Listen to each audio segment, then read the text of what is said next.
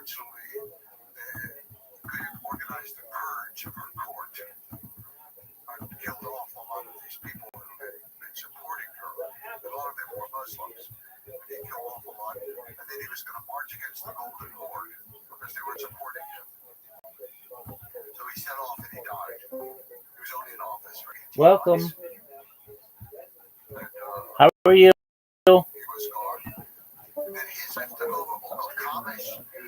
Unfortunately, she was not capable as her mother-in-law. Uncle Hamish was a bit greedy, and she didn't start any new wars, but she just kind of messed up things, and she didn't. Welcome. This is why Kublai-Khan's mother, Sorashtani, was able to have a revolution. She united with the Golden Horde. She was on one end of China, she had northern China, the Golden Horde had Russia, the two of them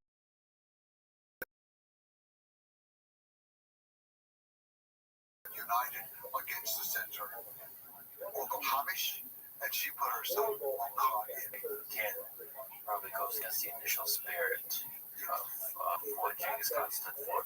Yes. In the end, he was a father, and he favored his sons, even knowing they were not so capable, and he had lost a grandson that he loved. But he organized it, though, as what we say today, almost a corporation. All lands belong to everybody in the family. Everybody. So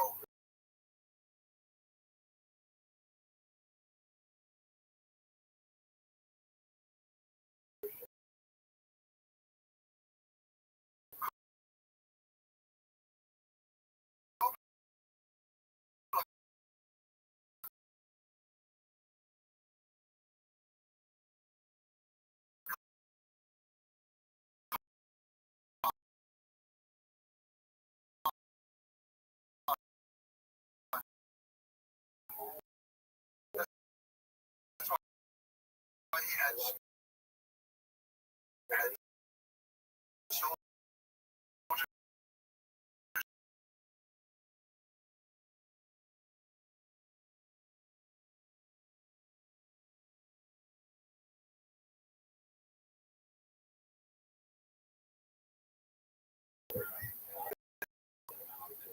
And Kublai Khan fulfilled it. Khan, to some extent, fulfilled it. But no, they did. Kuwait did not.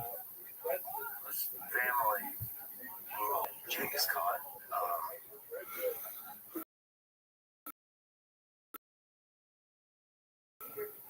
Articulated in 2003, has a finding that estimates that 0.5 direct descendants of Genghis Khan. I've heard you kind of be a little bit skeptical of this paper, but I actually really like good findings. I talked to a good friend of mine, who's a biologist, come to likes the paper as well. I find it really convincing. Their skepticism has to do not necessarily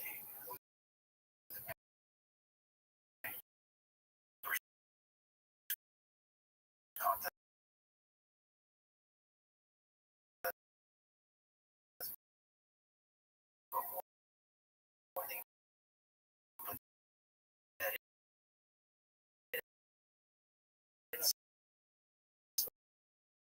Speaks to the thing that maybe the people who think of Genghis Khan as a brutal barbarian assume that the reason is 0.5% propagate, make sure that all the lands they conquer are stable, flourishing, and happy. So actually what this is indicates is it's better explained by it was of high value, social status value to be associated with the lineage of Genghis Khan. And so that means that for many generations, people loved the great Khan, Genghis Khan. And so transformational effects it has on trade,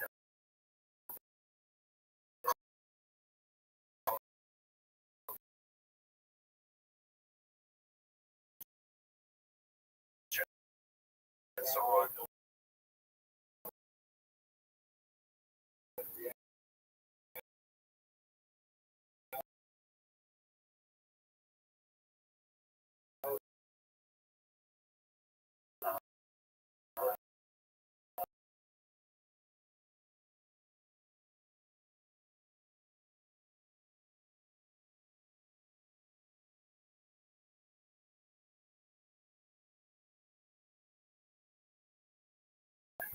So I think that's pretty interesting. I think there's none like Genghis. It's interesting. It's fun. Where did they get the DNA for Genghis Khan? Oh yes. So one of the criticisms you have is like, well,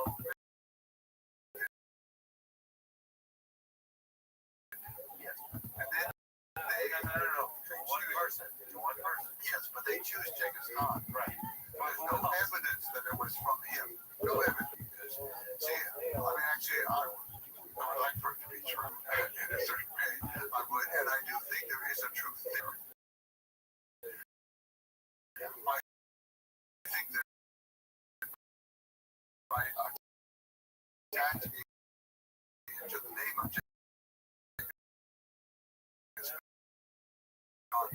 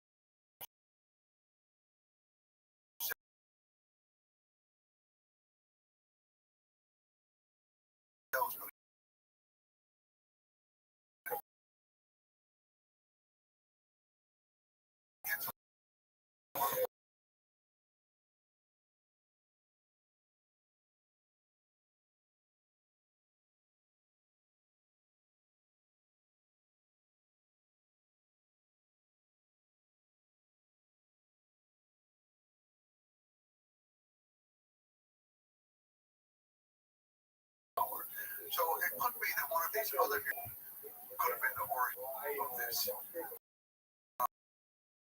could have been well before Genghis Khan.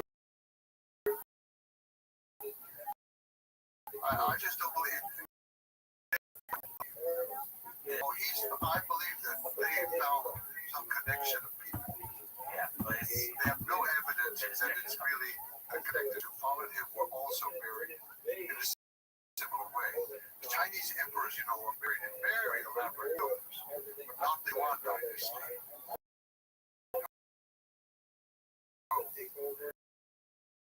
And so Kublai Khan was buried back with his grandfather. We can talk about that, but He was died out there. Buried out there. I think his father was also buried there. That was more their whole life. And now they're doing it with right. And Well, I didn't start it. It no, wasn't me, but they could have. It's still boring. it's officially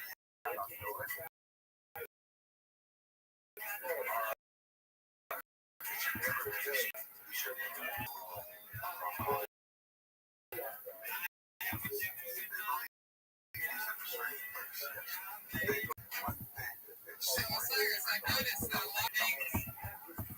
just leave as it is. No killing of animals, no chopping of trees, nothing. Because we know that it's a holy land dedicated to him and his family. Lord, that the greatest conflict. It's not like California's real serious about this.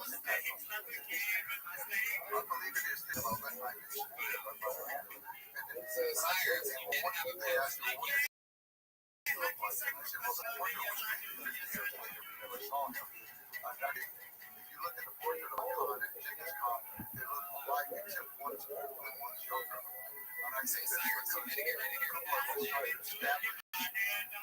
to establish his legitimacy as a real Mongol. That they looked alike, but his grandfather said, and then Mongol looked different. There was nothing, but I said,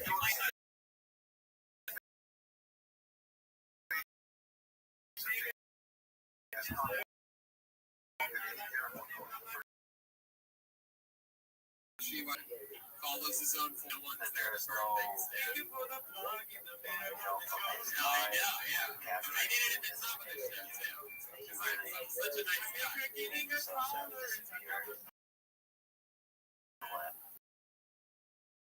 Does that make you sad? Okay, very good. Very good. Fucking episode. I love it. All right, perfect. Fucking great. This is literally the best show on all night. It's really not. It's just. there are many aspects of this out there in the world. Oh my god. You gotta take it when you see it. I found personally inspiration the same way that we found so much inspiration from Genghis Khan and the books of Genghis Khan. Now you woke this guy up over here. The Library of Congress, Very the good. Library We of continue with the fucking guests. University of Virginia. I mean, you know, I think we can. You can just, if you're gonna fucking do it again, just These ideas live on. hey, you know, you got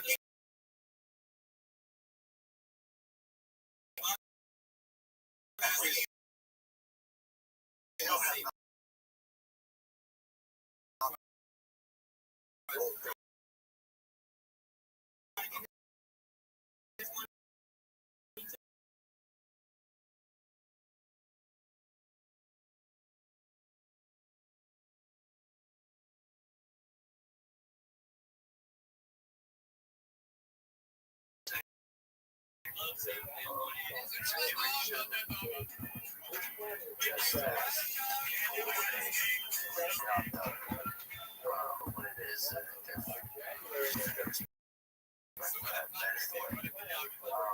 they just weren't playing well together, so I had to stop it.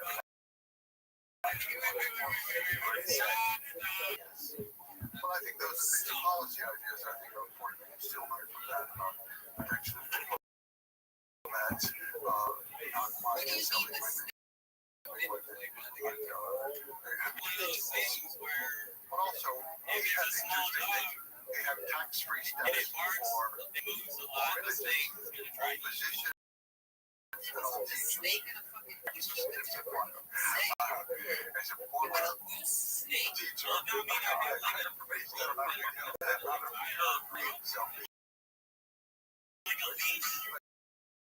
It doesn't mean the idea of saving money makes that is something important. I didn't say tax for any other organization. Just for those. And then he's highlighting the health of the people, the education of the people, and the spirit of the people, the spiritual. That's very important. That's a found approach to life. So these are policies that I'm not advocating the policies, but I think some of the general principles of being willing to learn from our mistakes. Admit your mistake to yourself, correct it, and go on with your life. Say it's important, but we don't do it for the most part. We don't learn from our failures as much as we think. The other idea of promoting people on ability, I think that's certainly an idea that is very valuable, not the way of meritocracy that we've done it. Well, if you pass the exam with this score, you get this or that. But really evaluating people and their ability, I think it's a very good, not the only thing, but I think it's very important. And even though he failed at the end of his own life and he turned power over to his sons and his family, it's a principle that he lived by most of his life, and we can learn from that principle. The other thing I think is just his global feel for the world. His global understanding. Here was a man who had no education, and he had this, the world should be united. We should have things that unite all people. Everybody should have their own law, but there should be a higher law Just like it was somebody else taken, I should have no right. Which when they all write the same alphabet. Thomas Malthus, so his father was the fourth study war projects. There's a paper currency, Persian, Chinese. So there, but all this international spirit of their empire, I think that we need today. We talk about globalization, but all that is just incredible, and we're more provincial than ever. We are just so provincial, and sometimes all the technology to help our provincialism. We can't think. It's just amazing to me how narrow-minded we are. I also saw the Mongol proverb of if you're afraid, don't do it. Do it. Don't be afraid. That you especially celebrate. And there's something to that. There's many ways. Genghis Khan is a representation of a person, like of a self-made man. That person from nothing willed an entire empire into existence.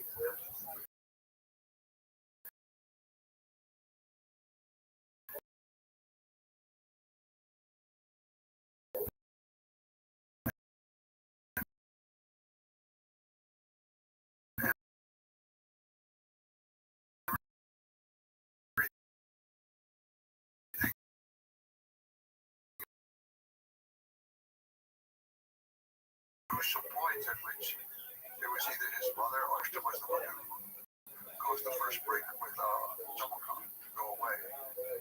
Later on, when the shamans have become too powerful, they had humiliated his young down on the shamans, and she guided him a lot. It cannot be understated how important critical women are in the story of the Mongol Empire. It's fascinating. Sometimes we say they're not behind the scenes because they're always out front. The Mongol court, they always sit up front. They're always out front. This horrified the Chinese were very good computers. It horrified the Muslims. It horrified the Christians. They didn't know what to do. They said the women even drink in public. Okay, how they drink in public. You know, they did one with it. So sometimes it was like that, but other times it was with notice she's actually the ruler. Or the case of history, such as Malachi Beg, who ruled a part of northern China called the Mongol people, and the other daughters who ruled over different, they ruled in their own names. And he's very, this is something about secret history that said, I get to chapter, there are other sections are numbered. I get to chapter, or number, section 215. There's only half a sentence left. 214, he's just awarded a girl. He calls his daughter, so she's probably granddaughter. She lives with his youngest son, Talo, is only 3 years old. Once it comes and the mother Erlo gives him food, he realizes this is the mother of Genghis Khan, that's the child of Genghis Khan. He grabs him up and kidnaps him and runs out, and he's holding the child in one hand and he's pulling out the knife with another hand. Altani raced out and she grabbed his arm and held it down. And 2 men, Jim and Jim, they were back behind a gear, slaughtering an ox with an axe, because that's to do it in the shade behind the gear. Don't do that. They were back there doing that. So they reached out with an axe and they killed the man. And so then Genghis Khan was rewarding everybody for all their great deeds. And gentlemen and Jim, they want to be rewarded for saving the life of Talal. He said, no, you killed the Tatar. Altani saved his life because she held the hand that had the knife until you got there to kill him. She saved it and rewarded her. So he's finished that story in 214. He gets to 215. He says, and now let us reward our. It's actually only a phrase of that. I said it's a complete sentence, but it's not quite complete. The rest is gone. Cut out. Missing. And I was just so. And I looked at all these different translations of how the different.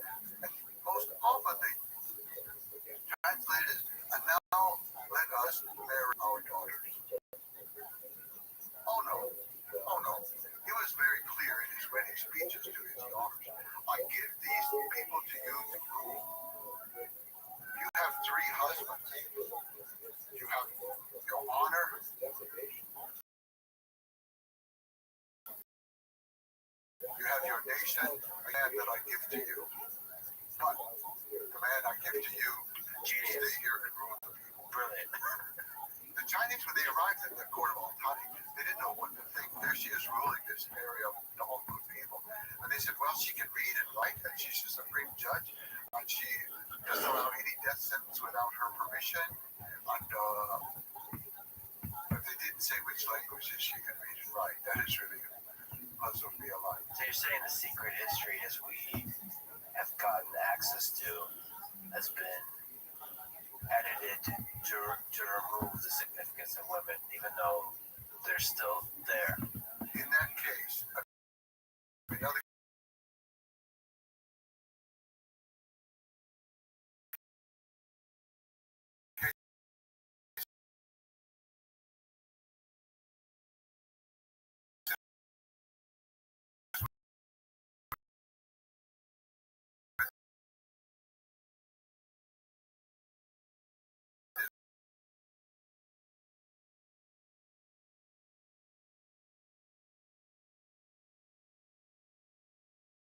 attempting it, who was ruling in Siberia. They wouldn't be going off to war, and so they actually spread out through the empire until I had a lot of power later. What happened with Kublai Khan? And then the areas, all the Turkey areas,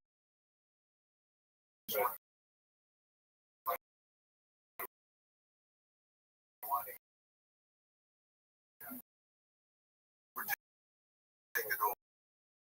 Not in their own lifetime. They didn't kill them. No, northern China, even though it was much more studied, it always was lawful. She was ruling because her husband was lawful and her sons were lawful, therefore they had the right to rule.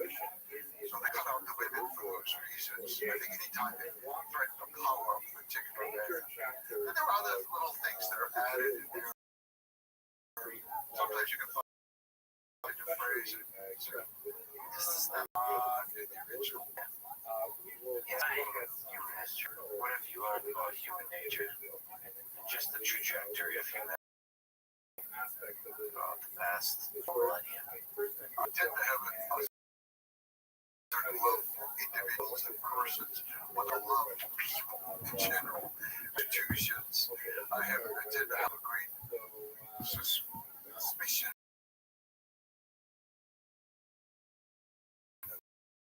about almost everything in mistrust institutions. And I think that's my own prejudice, and then I find empire. And I stress that, and I see those things. I think that's one evil. It's not just about their history, but how it's to be in a place that for many people is not the most beautiful in the world. You have a band of mountains with some trees, and then a big band of steppe, and then a big band of sand, gravel desert, the go green. I'm finding people who start feeling it's just over, there's too much space. It's like we need to build something over here. Or you can have a condo right there. You can have a building we can sell them off. They haven't given in to that. They really value their country. They protect their country. Even now, only really old. They keep it out. And Mongolian records, farm and city count as one category.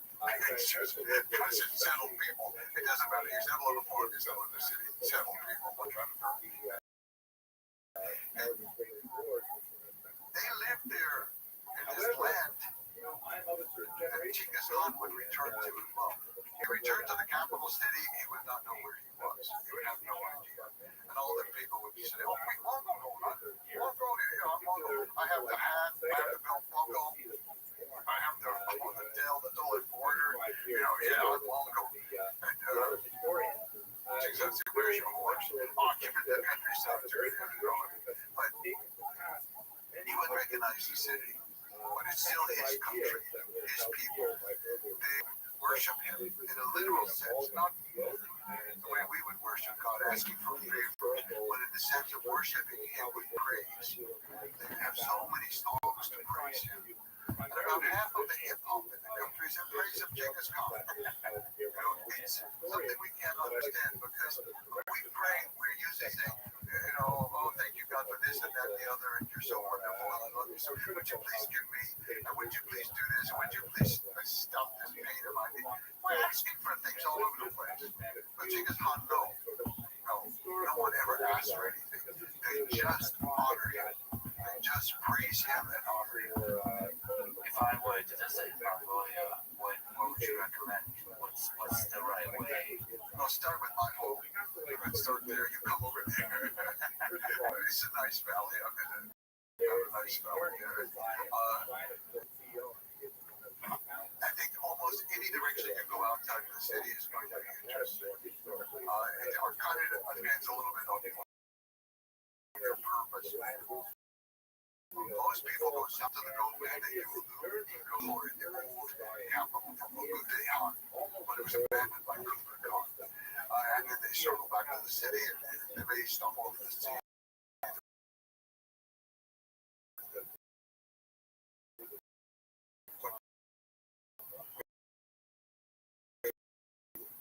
To see the Tahi, or they may go up and swim. So that's a beautiful trip. If you want to see the more Turkic area where they hunt with eagles, the far west is where the Kazakh people live. And the mountains are absolutely incredibly beautiful. Most mountains in Mongolia are gentle, beautiful, but gentle. The farther west you go, the more dramatic they become, the more pointed and peaked and snow-covered. Then if you go to the eastern Mongolia, it tends to be very flat. There are massive flocks of cranes that come in every year. Millions and millions of cranes. There are also tundra swans that come in, and golden ducks, and all kinds of beautiful birds out there. And so each area has something special. And particularly the history of Genghis Khan. The Mongolians love him. They worship him. But they go to capitalize on his home area.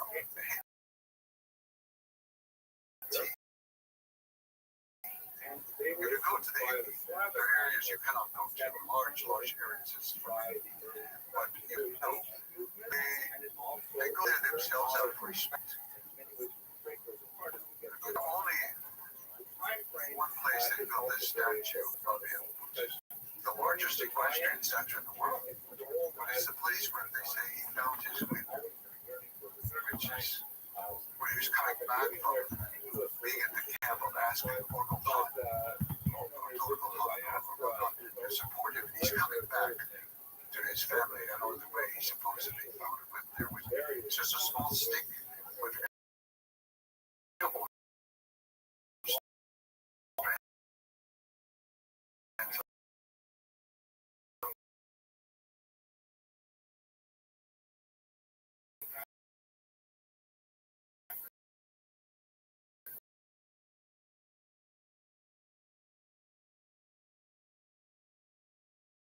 wind horse that guides you, but it's up to you. You to use the wind horse, not to just go wild with the wind horse. And so I think it's at that crucial moment. He's on his way back home and to go with Jamukar and the soldiers to the market to rescue Burstein. And so symbolically he found a wind. But I think it means that he found the way to control his destiny, his fate. It's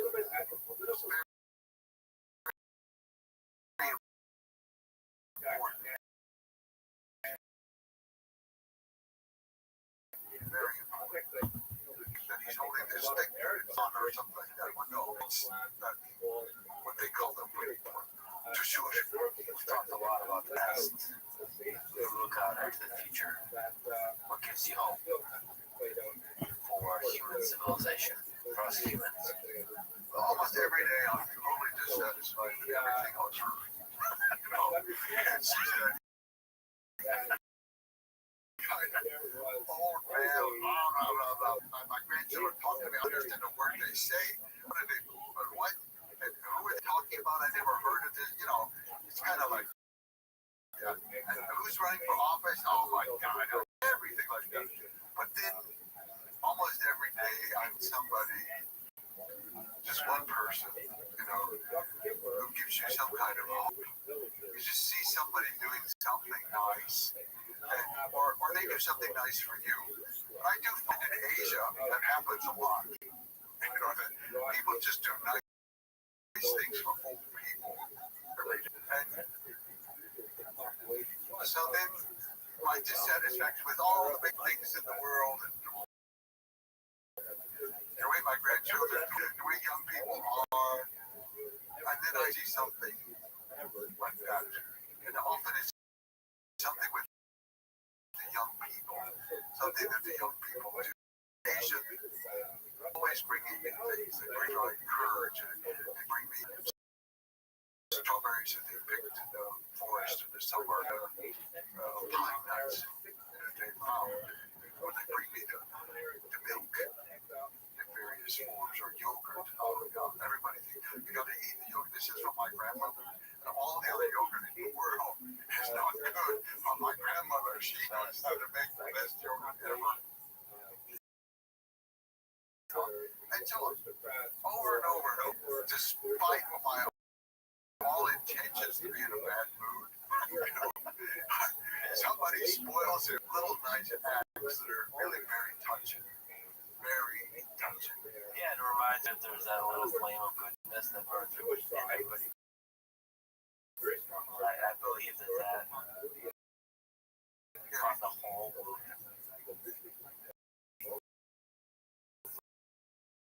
flourishing. Keep evolving. People in Mongolia take such good care of me all the time. All the time. I think my wife had to MS. I've talked about this before. She had MS and slowly declined for many years, becoming paralyzed, unable to speak, not able to her movements or anything. We lived half the year still in Mongolia. It was because the climate and the altitude were better for her situation. It was very helpful for her. But also the people. There was a poor country. The sidewalks are broken. Everything's not working. When I grew up with her in a wheelchair alone, and I knew that every bump, some arm would pick her up, or pick up the wheelchair, and lift her over that, not me to it. We could go to the opera, and you had to go this magnificent set of Soviet stairs to get to the opera, We would go, and I had no worries. I knew. Two guys would come from one side, two guys from the other, and they would carry up. And they did not say, "Excuse me, may I help you?" They do not wait for you to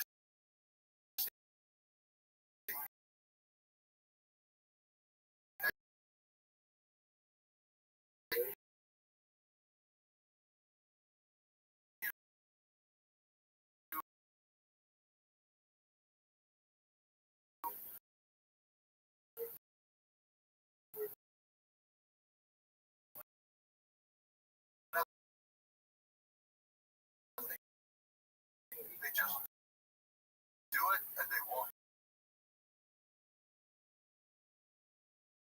their place. Children would come up to her in American wheelchair, just kind of look. They don't know what to do. But over there, the children would always come to her. Always. They were very just learn something about people living there in a country where out of the countryside, you come to a fair, you never ask for permission to go in. You usually don't knock on them. You're afraid. That's usually offensive. And you ask, it's like insulting the people. What, you're not good hospitable people. I have to ask you for something. No, you walk in and you sit down, and they fix food for you. It's an incredible. These are the things that give me hope. There's no institution in the world, no, not big things, and pop culture, not all the platitudes. Oh my God, save us from the platitudes of modern life. It's the family that will fix tea for you in the morning because there was a flash flood. You got stuck, and now you're cold and wet, and they build a fire and take care of you. Camps are where you have your own tent. And I said, within 1 hour, some child is going to be there with water and milk. He said, where did you come from? But the mother sent them over. Oh, there's somebody over there in the forest. They believe that they're obligated to take care of one another. Anybody in your area, they take care of them. things like that both do give me hope. People one by one, or a few at a time, even though I'm lost in the Bible.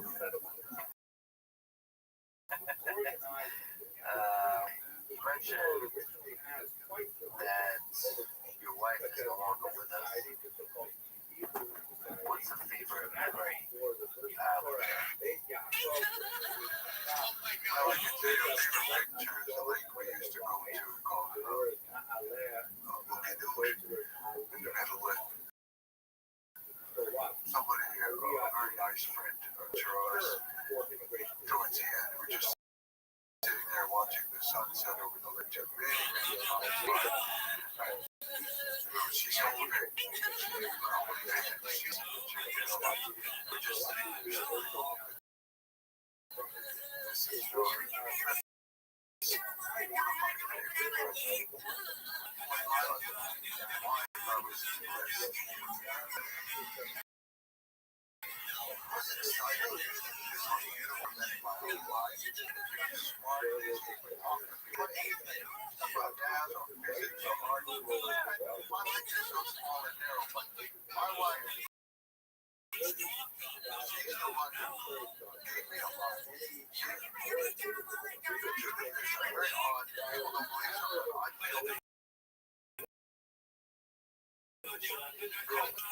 I barely got in college. I made a third grade education. My father had seventh grade. I went to live with him after the grandparents died. And my mother, there was no big education there with them. But I somehow got to college. My father told me to go. He didn't want me to go to the war in Vietnam, so he volunteered to go because there was the rule that they couldn't send two people from one family against their will. It was mainly designed to protect fathers. When he could go as the father, and then I could go to college. So I got to college, and I can't say, oh, I was drinking and having a party and not serious. No, I was trying my hell to pass that course. I failed English.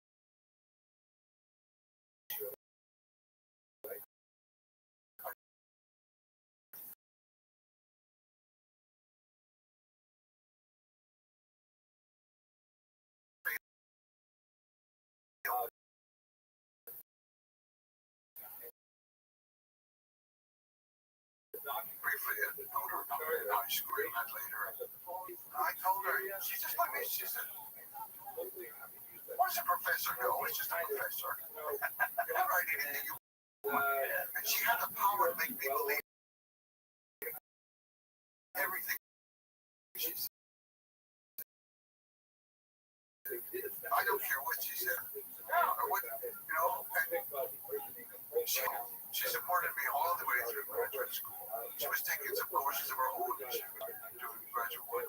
But she inspired me when she told me, I said, I'm going to write for more people than just for other scholars. I've done this dissertation, a PhD. The months are going desert. And I didn't know what to do. And she said, just tell the story to me. When I can't see you, I can tell it. You're on the radio, and I'm listening in my car driving somewhere. Just tell the story to me. And to this day, almost every word I write is always just tell the story to her the way that she would like it. And I always read the books to her.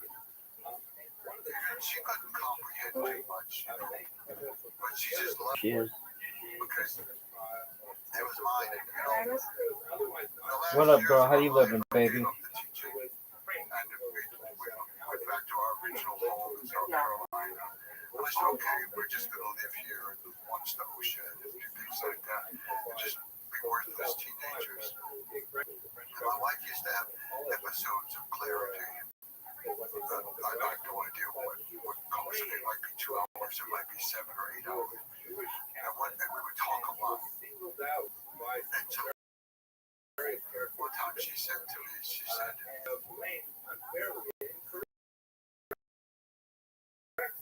this disease is going to take my life. It's taking your life. She said, you came up to and gave up writing. She said, how do you expect me to die in peace? If I don't ever go to the end of the paper, all of the people are accepted. She said, sometimes I was young and I don't know myself. For the most part, she was not. She liked it. She knew that she was battery that kept me going. I never had a wife like that. I see the judge on I see so many people. They like each other, friends. But why did I love my children. I still do. I like my children. But there's one person in my life, and that was my wife. 44 years, and her funeral was on our anniversary. Just the way life works out, you know.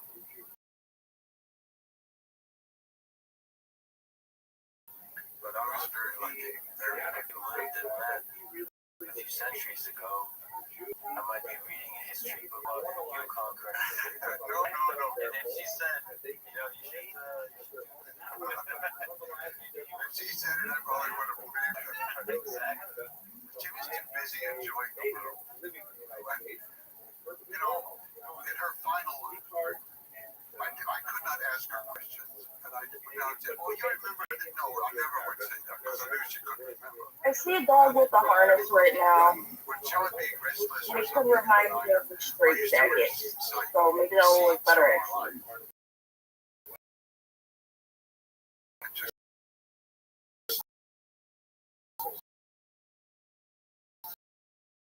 Give this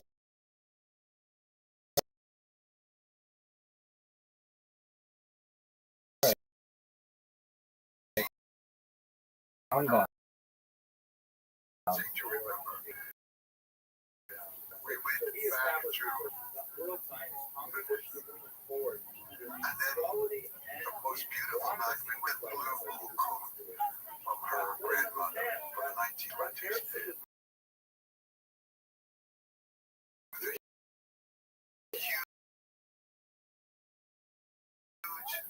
It's so ironic. The woman had great common like a movie star from the 20s or something. And we went to see Maya Plisetskaya. And it was one of the most beautiful nights. Her last night, I told her that story again. All the details. I go through with her coat from her grandmother. It was the snow and the yellow lights. We arrived at night because, of course, the flight was late. And then the next night, going to the Bolshoi. All those beautiful things from Bolshoi. That was it. She was an inspiration. I had many, many nights or many days. Right now, I can't take another side. It's really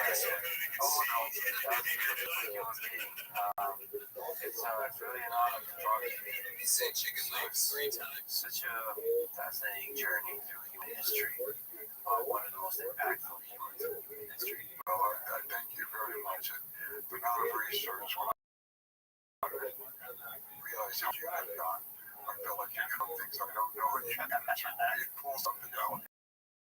And I'm going to be shamed in front of the whole world. There's only one piece of research left is me riding there on the step. That would be incredible. So, I will talk to DJ. Thank you. Thanks for listening to this conversation with Jack Weatherford. To support this podcast, follow the series in the description and consider subscribing to this channel. And now,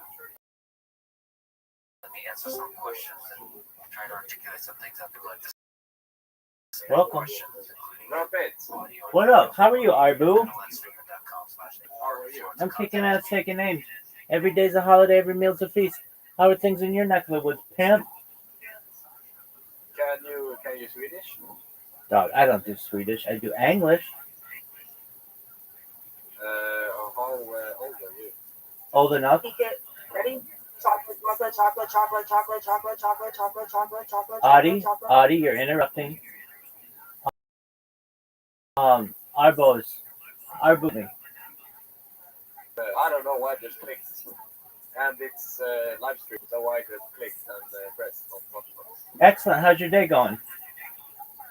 It's going good. I'm playing Roblox right now. Excellent. You want to stream it? I don't know how to do it. I'm new to this. That's okay. In the bottom left corner, you'll see screen sharing. In the bottom left corner, you see screen sharing. There you go. Wow. There you go. See my Swedish Volvo here? Let me see. You see it? Yeah, that's beautiful. In Swedish, we call this curla, more like... Very nice. We call it curla. Is this It's like a car, it's really cool in the EPA culture, so we call it curla. I like it. That means like rag. I like it. Did you know Volvo invented the seatbelt? Now I know it. Now you do know it. Okay, I'm watching. This is Roblox. Okay, I need to change my car. That's okay. You what you need to do, big dog. How long have you been in stream? 3.5 years. 3.5 fucking years. You crazy man. I know, dog. What are you doing on your spare time? Nothing. I create robots.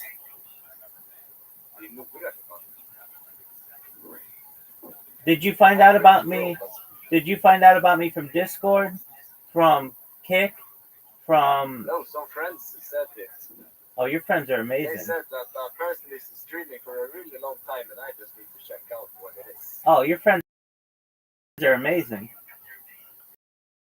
Yes, they are. Well, do you mind if I tell you about myself? What? Do you mind if I tell you about myself? Do it. I'm Rabbi Rothschild. I stream on like 24 hours a day, 7 days a week, 65 days a year for world peace history. The Economist magazine stated that data valuable than food, water, gold, air, petroleum. I have more data online than anybody, and that may make me an influential person someday. And if that happens, I want to make you, my friend, our boo, all your friends, all your family. I want to make sure that you're financially independent if you're not already. I want to make sure that you have generational wealth if you don't already. And I want to make sure that you are able to start charities and philanthropic organizations of your own. How does that sound? Sounds great to me, man. Excellent. I talk about things to help the world, like ending world hunger through the use of technology such as agricultural drones, floating greenhouses, saltwater greenhouses, hydroponics, vertical farming, cloud seeding. I talk about ending world thirst through the use of technology as well. I'm sponsored by a cryptocurrency that's worth about $100 million. We, for the less fortunate, advocate for the Life Straw program, and most importantly, desalination technology, where you pump earth seawater onto land to make it drinkable. How do those things sound to you? Sounds great. Excellent. I see you keep changing cars. That's cool. You were driving really fast. Yes, I am a dangerous boy. I need to drive fast to call my nurse. I just had to take home. Okay, I'm watching. Now are you on a race?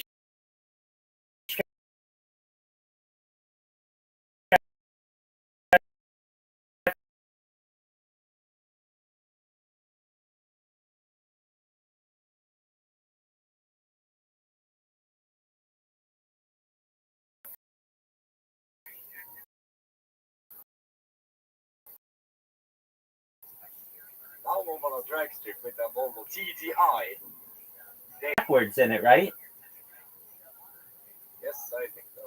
Signs. You're gonna get muted, girl. Okay.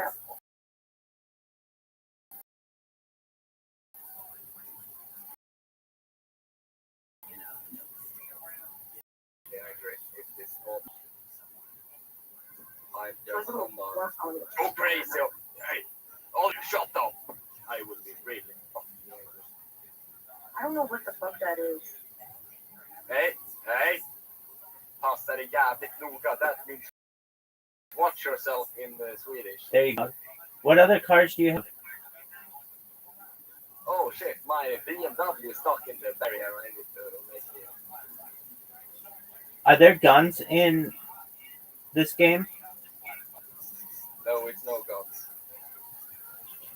It's like a Swedish raggar simulator. In Sweden we have but what the fuck? Oh, you're a nigger.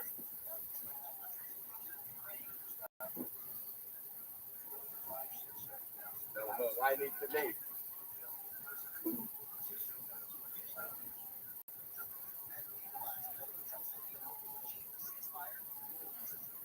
Audie, you fucked up. I just had a new friend here, and you flapping your lip, being wild.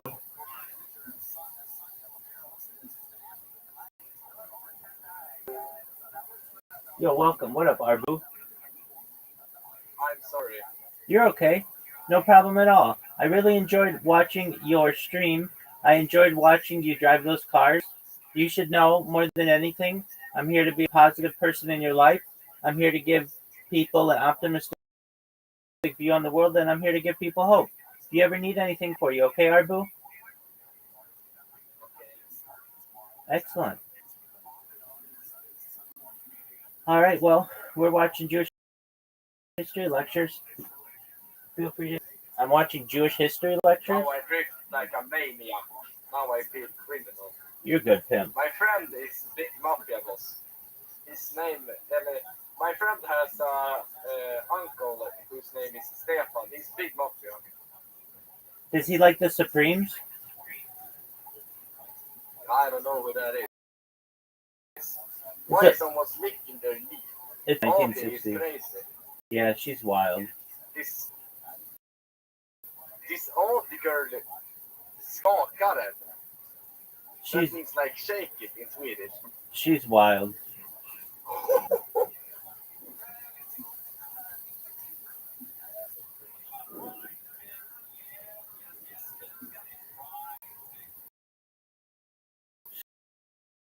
She's wild.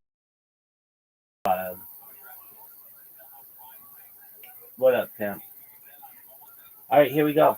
Wait, I need to leave. I will be back soon. Excellent, Arbu. We'll see you. That's cool. Are you crazy, girl?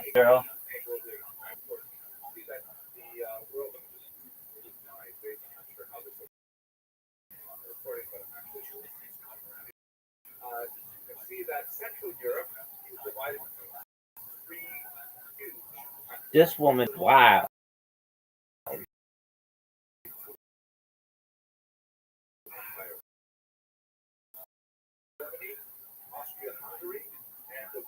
This woman is wild.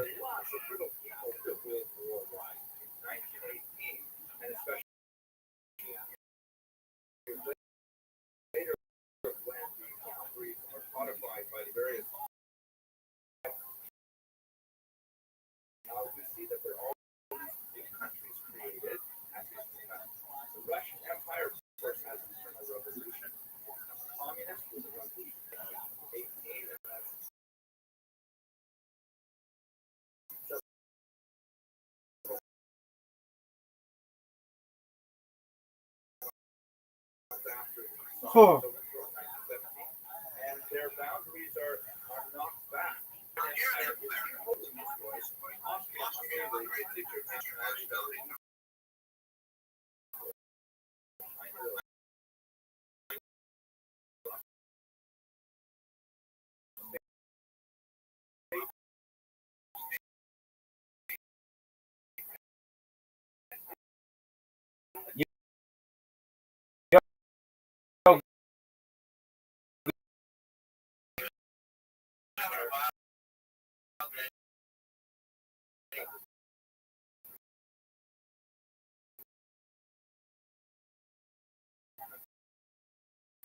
Czechoslovakia, Yugoslavia, Moldova, Romania, Bulgaria, which actually worked out fairly well. Cray cray in a good way.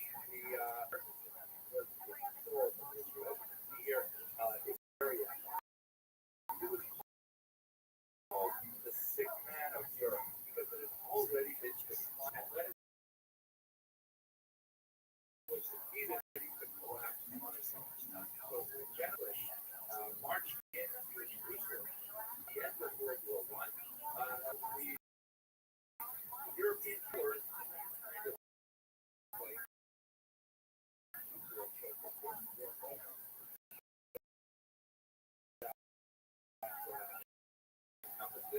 and divided up the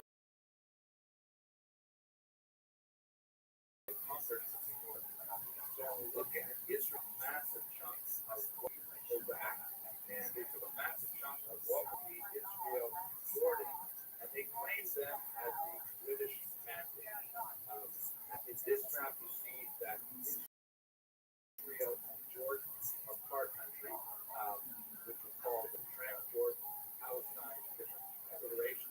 Ultimately, they were separated after the Jordan River Valley, so you had Jordan as a country for itself, and only the Israeli part of it remained as a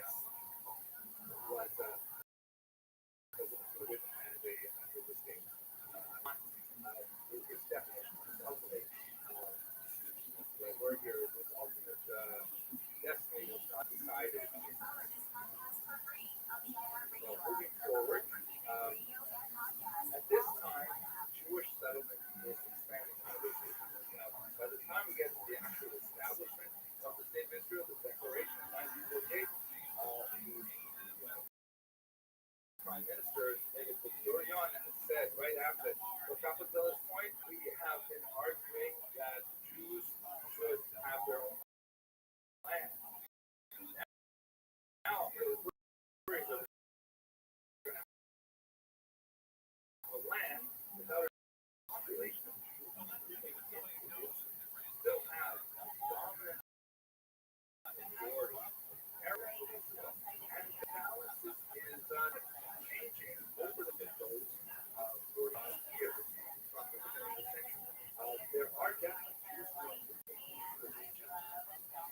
As Jews from this region, particularly within the region, bringing with them economic investment from people like the Rothschild, who are providing a lot of early settlements, and a lot of Arab workers come in from other regions as well.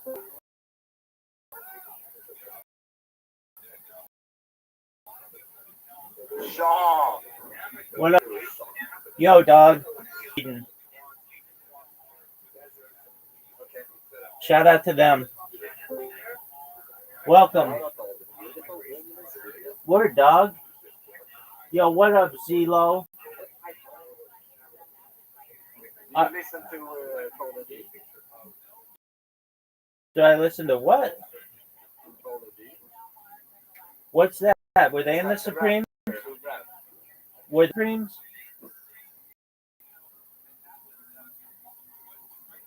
How I drive England.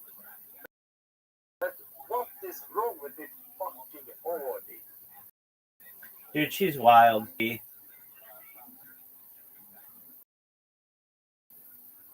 Who is Audi? In the server.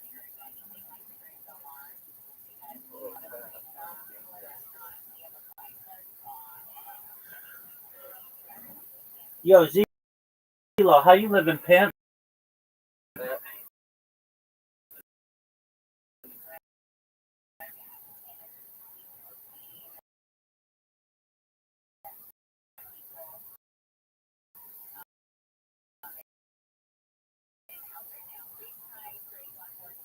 Yo, what up, pimp? How are you?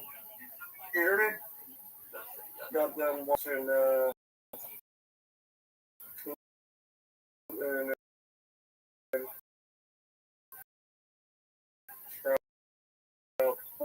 me and yeah, it's like this.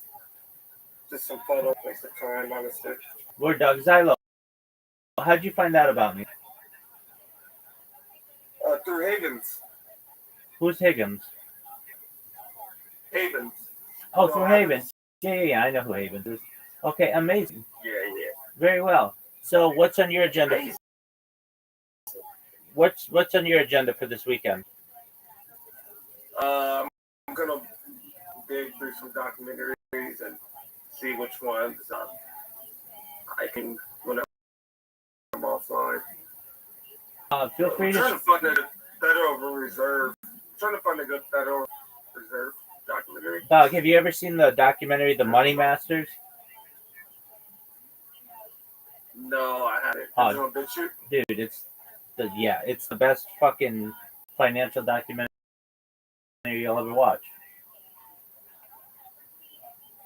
Well, the one was about like Titanic and Yeah, I know what you're talking about. John J. Astor, Guggenheim, all of all that that. was a good one, but it was like only 15 minutes long, so not a lot of context. Fuck that. Masters is 4 hours long. Teach you all about the banking system.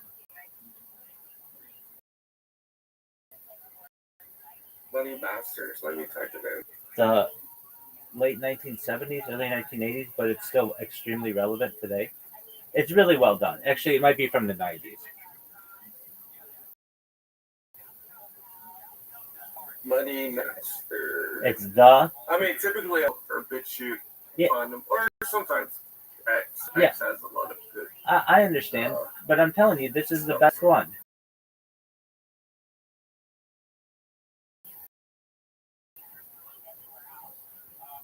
All right, I'll find it for you, big dog. Let me see. Money 3 hours and 30 minutes long. Yeah, there you go. That one. You watch it, it'll blow your fucking mind. All right, yeah. Let me save this to my bookmarks, and I can start watching it tonight. Word dog. What other documentaries do you like? I like Europe with a lot of battle. What else? I like a lot of different. Like Kings of Zion or Knights of Zion. I think.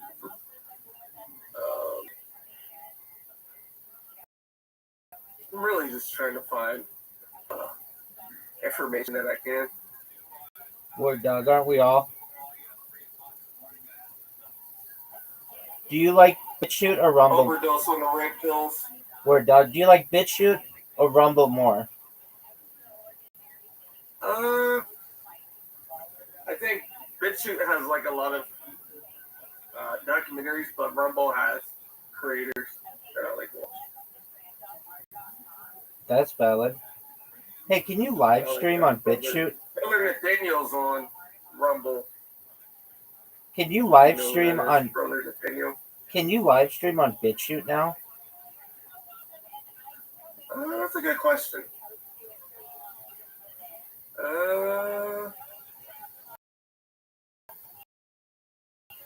I'm on there right now.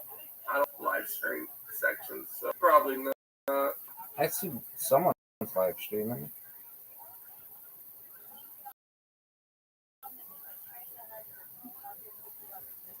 Channel.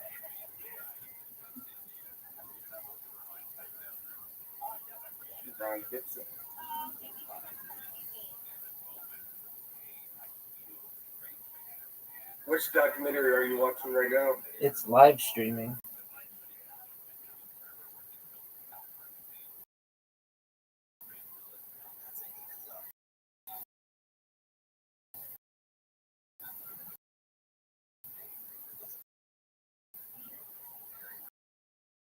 Shoot.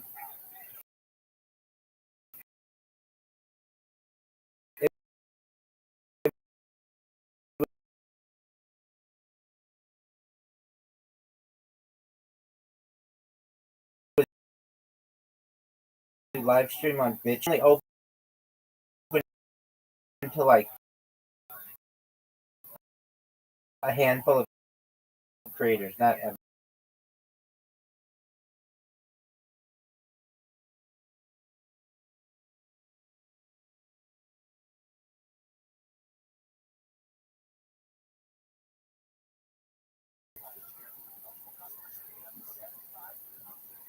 Do you have any good 9/11 documentaries?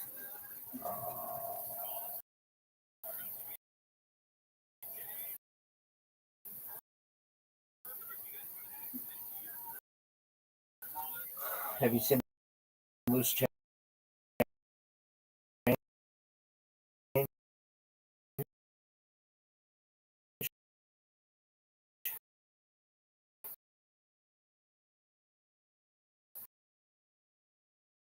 That's what I'm looking for. Is a 9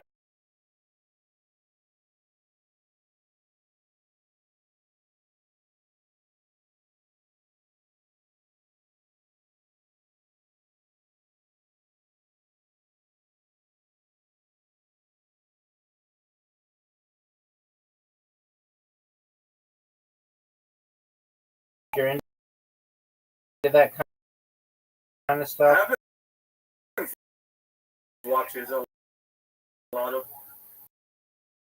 If you're into that kind of stuff, I mean,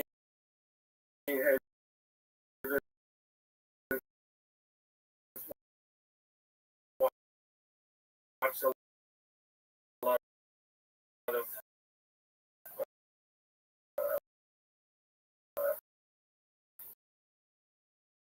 yeah, me and Havens watched a lot of documentaries. He watched and he confronts all of the astronauts. thing happen. So in the moon, Yeah. and then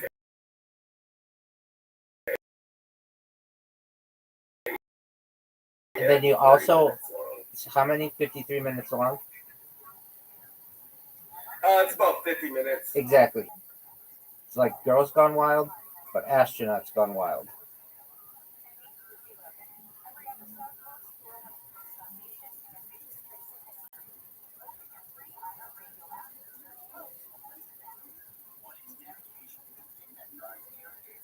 The rabbit hole goes deep.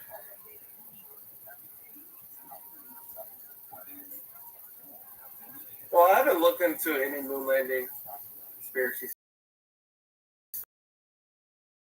stuff. Yeah.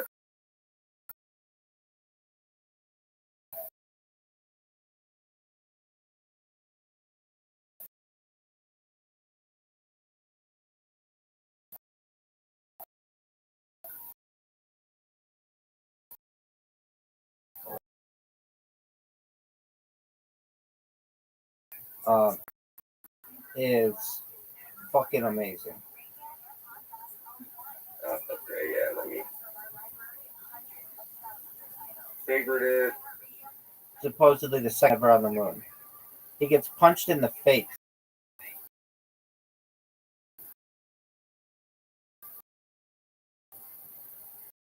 Wow. You had time to do it.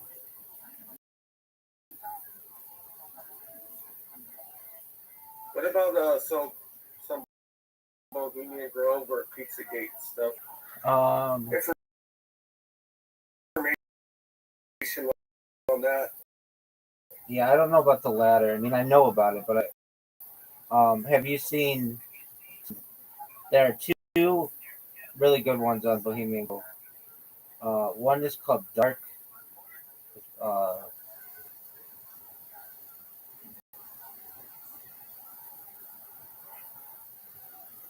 it's called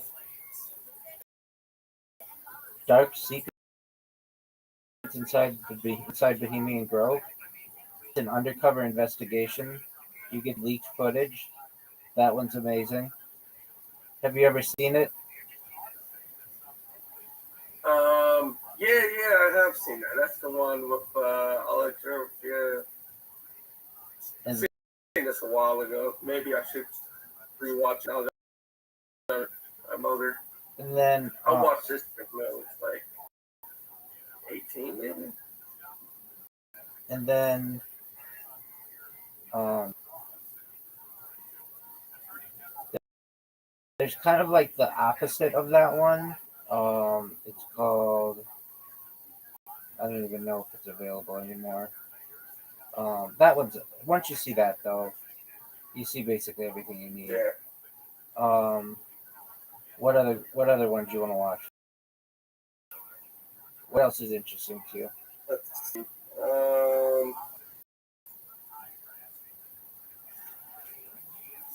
Notice all of the documentaries were made like 20 years ago. That was documentaries today Yeah. either cost too much or Censorship. people don't want to put that much together, so they'll just make a short of it and it's only like 14 minutes. I don't want fucking 14 minutes. I want you to go in depth. I want you to do interviews. I want you to be on site. Give me a 2-hour documentary. That's what I'm talking about.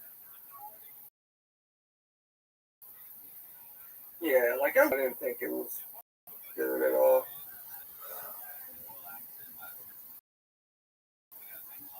That's kind of like in released last year. What is that one? It's just like surface level, like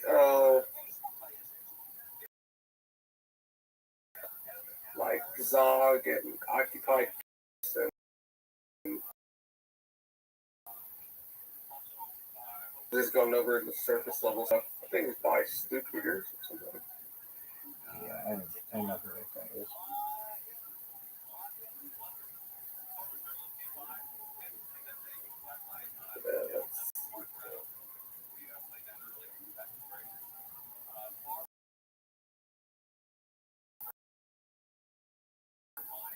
Yeah, a lot of documentaries I see 14 minutes long. That's not a documentary, in my opinion. I mean, I know you're saying that, and I know that's not your opinion either. But that to me is just like a snippet.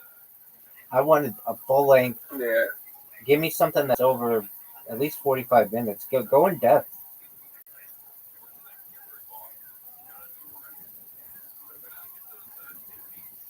I find a lot of the documentaries, or they're not even the documentaries, whatever, those 14-minute things, they're not even like new information. They're just clips of other documentaries.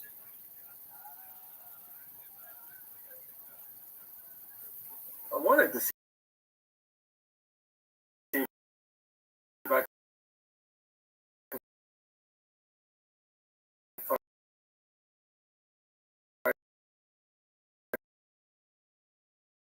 find some off.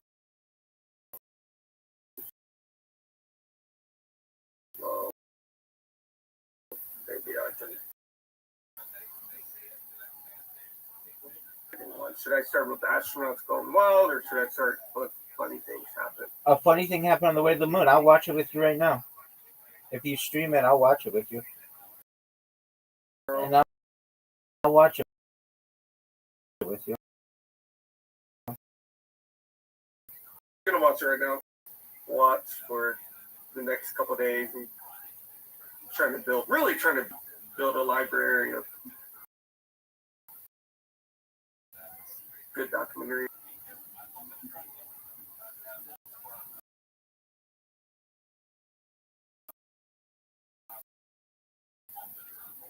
I was in your Twitch chat. I don't think you've seen. I don't know if you were reading the chat or not. Dude, I'm live on 20 different streams. Every 12 hours I check them. So I probably saw what you said. Were you? You said it was the Twitch one. Were you adding me at Rabbi Rothschild 18? My name is Xylo. It's the same as Okay. Discord. And then, Maybe you should get it to where you can mix in the different chats. yeah, that's not really possible with 20 different accounts. Yeah. If it were, I'd be doing it. What platform do you prefer? YouTube. Archives things the longest.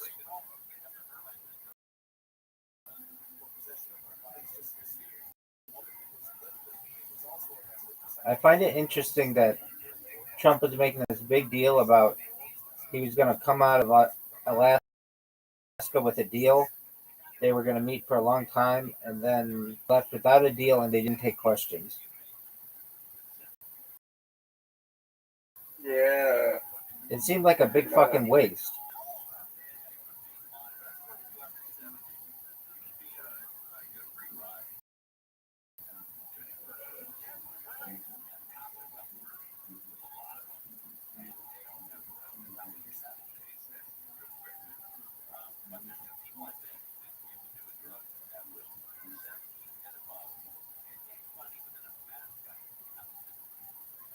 Did you watch it? I did not. I just checked Or out. did you just see the highlights? Yeah, latter. Yeah.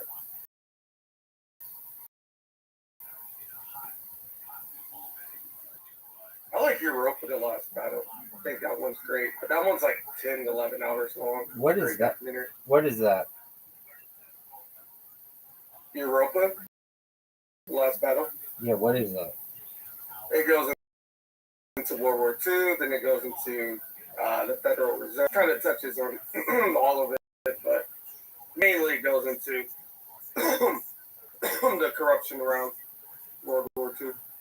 I'll have to check that out.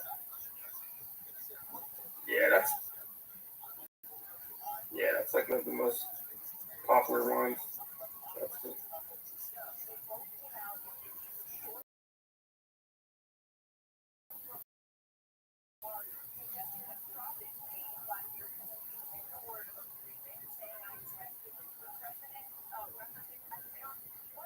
The guy put a lot of work into it. A lot of talking.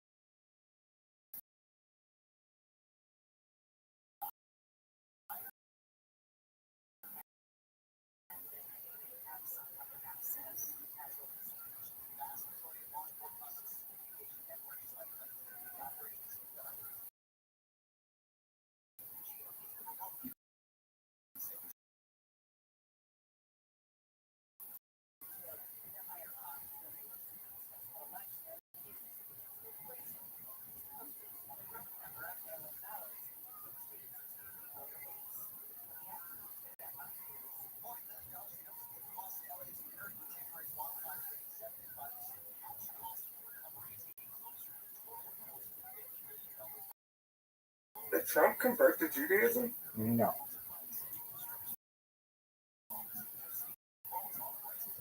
His daughter did, but he has not.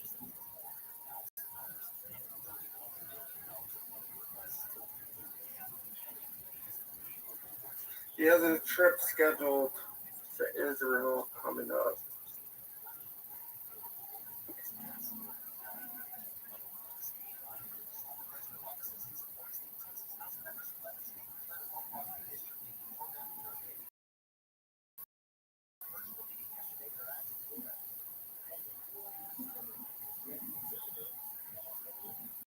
Yeah, so next month he'll be in Israel. Yeah, see what happens there.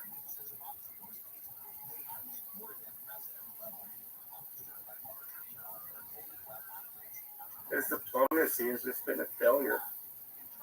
I mean, he's trying. I mean, it looks like he's trying. Word dog. But I mean, as he said, he would have the Middle East and Ukraine fixed in a day.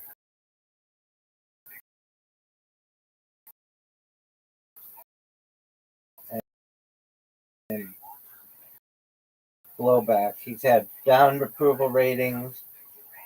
A lot of people don't like him, even in his base.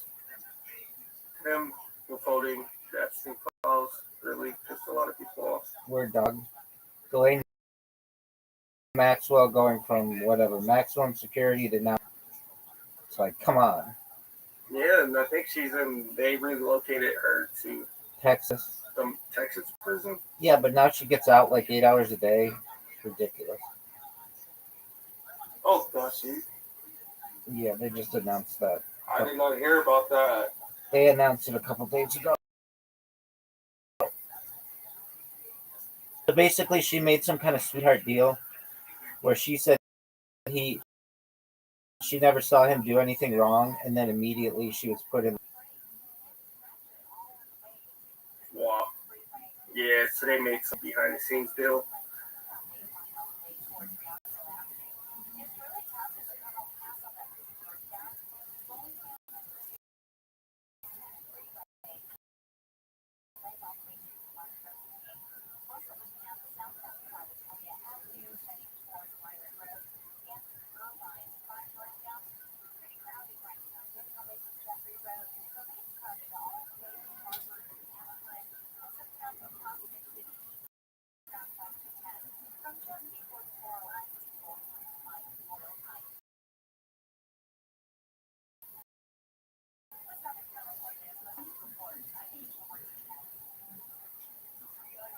Battlefield 6. Yeah, I didn't really. I don't think it's any different from the last game. It's just better graphics, honestly.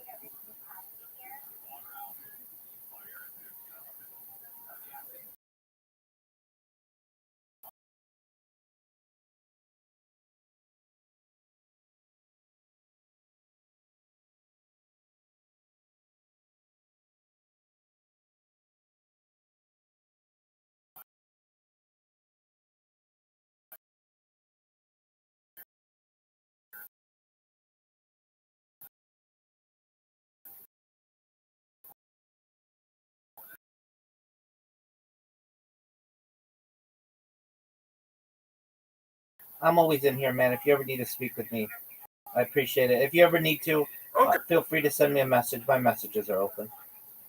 I appreciate it. One of those with you, and watch any of one generally, and let me know what you think.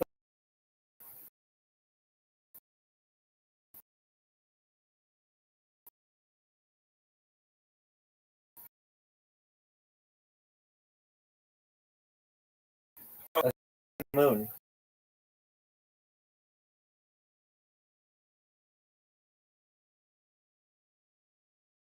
All right, brother. I'll talk to you later. Take care, big. All righty.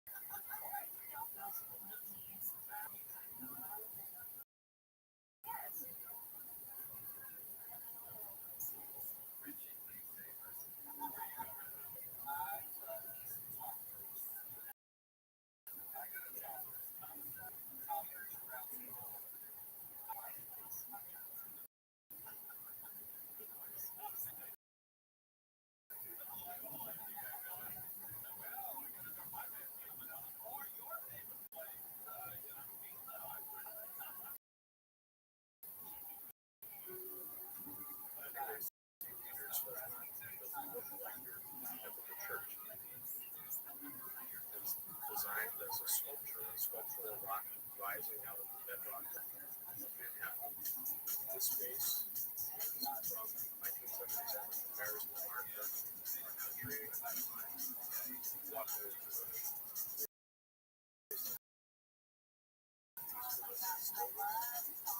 was because you look around and see all the vocabulary of modernism.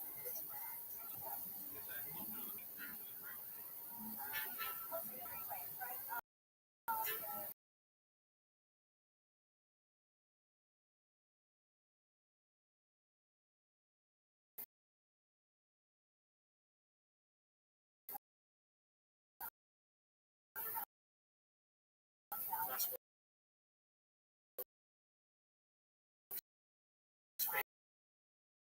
famous for doing.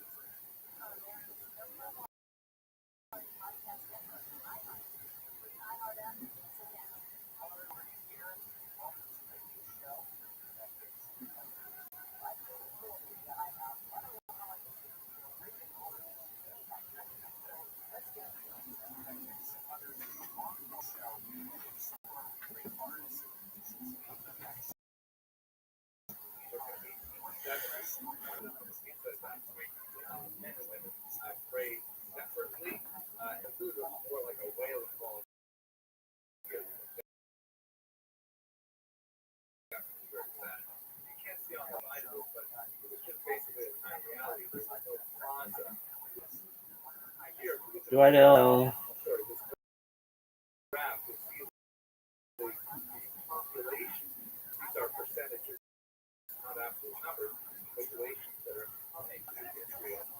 he said he's coming down.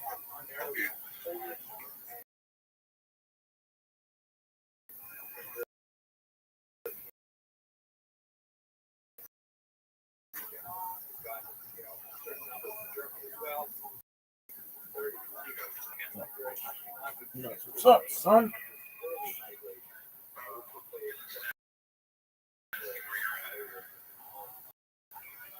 This is a period of great swell. The British were still controlling its bill. The Secretary of the League of Nations is the British mandate. They're trying to compete the Arab majority and the Jewish majority at the same time, promising different things that we promised. Something that Jews were overwhelmed with, that we imagine the government in Egypt would favor the establishment of a Jewish homeland in house. States are overwhelmed with state that provided us a situation when we want to rebuild Jews and manage the population.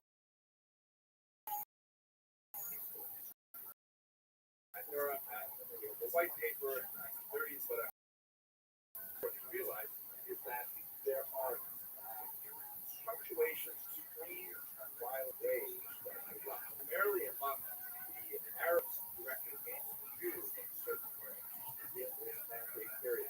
There are some fascinating analyses of the economic reasons of things like, for example, one of the criticisms of the issue, the Jewish settlement in Israel at the time, is that, perhaps they're relying on too much Arab, especially have an argument, of course, by the very socialist-oriented Quds groups, like the coalition, political movement that were saying that here, we're come to Israel to try and normalize our lives to be farmers, soldiers, and to lead not like that urban ghettoized life, like a place like that.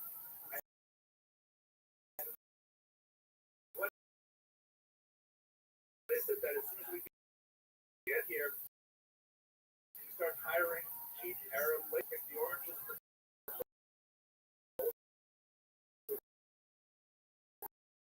field, and that hopes for these here. And so I buy firing here. Well, let's get this land. You have work to be done. We're having to do. We want to get paid, and now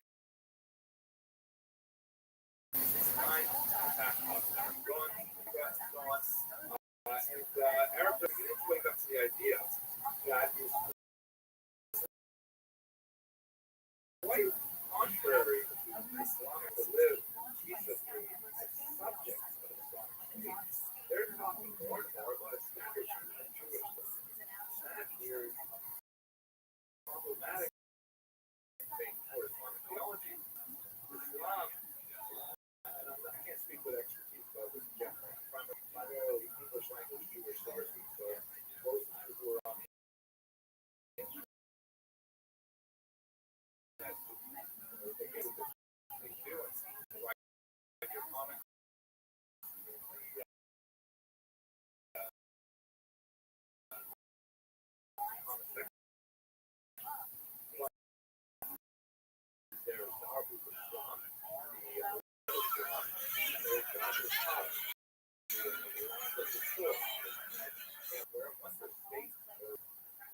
not supposed to go back to being like where I hope that to this day are uncomfortable with the fact that Spain is no longer a Muslim region. How more so right there in the Middle East, a lot of Israel becoming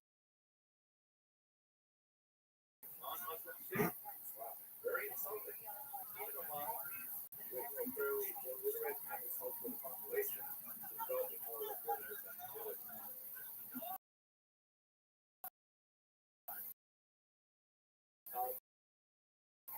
Now, last week we spent a lot of time talking about the Holocaust stories. I won't go into it. Post-Holocaust stories where running, populated, armed, keep it running. That was something that was sadly changed by the Holocaust. Because you had hundreds of thousands of displaced Jews among millions of displaced Jews in general, who were primarily settled in these temporary displaced person camps that dotted Germany and Italy in particular. And the Zionist movement was very active in recruiting Holocaust survivors, saying, well, what do you want to go back to Poland for? Your family is killed, your villages are destroyed, your family is you left with a pathetic audience. Why should we go back to those regions, those places of land, these so-called farmlands, Snyder's very receptive work? Why should we go back there? So, Zionism is gaining popularity throughout the 20th and 30s anyways, was extremely popular in displaced persons. And so there was a period known as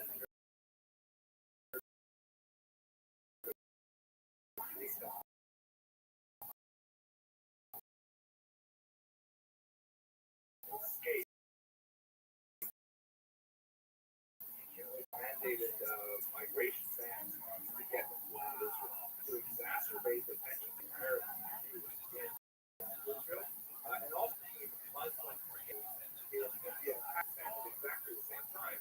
They're trying to actually Jews out of Israel, which simply does not make sense within the context of what the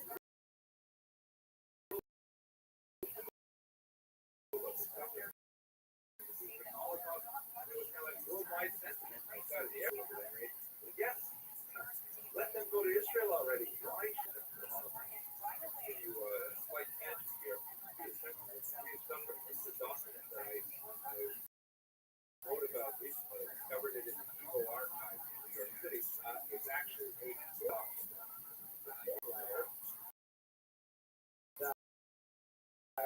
that is written out in one of these displaced person camps designed for formally agreed with for a court that if his first wife disappeared in the Holocaust, if his first wife were to reappear, then he would approach the Beit Din with his second wife and ask for adjudication as to what would be the correct course of action. Now that is a tragic kind of scenario, but the fact that it's so common that it happens in formula is especially shocking. My gosh, so many people whose lives disrupted, marriages torn apart, parents, even children killed, the population has been horribly brutalized. Anything else in history, with worldwide sentiment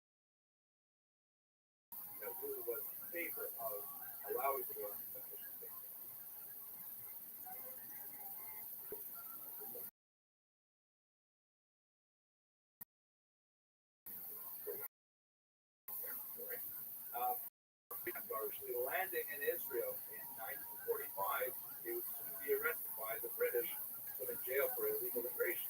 But clearly, that argues against his sensibilities. You want them to be able to enter their land. So the UN, the British, were definitely being increasingly besieged by Jewish activists who were trying to force them out, who were open up the borders to settlement, and also to Arabs who were resenting the incursion of Jews into the land of Israel.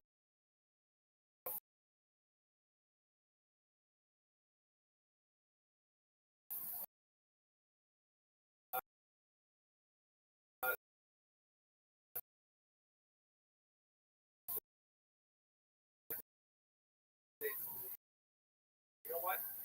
The British meant too much for us to handle. They gave problems back to the League of Nations, or the United Nations, which is exactly, by the way, what they did in India. And just like we will have a war in the Middle East that will result in 7 distinct areas. You see on the left, the 3 green areas joined by a tiny little waste section with the Jewish population.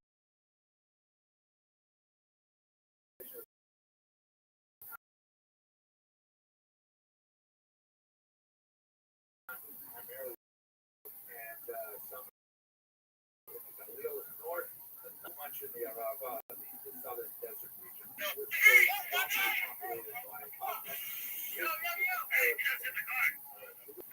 don't touch me. Don't touch me. You're so put a Modelo on his car. Come on, get the fuck out of the car.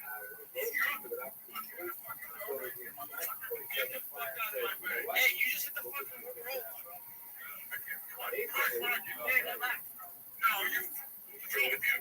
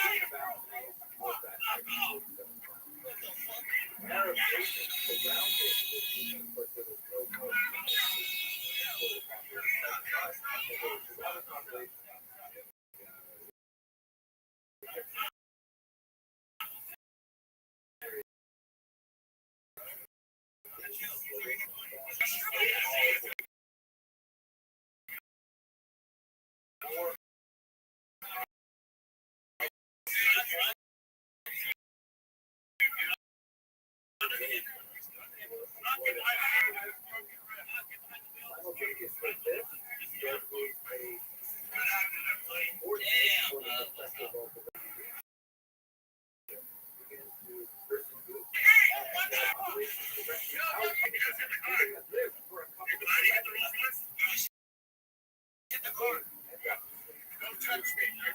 Don't touch me. You're so put a Modelo on his car.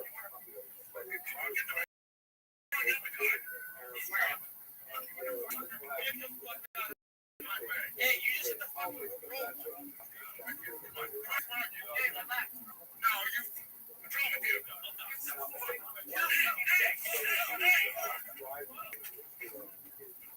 Oh, shit.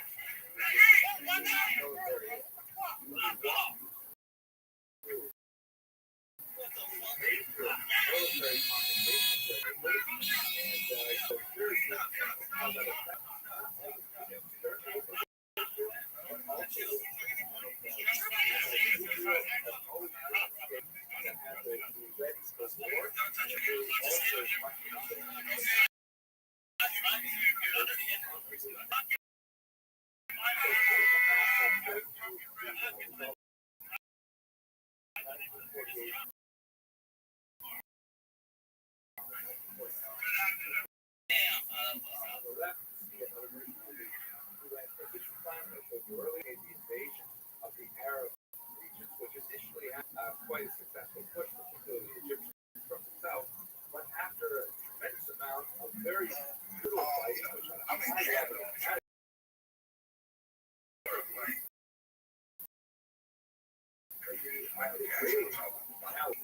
able to push back and see the young lady in my mind like this. So the map that you're looking at on the right, that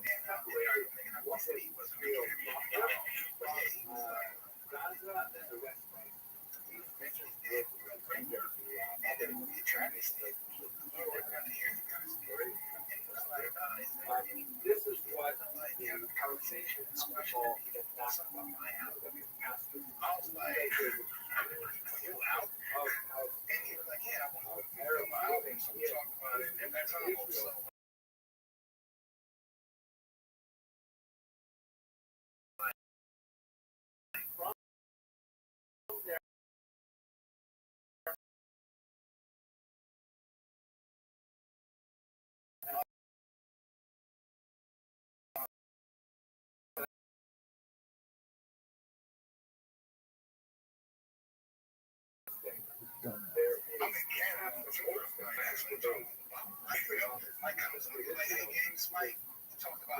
The graduate students, they emphasize the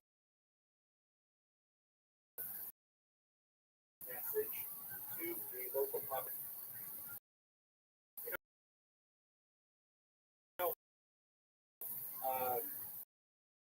Seek safety, and we're going to rush in with our armies. We're going to drive the Jews, and then you will be able to reclaim your homes, security, and in fact, to enrich yourself with the spoils of why the Palestinian local populations left.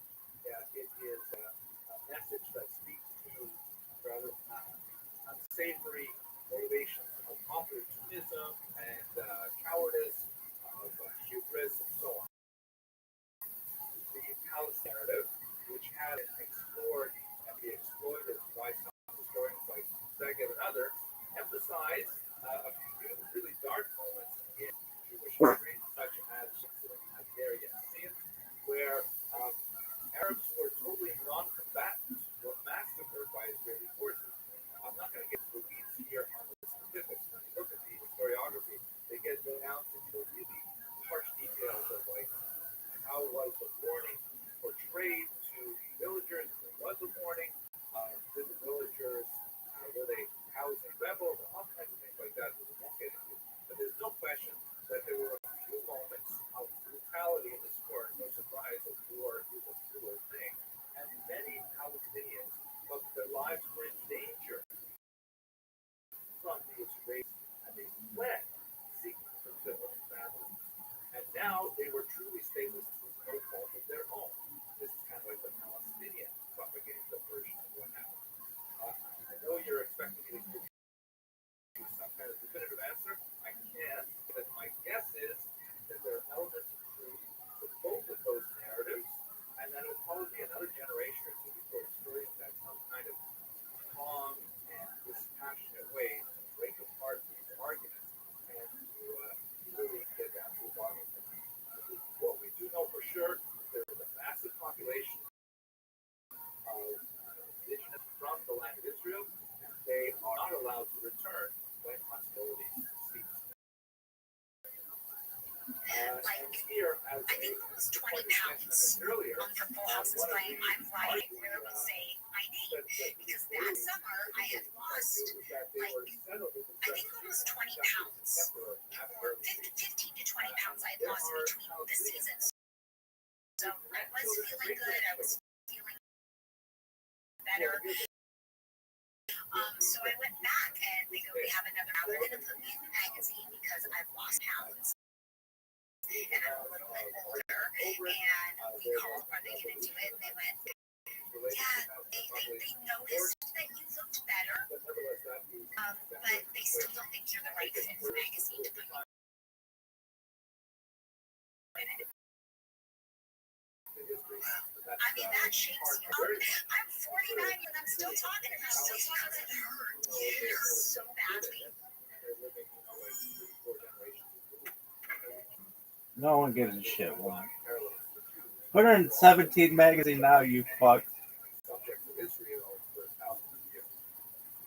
Now, we move on to 1967, the incredible Six-Day War, where the Arab countries surrounding the land of Israel decided to attack en masse, Egypt and Syria in particular, and the United Nations totally failed to maintain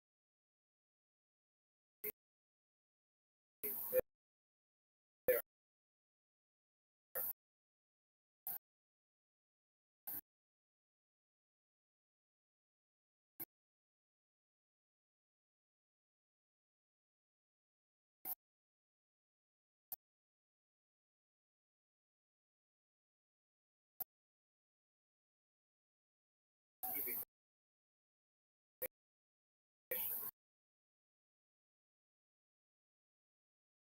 superiority, which was a huge, actually successfully prevent themselves, but incredible military victory.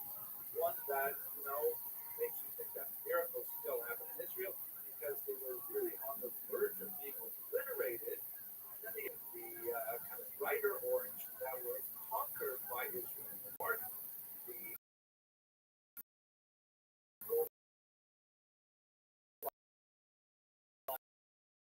height, very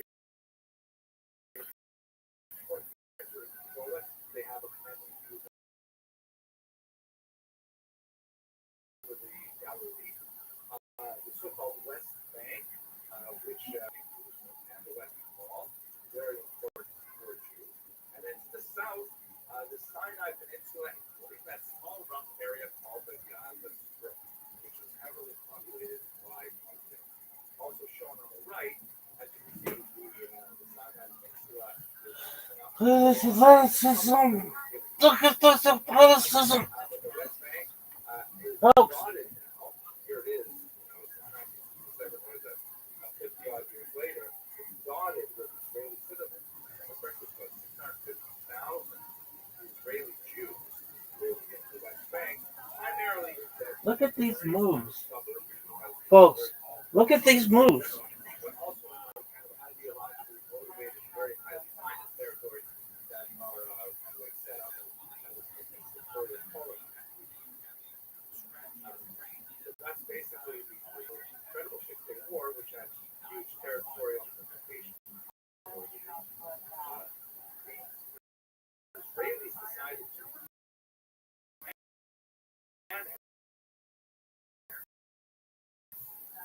permanently take over The Dabber. our capital. That was the whole particularly in the age before growth.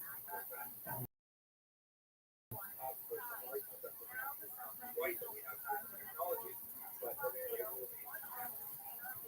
And then there's the other regions, specifically the West Bank, which is known for the Sharon and Gaza, which is Gaza.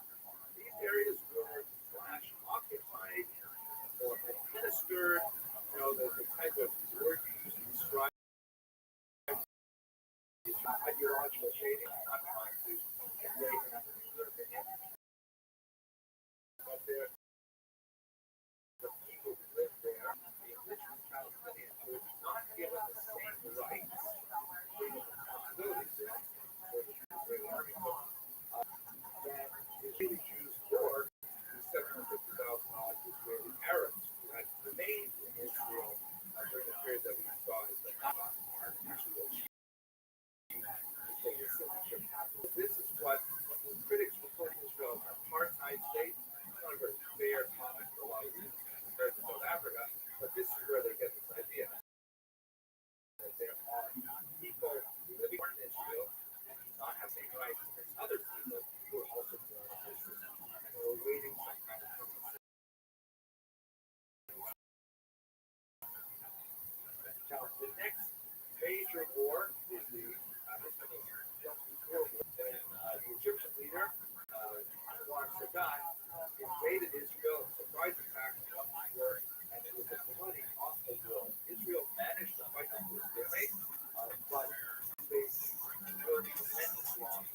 So with that win, Egypt was able to save enough face that this was a problem. That Anwar Sadat was able to heroically be the first Muslim leader to officially pick up the phone and call the Prime Minister of Israel, which was at the time a rather hawkish Begin, and say, I will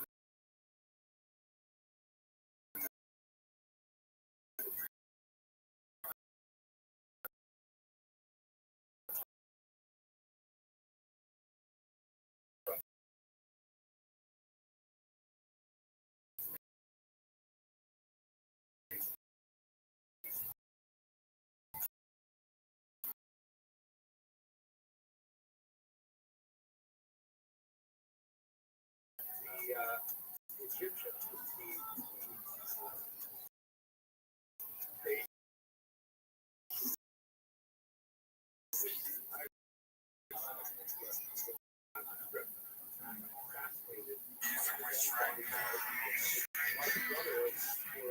Wish right now.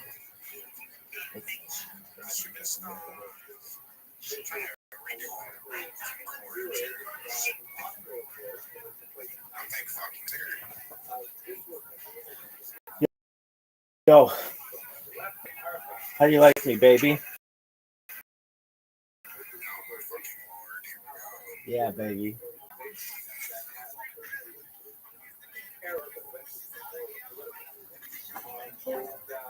Zoot, you little bitch. How you living, pimp? Dog. Dog. Zoot. Zoot, can you hear me? Did you get a rubber band? Nah. Why not? I didn't go outside. Okay, that's cool. Are you ready to play? What game? You know what game.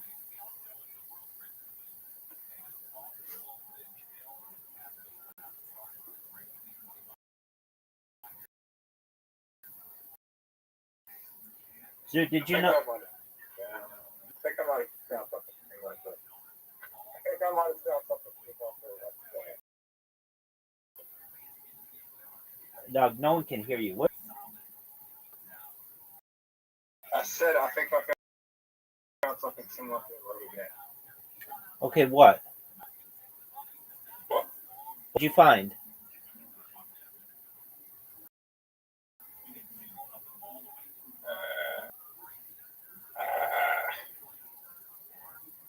Okay.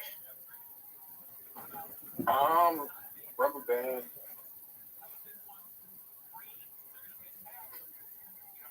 Rabbi, what's the message? What's the what? Okay, what game are we playing? Dog, how about you What check game your are we fucking invitations and you know?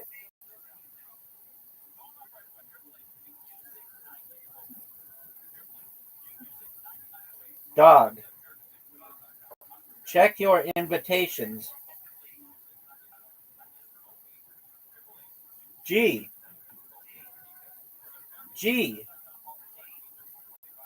Dude, what the fuck are you doing?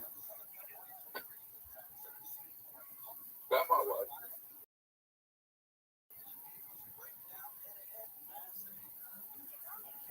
What about a glove? No. It's elastic. Oh, like a rubber glove? Yeah, I think we make something out of elastic. That's perfect. Like that. Yeah, absolutely. Just tie it into a circle and put it on your wrist.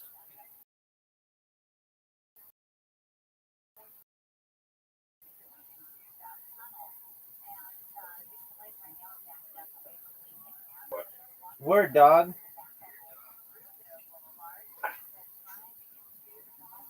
Alright.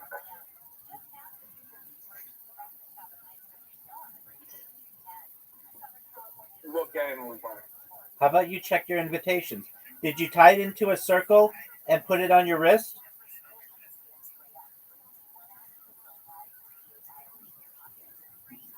Zoot. Zoot.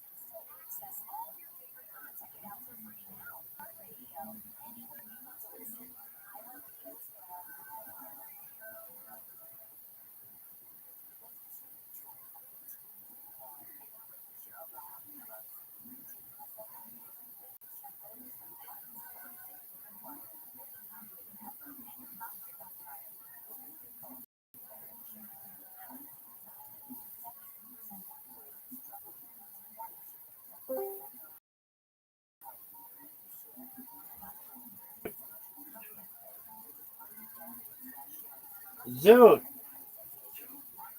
You disconnected. Zoot, you disconnected. Yeah, well, Did you tie a knot on your wrist? yeah. Let me see it.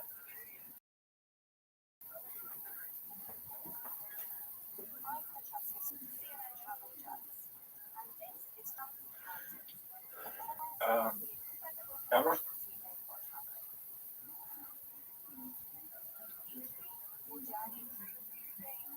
Yo, pimp. How do I turn around the camera? Dude, I don't know. Just put your wrist in the air like that. There you go. That's perfect, dude.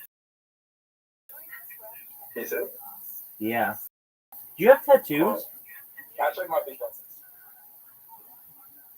Do you have tattoos? No, not a single tattoo. Oh, okay. So every time you have a No, tick, not a single tattoo. okay, every time you have a tick, you're just gonna flick your wrist, okay? Yeah. All right. Should you get a tattoo? Fuck no. Do you think I would look good with tattoos? No. Yeah, sure. That's not my thing. Okay, but it's true. Are you gonna win? Yeah. All right, we'll go.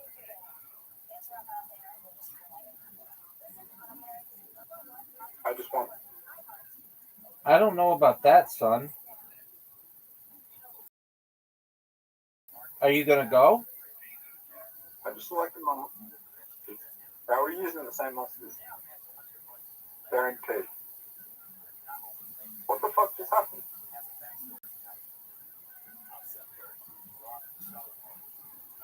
Did it glitch on your screen as well?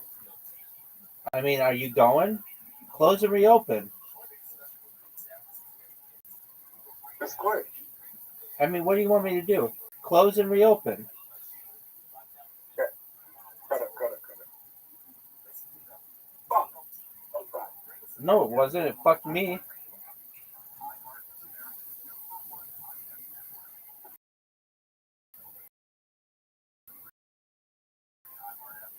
No, you could have used. Just to make it even, Zoot, Oh, Rabbbi. I won't. I'll take one round. I'll take this off so that it's even. I didn't choose your electric guy. Yes, you did. I chose the fire guy. Yeah, the fire guy. Zoot, are we in the same game? No, you did choose the electric guy. Yeah, we are in the same game. But I chose. You have the electric guy.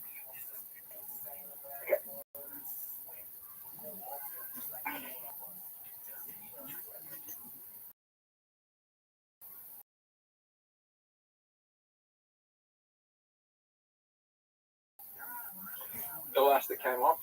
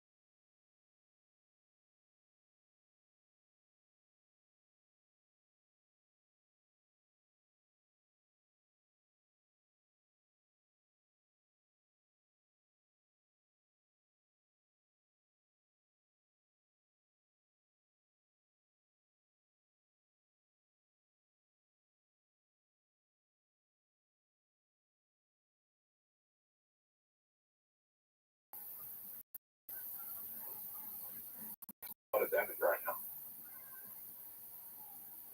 now. Word, dog. What stages of ability right now?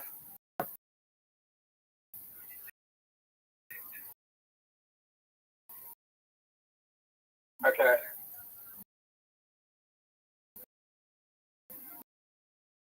How does this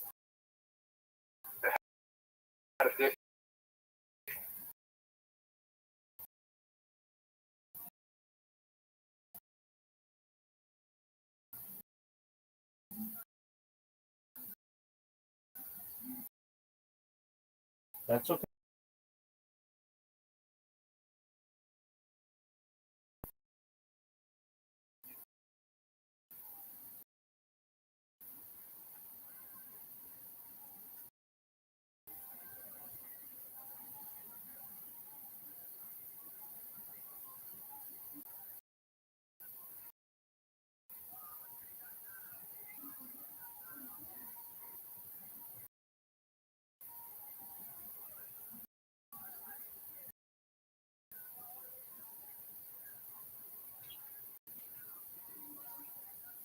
Rabbi? Yo, pimp. If Dogecoin a good long-term investment? Yes.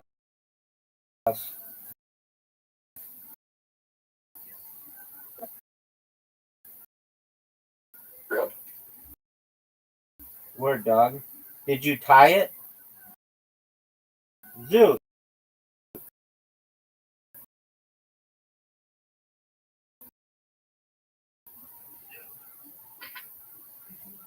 Zoot. Yeah, I did.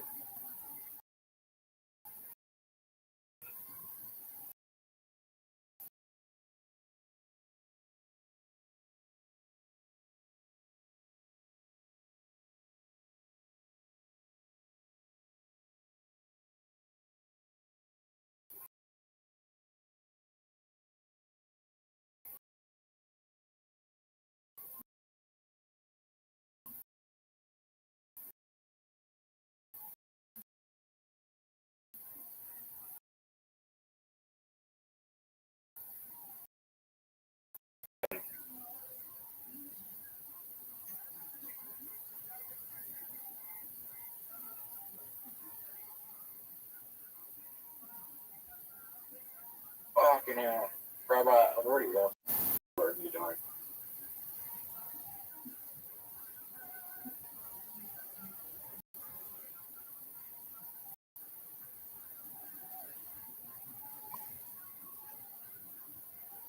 Is the thing tied on your wrist?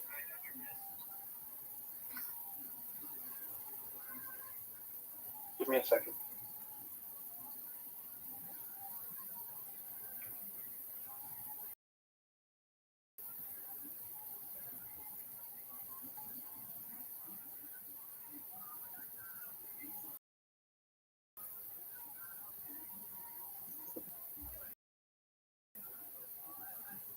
On my wrist.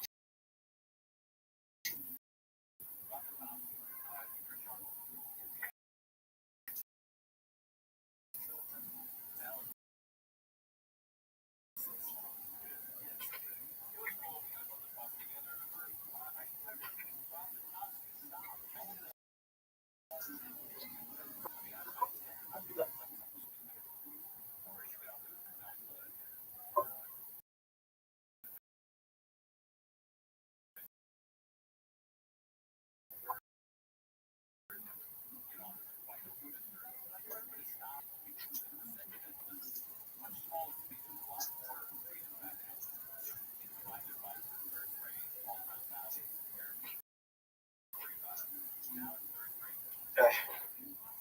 Is it tied on your wrist?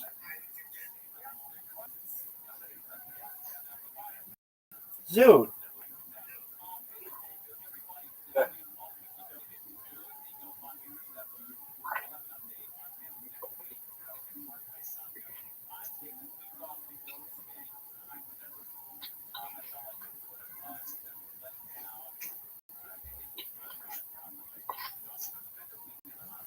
Fuck. Is that a good move?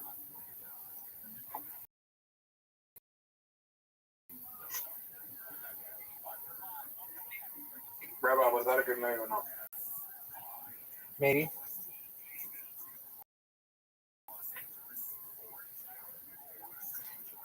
Fuck. If you get the fire, I'm dead.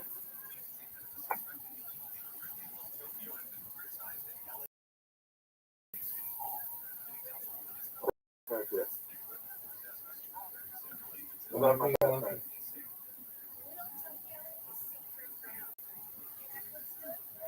Rabbi,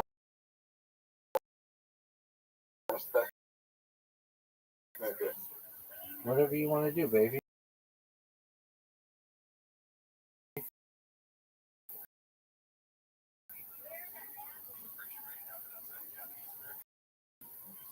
Man, I don't think it was terrible. It was a good move.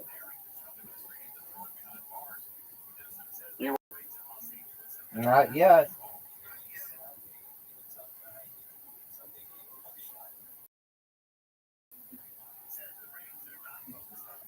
Okay, I'm doing it. 5 points.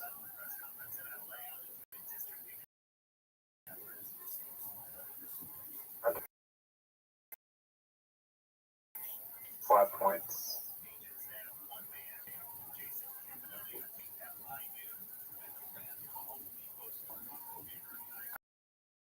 I can say good move for you.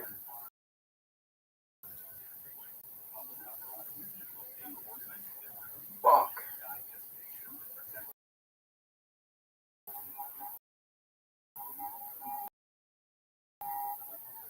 Rabbi, you're very close to winning the next time.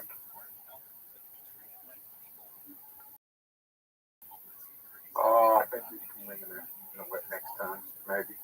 Am I right or? You're done.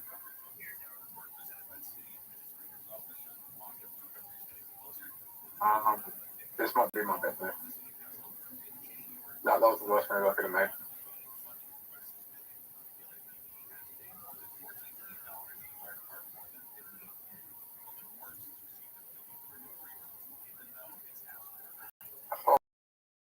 Holy shit.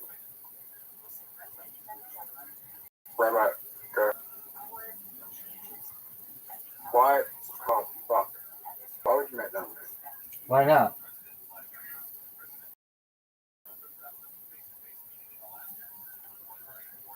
Fucking hell. Fun.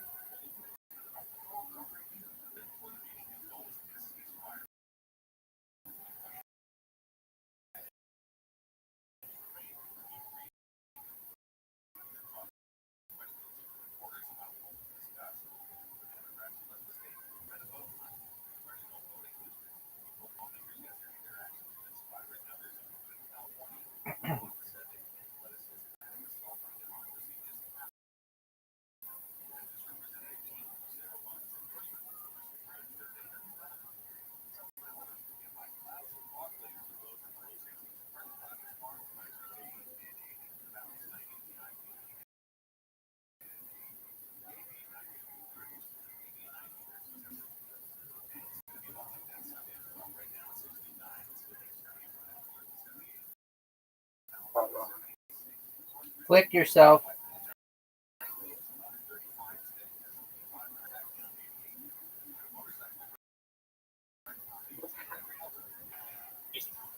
Fuck, it came off.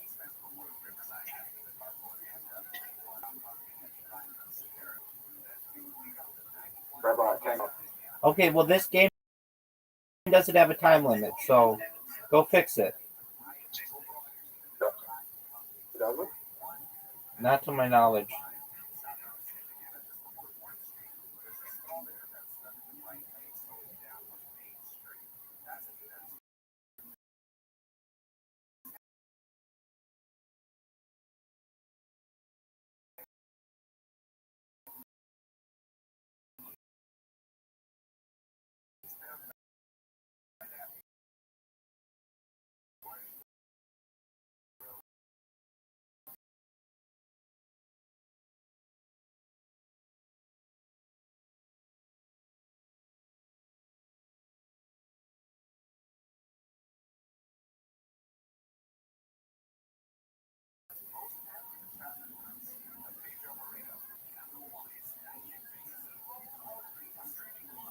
Right.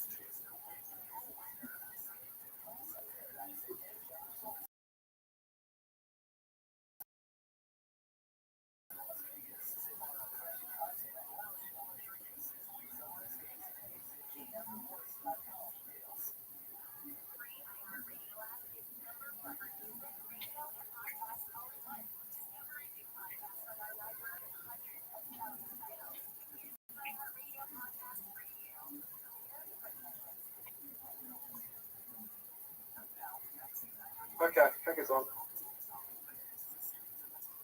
All right, go. Ah, fuck. Cannot. Zoot, you're like, you need to focus on one thing. Stop playing the game. Tie this fucking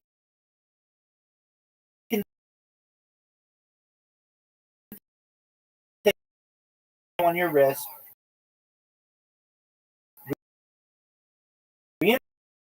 Reinforce it. You're a big boy. I don't so difficult.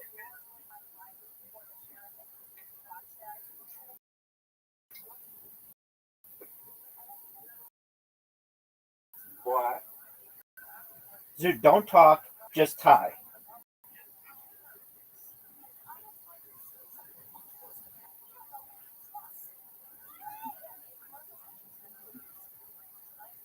Oh. Rolex. That's a Rolex. Zoot, you don't have a Rolex. What? Zoot, just tie the fucking.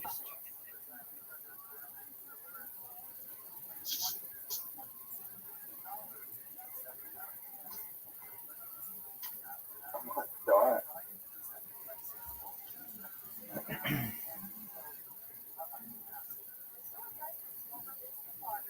Should have just done the left thing.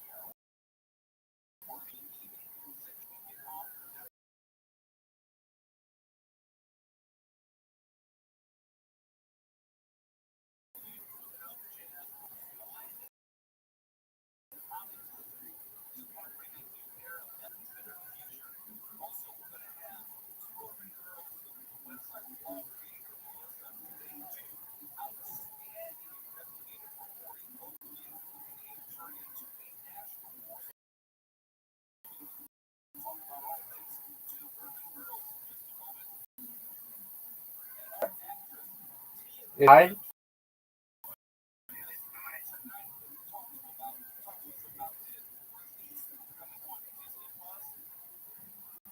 you need a rubber band.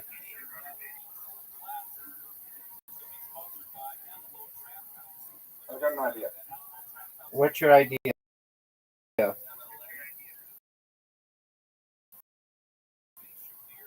get another glove and try the butt.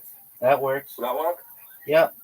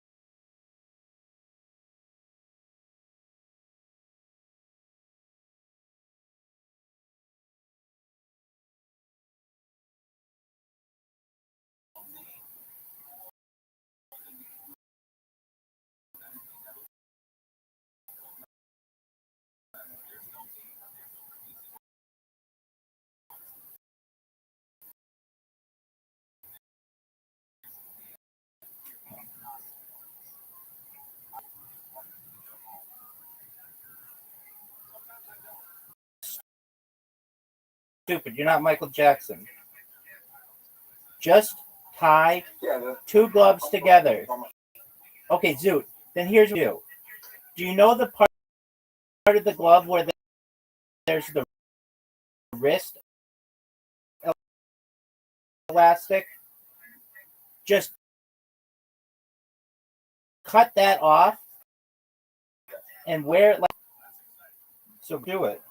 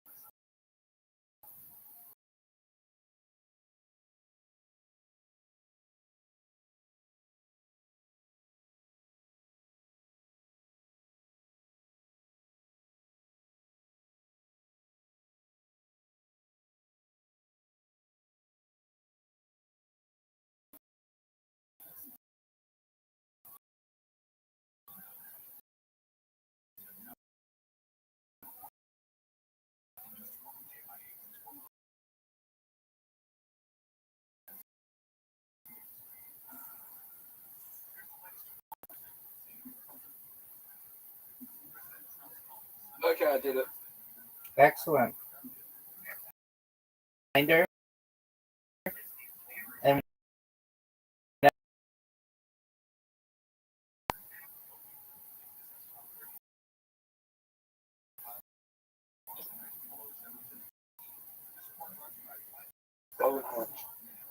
that's okay. Do it, and it'll be like annoying that you have to do it all the time, and then it should stop you.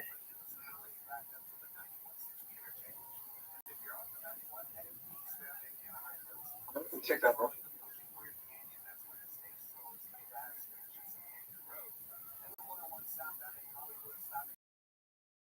How often do you think I take when I come in here?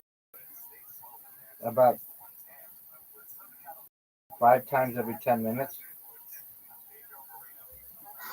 Yeah, what? It's a lot. Not that too low.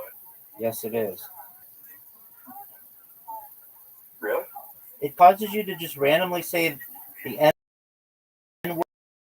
word and that you're gay and how much is in your crypto. It's like really share with just random and if they don't know that you have Tourette's, they're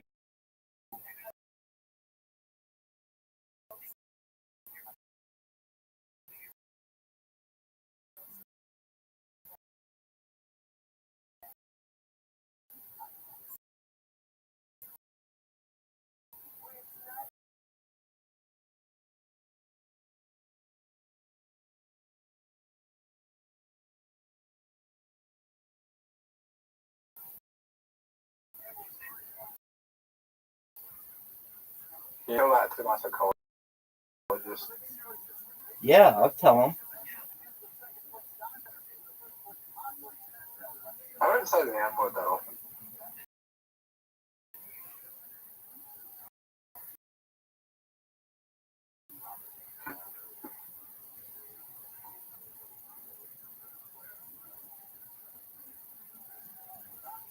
If we were famous, would I get cancelled?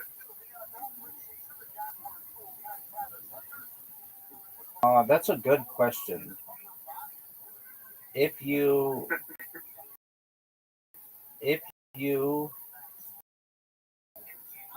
I mean you'd have a good excuse.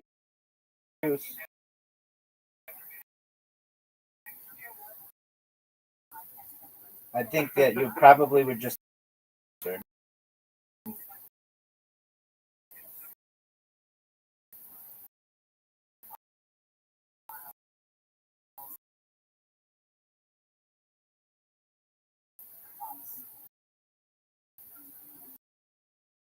I should.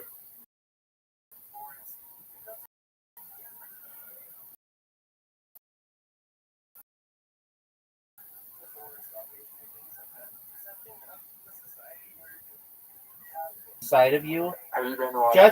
Just calm the fuck down. When I'm talking, you listen. Yeah. You're already thinking about the next thing you want to say. Just calm down. There's something inside of you that when there's complete silence,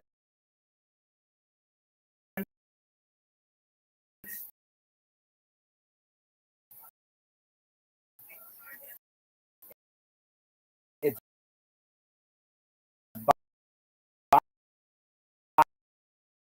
bothersome to you, and you have to break it up.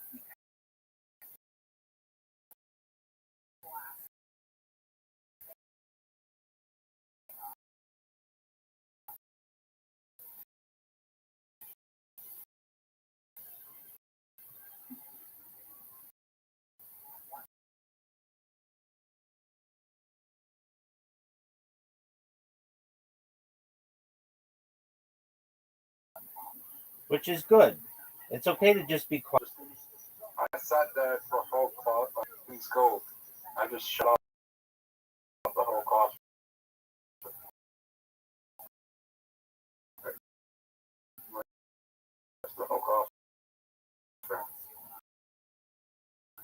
change the fact that she didn't really talk. Right. Didn't kids make fun of you because of your Tourette's?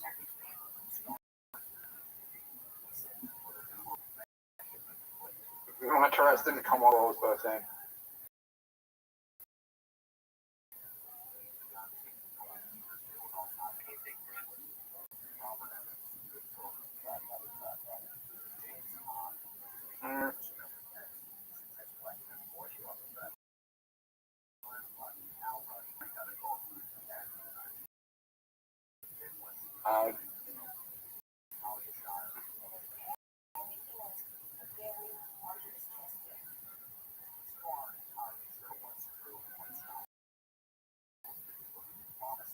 I think I had it headed. You had a head injury at age 13? Yeah. What happened?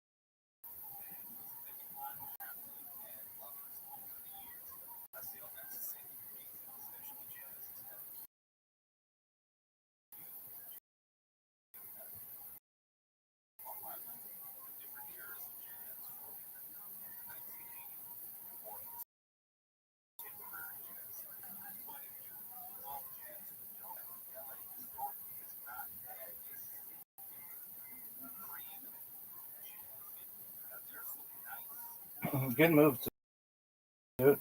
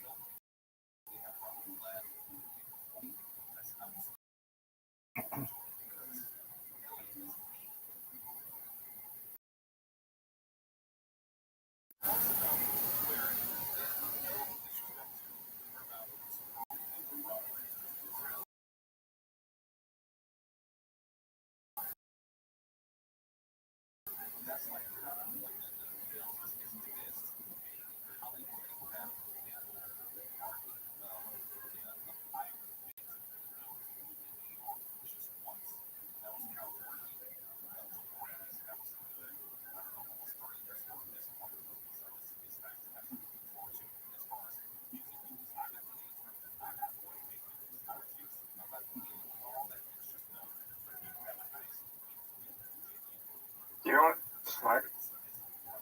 No. This.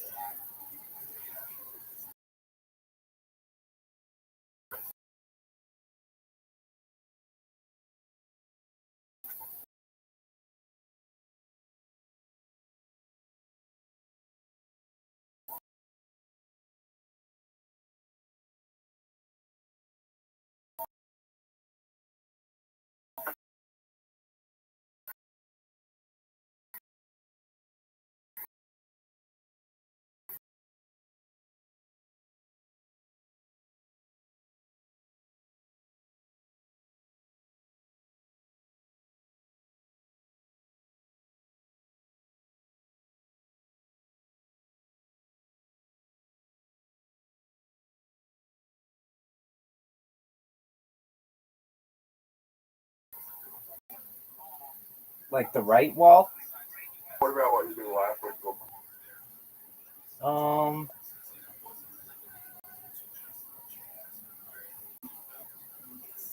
yeah, I guess to some extent.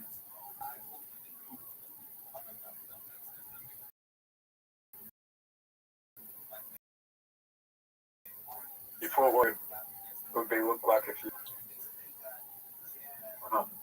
I mostly thought about what life would be like in like non-westernized countries, like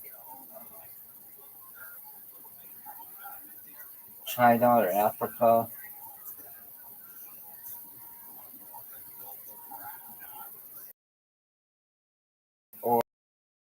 or Russia. Why not Australia? Because I think Australia would be very similar to California.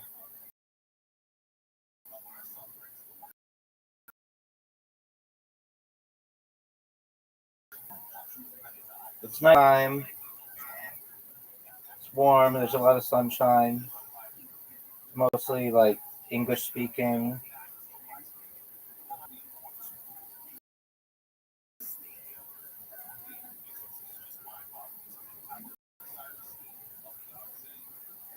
Everyone in Australia English. Okay. Does everyone in the invite when I send it?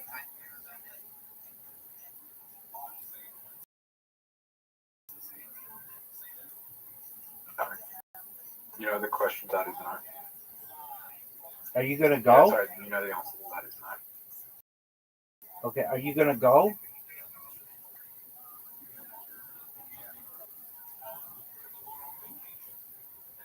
Give me a second.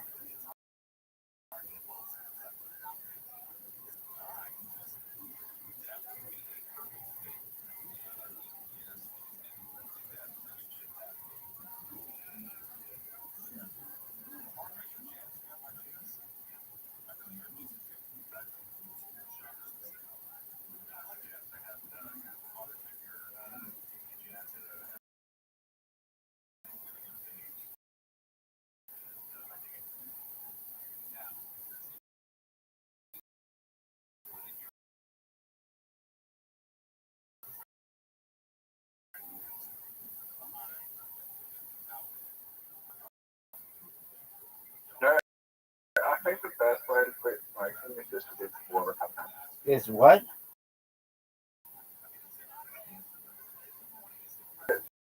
Smoking is they're poor and have no money. Okay.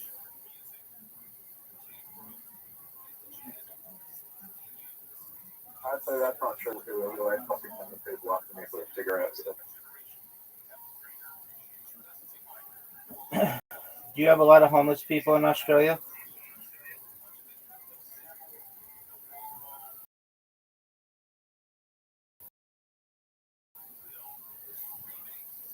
Not really.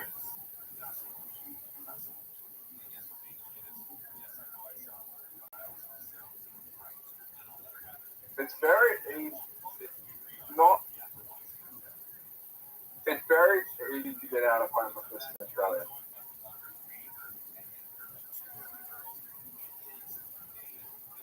If you have some level of at least like year 10 and up to year 10 education, you could probably get out of being homeless.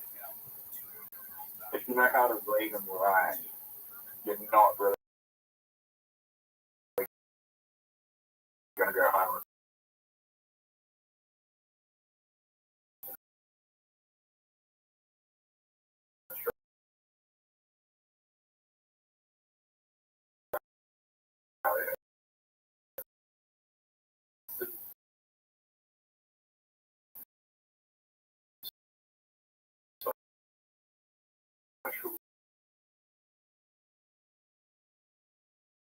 But if you have a disability, you're going to,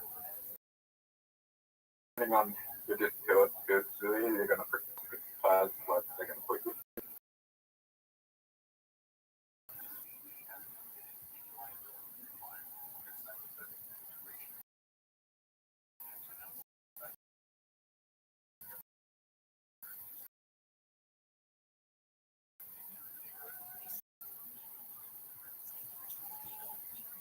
Zoot.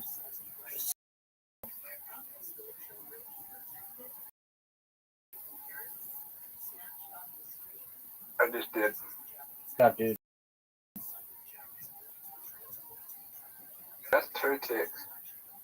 I know. That's the second time I've done that. That's okay. You're doing good in basketball. You're doing well in basketball. I got another tick. Okay, it happens.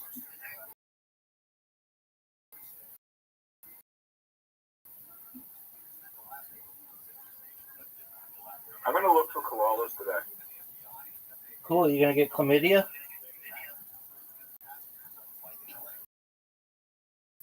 Koalas might give you chlamydia. Because they're like a huge proportion of them have chlamydia.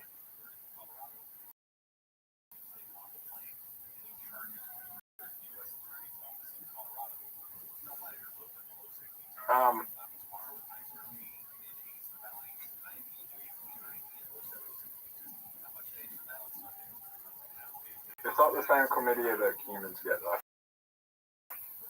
All right. It's something chlamydia you get. Not.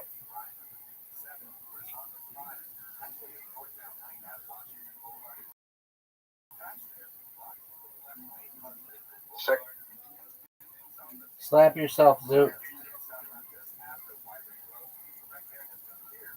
Koalas don't have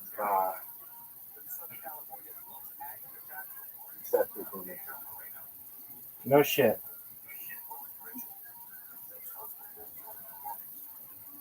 No.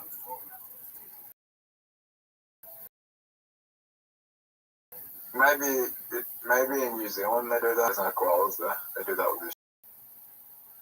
Do you like New Zealand?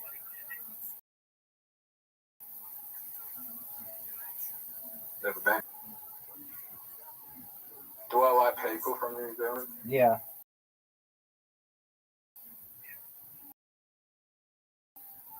Some are cool. White is it?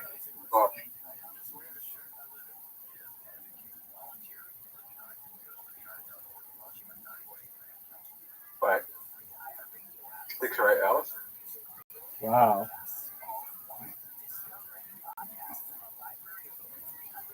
I don't know, maybe it's 5 hours. Maybe it's 5 hours, I don't know.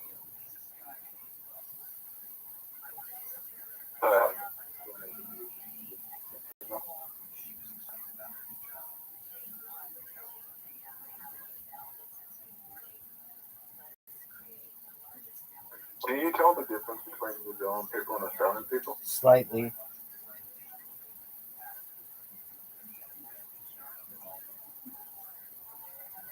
Pretty much the same thing. Very similar.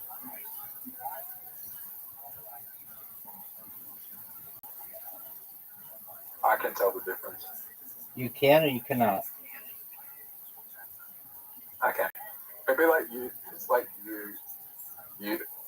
Like me trying to tell the difference between Canadian and American. Okay.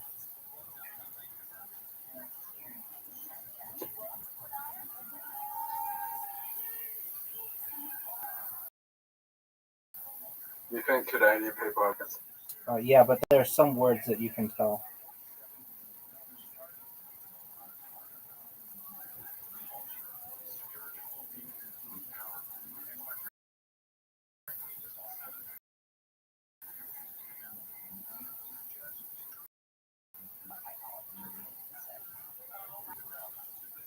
fuck?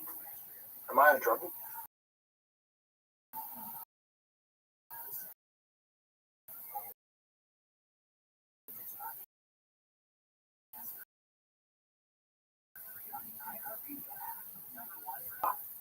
Yeah, because I'm about to help you. Oh, it's your turn.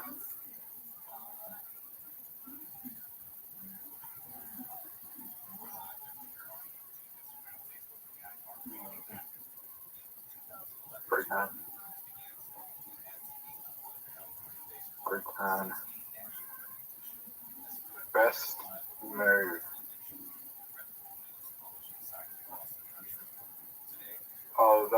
as you can make? No.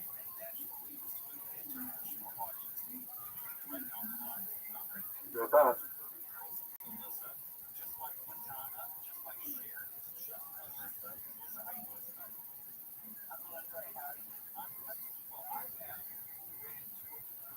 Am I in a good position or not? Maybe. You might win.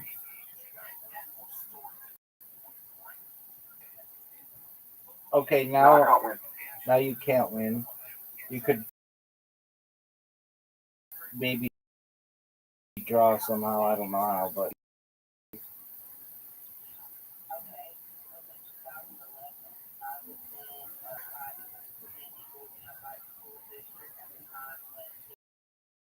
I didn't very bad. Spike again. Do I keep the close to that? do you what?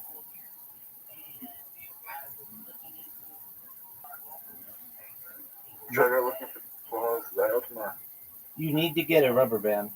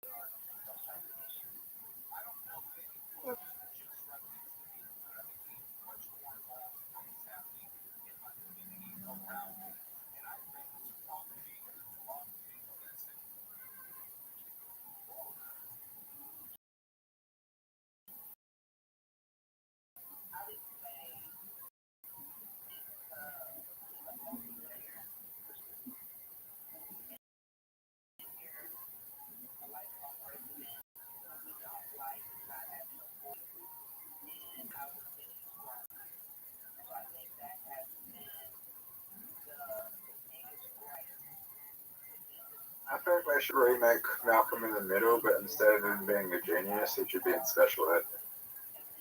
Okay.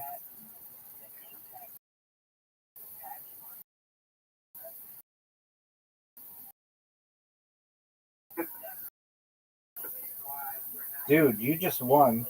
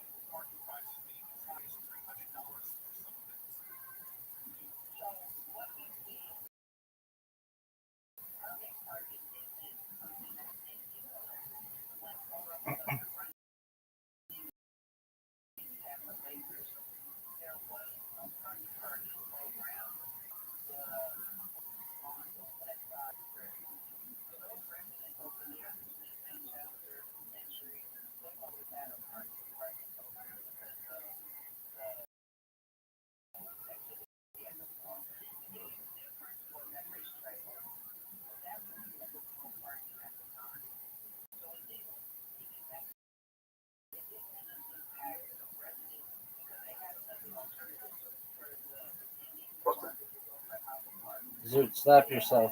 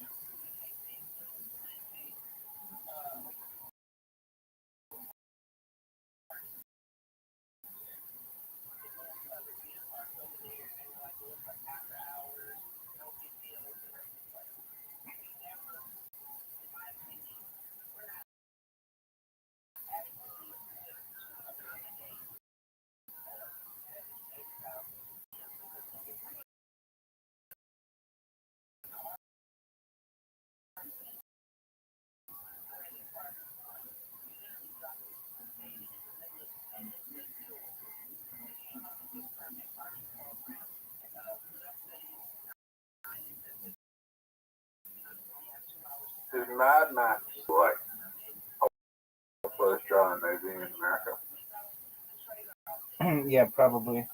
Or that one movie, Queen Petunia of the Universe or whatever.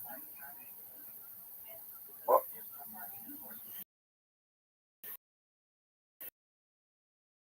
It's like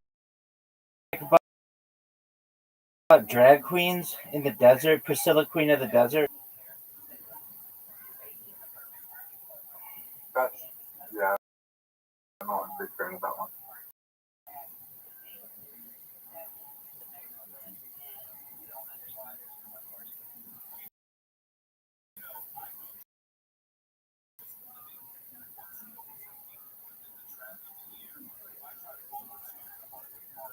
I've never watched that. Zoot, slap yourself.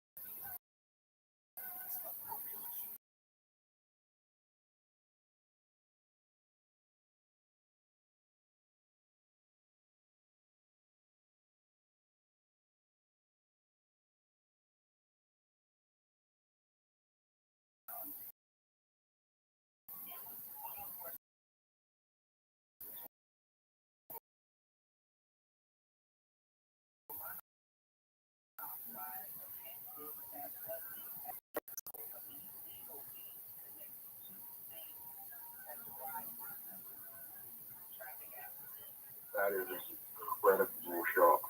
No.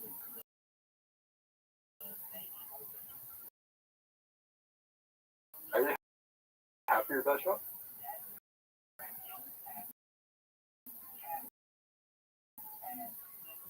Very happy with this shot. That looks. No. Fuck.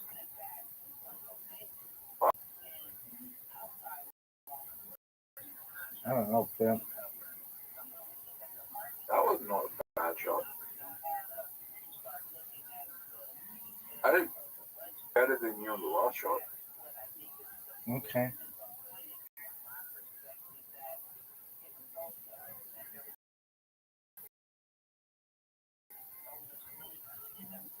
I did better than you that could go game last shot. Let's go again. You have a different invitation for a different game.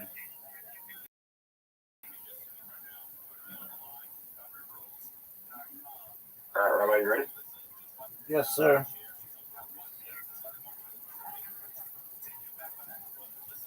On the pack. Are you gonna go? Oh, fuck. This is the worst one to choose, is what I just chose.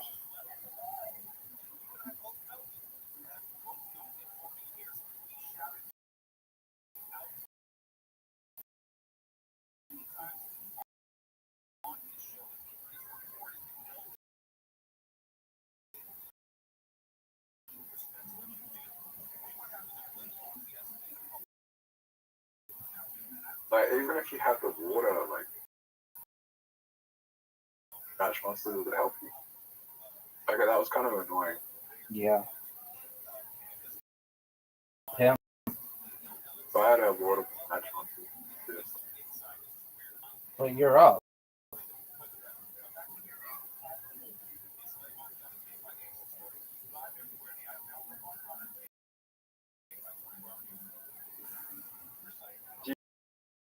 Do you think the people who drew this were like, let's just pick them on that are going to get rejected? Perhaps.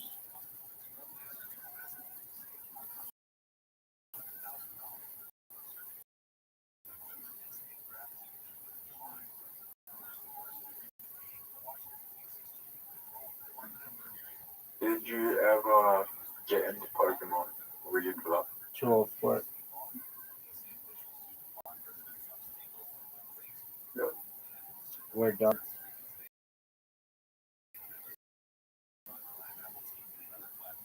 Good.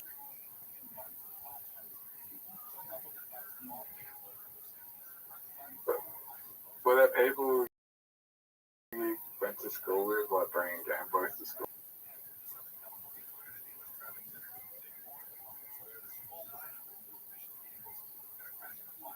You would have been made fun of if you brought a Game Boy to school.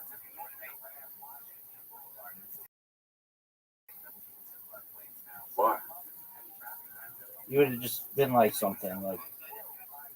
Not that Game Boys aren't okay, but it's like you were like Game Boy. I had a Game Boy. I would have never taken it to school. Here's the thing: it wasn't allowed school when I was a little kid, and then when they started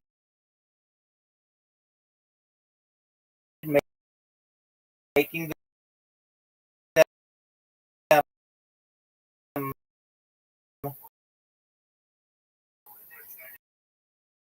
like,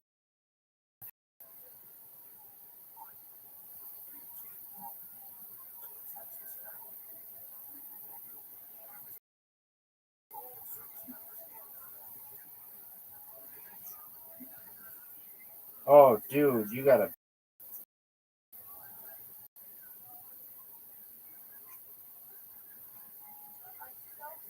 I thought that helped you. The water thing's fucked me. I could have got an extra move.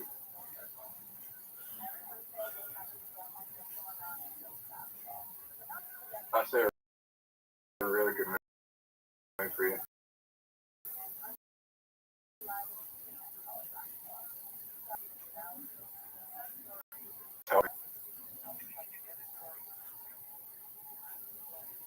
You don't know what helps or hurts you because the world.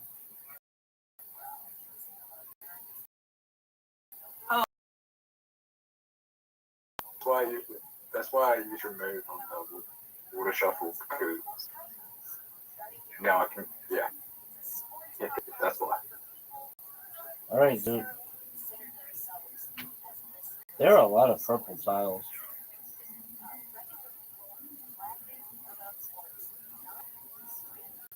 Yeah. I nearly chose the poison guy, so that would have helped.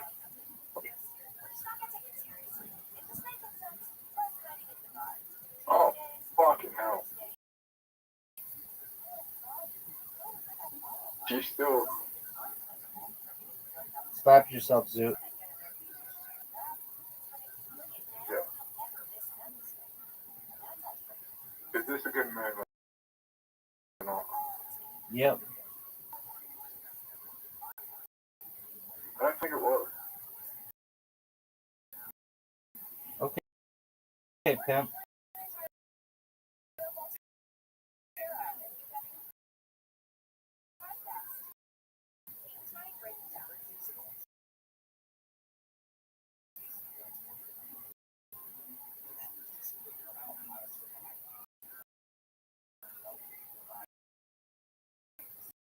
Pimp.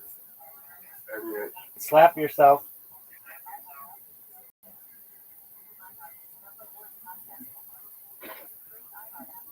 Okay. Should I evolve? What the fuck did I just do?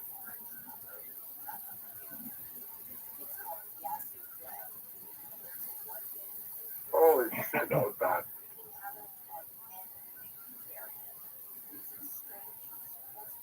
That was the worst. Oh! The water tiles fucked you up.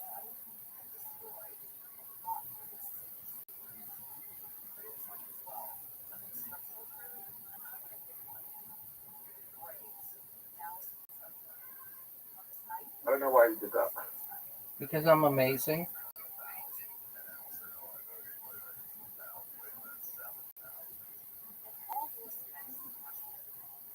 Did it come from the fire? No.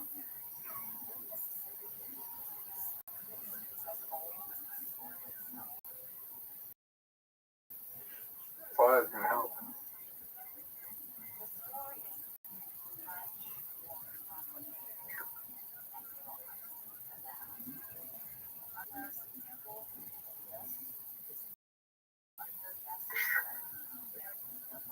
I don't want to have the gross. Zoot. That was a good move.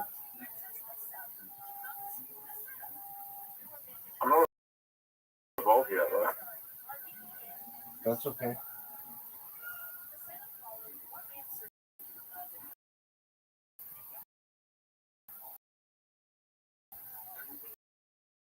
That was a good move by you.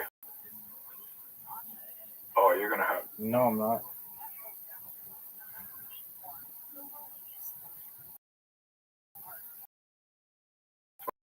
That's the obvious move.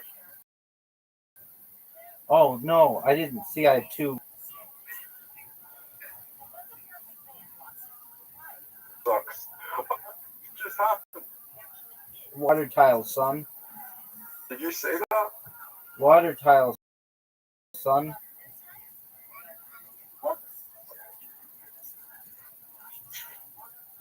You want to be? Zoot, slap yourself.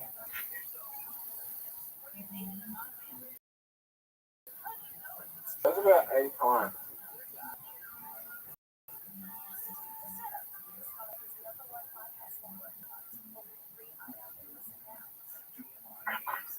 Oh. Again, 9 times.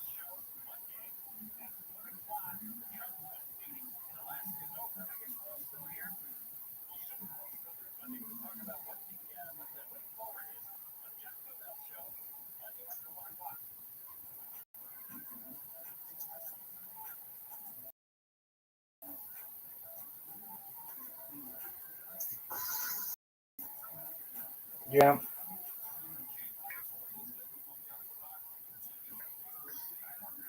Packed 50 times. Plastic, Zoot.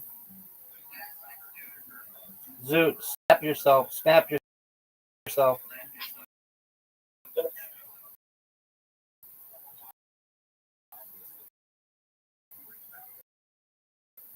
The more I think about it, the more I think.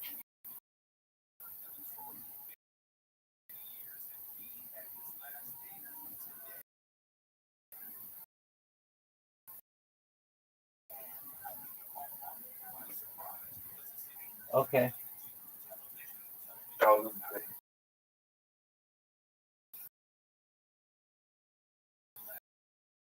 Okay. Yeah, I understand.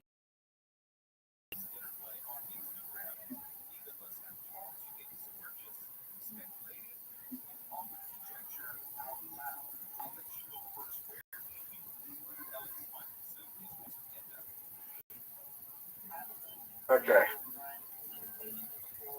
My turn.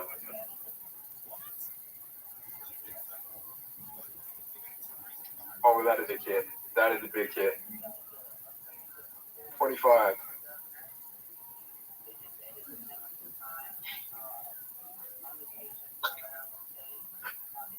What do you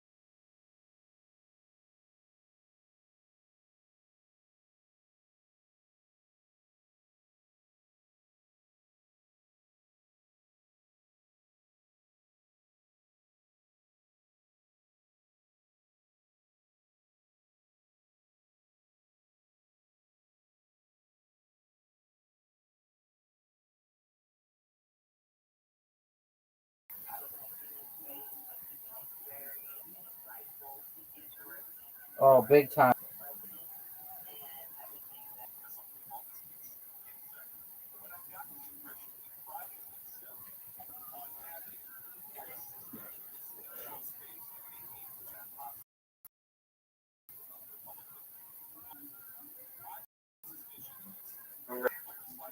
Zoot, slap yourself. Zoot, I slap. think I'm gonna Zoot, go with this. Zoot, slap Yeah. yourself. Okay. You need to work on, before you say something, having the entire sentence completed before you say it in your head.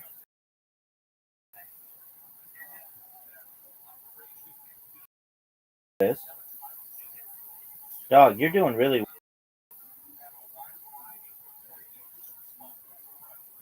Yeah, I'm about to go into the city. Might go into the hills.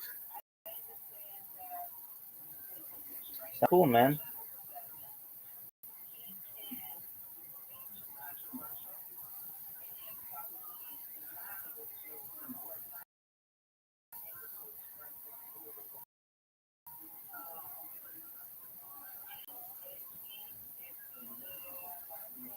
We're tired. I'm beating you. I have both of my guys upgraded. You have your red guy with 3.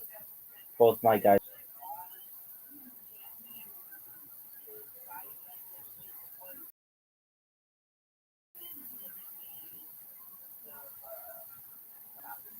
Best friend of mine. Yeah, that was good, dude.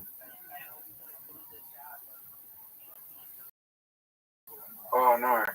Actually, no. Nowhere near. Yeah, good.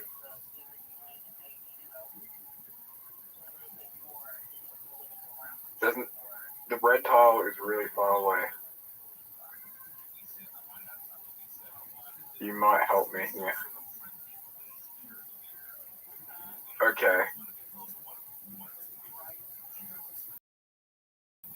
The red tiles are really far over. The green tiles are really far away. Word, dog.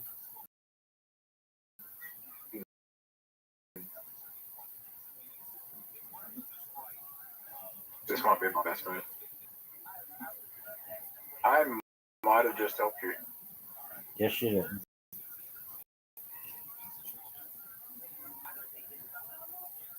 Um. Hmm. Sure, like to play. Yeah. No, that was not the play. You can do about 25 points damage here if you wanted to. Yeah, I could. I made a mistake.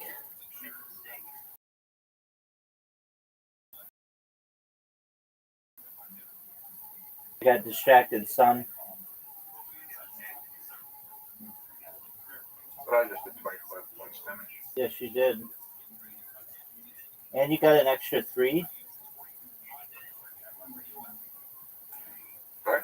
You got an extra 3. I got that. You got 3 red ones.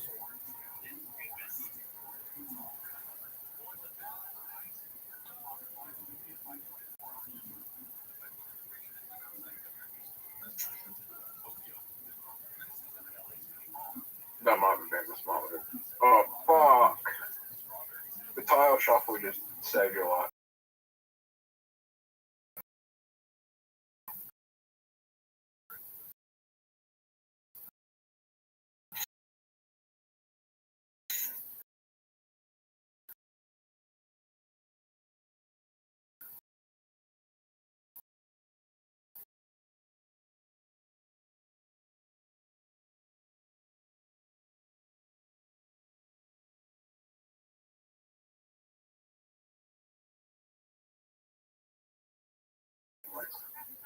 Saved your life.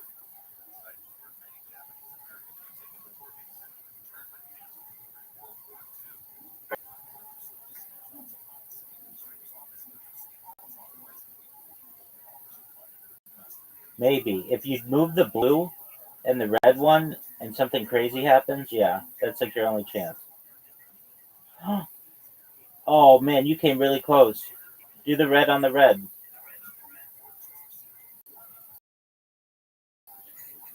There you go. Oh, no way. Oh, you get another chance? Oh, you came really close to winning. Let's see what you could do. I don't know, like the purple and the yellow.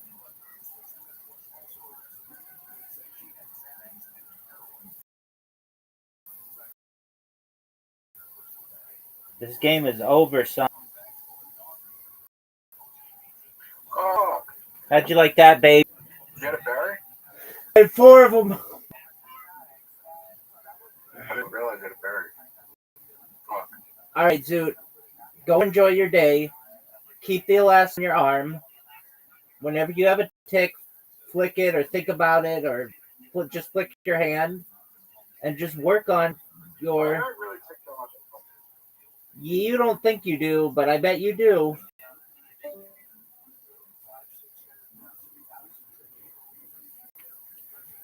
Oh, that's gotta be a tough life.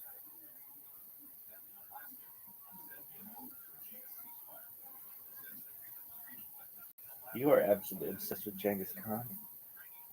I know.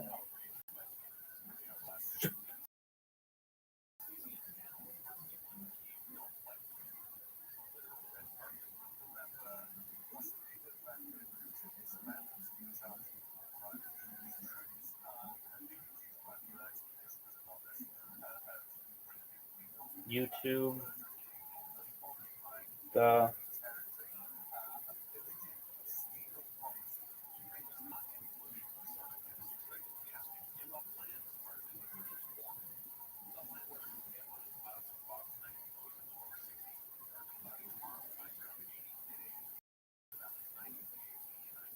yo. I think the future of movies is a $200 million budget. It's cold. Well, yeah, no, I understand because it makes too much money. Yeah.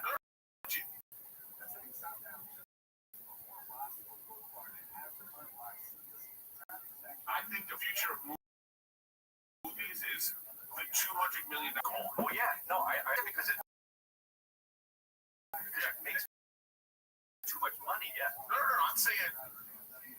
And they can be $10. Yeah. I'm going to be 14 cents. We're going to have a basic universal income. You guys are out of your element, dude. What are you talking about? Friends that laugh, we're friends that shout. Sometimes we don't know what we're talking about. But that won't stop us. Nothing can stop us. Cause I show you use the love. Just rebranded enough. It's stronger, better, bigger power. Cause it is the golden word. It's the golden word. I'm so tired right now. Why? What happened?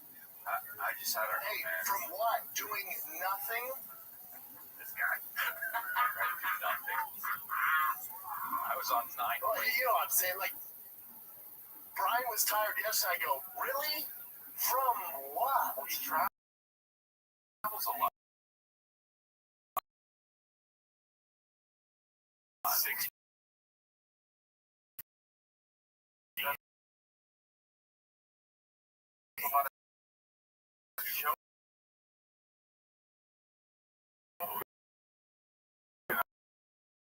I was in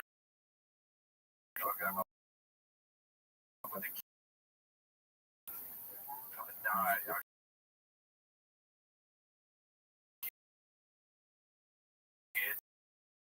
And I'm waking up and I'm here. You know what I mean? I'm gonna let shit to do. But dude, I had a doctor's appointment. At 38, sitting in the parking lot. I go, you know what? Let me just update it while we go into this doctor's appointment. It almost had to drive me here. You've already done this before. I know it because I wanted to get them. And then Kevin has them, and now it's too late. Now I'm fully. Let me see for the camera. Those are awesome. I'll tell you if they're cool. He's gonna show them. Okay, you gotta relax. He's taking them off. Well, I'm so pissed. These are so. You're jealous? On feet, they're better, obviously, but like these are just. What are those? Oh, those are the JC Walkers, Jesus Christ Walkers. No. Bless her. These are so cool. Are they have an air bubble in the back? Them up. I thought they were. Wear those out like doing stuff. Well, yeah, like, if you actually find yourself having to do anything, you go, well, oh shit, I was, if you're doing, I'm not. Yeah, I'm not even trying to hate. I saw kids I love on the spectrum with those. all I'm saying is this: if you're wearing those and you go to you're going to be about the splash. Well, yeah, but that's splash on that. But that has any issue like that, you'll see that, you'll get that. And no, I know it doesn't move up when you're at a urinal. How much pee? I 100% realize, and I think about how yeah, I had sandals on one time, and I was like, you know how a 6-year-old like pee, and they almost put their dick on. I was like, oh, I get it now. How are we? I literally think like, how are we all still alive? Yeah, disgusting. Yeah, and then now it's just shoes, and you're like, oh, this is just a disgusting mess over here. This is a petri dish of it's disgusting, bro. It's disgusting. Hey Chris, does Calvin start school this week? Sure does. School, or like He's in pre-K or kindergarten? How is it? The boys had their first day today. Well, it's like they're, the teachers, they see their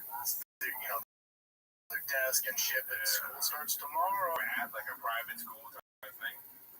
Hell no. They're going to public school 5 minutes from the house. They can walk there with their homies. That'd be good. Yeah, it's great, man. That's great, man. They had a cop on staff there.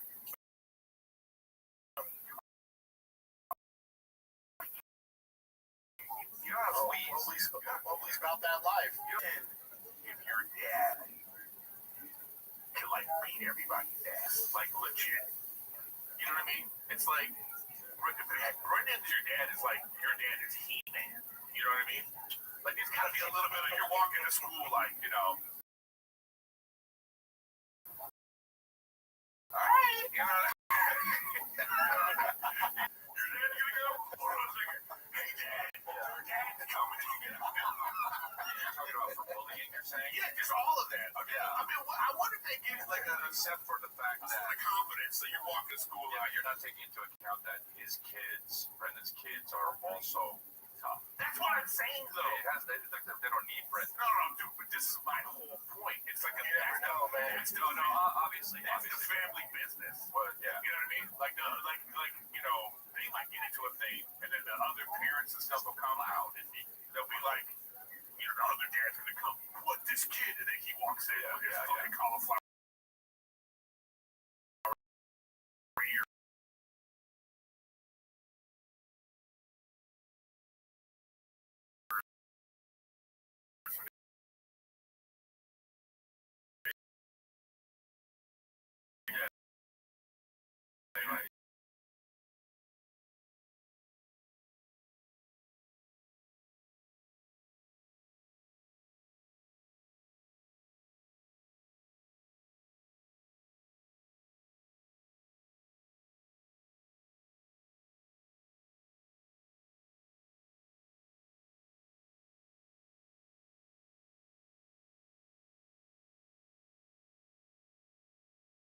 Choice. Public school there was atrocious. Yeah, it's opposite here. The coach of the football team, they did start. We've been having practice. But wait, I forget how young they were. In my mind, when I see pictures of like Tiger and Martin, I think they're like in high school. You know what I mean? When I realize they're 4. Yeah. I'm like, he's gonna make the team. It's like, oh man, I can't wait. This is like that's the bad. I can't win the dream right there. He's already like, it's awesome. People already be like, I think this guy can do it. That's just gonna be a thing. It's awesome, dude. I'll tell you a thing they don't. I don't want to play sports anymore, Dad. I want to dance. Oh yeah. Get out there, dude. Change your last name and move out. Change your last name and move out. I don't care. You're a dad. The back. I'll tell you. And I want to dance. Move out until you see him. Yeah. That's true. He just has talent. Ooh, I gotta find this. No, but they don't tell. What's What they don't tell you about baseball, though, because Tiger's at the level where he's getting the cool. Now, these bats, Eric, let me prepare you, but these bats are between $400 and $600. Oh, that's actually crazy. And they need one. But now, Boston, he made the 8-year-old team, he's 5. He made the 8U team. Now, Boston needs a big boy bat. So I went to Dick's Sporting Goods and had to get 2 bats, and your boy dropped out $900 fucking dollars. That's what they do tell you. Oh, of course. That is wild. I gotta get this link. What a racket. What a racket. Oh, and Chris, you know how like shoes, how you and I are like, if a new shoe comes out and they're like super exclusive. Yeah. Oh. They with bats. Right. Wow. So you're on Like they'll be like StockX looking for it. It's like here's the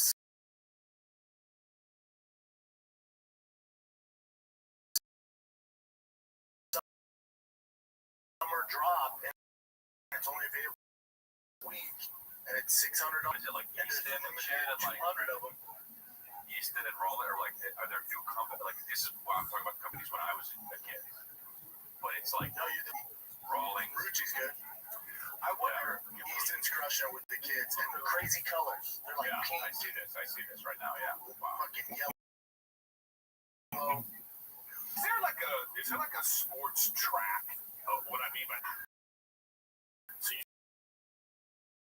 see your kid, he's a phenomenal athlete. Is there a moment in your head where you're okay? If people outside forces are like, you know, I've seen kids like this, they go pro or they this, and now you're hire this guy, we gotta buy this equipment. It's like, are you already like he's talking about it right now. He's getting on the board.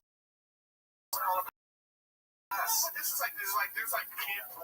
No, this is common practice, Chris. No, I think you still gotta let them be kids until they get to high school, because then they'll get burnt out. I'll tell you what, I was seeing T had a rude awakening yesterday because we were playing football. We were at football practice, and this black kid showed up, and his dad played in the NFL. His brother plays. He's Tiger size. Yeah. But he's black. Tiger learned a few things. Wow, that's cool. With black. You can go, black. Oh, Tiger's trying to put defense on and like press him. I'm like, buddy, you gotta back up. You're white and slow. You have got to back up. Right. He's got a little across the border in him, though. You know what I'm saying? Right. Oh no, he's got a little swim the river. He's getting off the currents. Yeah. He got a little bit of that, you know what I mean? But black dudes have that fast twitch muscle. You know what I mean? But for no reason, you saw how Kevin threw that fucking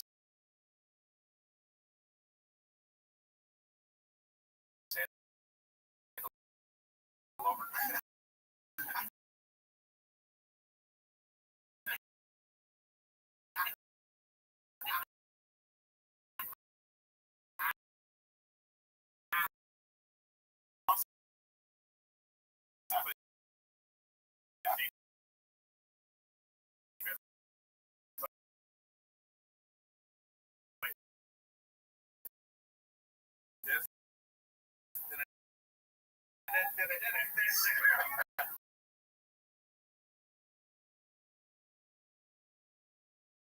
And I go to my kids, I go, hey, start dancing, dude. Just stop getting it Taiwan. Eric, it depends how old they are too. Like dads do that at 9, it's fucking crazy. Yeah, I know you see it though. You know, you can see it at that little league. They call it little league dads. You know. It's because it happens there, but because you know you can get. Baseball's the only thing that's similar to like that European sports where this is all they do. You know what I mean? Like baseball, they got like the minor leagues, the minor leagues, and they got all this. You know what I mean? Then you're just playing baseball for 20 years before you even. Yeah. You know what I mean? Yeah. Did you see Jurassic World Rebirth? No, I want to watch it. Let me tell you. Wait. Before you go, we're gonna talk about it. I had 2 choices for Jurassic Park, and the times were off, but I saw one, and I'm so glad I did. I love Formula One. Yes, it was a solid movie, man. I would. Also, Brad Pitt's highest grossing movie ever. Yeah. What? It's his highest grossing movie You know ever. what? Brad Pitt makes certain choices, man. He never, like, he had an article, he had the interview, he was talking about these Marvel movies are ruining young actors. Superhero movies are, yeah, he said superhero movies are ruining. So he's never going to make that choice. But this is like Tom Cruise could have been in this movie. But wait, what I don't, It would have been the same kind of thing. but what I want to know It's is, Top Gun, but cars. Yeah. but how do they say it's a top grossing movie? Because wasn't it on Apple TV? Wasn't it? Not a produced movie, but it's Oh, you should. okay. Oh, you should. Yeah. So Yeah, so it's like Superman, Fantastic Four, Jurassic Park, and Formula One are the highest grossing movies of the year. So, yeah, I mean, Formula One seems like it would be better than Jurassic World. yeah. Well, here's my thing. How many? Like I had a clip about this. How many fucking islands? Well, they go back to the same one. You want to ask me if I saw It's the same island. Did you see it? 20 years, man. There's always some secret island that they had the dangerous. I happened to see it last night. I heard the movie is atrocious, Chris. I heard It's it's been the awful. same island. It's been 20 years. They've come to this. Because it's to get over. Okay. It's the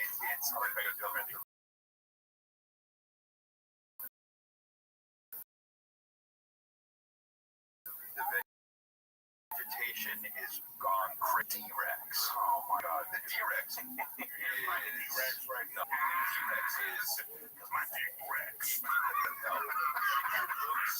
Clement. You know what? I like Clement. My dear. T-Rex is it's Jurassic World Rebirth. First of all, Jurassic World Rebirth is bad. It's bad. Okay, it's bad. Oh, is it? I know. But yeah, no, but Is it Fast and the it's not that bad. Oh, okay. No, well, what's watchable? I mean, like, is Fast and Furious watchable? It's great. So it's like, wait,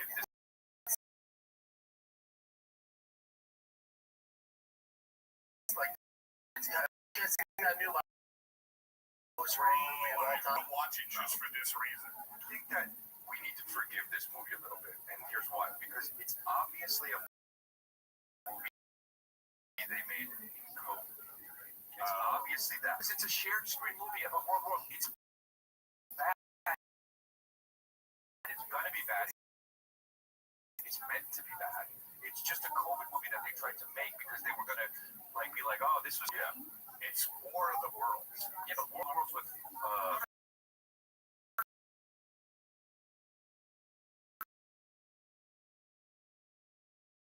Tom Cruise was good. No, but my point is, it's still sort of an you good man. Yeah. Then I'm like, what are we doing? Yeah. Okay. You sure? You know what I mean? He's not a thespian in that way. You know what I mean? So, but I think they were reading the script on the computer.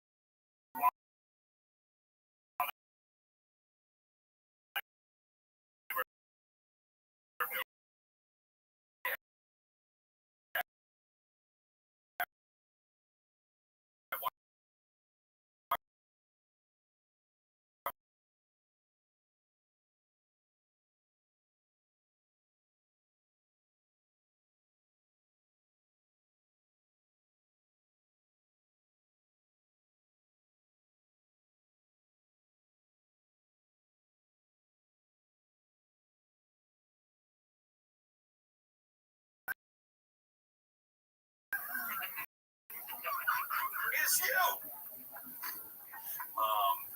This movie's let's go to Rotten Tomatoes. Marvel movie that everyone, the Asian one, the Ten Rings, because all the Asians are like, fine. Take a little break, kids, from the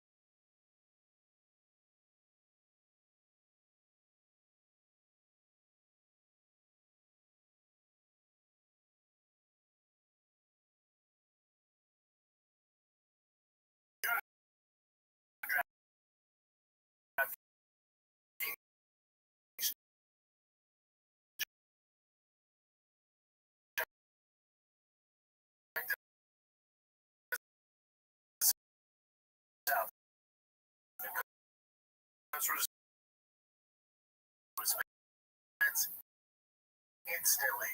Don't miss out on all the UFC 319 action instantly when you bet just $5.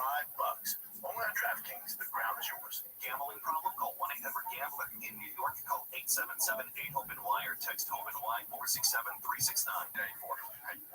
It came out in 1994. Okay, we're not talking about when the book came out, but yes, 1994 was when it came out.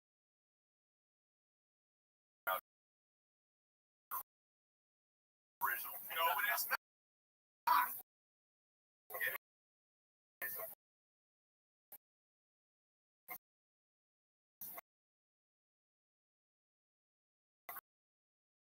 Look at when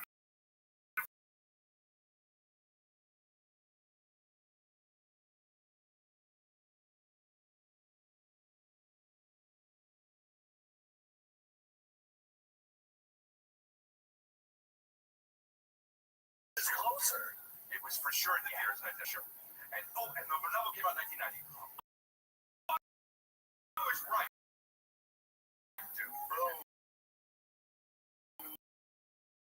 The part came out in 1990.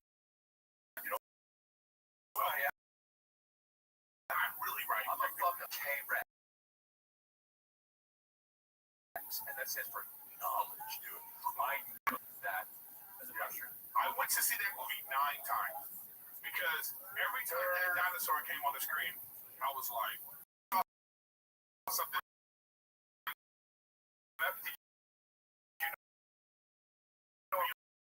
Realistic. Yeah. They were going to, remember they were going to do it, and they like he did it anyway. He showed up. Hey, you want me to shit all over your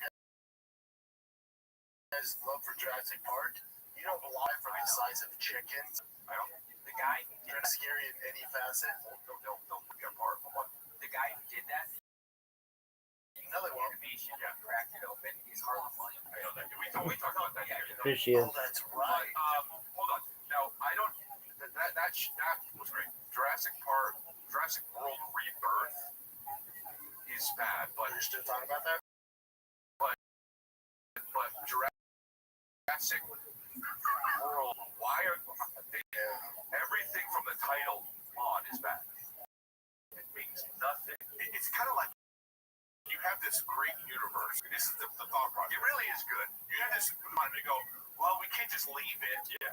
And I get let's make another one. But it's like, my thing is this. There can't be another island where they had the dangerous dinosaurs bring to the amusement park. Yeah. It's almost 40 years.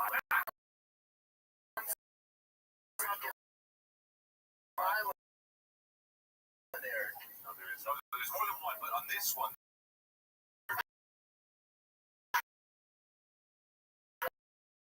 That's World Rebirth.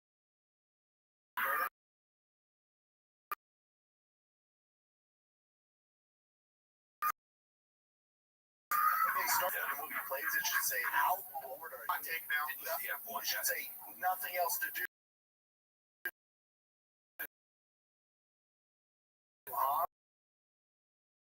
This might hurt. Not take both you.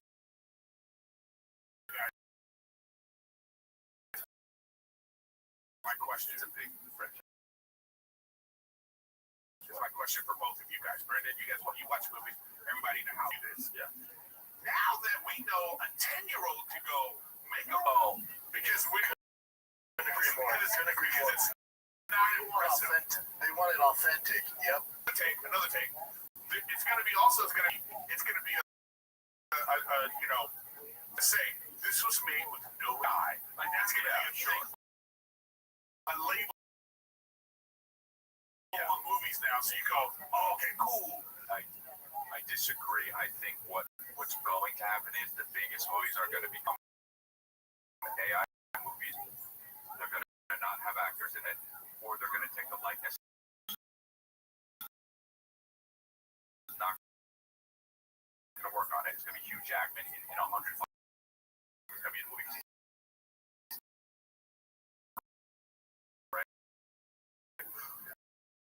And I think that they're going to use this like only that they're going to go beyond that and create fake movie stars that don't exist. And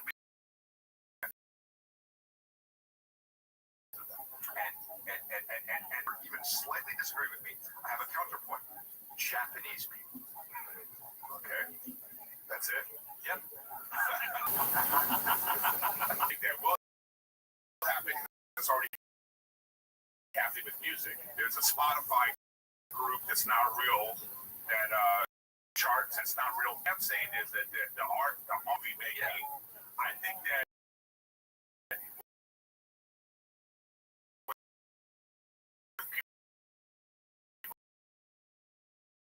Go to the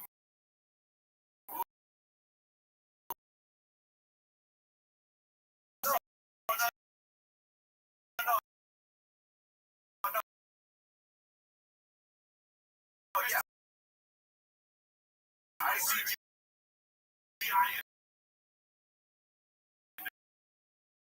I agree.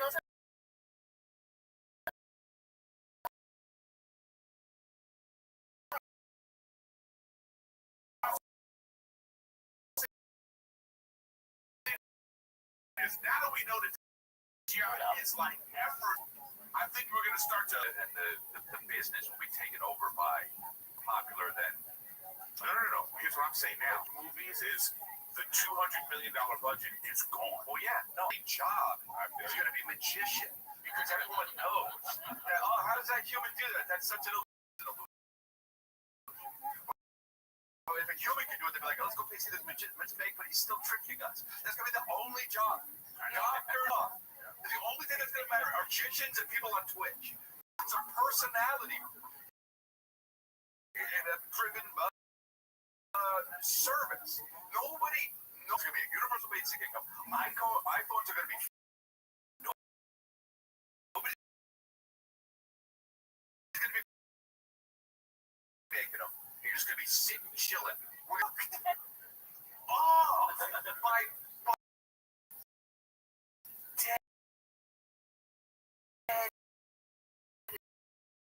Movie stuff. Helen Mirren. Well, she's alive. Get her what she's when she's.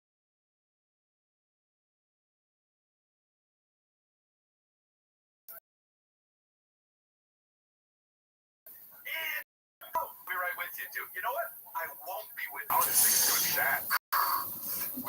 I'm getting sucked off by Gwyneth Paltrow in Shakespeare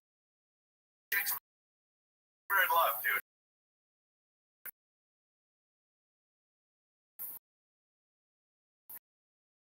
And Ben Affleck.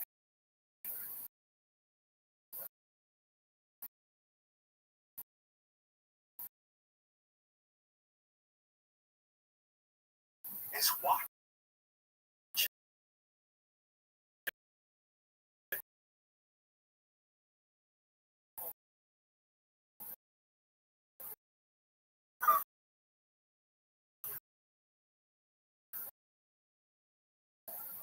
He was in the movie. You ever see those cheers? I don't give a fuck. There's. I think a tube goes in your.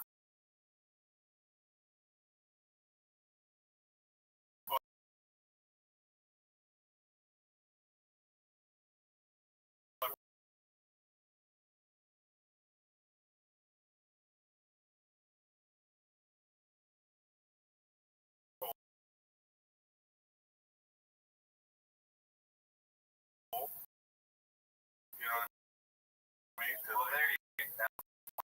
I'm open to whatever, but check this out, dude. It's kind of like a thing. It's kind of like a filter. As a here we go, everybody. As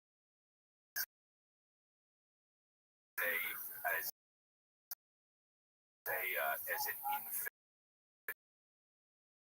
infinite, right? I'm not saying I don't. I'm not saying I believe in this. I'm saying, and I'm not saying I don't believe in ghosts. No, I'm saying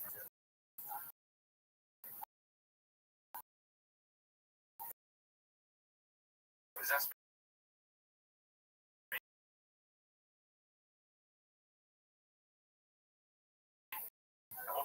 we'll talk. Or just move this. Move that. I'm saying, what I'm saying is, time keeps going. So,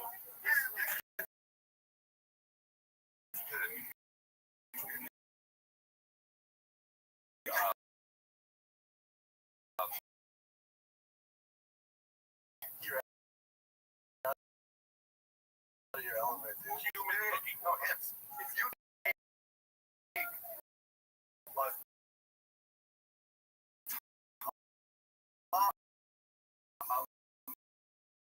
a point where you would say, okay, it's this time. If you just say it's this time, all right, chances are.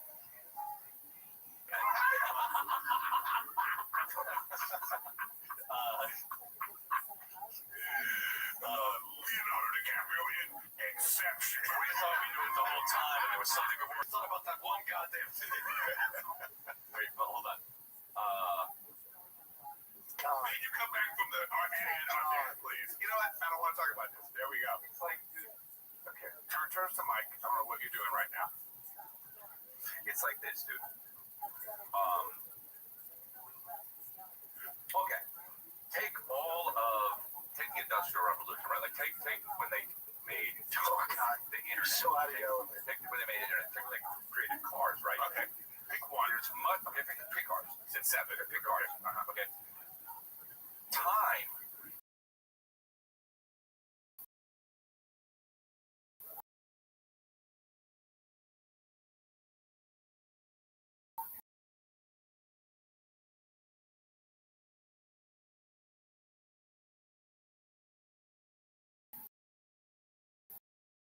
Okay.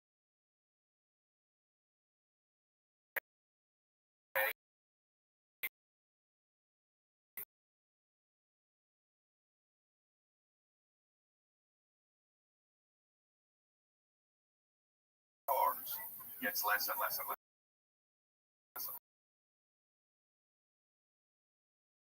Yeah.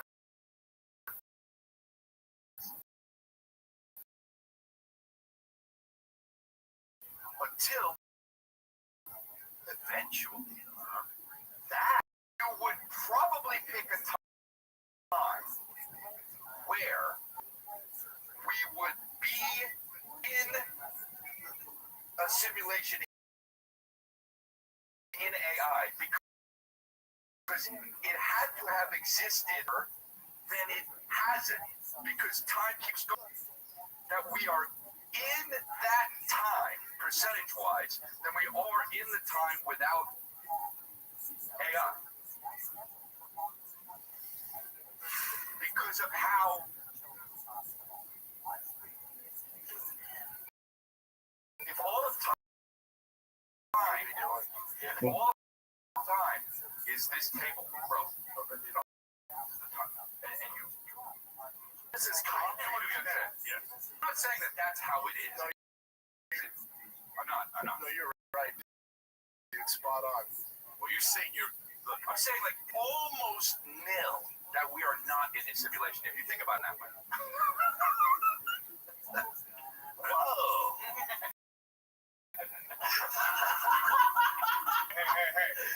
Hey, guys. We're getting cold. It's just something about the face. USB powered with vaginal heating wand. That's Now, it sounds. Comes with a non-staining blanket. Does it? No. Is that what it says? Oh. That's hilarious. No. Yeah. That's a You're saving for the six. What you comes in? Look at the shipping case, pal. Oh, wow. That shipping case alone is $800 value. Yeah, that's what you do. That's what you pay your wife while you're fucking. Let me see the options. I really choose your options. You're like, man, get in here. send her back. Yeah, you said. Where am I going? You get a rebate if they return a wife. Yeah. With your wife, you're like, oh shit, look at this.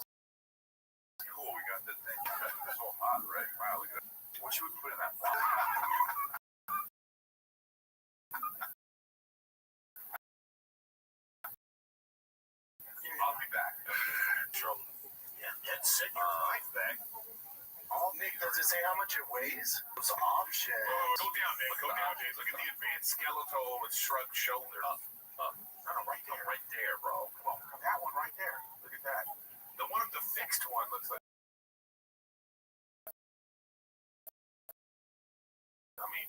What's up with Shrug positions. Better be like, they might have sex. Maybe. Yeah. I saw a guy talking about like go up. I want to see how is the legs. What is this like that you can pick different body types? You're not gonna put a good booty on it. You can go down and look at this one. This white girl. Go up. This booty. That's terrible. That's terrible. Yeah, that ass I is would send terrible. that back. That's terrible. Hey, y'all are crazy. Can you put an ass on it? Y'all are crazy, bro. This is the whitest you've ever been. It's like, can I get a flatter ass? Is there an option for a flatter ass? Who in the room thinks that's a nice ass? No. I think the picture, honestly, is not doing it justice because that is not the top of her ass. Agreed. The top of her ass actually here is actually. Agreed. Nick, good eyes. So it's that. Good eye, Nick. This is just a terrible song. She's leaning over. It's just like, oopsie, it's falling off. Hey.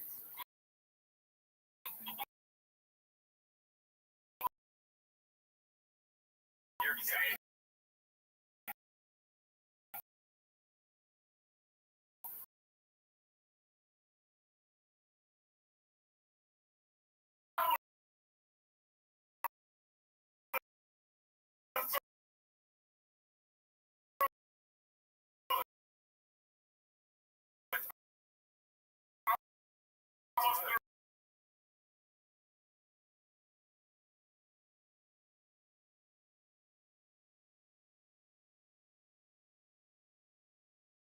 Hey, you know, if you're with a girl like that, you're not looking at her face because the AI is going to be in there. So this is great. So you can, like, this is how you want your AI to look. So you can just be like, hey, body type would you go for? Because this will zoom in. Go great. You see that? 167. I know you would. I would do it. I know you're in pick. I know which one I would pick. This is his supermodel. It's a supermodel. I know which one I'd pick out of all these. Which one? If you want 166 supermodel. What's the 169? This is 166 supermodel. I'm saying 169. Okay, let me see what 169 is. Okay, and then go down. No, the one I would pick is 158. Let's see. Okay. Yeah. What's that European slope? What would the European slope be? European slope? Yeah. He's a little thick. I mean, plump looks weird. 160 plump looks like out of shape. Yeah, you pick that shit, you asshole. You would pick it. Look at you pick the 160. Guys are all over that 167. Look at that. She didn't look like a real human. I am. It says big ass. Oh wow, it does. That's why, for God's sakes. I would not pick that. Should we just order one of these for this video? Just it's research. Hospitality. It's for golden hour. And I get welcome to golden hour if you want to forgive yourself. And I get to go first, so it's all good. I won't get what Nick has. Hilarious. Like that's how you would get it. That's how people are getting. We have to get tested. Nick has herpes.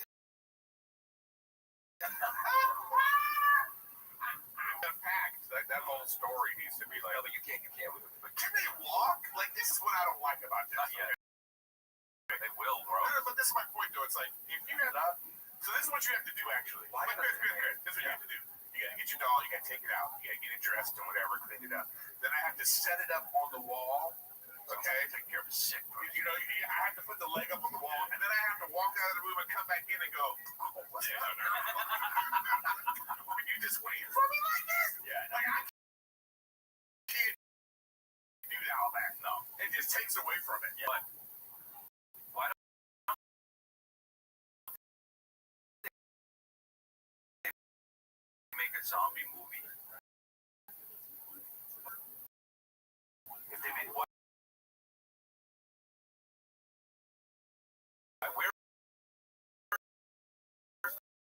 Zombie movie. This is a real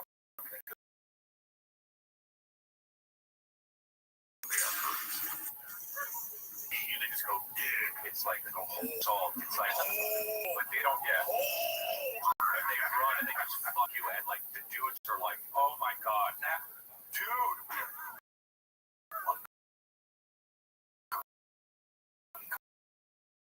don't want to get fucked. We need milk, but we don't want to get fucked. We need to go get some. Right. How about that one? See that movie? Pascal. That'd be fucking awesome. I want to be in it. They're gonna be in there. Okay, what's up? Let's do it. CGI.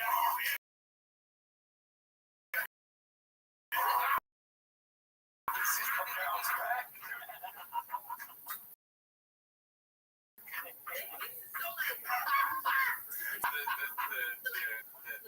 Like when a human does wrong with the system and you send them out. Oh god.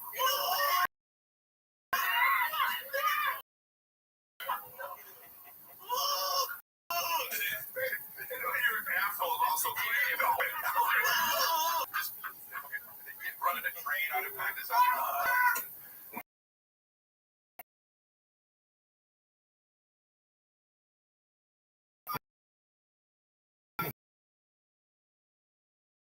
This is a terrible way to make that movie. That's what I'm saying, dude. But fucking, I don't know. Just when thought summer couldn't get any hotter, Pluto TV is turning up the heat with thousands of free movies.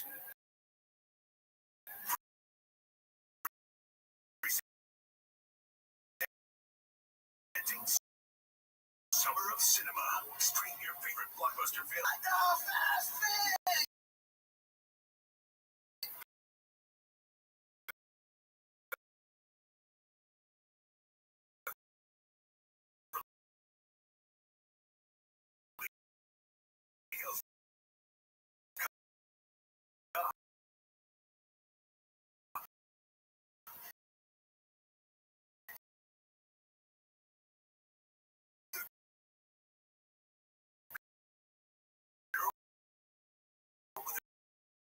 Dragon Tattoo and Julie and Julia.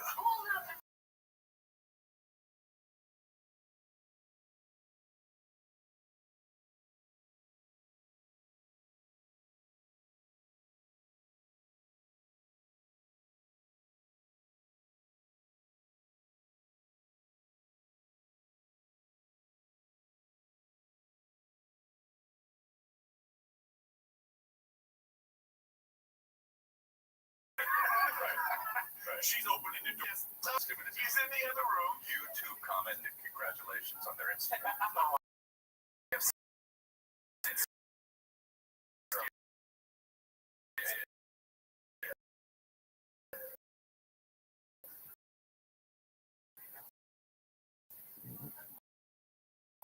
There's no way that's worth a big dog.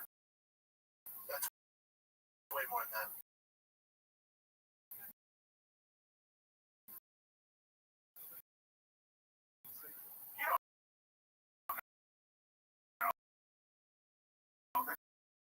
Could be like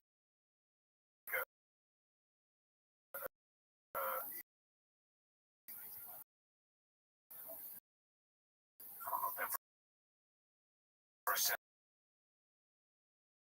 of us being a simulation of the time where it exists.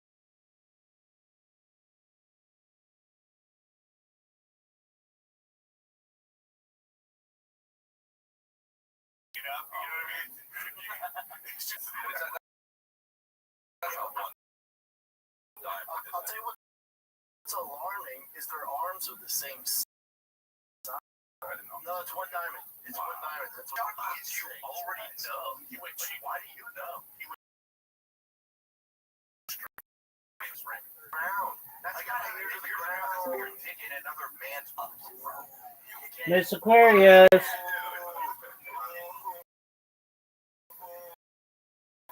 No, I'm kidding. So you're not kidding. This guy's like, no, my wife told me. Yeah, well, I don't give a fuck. I thought honestly, I might even be a hit. He's gay. Okay. I mean, he is.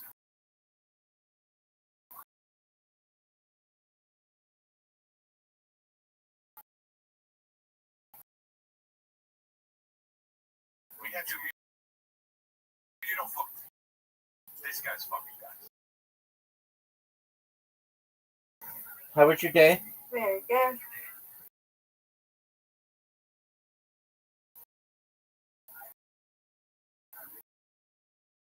It was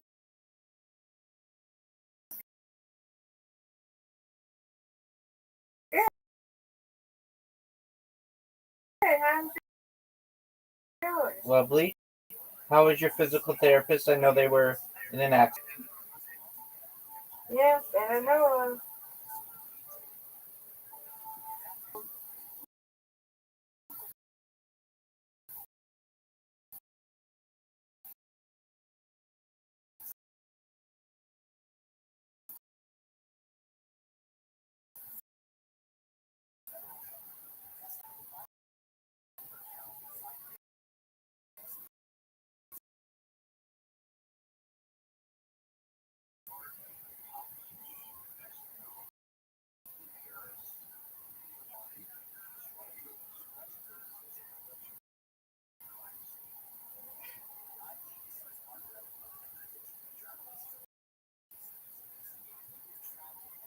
Okay.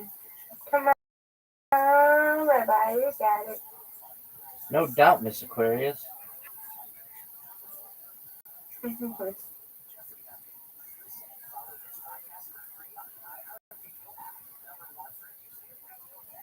Three spares in a row.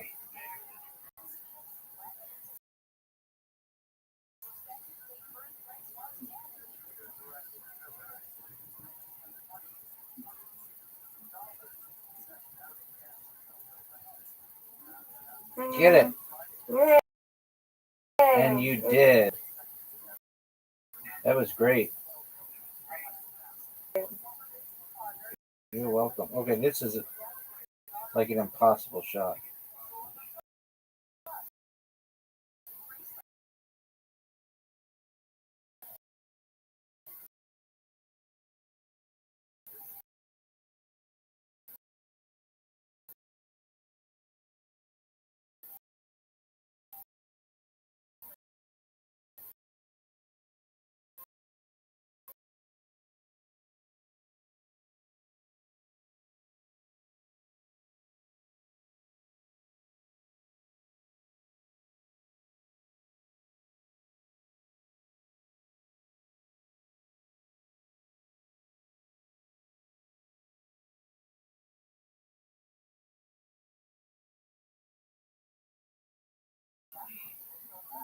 What a comeback. Get it. Okay. No doubt, Miss Aquarius. No doubt.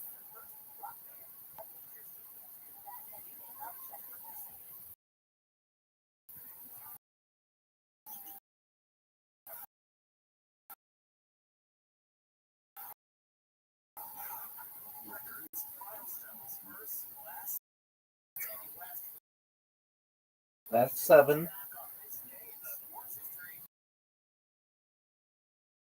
Get it.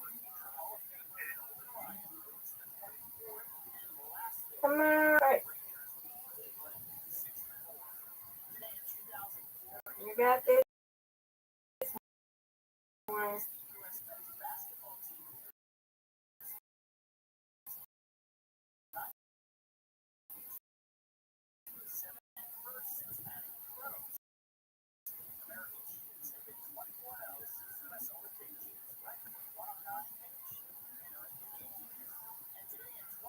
Get it.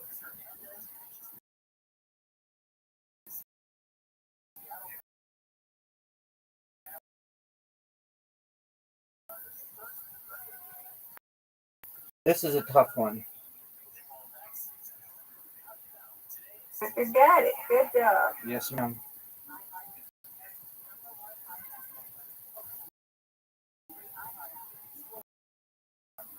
Get it.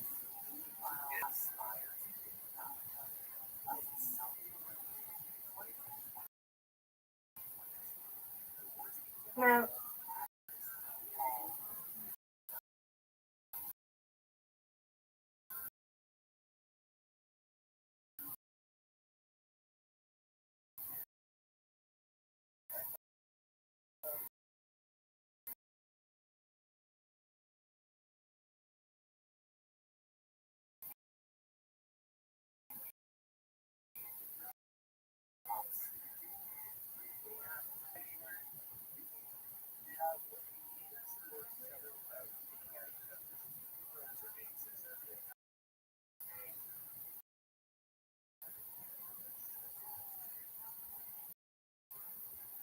That's what I'm talking about. That is what I am talking about.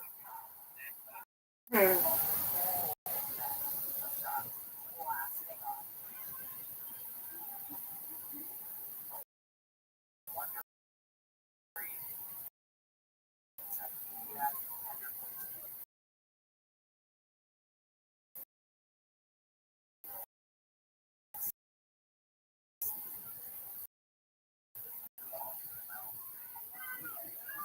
Two in a row.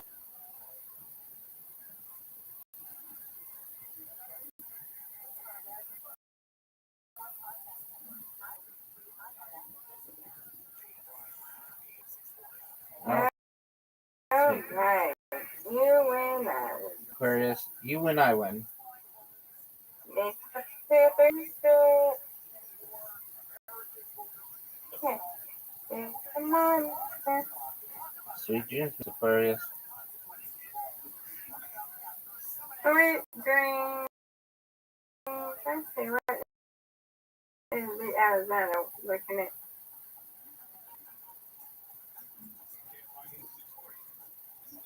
Oh, I'm looking at you.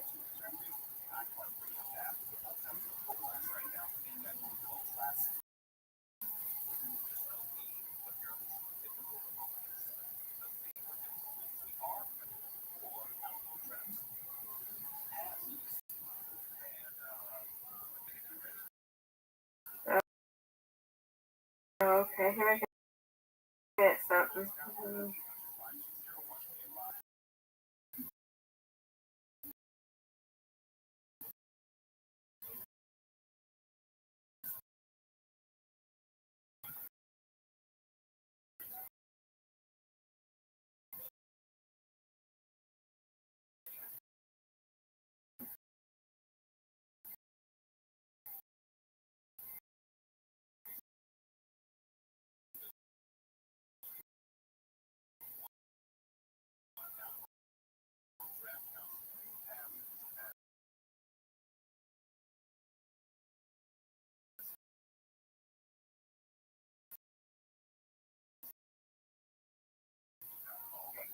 Alrighty.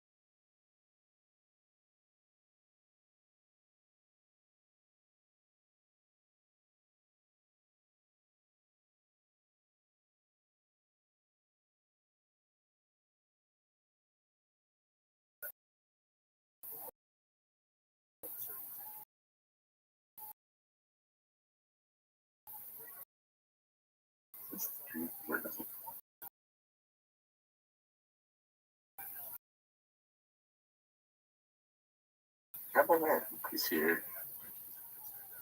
This person. You got anything slides up. Yeah, absolutely.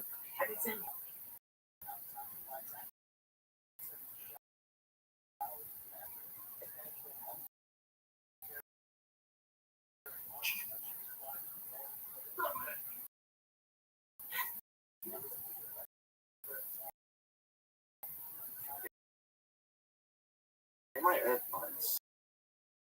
Just play music. Faggot.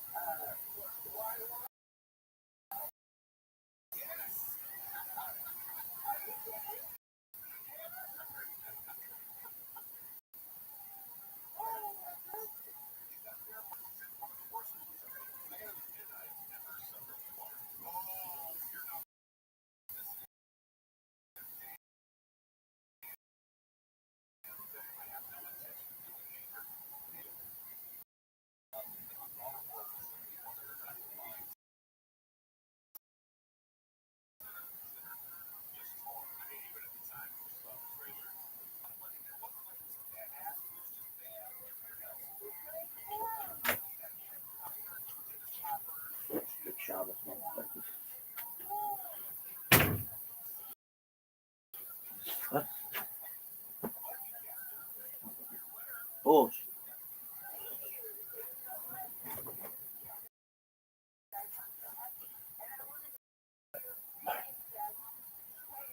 decided that the moment was right to strike a peace deal. He was worried that if he didn't make a deal with Arafat when Arafat was weaker, then he would have to contend with all kinds of other movements, such as Hamas and so on. So under President Clinton, they signed the Moscow Accord. And this was kind of like a big step forward in what the Israelis and the Americans called the roadmap to a two-state solution. And it was supposed to be kind of like a representation of both the Israeli state, like within their borders, and the Palestinian state that would have confidence will eventually become a full-fledged state. That was the idea. It has not worked, but the in-order effort was also assassinated, this time by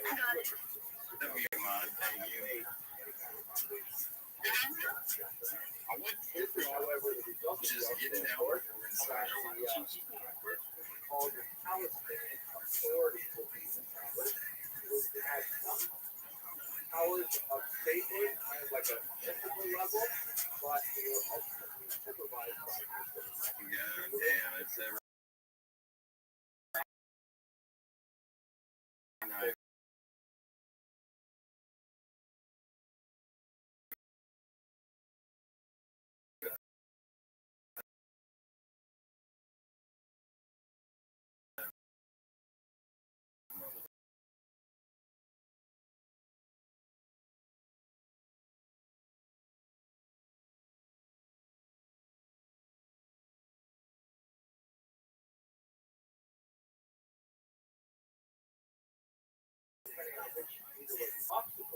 to an eventual land-based peace, and so it didn't stay. Here's a picture of the Jewish population living with tremendous amount of security. Like security by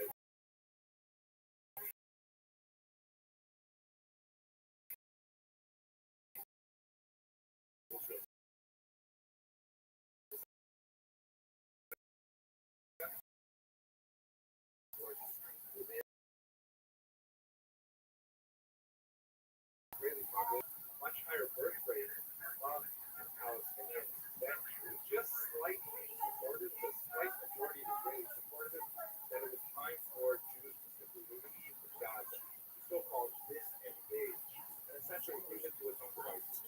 So that's ultimately what happened. It was a tremendously heart-wrenching moment in Israeli history. There was huge protests against it.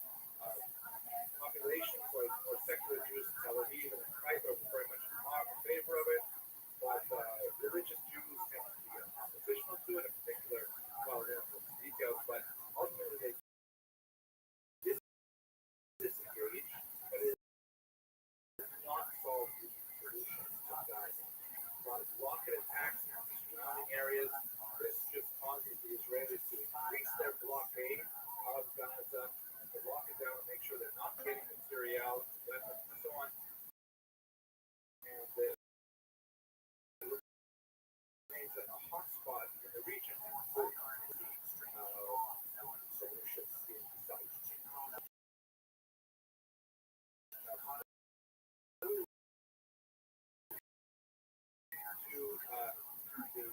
I may take a couple more over story, but story.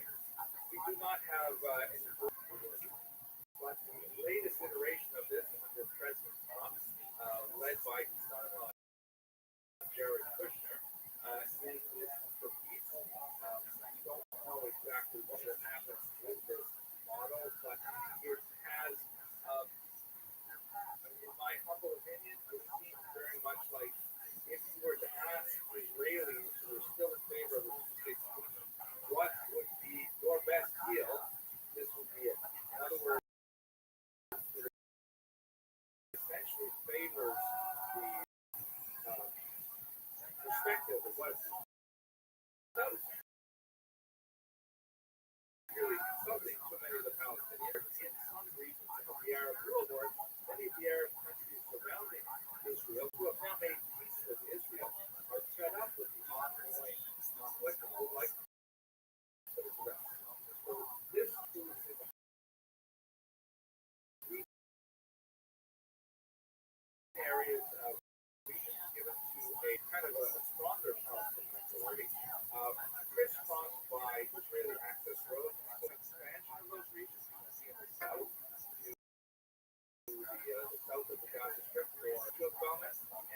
rather ingenious tunnel that connects Gaza to the West Bank.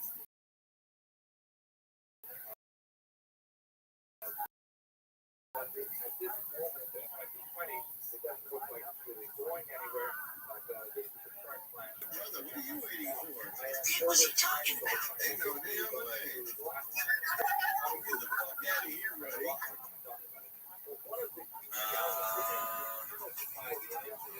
His rabbi is in the fucking Discord.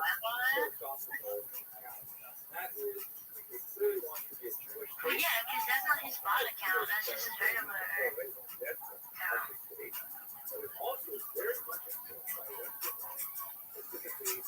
Alright, well, he's getting banned from the server now.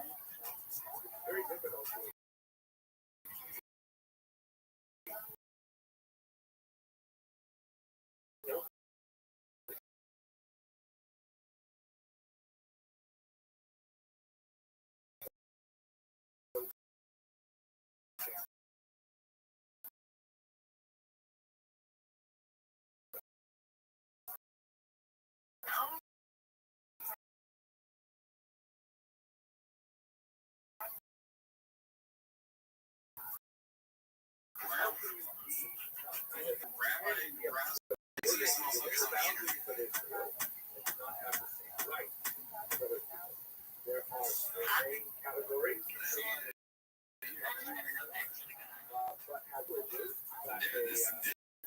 This update had to came out like we just played yesterday.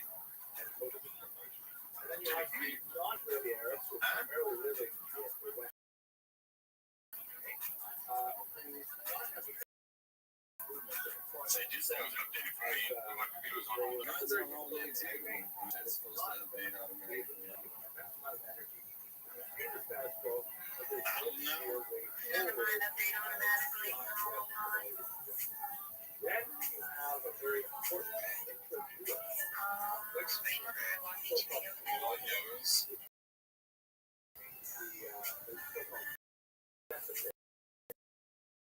52% download.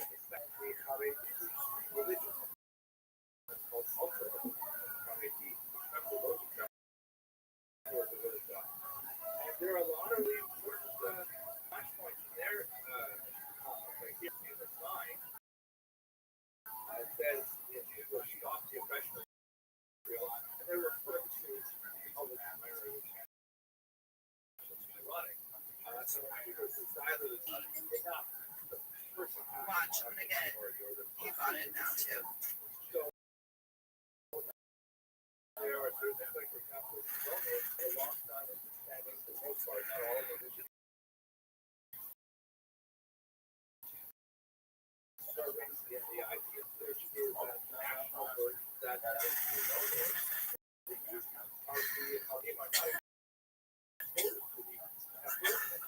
Labs, let's go. The army is overwhelming. Secular How do you get them? Like coughing, choking, make me fucking ban people.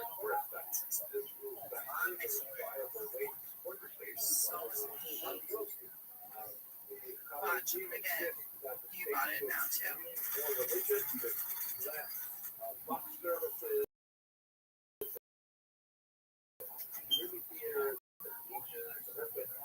Say, hey, we're a secular state. Democratically. It's Foster. Thank you, dude. I appreciate the hell out of you. I'm sorry for inducing nightmares. I'm sleeping tonight. Don't think about SpongeBob SquareNut. But yeah, I'm gonna hop off here. Filming on I might stream tomorrow. I don't know. That depends. If Megan's playing, if Alex is playing, whatever the fuck. Battlefield, whatever fucking shit she does. But anyways, love you guys endlessly. Thank you for being here, and me so much.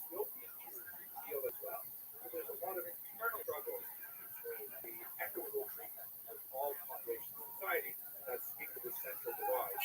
And Israel is both Really need you on to jot those emails. all the time. Jot those emails. Ready? Point, no one is actually adequately involved. It's a little bit long, but maybe we can say we can pop it up to the we can attribute it to the fact that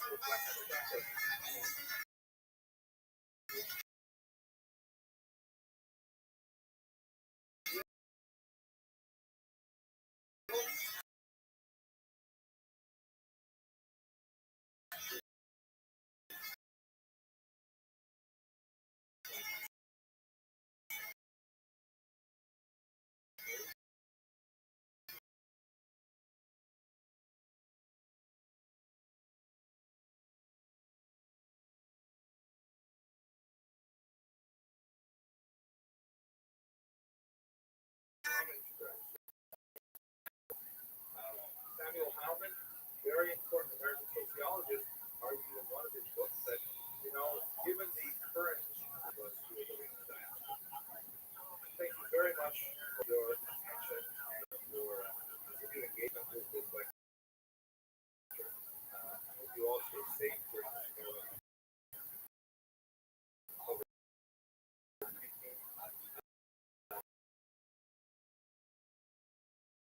Next week, we'll conclude this series by looking at the 21st century.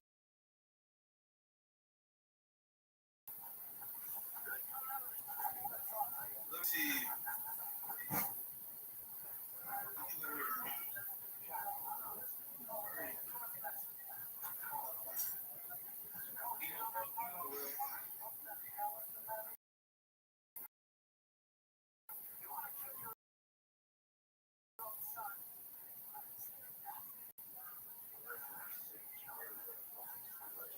For the final class of the entire series of high school graduate.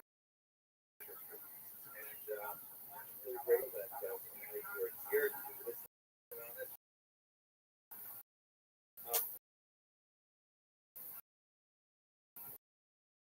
My goal for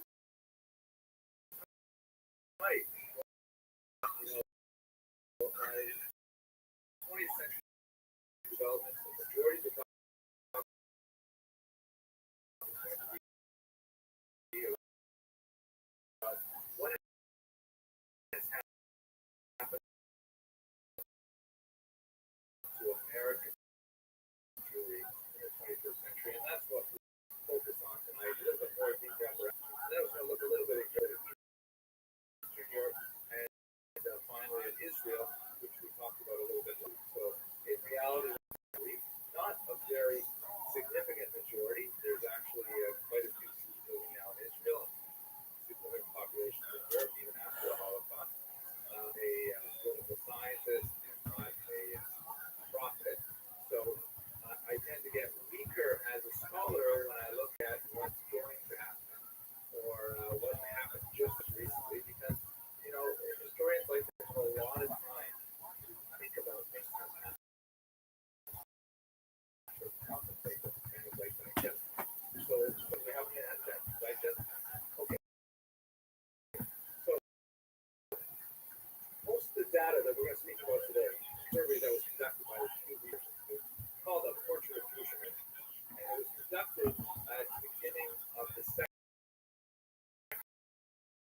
decade. And it gives us, as the title implies, a what was going on in American Jews. Were they one section of American Jews?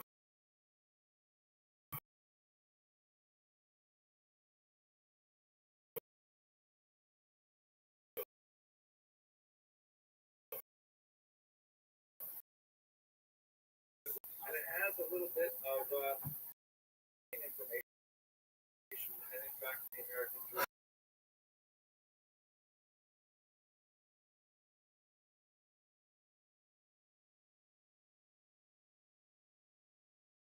individuals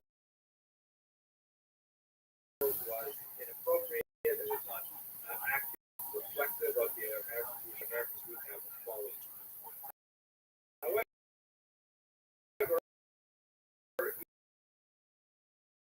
even though a lot of those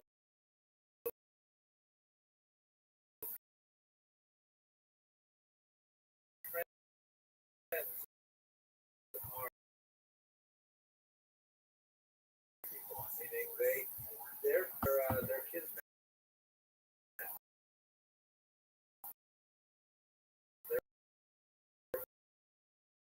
their destiny can change at a moment's notice of Jewish history. It's very true. For example, just look at the 20th century, which we left last week. You know, we have clearly the first mass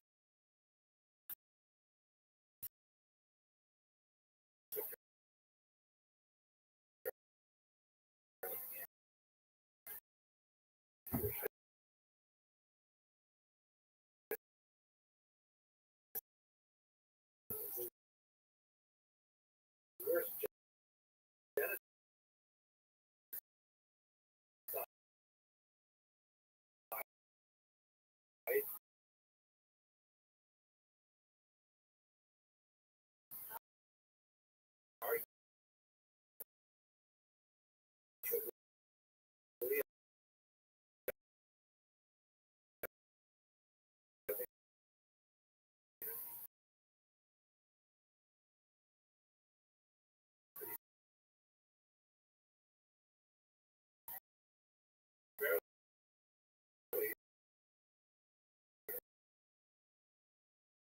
world history with the Holocaust, and then 3 short years later, the Jews established their state in Israel the first time in 19 feet that has not been with any other nation ever. So let's have a review that the figures that the study confirms. American Jews are getting less religious. Participating in World War II, they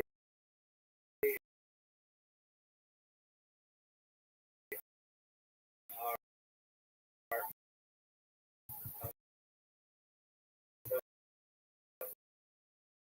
93%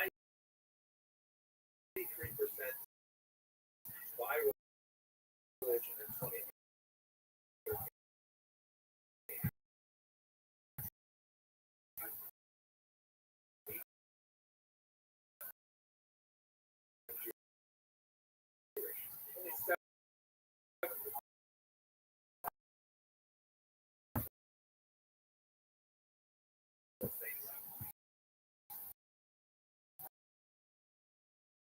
The silent generation followed them. Father's generation.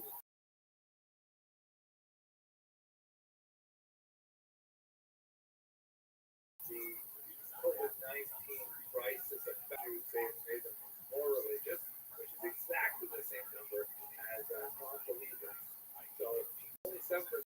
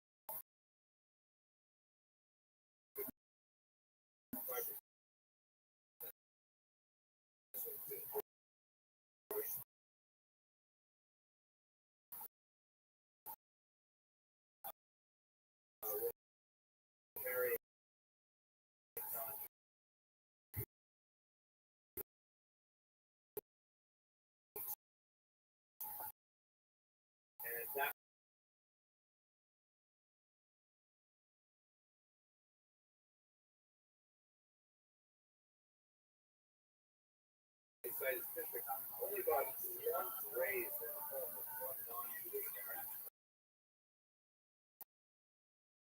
All these big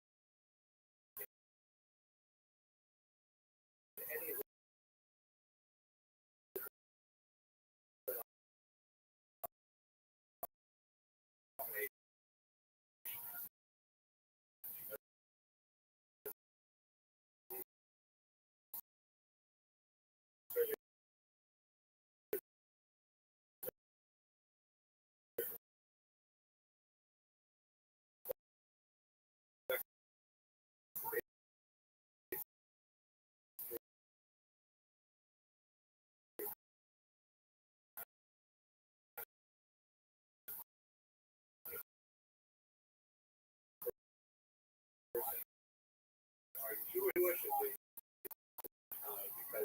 traditional Orthodox Judaism is Jewish is that simply infertile. Number is below that 1 point. You have to have two placements. Right there.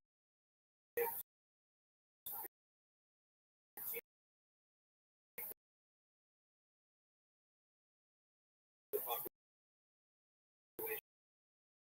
at that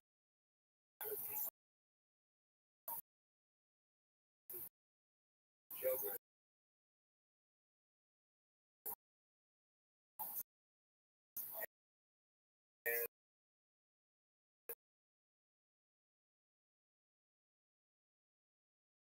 That might be a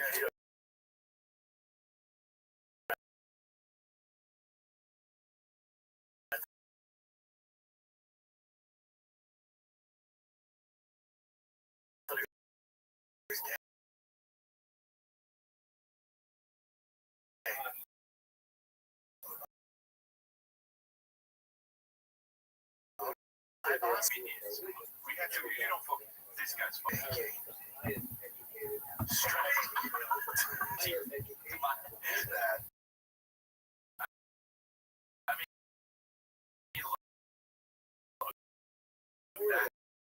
that happens, but that's bad. They're talking about rid of the umpires, though. Call that they're putting that ball in the MLB. Yeah. They're in the Hall of Fame. Yeah. They're crazy if that batter didn't walk away and say something fucking. This is super sad. Since we got back to the W.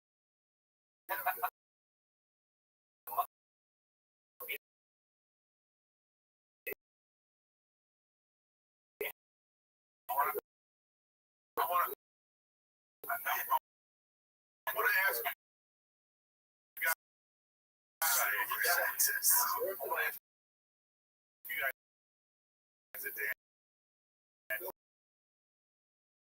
question and Mary did. I hear you. But we had some friends come over and they have a kid that's like a month and a half older than, you know, they go, here, give one to them. Yeah. And I just saw how they interacted with each other and I was just like, oh, man.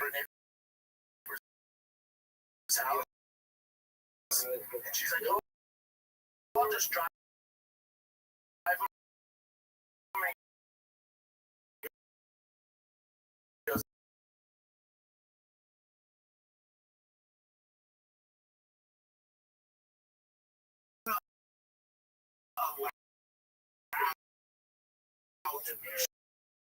Show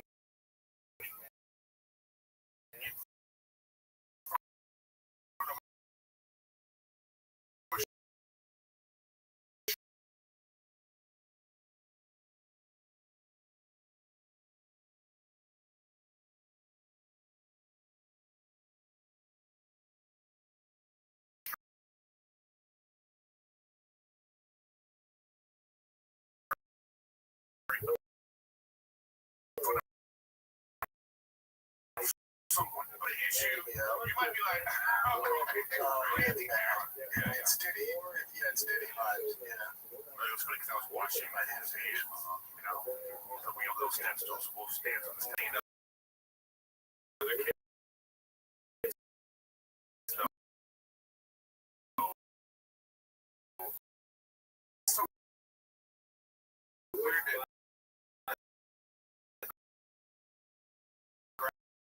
That's always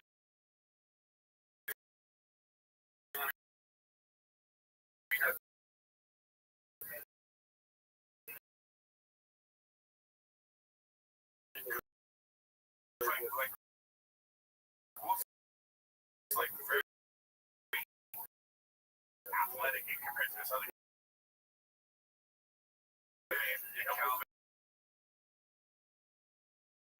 Wolf doesn't do that. He's like Brady. I don't know,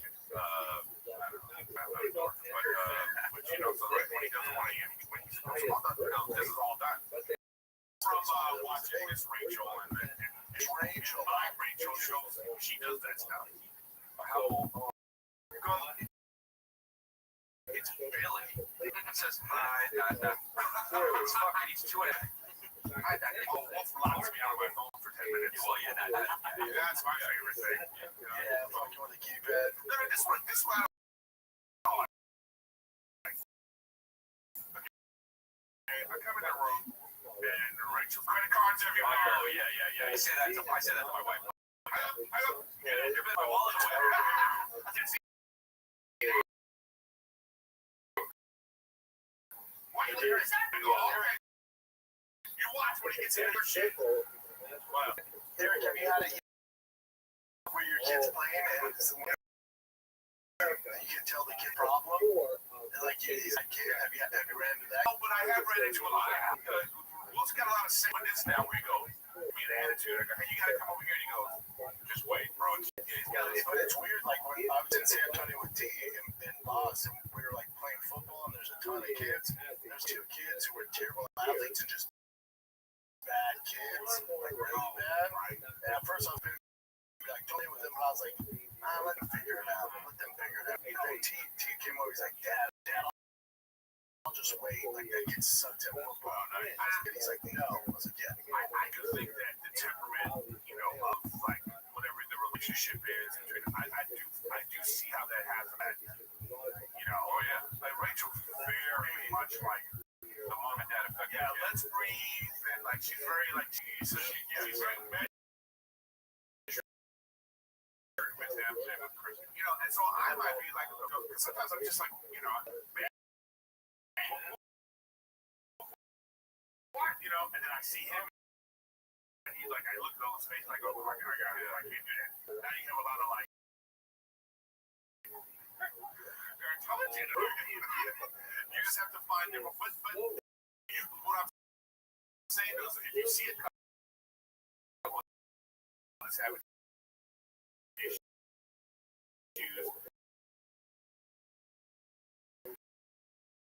You see the kid is like acting a certain way. You go, oh.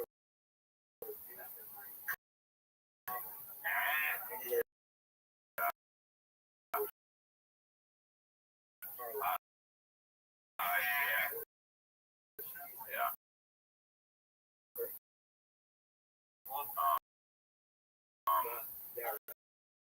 I also don't want to be a helicopter either. When I see bad kids, some instinct is like commit. And Calvin looks at me like, am I in trouble? And I'm like, I said to him, I was like, that's how he's going to learn, bro. You got to handle it. Yeah, like, it's just like dog. Alpha's Billy, just, I was going to say, like, Billy's going to be like a big little brother. Yeah. Well, they're the same. It's the same way. So that's not going to last for very long. No, but I mean, like, Calvin just is going to be like Chris Rock and Tony Rock. Yeah, no. Eric, don't you want more than one kiddo? Aren't you going to have another? Hell yeah. We're fucking that sex robot and do the real thing. Oh, you get the sex robot to pay for you. And T-Rex is get the sex robot for the fluffing, and then at the end you pull out your kiss and your wife.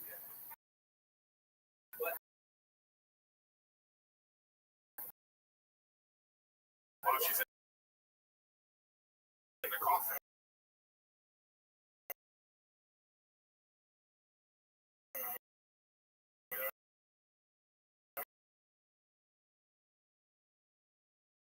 Like a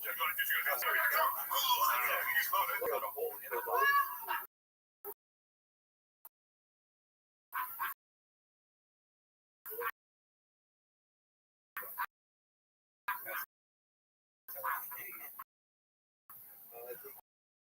Move your pussy up, I get it.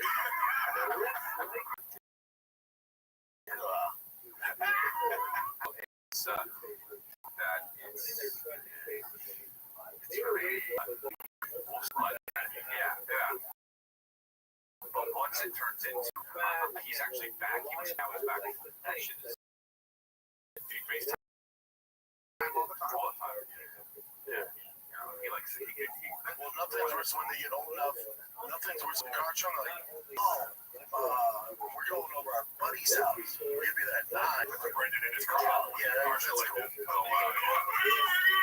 I was on myself. It's funny with the oldest. Yeah, that's funny. He's going to give up more kids. He could waffle grab the phone and just run. So all I see is his he's like, get over the phone. Then he loves that red button. Chris, are you a Miami guy? Chris, you dig Miami? I tell you what. I mean, it's fun to visit, but no, I'm not a Miami guy. I stayed in Miami, but Bridgeville? No, well, the club is in Doral. And bro, have you done the Miami Improv? Which one? The new one. It's like 5 years old. Oh, no, I haven't done that, bro. I did the other one. Like the one that's call it dating anyone and call it for $1 more. Yeah. As they should. The Miami one, I was like, oh, this is gonna be rough. Miami sometimes you have to want to do other shit. That club is awesome. Shout out to Melissa and Justin from that club. Man, it is awesome. I was like, yeah. That's it, right? Yeah, that's it. That's Chris Age. That's cool. That's AI. Yeah, well, whatever. That's what it looks like. No, I think it's just what do you call it? Filter. Was Kevin there? Is Kevin with that white girl? There I am. Anyway, it was fantastic. I love it. But it was like raining for fucking 20 minutes so hard that I'm actually like it rains for 20 minutes very hard and then it's it's Miami, Florida. Was everyone late? Everyone Miami comes late. Everyone late? Yeah, go to Stanford, please. What he posted about I reposted on my story, but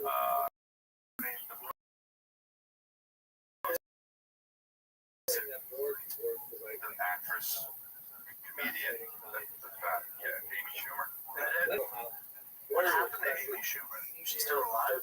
Yeah, she just had some kind of big surgery or something. She just came out with this. Because the moms are the ones handling shit and communicating. Imagine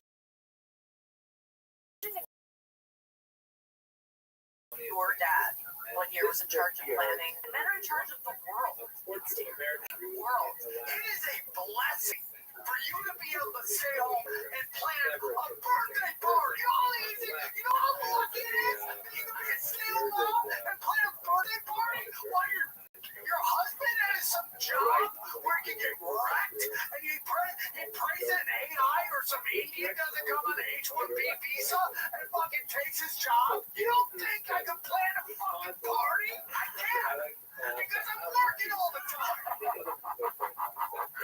The guy's so funny. Amy Schumer just kind of went away, huh? She just kind of aired. Really?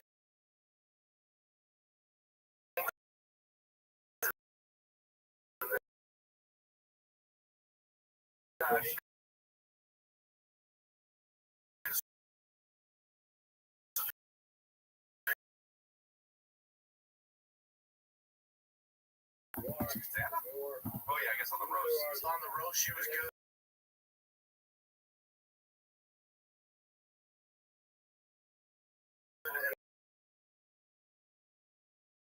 And then on what is it? It's like bro. It's like whatever. It's like what are we talking about? Like, you know what I mean? All right. Well, that's because Amy doesn't date a real dude. My wife on a podcast and talk like that. What? No, she's gonna come home. He's like, you're so some fucking tortillas or whatever the fuck he does. He's a chef. Some soft cut. I don't know. But it's just like whatever she's selling is just that's what is she saying?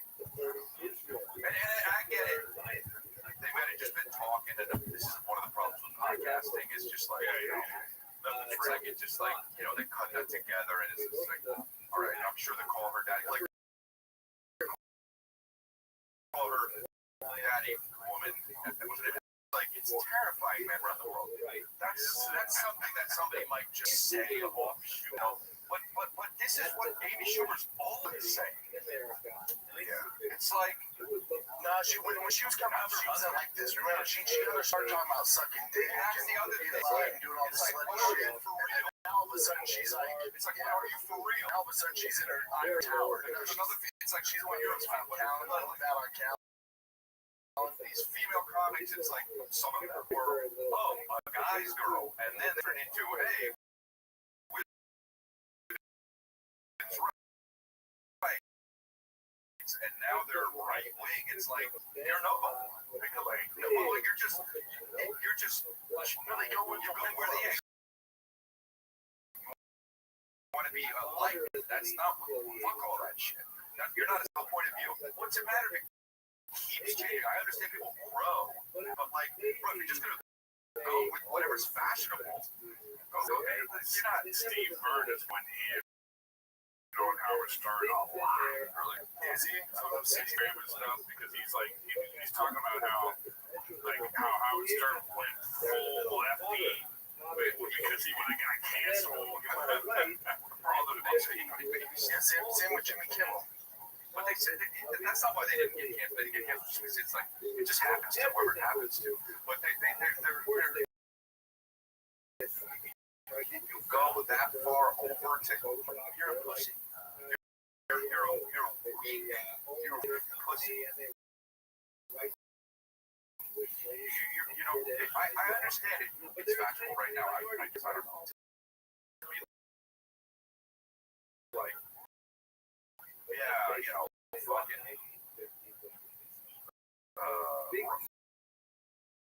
those people who were being 2020 to 2024 woke, and you guys, you're horrible. Like it's we're gonna look back. They're all fucked, Chris. They're all fucked. They're like most of them are losing a living. Right? They made a deal with the devil. Now they don't have a fan base.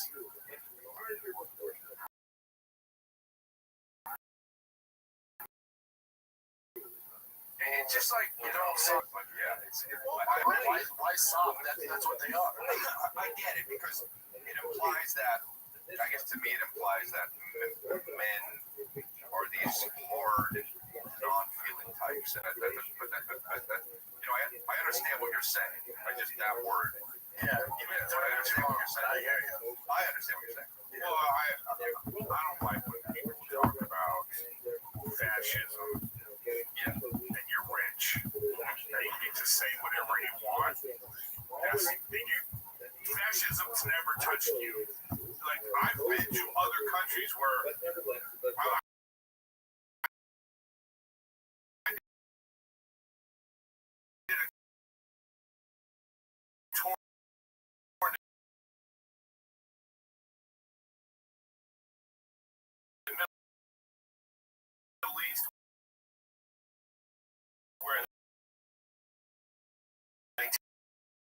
tell you straight up, you may talk about religion, politics, and you certainly can't talk about the leader of the country. But there's other places where fascism actually. Right, you're done. Yeah, like you're gonna. Companies will be like, oh, I don't know if I want to fuck with that person. That's just how the world works. Yeah. That has nothing to do with fucking fascism. Oh, sure, yeah. It's like, and the other thing that, but you could argue people grow, people change. Okay, I understand, but usually by the way, they usually change the book. You become more right wing, not fucking. But yeah, I said I don't know. I don't know Howard Stern. I don't know him enough. I don't know his stuff, but I know obviously he had the Man Show. Jiggle your titties, he may come from a different era. Yeah, I know, but so by the way, if that's okay, if you come from a different era and we're going to forgive that, then okay. But we're not. Obviously, at that point, money becomes the thing, man. Yeah. I hate stuff like this. Or Howard Stern reportedly canceled an anti-number series that kind of saying, and why do we need to know? That for sure, but then also somebody said this. Somebody said this. So that doesn't mean anything. This is on whoever this is that wrote this article. Yeah, no, it's PR by serious. They're like, make him look bitter, like her she's the star. But people don't go. I also believe that he probably hates her because he's like the most person in the world. Well, I don't know, yeah. He hates comedy. You're 6. There was a time when he was the biggest thing. That's so weird. That's so weird when that happened. Lucas was coming to this. It was FM broken. Oh, we in Austin this Sunday. Yeah, Sunday. I'll be in Salt Lake. Just Sunday. I'll leave the next day. I can't come home Monday. What are you doing here? I'm here because Matt's shooting his special in Austin, so I'm gonna go here. Yeah. In September. So I'm going to do a tech scout at the theater. All right. You know what bothers me is that some taking Matt Rife as a crowd comic, and I get it. Himself, but he has material. He has an hour of material. So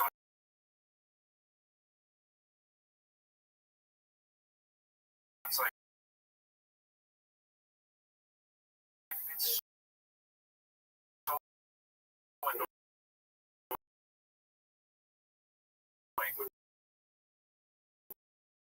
I guess I get it. It's so annoying when people say it doesn't happen.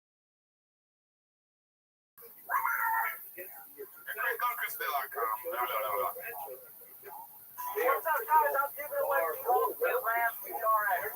15,000. I think the future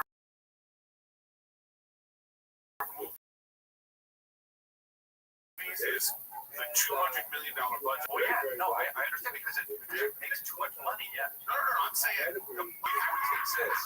We're gonna have a basic universal income. You guys are out of here. What are you talking about?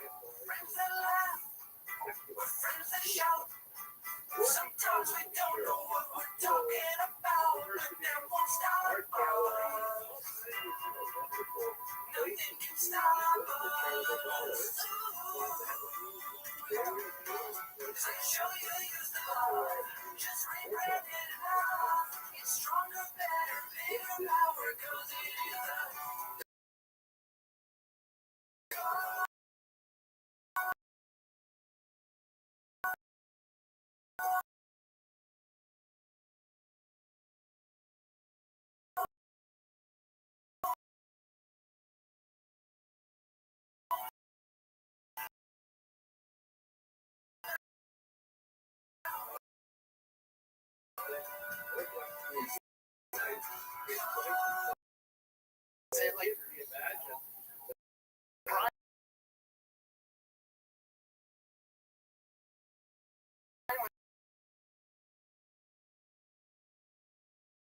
it's time.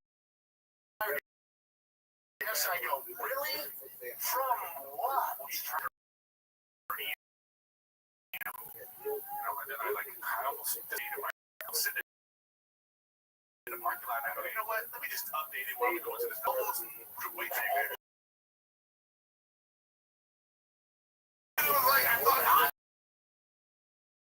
she takes like 2 minutes. An hour. Should have known. Shit just barely finished. So, you know.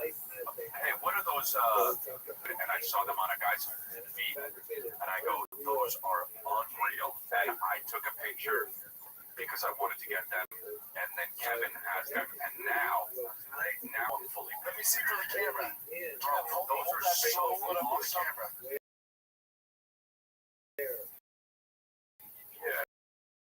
Yeah, those are so awesome. I'll tell you if they're cool. He's gonna. I'm so pissed.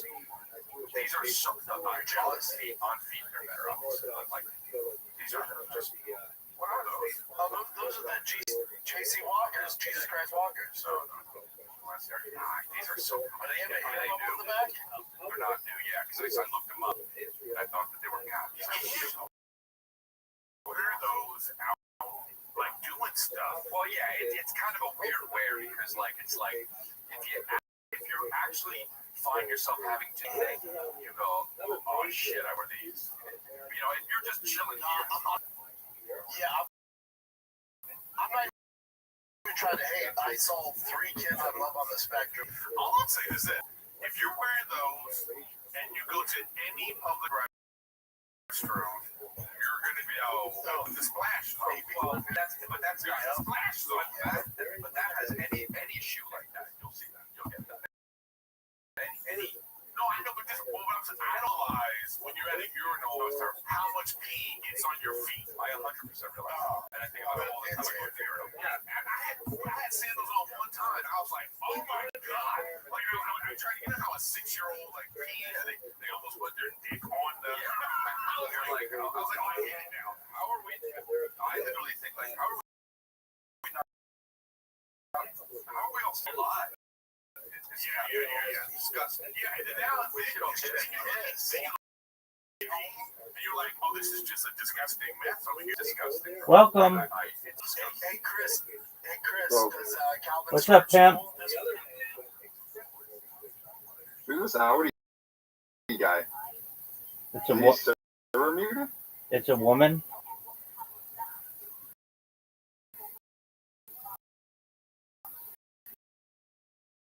The bot? No, she's a Is that real a bot? She's a real person. Oh.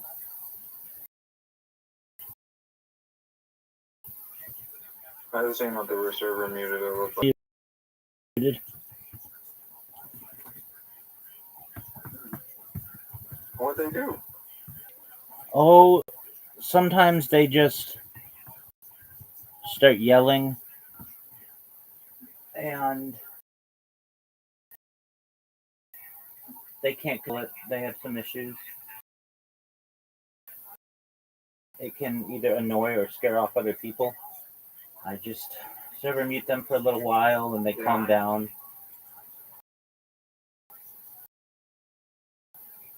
How was your day, Crime 69?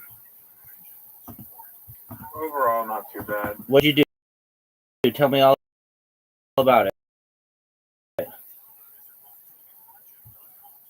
Just sat around the house and smoked weed when I wasn't cooking. It took me like 4 minutes to double my money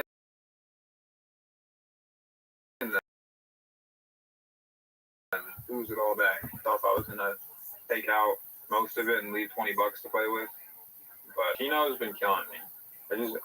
I need to get out of these bad habits. I haven't taken money out of the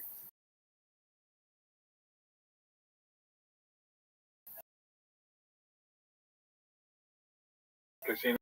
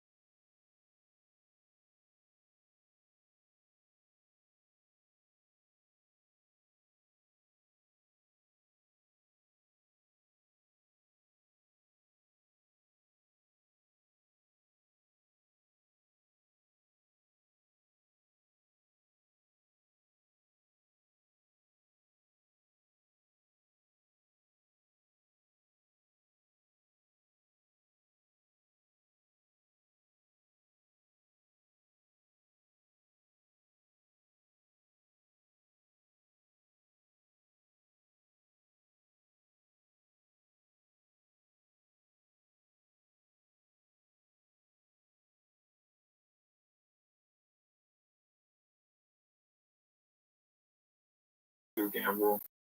Do any sports Most of games? that I've been working by like, and then like not gamble. He just stole your And then I wallet? realized that he took all the $6,000. Yeah.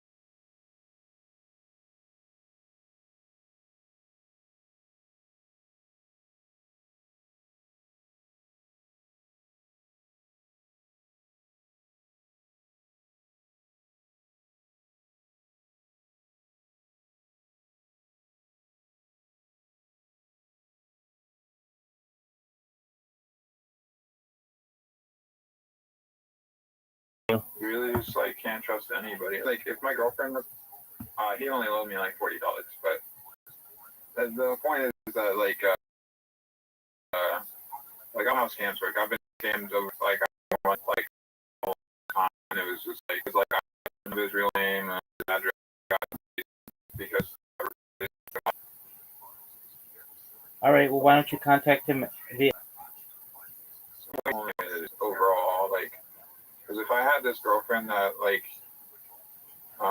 she signed up for a stake without, like, if she's gonna steal my money, she's gonna use it to buy herself a new car. I mean, not a new car, but to buy herself a car, and then like at least she would be doing something like not even likely to steal my money though. That's the problem. Like, I should have fucking been able to keep like that line open, so I wasn't giving the fucking sketchy. But I'm down like $20,000 or $30,000 on the casino, so it doesn't really matter overall.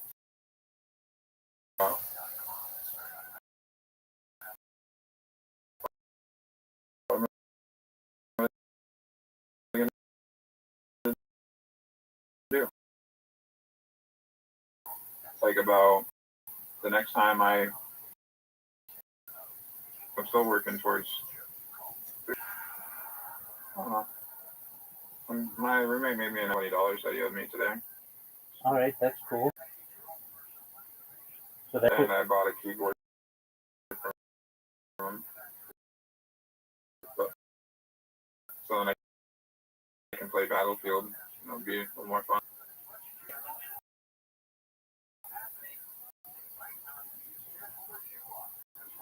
Yeah, but stream it because my computer's just not going to fucking handle it. But I'm looking at a little cooling pad that should be able to help my computer run better. So we'll be able to.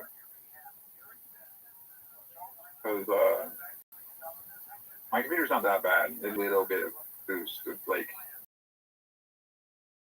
just to make sure it's running off.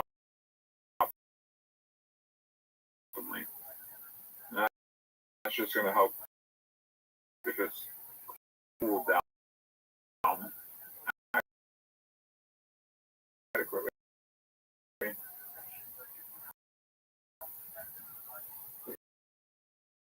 They have these like fucking sorry, but they have these vacuum.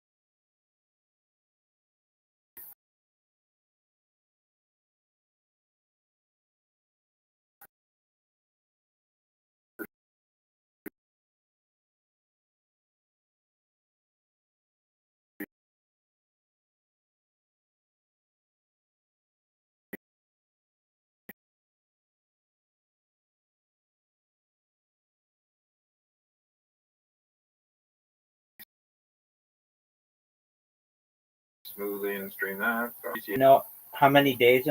83 days, 1 hour, 17 minutes, 5 seconds.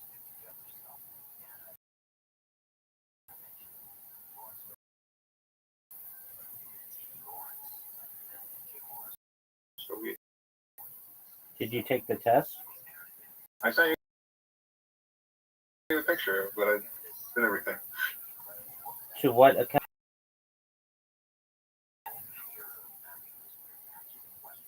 It's the one that you talk on.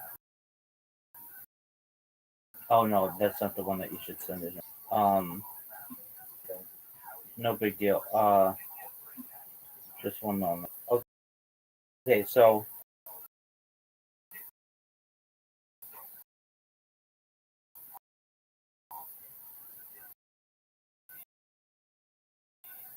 they just didn't respond.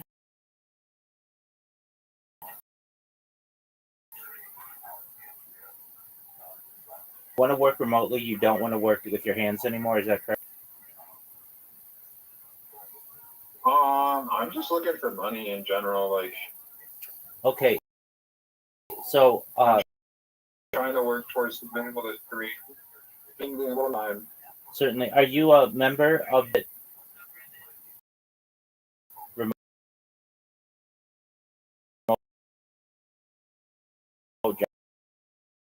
jobs?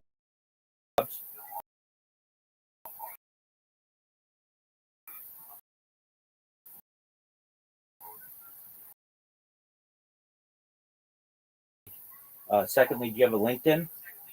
Create myself a LinkedIn. I create myself a ZipRecruiter profile. I create myself a Monster profile. I create myself a career builder profile. I put an Indeed profile, and I would start applying for remote jobs. You think I can build a profile? Yeah, I mean, there are a lot of positions where the people. A lot of times, what they'll do is they'll have like customer service. They'll say,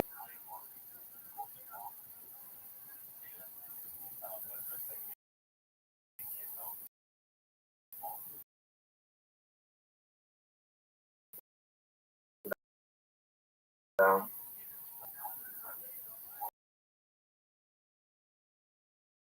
"You have a Reddit account?" I need to sign in.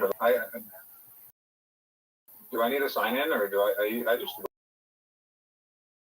right? Yeah, I mean that's fine. So I'll look at it with you.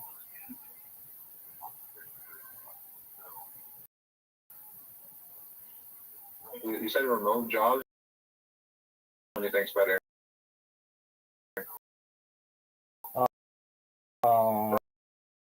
Remote jobs.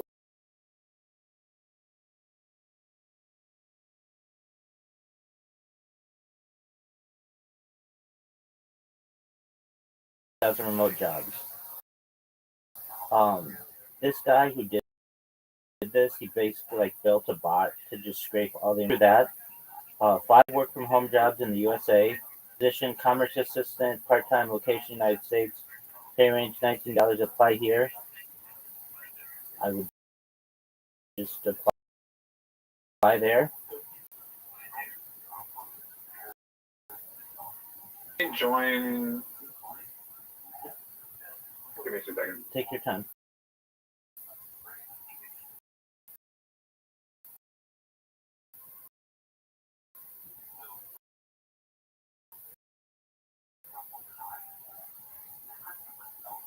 Oh, I can just figure it out.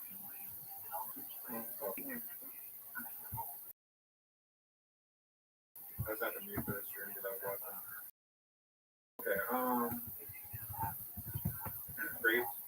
Yeah. What does this mean? So I would read it.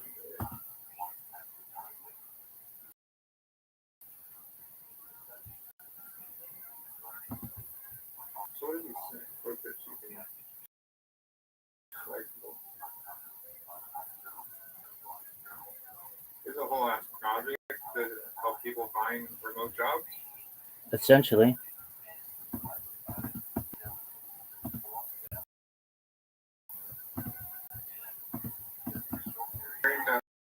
Is his website essentially made available here.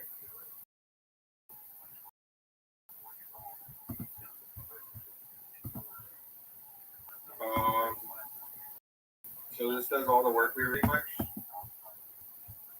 I don't know. All the work when it comes to figuring out what I want to do remotely. I don't know about that. I mean, just read it. What does it say?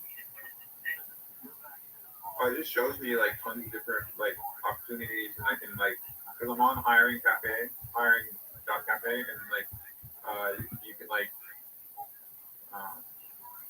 filter it. Oh, these are filtered through.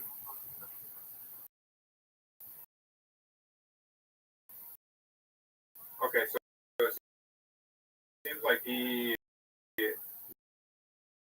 website, but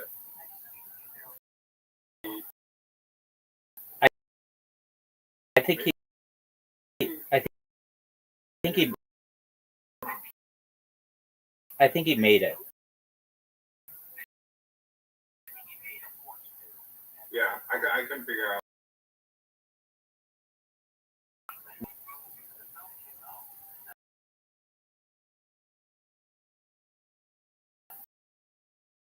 Yeah, because I just did.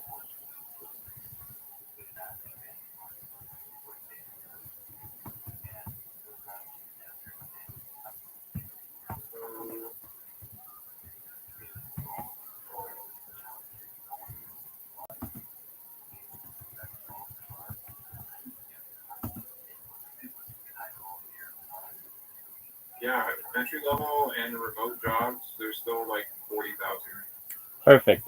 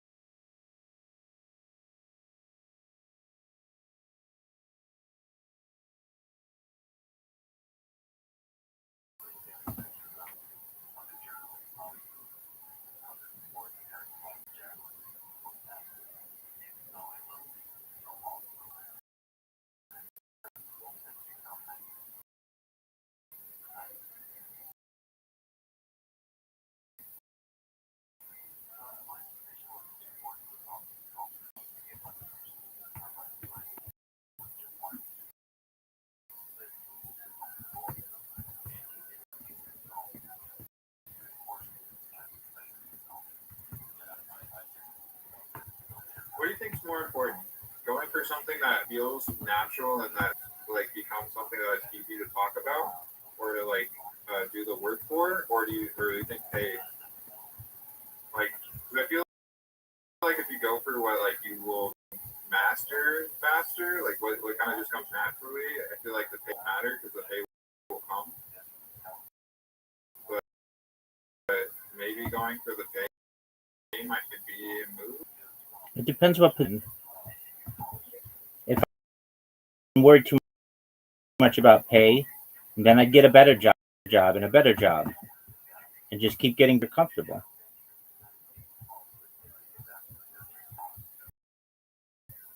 place I'm gonna be comfortable with owning my business. All right. Well, you need money to be able to do that. I don't know. What's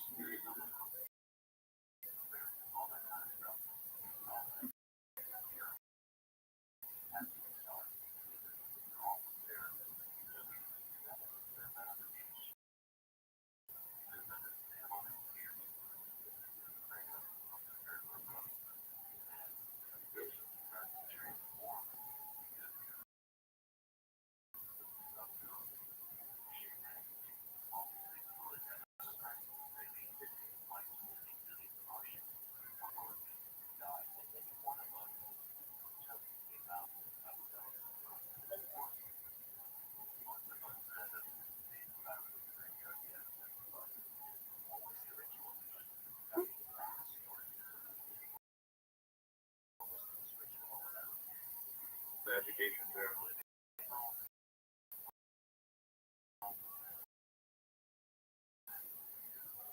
Hey, then we still have 23,000. So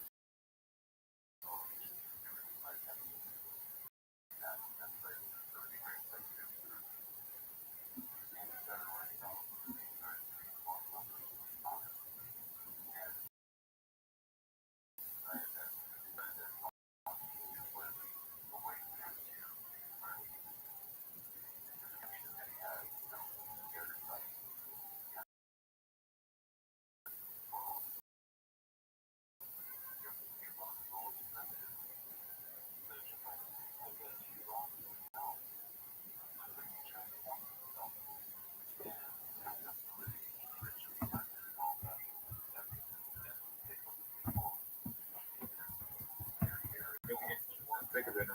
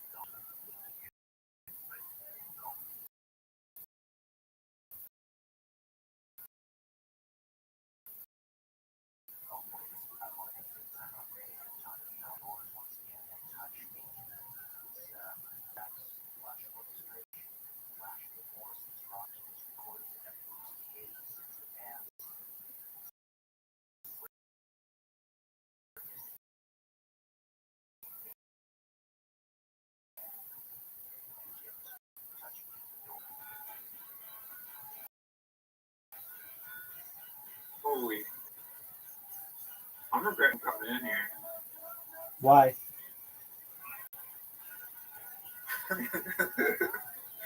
You get me to do stuff that's good for myself. All right, good. Ready for it. I'm off a little bit though. You're good at that, aren't you? You're really good at procrastinating.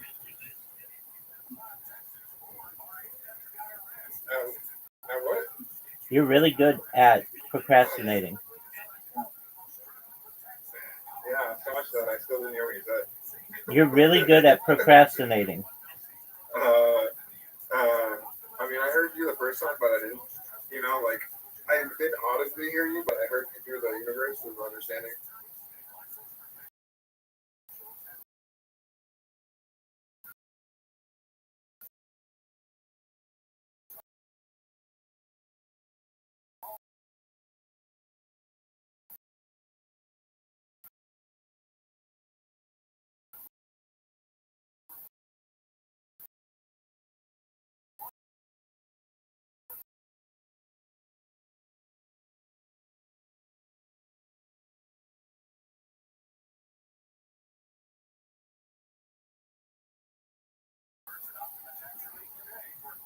Hey, I wouldn't be forgotten if I say it's too early. You shouldn't be waking me up the next day.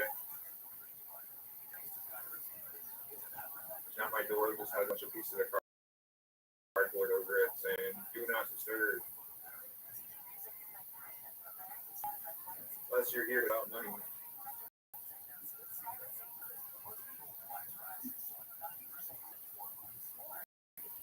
You play any first-person shooters?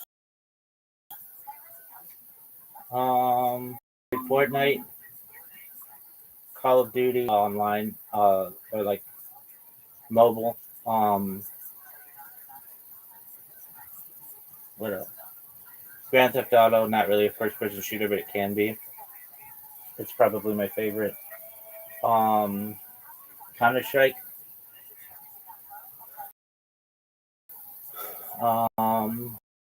Then like old school, like James, like GoldenEye and stuff.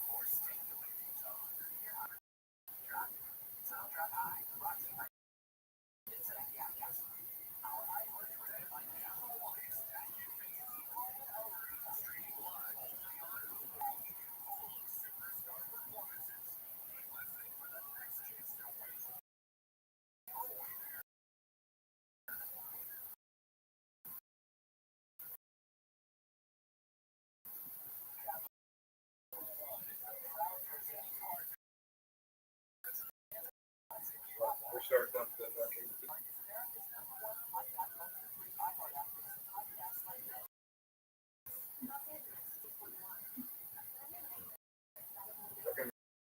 Mouse is internet.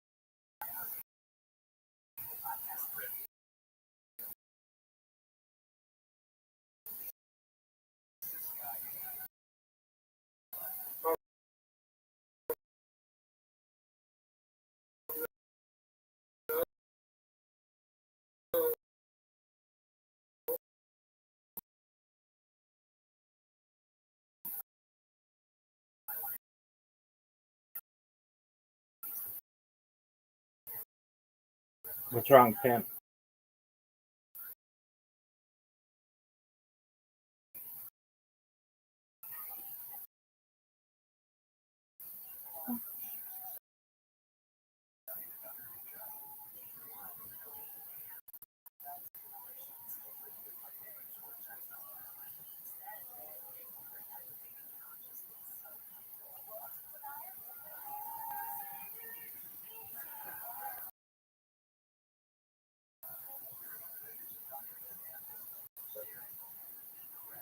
It's probably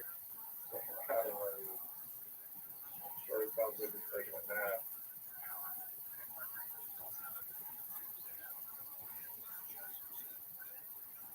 Oh, what the hell?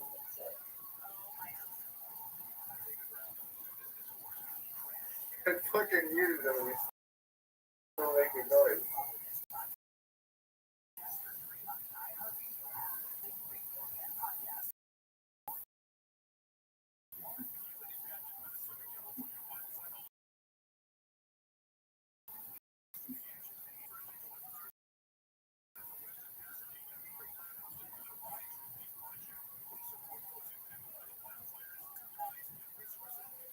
What the hell?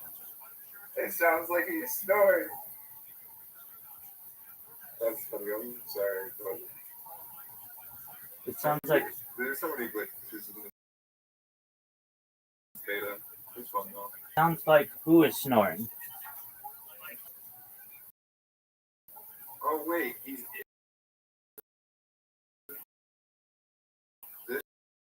this chat.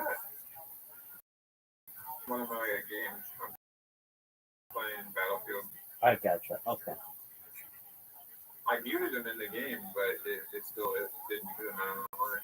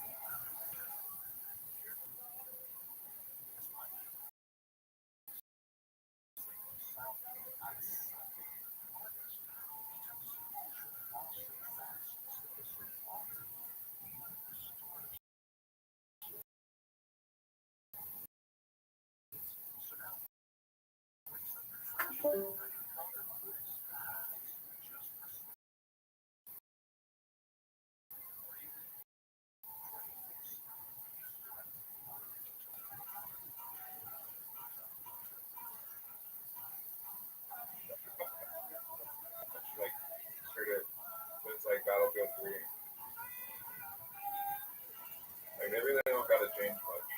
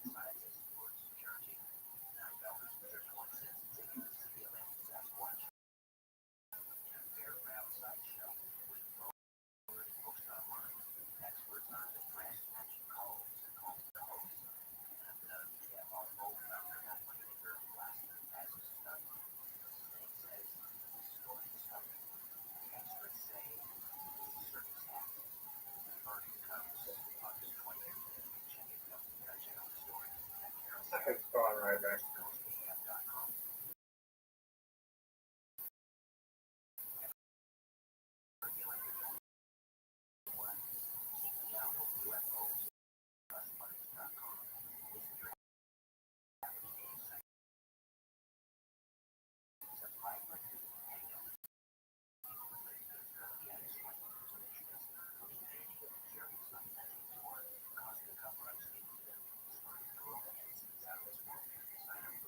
Let's go.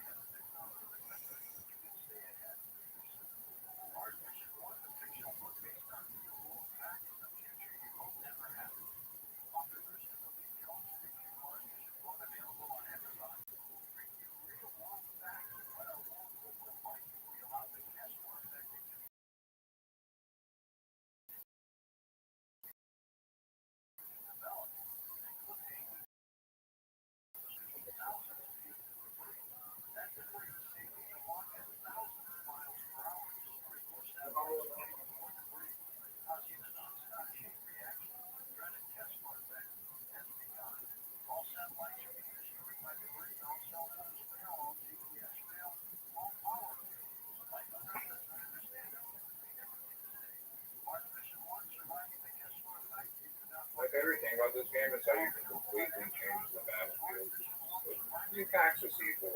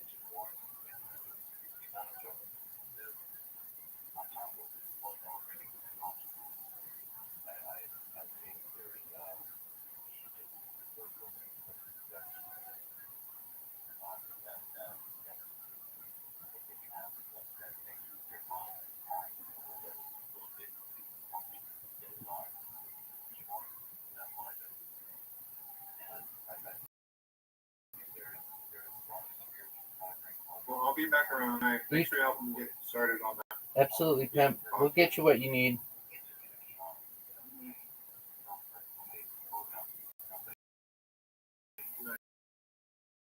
Take care.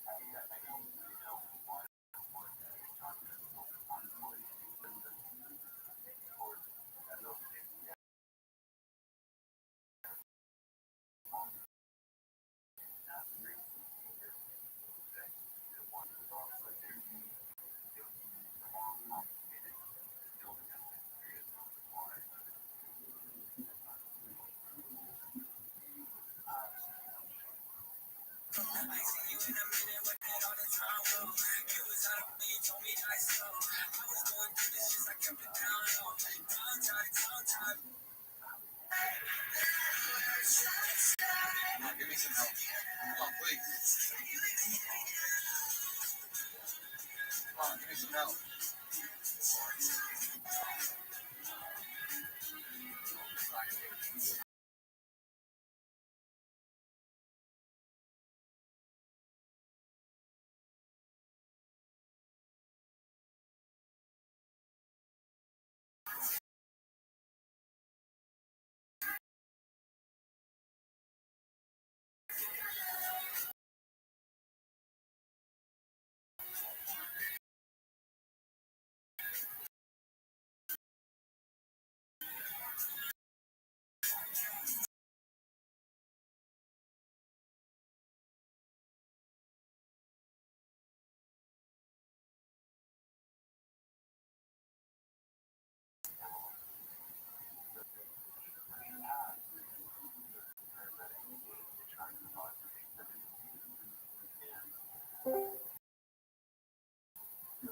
Dude, what up, pimp? Dog.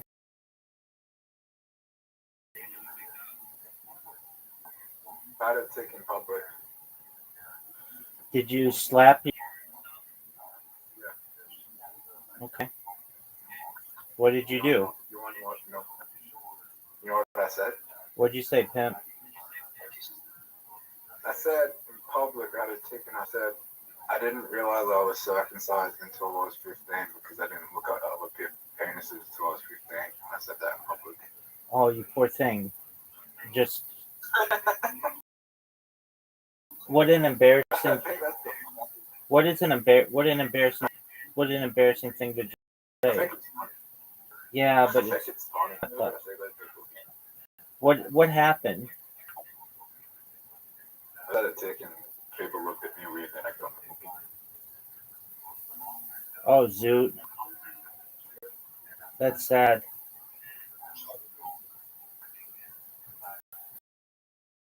That's okay. You'll get through it. Can you And help me with something? yeah, sure. What do you need? Can you test my memory on like numbers? Remembering numbers? Sure. Remember these numbers: 69, 69, 69, 69, 69, 69, 7. 69.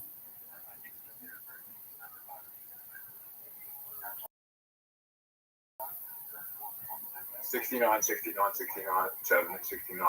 No, that's not correct. Wasn't it? No, sir.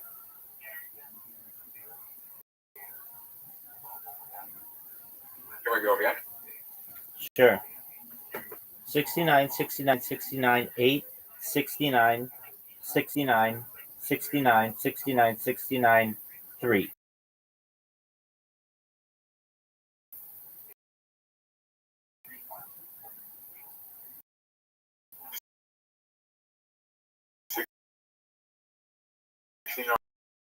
Nine, 69, 8. Nope. Sorry. No. Start again. 69, 69, 69, 8, 69, 69. 288 5906 273 Slow down. Slow again. 288 5906 219 273 0746. Fuck that. Can we just do 6 numbers? I mean, just about anybody can do 6 numbers, dude. Yeah, do 6 numbers. Okay. I mean, but that's not hard. Yeah, just do it. Do 7. Do 7.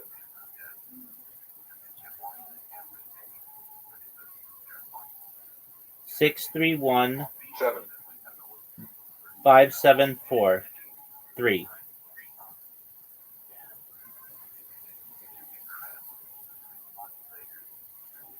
6315743. Yeah, but like that's not a lot of numbers, dude.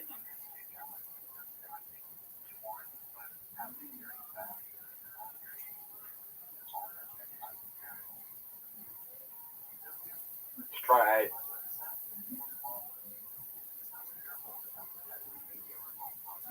Eight numbers? Yeah.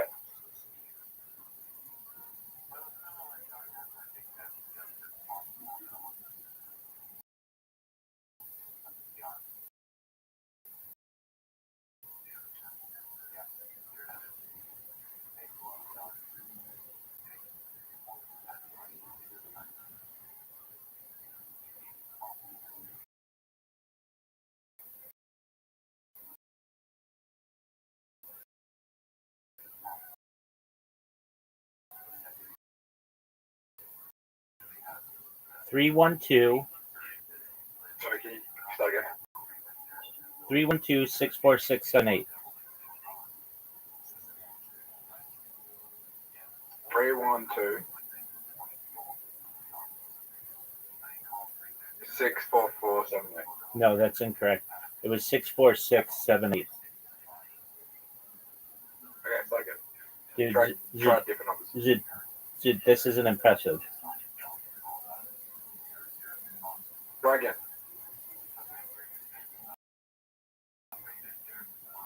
I'll do it one more time. I'll do 10.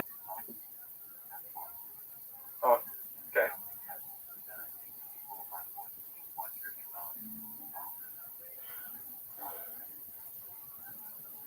474 273 0746.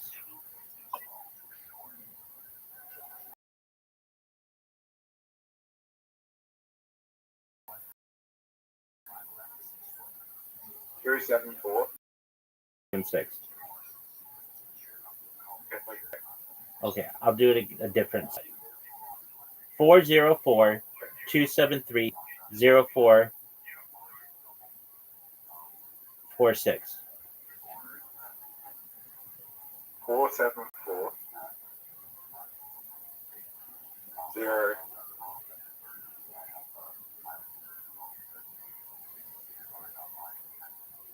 3 7 6.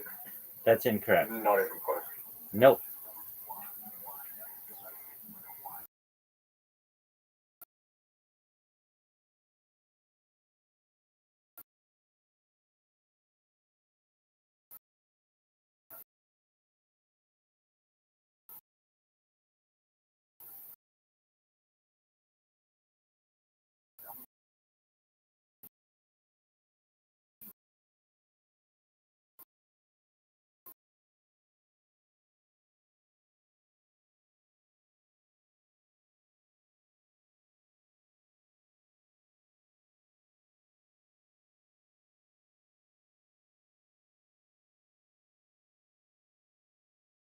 People can't recognize 10 numbers. Where people can 6. Okay. The average is 6.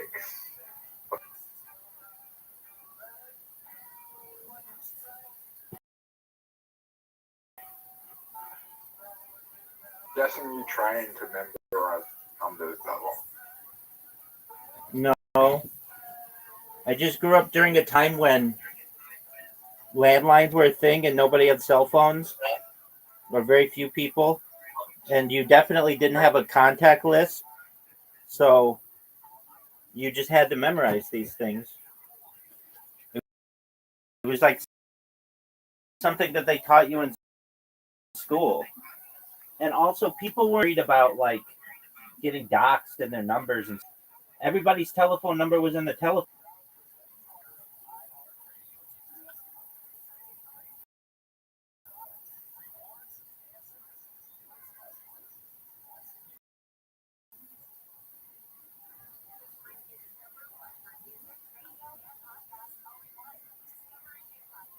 That's because people rarely get calls. No, they got calls all the time, dog. But they didn't get spam calls.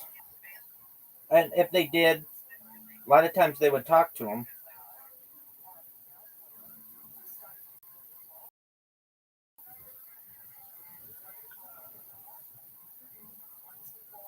You feel like people get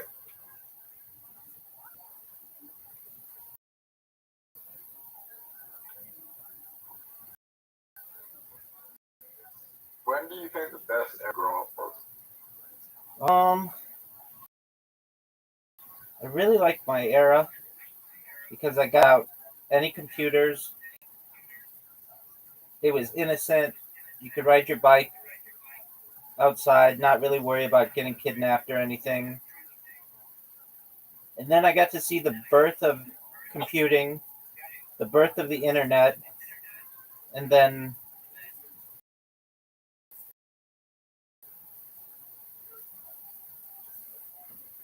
getting to social media, and now into Web3. AI. Word, What's Web 4? perhaps AI.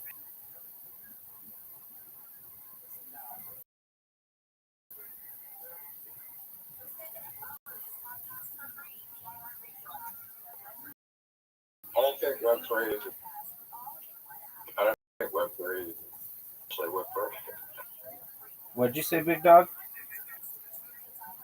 I don't think Web 3 is actually Web 3. Okay, No one really. I'm in agreement. So maybe AI is Web3, and like up is just like Web 2.5.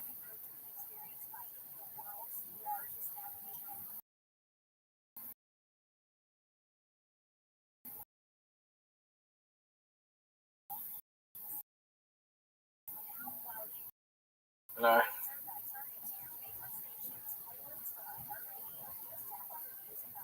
So you mean to tell me? Crypto's just best.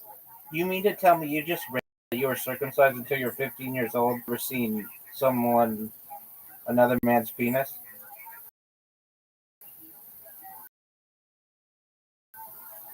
Yep. You just said, you poor thing.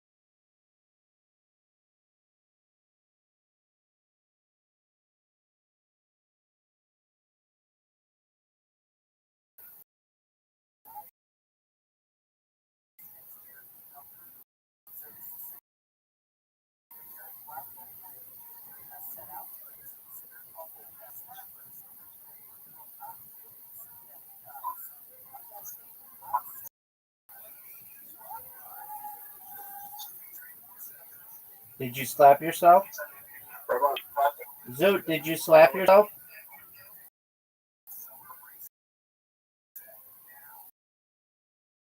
Zoot, did you slap yourself? On the chest. Okay, you Did it again. do it on your wrist. Oh.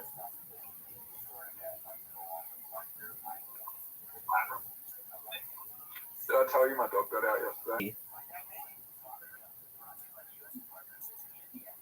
We had gardeners over.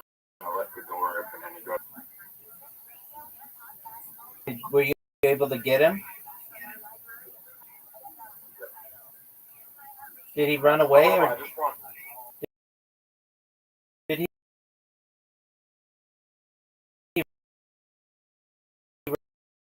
run away or did he just stay there?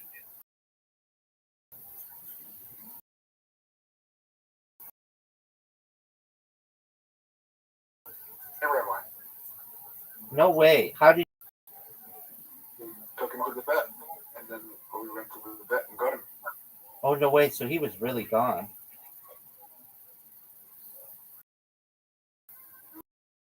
Really gone. Weren't you heartbroken?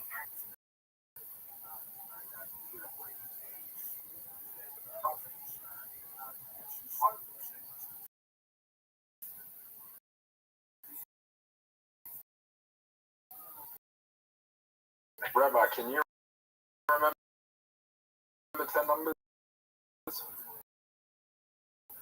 Yeah.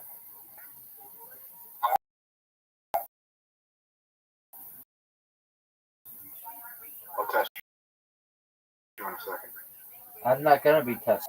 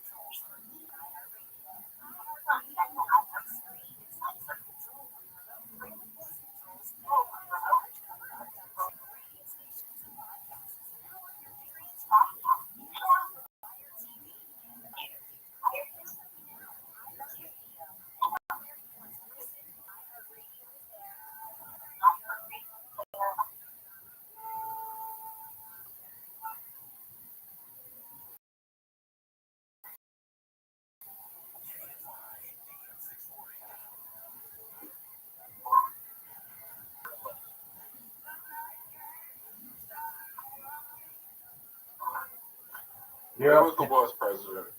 You're a pimp. That's subjective. A lot of people say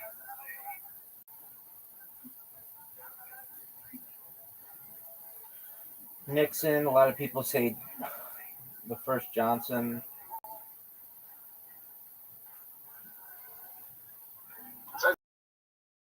Nixon's pretty bad.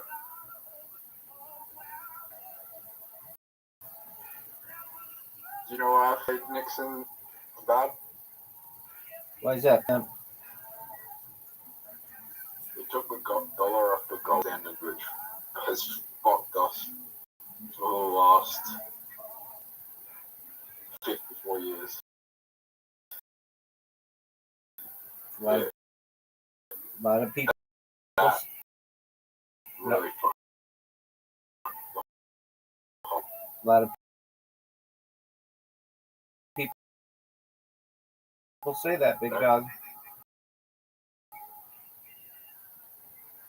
That was like a really dumb decision. Right. It would have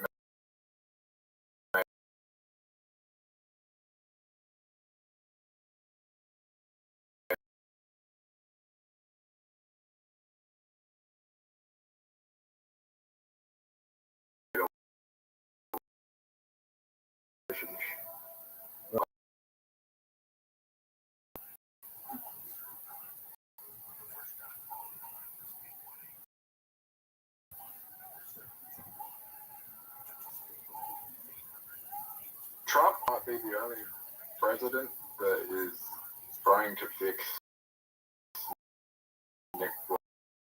what Nixon did. But he's only doing that for his own benefit and his family's benefit.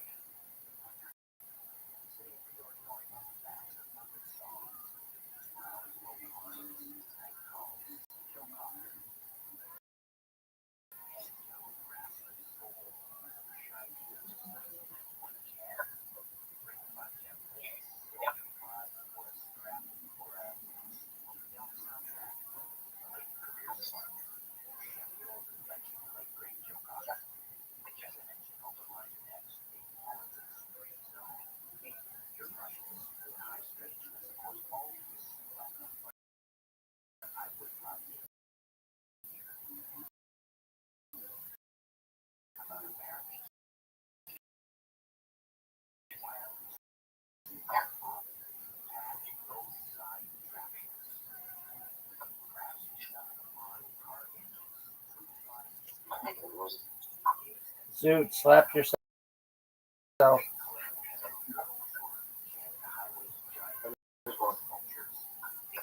Zoot, did you Zoot, did you slap yourself? Zoot, did you slap yourself?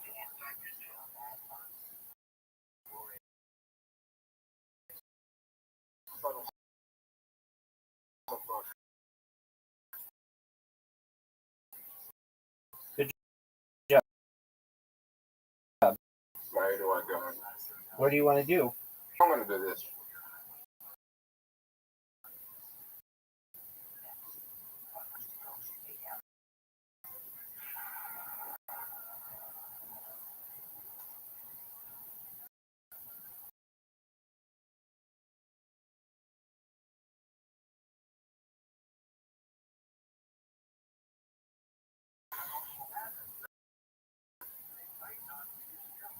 I'm gonna do stand up in another 2 weeks again. Good on you. I'm gonna go on.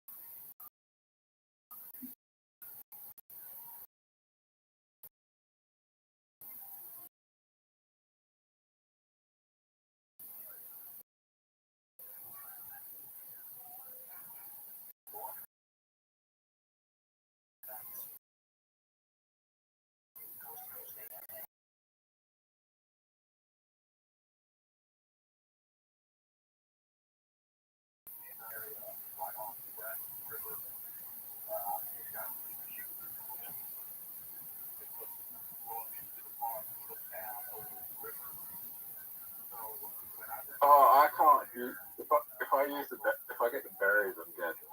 Right. How'd you like my move? So if I get the berries, I'm dead. Word.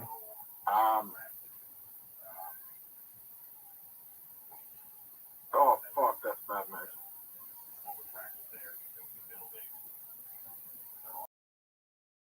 I don't think you can win on the next move.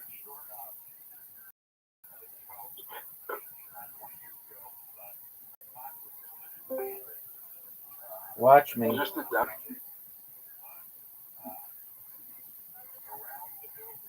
Oh, I couldn't fucking win that.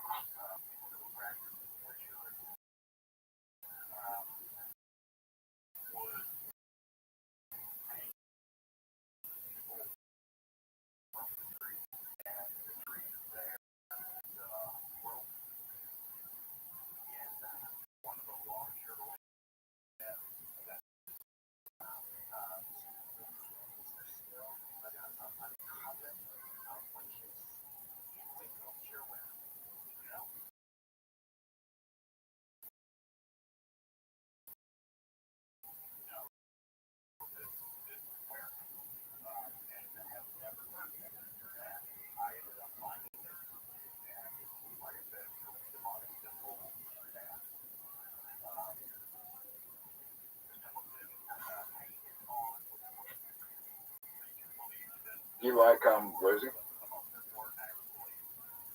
You're done. That was a sweet I shot. just won. That was a sweet shot.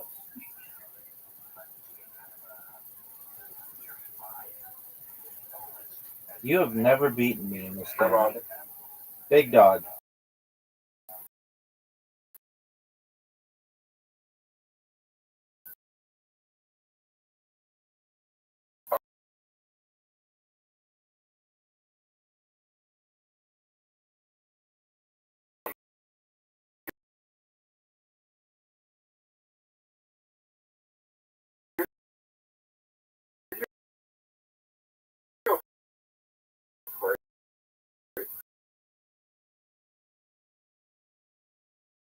Me in this game?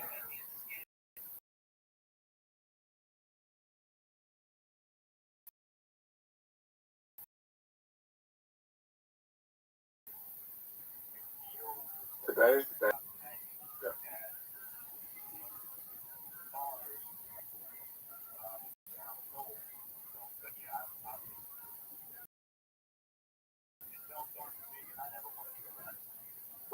What's the hardest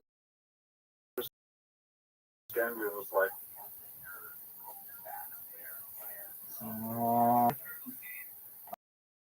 On Nintendo Entertainment System that had this one level that was possible for me to do as a child. It was an underwater level, and whenever you touched the side, you got electrocuted, and it took forever to get there. And back then, games didn't have saves, so you had to literally beat the whole game again. And to this day, I've never beaten it. I would probably say Teenage Mutant Ninja Turtles on the Nintendo Entertainment System. It's but like when I was a little kid, they didn't have that. It was like either impossible or just I never knew anybody. I've never known anybody that ever beat that level. It's just notoriously hard. Is it like a cult thing online now that Yeah, like the yeah, it is. You know who Angry Video Game Nerd is? He's like the most video game reviewer, and he talks about how difficult it is. And there were just people, as I was, who could never beat it. So there is like this. There's a game I usually won that's like called Yu-Gi-Oh! Forbidden Land or whatever, and like the algorithm. Oh, what a shot! It is like block to beat the algorithm, and like people play it on Twitch all the time because it's so like fucking hard. Like the algorithm is just like it's like few people have beaten the game like without like you can do saves and stuff. People play through the game without trying to save because it's like nearly impossible.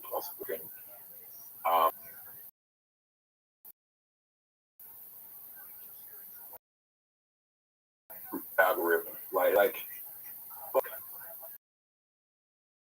it's like playing a slot. The RNG is fucked.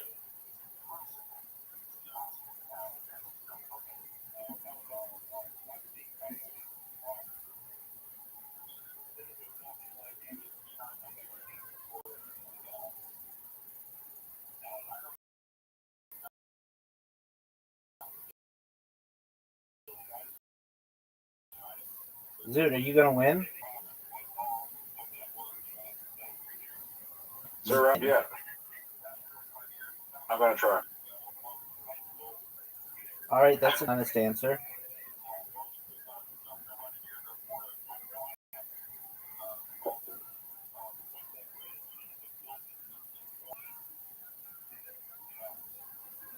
I could help you. What were you gonna say, Zoot? Did you have anything rare as a child? Um,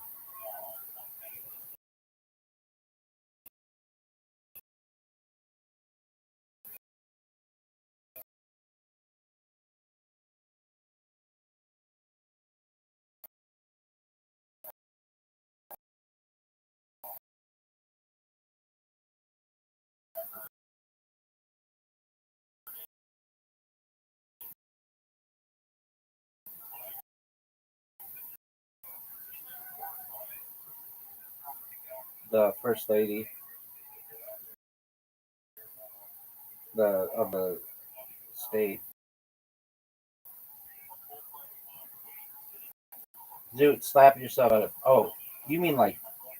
Did I have any? Um, Yeah.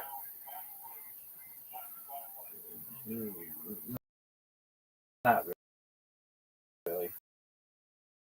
I mean, like, I just not really. I guess this is one. Well, kind of a Beanie Baby. Babies were like cool. I had it like years before. That's about it. I mean, that's not that cool. I Grand Theft Auto, San Andreas, the one that's called like the hot coffee edition. It's literally like if you do a little hack on your PlayStation 2, it allows you to watch porn. Or PlayStation, maybe it's an X. Yeah, it allows you not just to watch porn. You have sex in Grand Theft Auto, and they put it out as like an Easter egg kind of pineapple deal, and I don't know, like that's what I can think off the top of my head. Okay, what were you saying? What did you get, or what was your? Okay. So 2007, I got my first phone. So this is when like, you know, iPhone like, touch phone went out, right? Right. Okay. But instead of getting me a touch phone, my mom gets me my first phone. Right. Right. My first phone was, you could only get this in Australia, and it was a flip phone.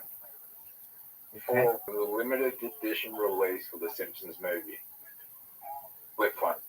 Okay. You could only get it in Australia on the Optus, which is one of the major cell phone providers in Australia. Oh. They go for $10,000 today. My mum bought it for $120. Wow. Why do they go for so much? Because you can only get them in Australia. Okay.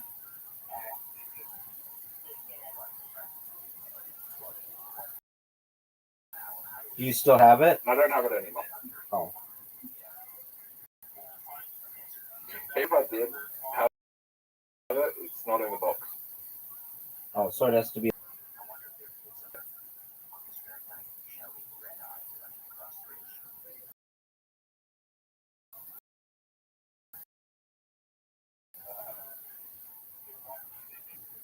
It's only in Australia. Was it for the Simpsons movie? Yep.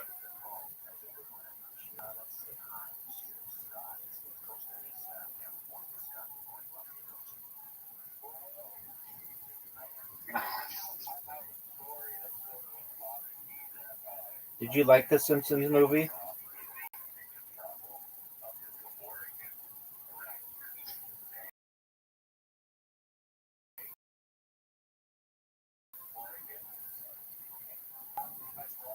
Yeah. I would have liked the Simpsons movie better if I still had this fucking phone in the box. Right.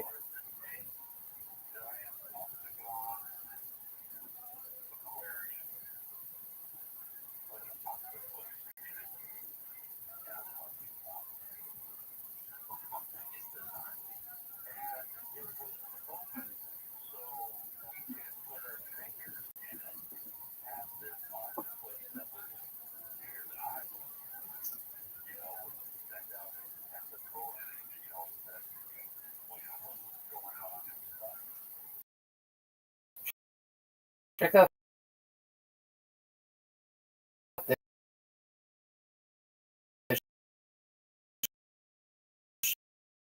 shot.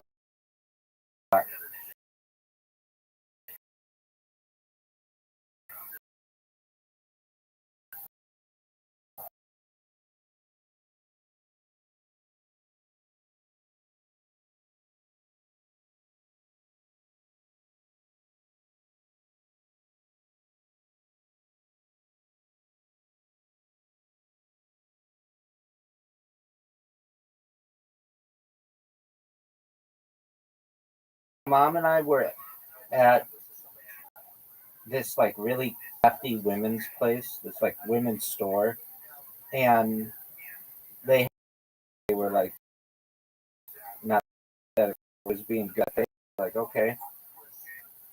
So I got this little end, bongo is like the name on the tag. Now toy back then it was how like kids would play with the tag, rip off all the tags, and then play with it.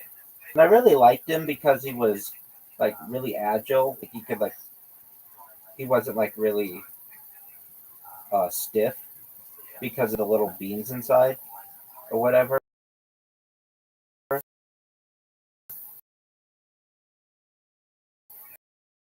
They're like little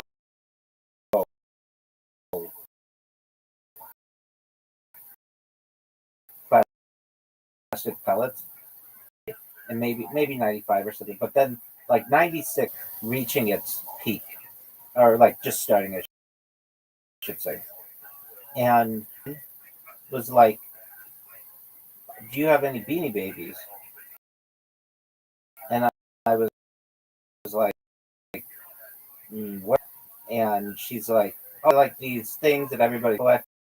They're like stuffed animals. They're really cute. Here, let me show you mine." And so she had like this collection of them, and then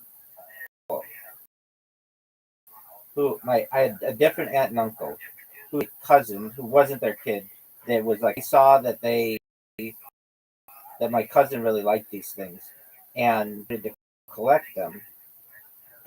And so as I started to find out, like I think what you could do books of like the most valuable Beanie Babies, because they didn't have the internet.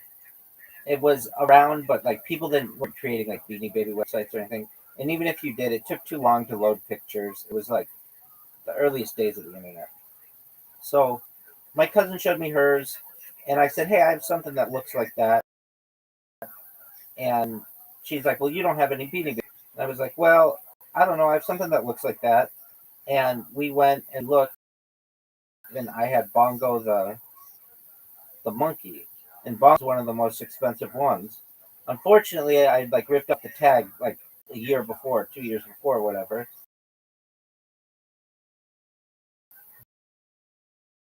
But so I actually had cool. Anyway, my other uncle finds them and liked them so much that they became the biggest Beanie Baby collectors, one of the biggest Baby collectors in the United States. They had everything. The most expensive was this thing called Peanut the Elephant. It was a royal blue Peanut the Elephant. And my aunt and uncle traveled states just to get this thing. And they eventually got every single. They eventually got every single Beanie Baby. That are you gonna jerk yourself off raw? How much is the Benny Baby collection worth now? Do I still have it? Yeah, virtually nothing. I remember at the time. What do you mean? I remember at the time they they bought. Well, the way it went down was they had bought like all of them, and they go to the store when they would launch them or whatever and get all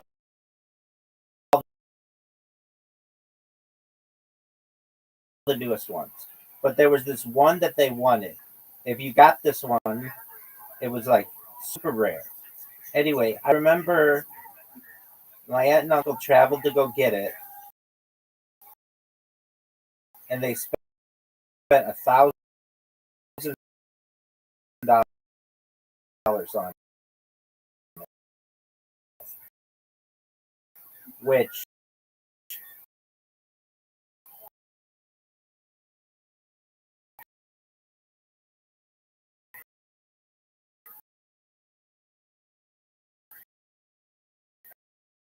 at the time, like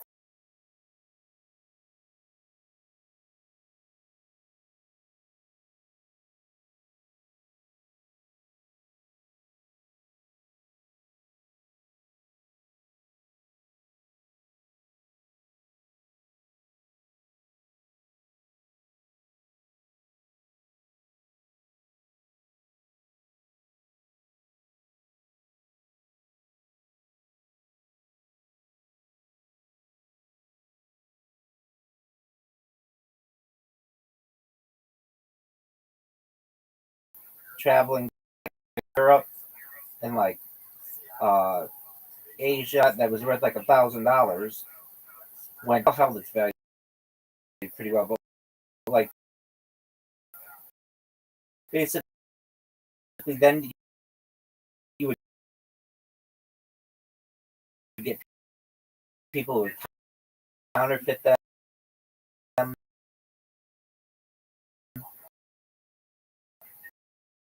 and I would say my aunt and uncle probably spent, I don't know,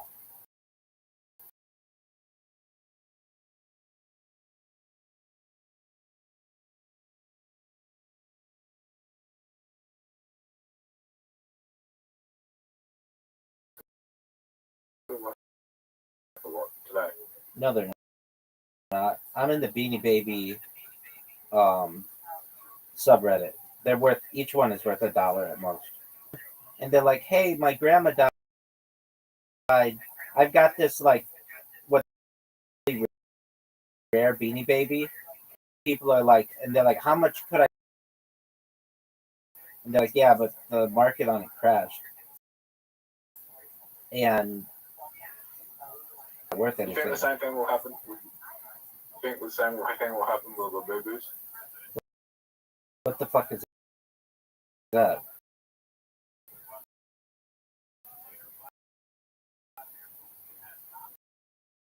The babies are like this. The baby is like this Asian.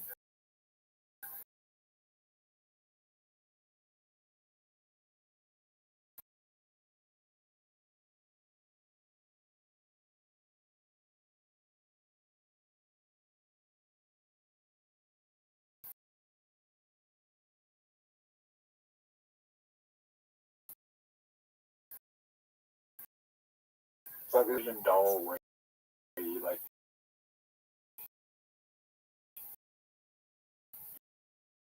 It's like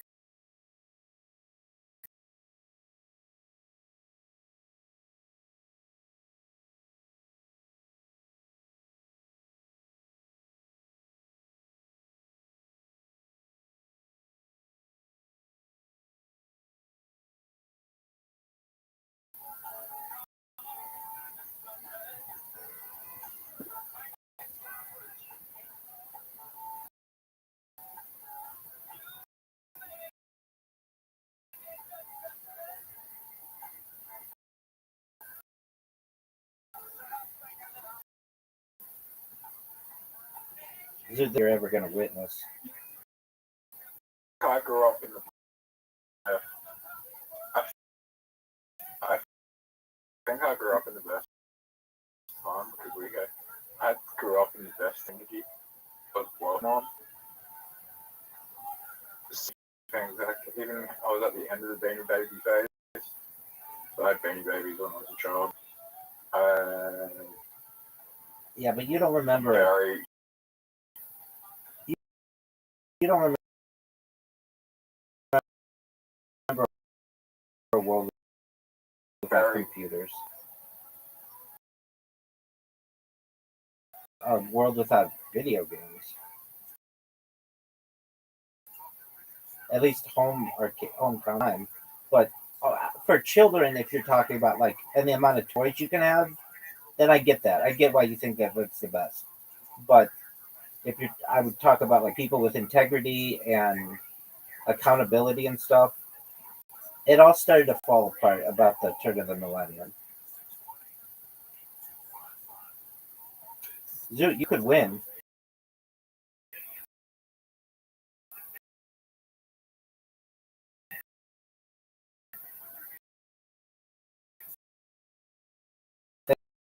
There's like a very good chance you're going to win. You're one shot away, Zoot, from Up in the era, you know, I grew up with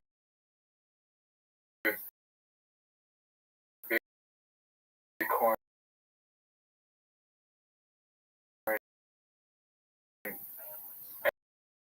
and Ethereum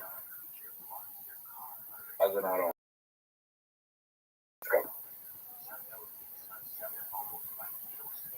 Oh, Zoot, how'd you miss that shot?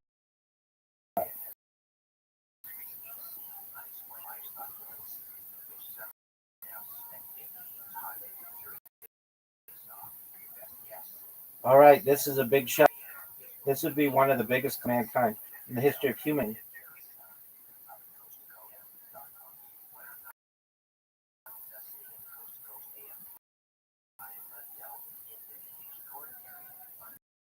I'll be back. Yeah, big dog. I'll be back. Sounds like a plan. I'll be back in about 10, 20. Excellent.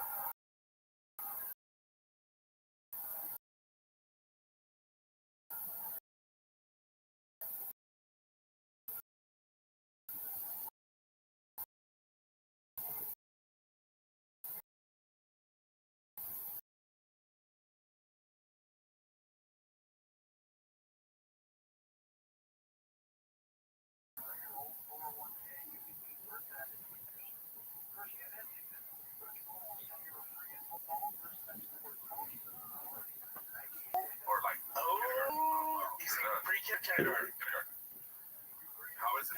All the boys had their first date today. Looks like they're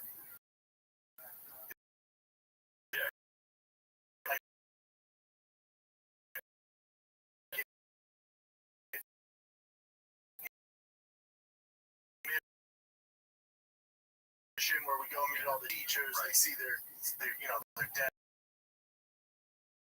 They had a cop. They had a cop on.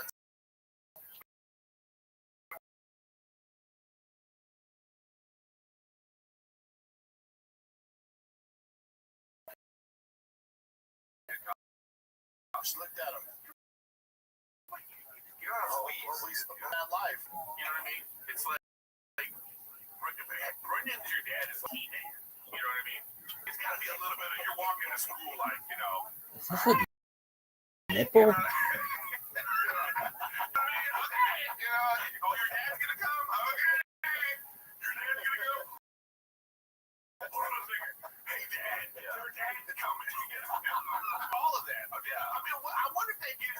except for the fact that the confidence that you're walking to school now, you're not taking into account that his kids, Brendan's kids, are also tough. That's what I'm saying. They don't need Brendan. Don't do this. But yeah, you know what I mean?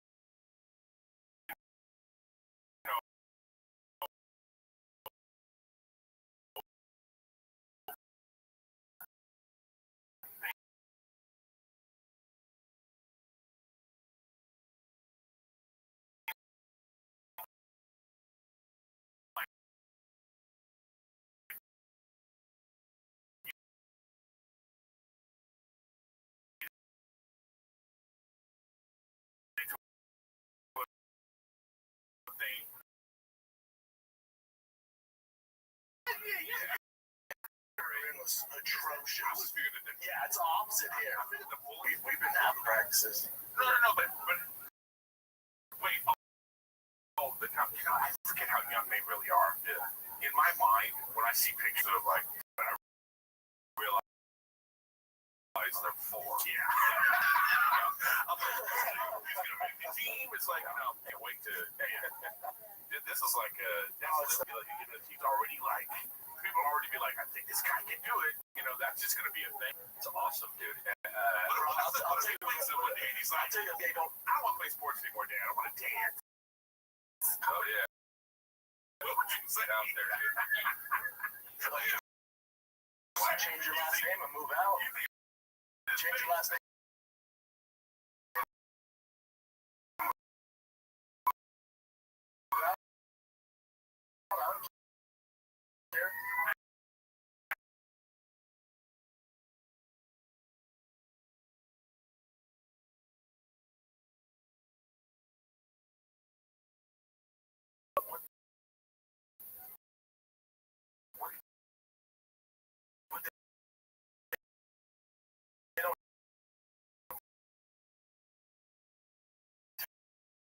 Tell you about baseball because Tigers he made the 8U team. Now Bossy needs a big boy bat. So I went to Dick's Sporting Goods. I have to get 2. Of course, that is. Oh, and Chris, you know how you and I are like, if a new shoe comes out, they're like super exclusive. Yeah. They do that with bats. Right. Wow. So you're like to be like stock it's like here's the summer drop, and it's only available for this week, and it's $600. What is it like? Easton and Machine and like 200 of them. Easton and Rollin, or like are there new companies? Like this is what I'm talking about companies when I was a kid. But it's like they're like Easton's still pop there. Like they go to whoever's using a computer, go to like Hype Fire, like all those, like the Rolling. Rucci's good. I would.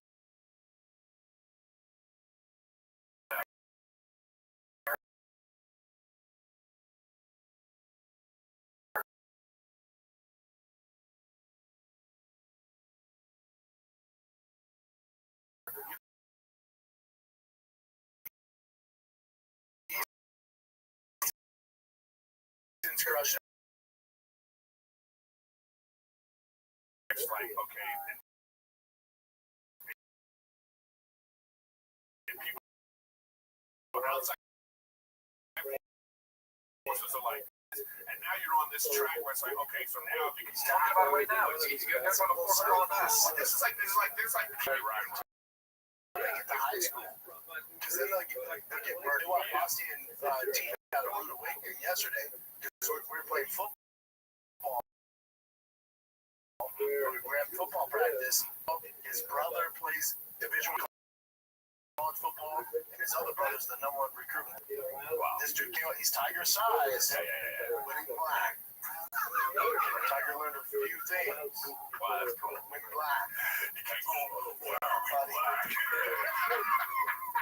Tiger's trying to play defense on him, like press him, like, buddy, you gotta back up. You're white and slow. You have got to back up. He's cooking you, buddy. Got a little something across the border in him, though. You know what I'm saying? Right.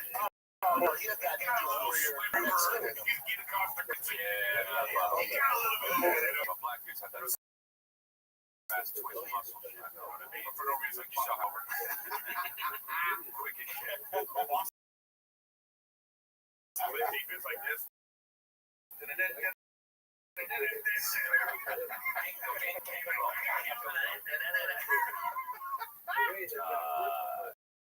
Buddy of mine, this kid's a quarterback, and this kid's like, but it was like a thing where you get in this mode of like, he's going on his kid.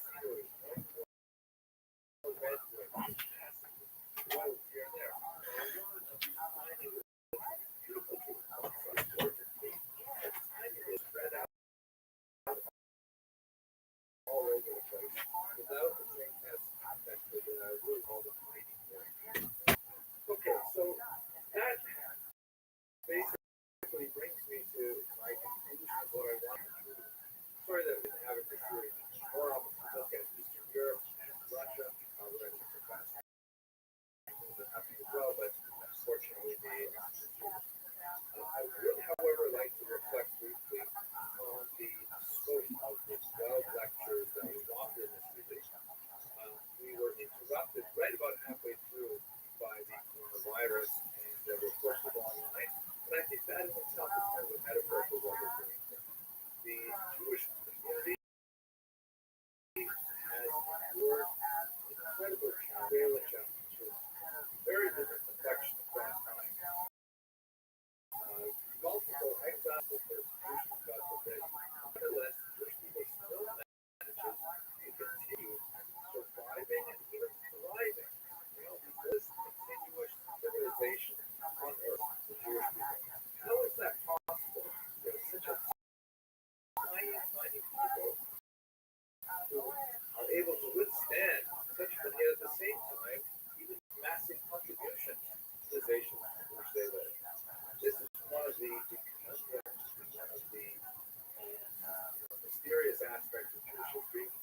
And I have to frankly say, since we're at the very end of the series now, that it is a great reservoir of faith for me personally.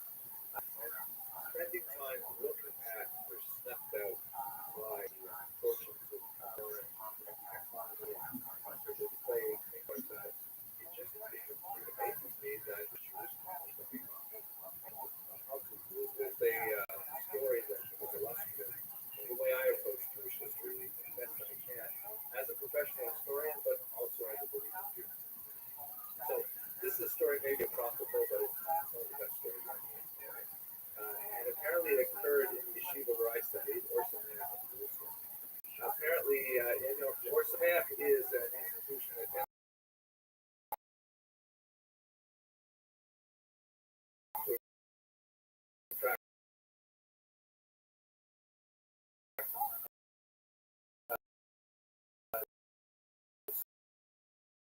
students who did not grow up with the benefit of a strong Jewish background, and they used it in it as adults.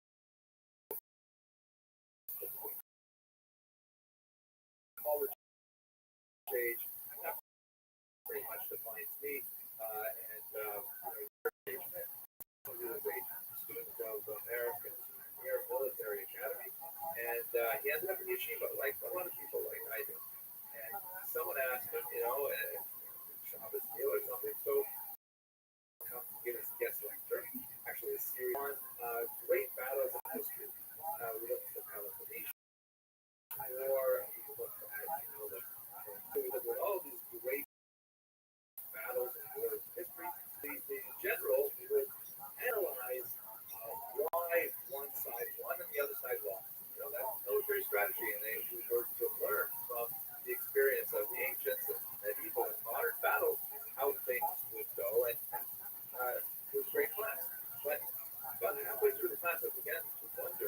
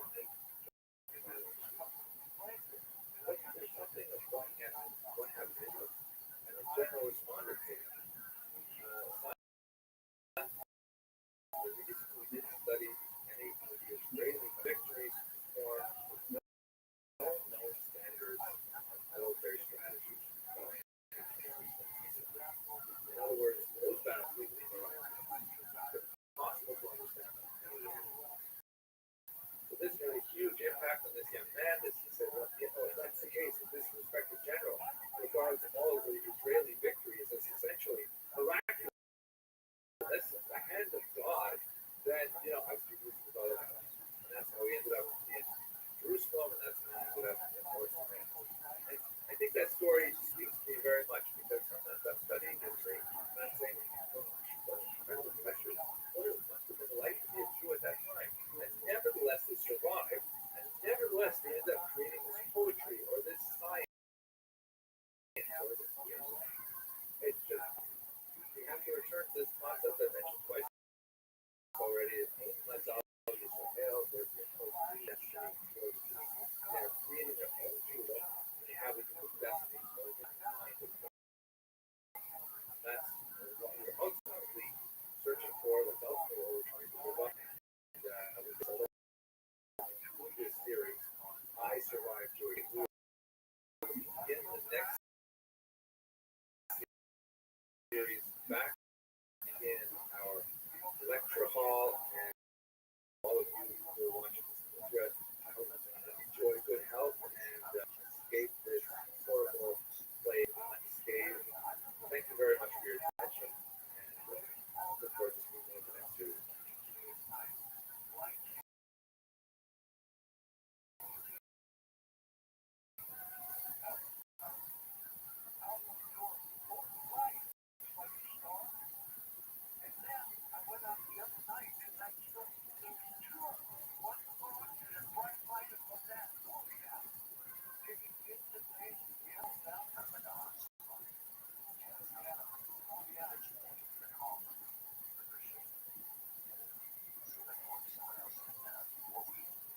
Hello, everyone. I hope you're doing well. My name is Henry Abramson, and welcome to my first live webinar in which I'm going to be trying to use some of this new technology to give a class. We're all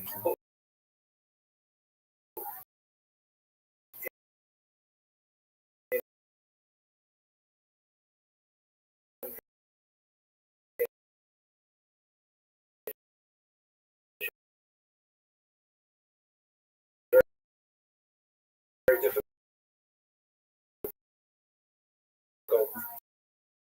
straits thinking about the implications of this coronavirus situation, and it's stressful on all of us. If you decided to join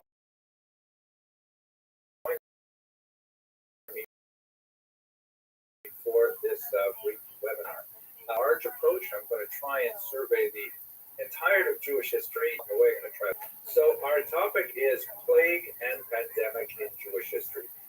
I am Jewish history, and plagues and pandemics have intersected over the last 3 millennia. And it seems very clear that plagues and pandemics don't intersect with Jewish history. They are really part and parcel of Jewish history. So many parts of Jewish history that are on the development of plagues, and at the same time, this is part of human history, part of ecological history, and so on. There's so many fascinating elements. Let's go straight into them. So, first thing I'd like to share with you all is the observation that we have been here before. That the current situation, which is certainly the worst pandemic in the last century, Spanish flu, this is something that is not at all history. Our previous generations, even our generation, dealt with Ebola and dealt with bird flu, avian flu, and so on, all these kind of things, swine flu, H1N1, and we've had something that earlier. There are a few things that are unique to the period that we're living in right now that we can meditate upon. Thinking about where we've been before. Look at this document, which is British, comes from the National Library. It dates from 1896. I believe it was yellow fever, I'm not sure exactly. In Bombay, you can see it's written in English. Of course, this is one of the British colonies. And on the right in Hebrew, written for a Jewish audience. And on the left in Marathi, which is just something for me that you would have to produce a trilingual biblical prayer, which is intended to meet the spiritual needs and the physical needs, the health needs of the people living in Bombay.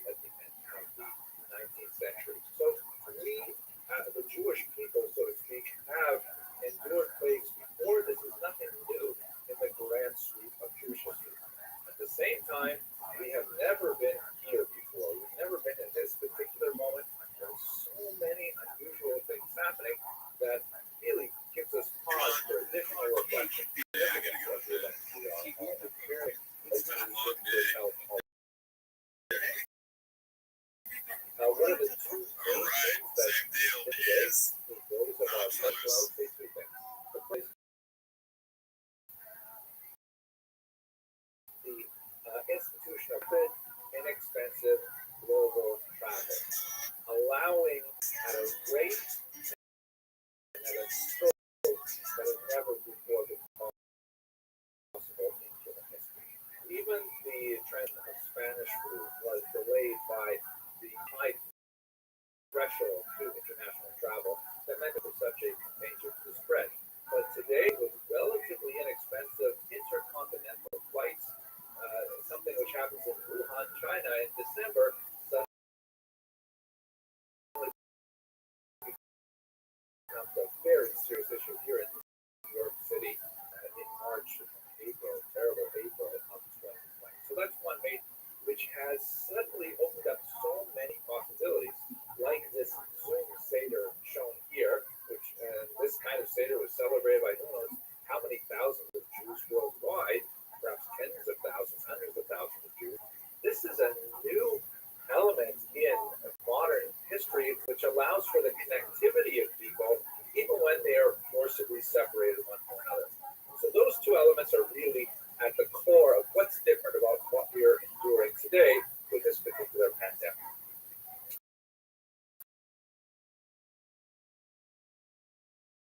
Now,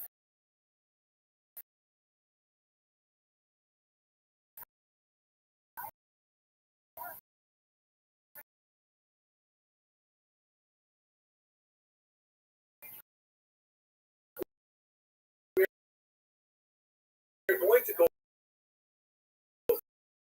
through the history itself, but I want to begin with a little bit of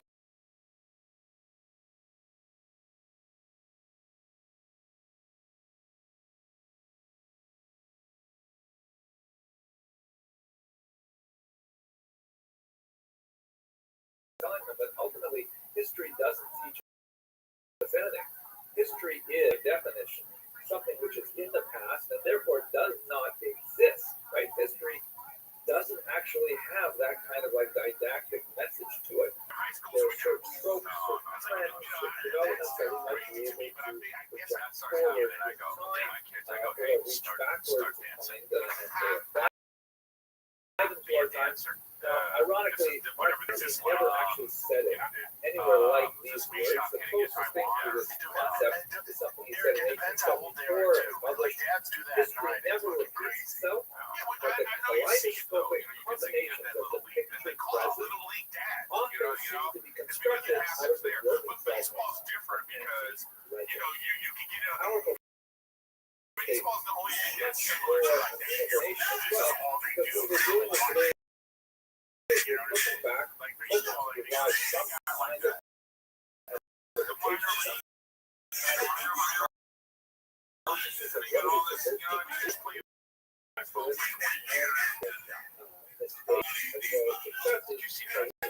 but another way to take market comment, by the way, is like SAS.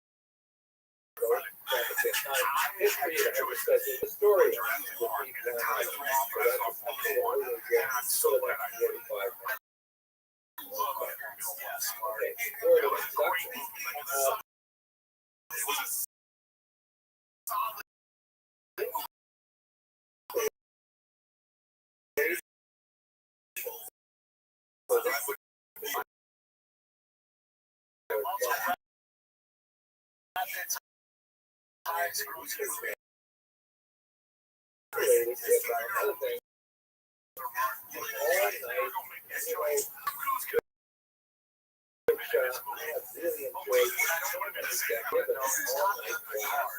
How do they say it's a tough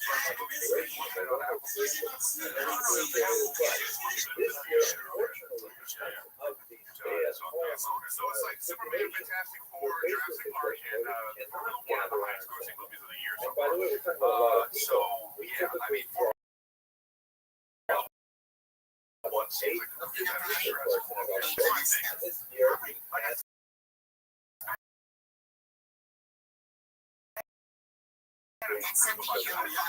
so we are going to is going to take place partially before the holidays travel, electrically acceptable activities that is not will take place actually on Shavuot. So this larger event This is, by the way, conducted under the leadership of Rabbi Yaakov. The goal is to prepare our body to deal difficult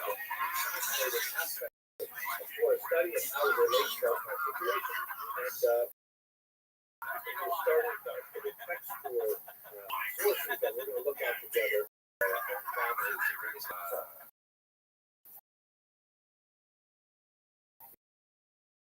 If you are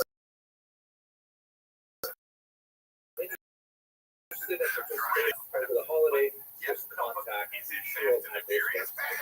Okay, so if you look at play this is something that, of course, is very cool.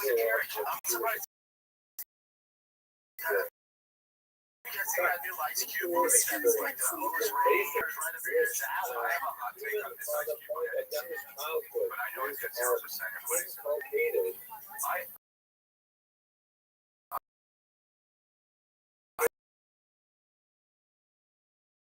Inoculated, if you will, particularly through the study of the Haggadah and the experience of the place. Here is the observant I've got. I know for myself as a child, I feel like, oh, this is cool.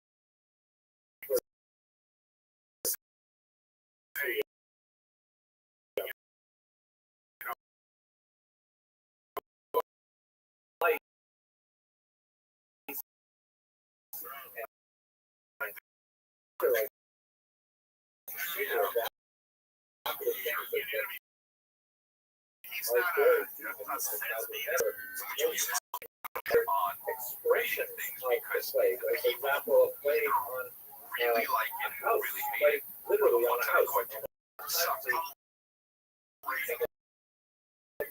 Nobody's like, that's pretty good. That's good. You're getting it 0 to 10%, or it's going to be that stupid Mark Asian one, 10 rings. Because all the Asians are like, and it's got 99% anyway, it's going to be like this. Require that it's like showing signs of patient remain within a building. Celebrating kids from the Golden Hour chat with the boys, because UFC 319 is here, and it is live from Chicago, the Windy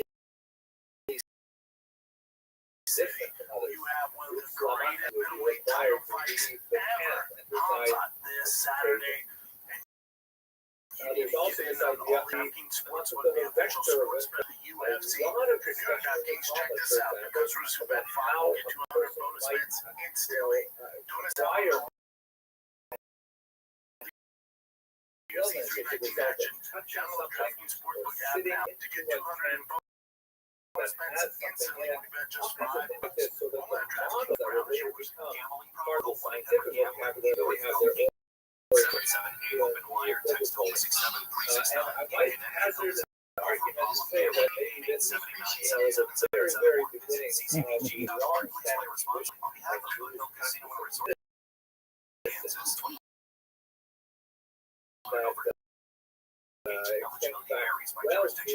jurisdiction DKNG.com/audio. But let's look at one thing in particular that's a little bit less ancient, the theory of play of 132, which is, in my mind, the first reference to, well, I shouldn't say really the first, because there are several biblical plays that came over, but let's just look at this one because it's so, what exactly happened in 132? And you'll notice I put a question mark here because there's a big question associated specifically, this is when Rabbi Akiva's 24,000 students all died.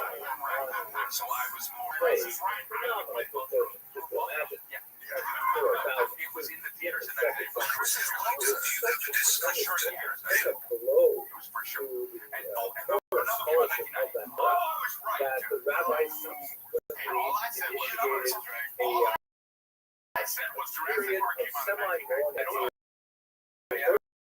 overlaps with the period of the counting of the Omen at this time of year between the holidays of Passover, holiday of Shavuot, and coming. There is a period of time in which Jews will not schedule weddings, they will not get haircuts, not listen to live music, and there's some different charity standards that you have to how to observe it. Notice I have a haircut today because my period ended just a while ago. It was the 33rd day of the hour. But at any rate, here we have an example of massive plays that seem to be targeting a particular age group that is men of Christ. The Talmud says the reason they died was because of things like which is translated as You want me to shit all over your guys' love for Jurassic Park? Also Raptors in real life. The guy, you're not scary and any facet. Don't rip your apart. happened so bad Did that? Another one. affected such a Oh, that's right. I don't. none of us watching the Jurassic Park are aware of any kind of political connection to the actual plague in society. That's a bad joke. Maybe I'll put that over the internet version of this. But at any rate, another reference that we have, it is several centuries later, but another reference to this event in the text of Rabbi Shira Babylon, very important, early historians on here, says that they died not of diphtheria, Let's make another one. But it's like, my thing is this: there can't be another island argue that where wait a they had second, dangerous what's going on dinosaurs in the Talmud that they couldn't description of bring this to the epidemic, amusement which is park. very Yeah. brief. It's for They're years. not It's referring to an actual the same biological the same island set. They're Referring referring to to the there. So there's participation one, but on this one they go in back to the the Bar original. Kokhba a short break. Very for a brief period of time, extremely successful rebellion during the things like this. Nothing else to do.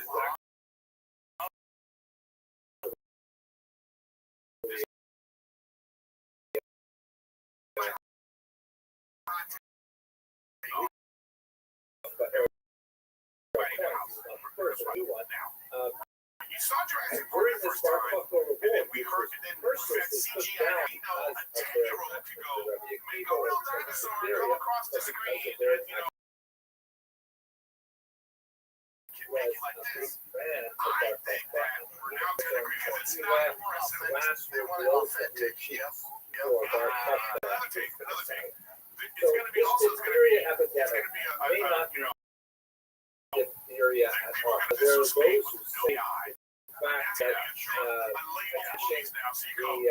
the epidemic is that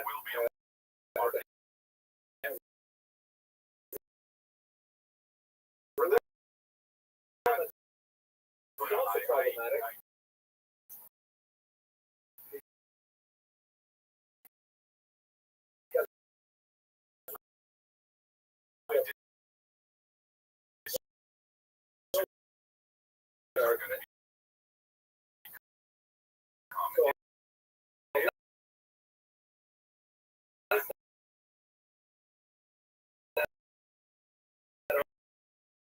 Argument go on,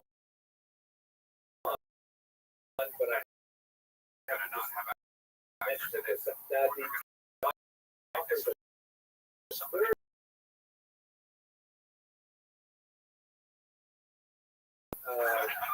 waves of plague that went through the lot of the I think they will have it because it's already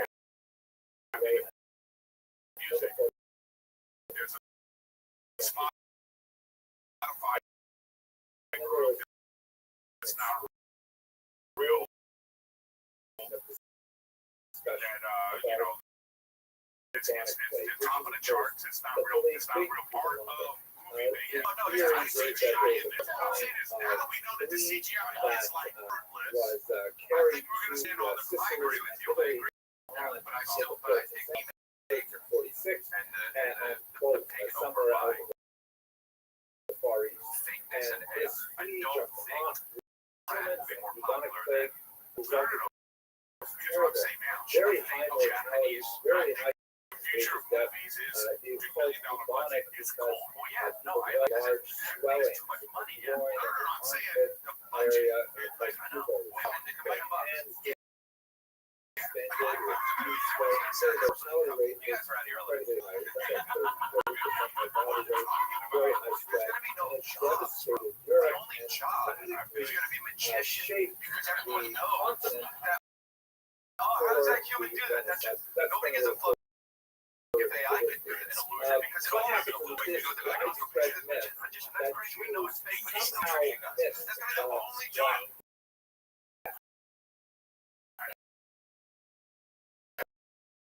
Farmers and This is magicians and people on Twitch. Service. Nobody is gonna matter. It's gonna be universal basic quotes are gonna be 14 cents. Nobody's gonna be making a movie. You're just gonna be sitting chilling. We're gonna be with our video on, just getting sucked off by who's a beautiful dead movie star. Well, she's alive. Get her what she's doing.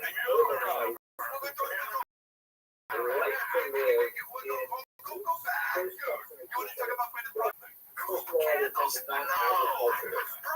What she here in Israel, modern era in Israel, tend to work much more with white I'll be right with you too. You know what? I will be with you. I quit my job. Also the professions and medicine and the fields that allow the men together in like Gwyneth Paltrow in close Shakespeare in Love, dude. Ben Affleck. occasion to spread. You ever see those cheers? I don't give a fuck. You ever see those Harder cheers? by Like playing this. than by Sit like this, and your monitor like this. Jews It's need gonna to be that live kind of within thing. walking distance of a synagogue or walking distance to a Chinese restaurant. I think it's gonna be like a all the apparatus has to be right there. You sit in it, and you secure on your elevator. We also know in later plays, Colorado, for example, so it's easy to imagine this is Rory maybe in it, but I don't know. It's interesting theory. I really like it. Jews historically and culturally The worst take, no, not and I understand, and yes, that is I'll also a somewhat I'm suspect open to whatever, but check this out. lunch. That's sex But for there are once. I want to see how I definitely can say, that man, relate that's the your keeping hair. of I tried to dishes understand. and those aspects. Perhaps of what comes from it. Certainly a That's by cultural the way, bias. that's me and my wife in the right.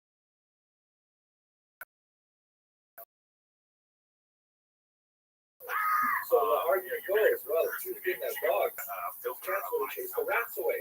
Only usage carried the contagion. There you go. Because the Jews didn't like dogs, that's why they got the black dog parlay. The argument, I don't think there's a lot of weight to it, but there you go.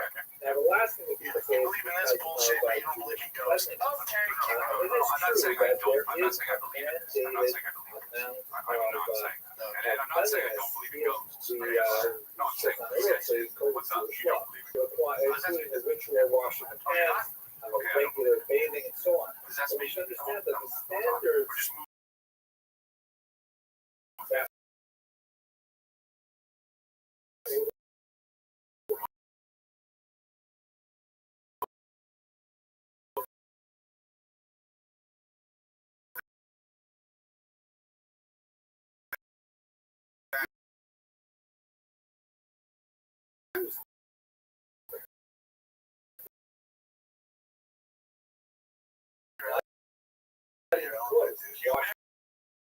You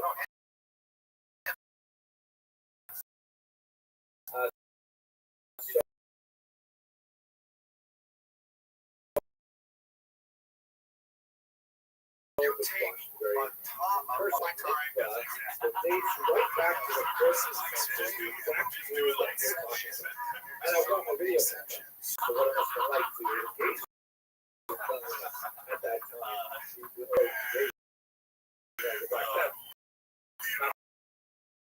So like, I wrote on the fast that they're actually the 18th century weather.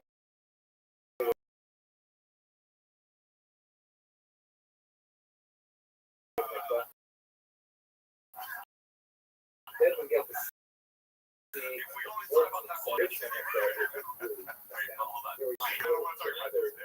services which they were it's like Christian visitor who visited the site in 1599. They were attended by a blind rabbi who would translate the Torah and prayers outside where they rarely had literacy. Time. Okay, we've had more time, right? The without cars, 18th century, I mean, was similar to modern day. As time progresses, the time where we don't have cars gets less and less and less and less. Shortly, Until actually eventually, the requirements that time we don't have cars first is 0.001%.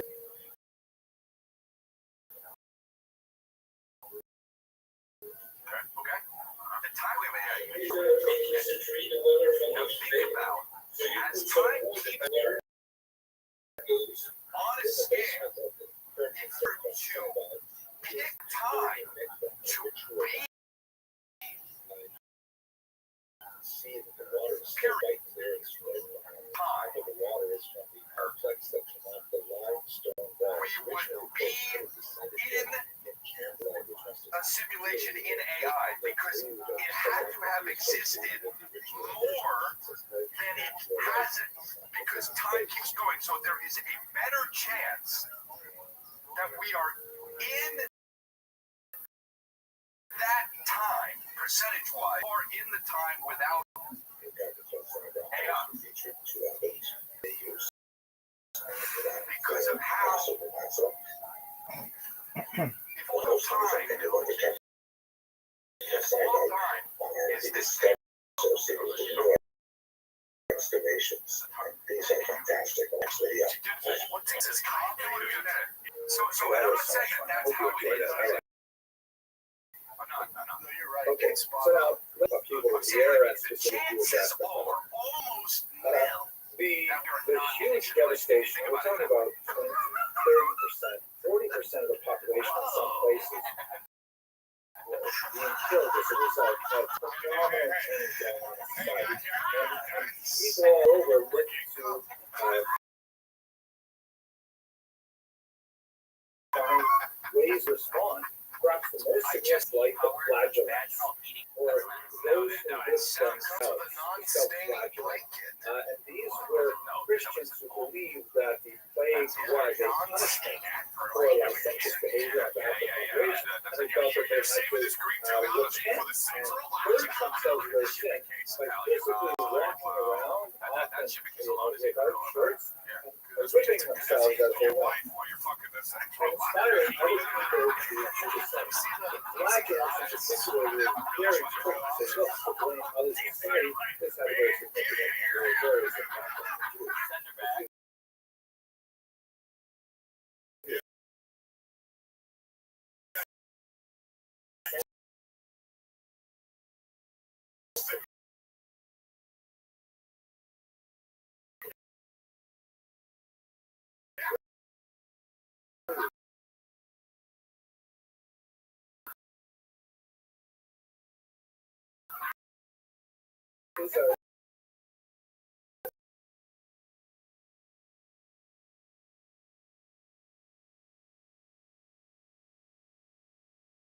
Death, life, figure. Seeds is all here. Soldier. Does it say how much it With death is present. Even a joyous celebration after the sudden threat. How does it talking about like I imagine want to see the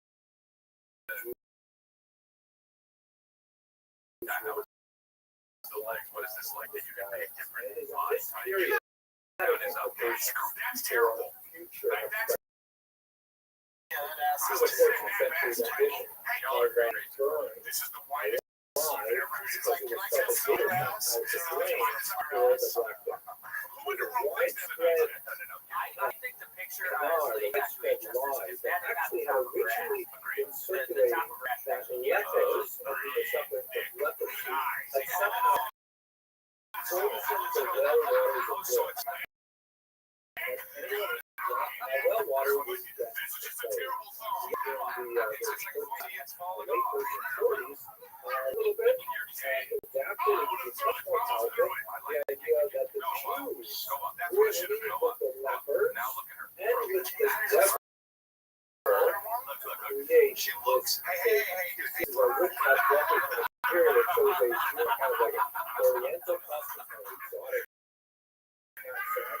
He's holding in his hand a little sack, kind of bag, but a little sack that points to various legends that were certainly a time that was made up of flesh of lepers and spider venom and all kinds of nasty things, the hairs of witches. Would be dropped into the well waters. The water is a dietary that then anyone who would drink of that water would then be poisoned. This is also rather incredible knowledge, believed by circulating century, especially quoted after the Black Death, that Jews somehow needed as a ritual requirement to crucify an innocent person, specifically a young boy, because children are innocent, in a vicarious reenactment of the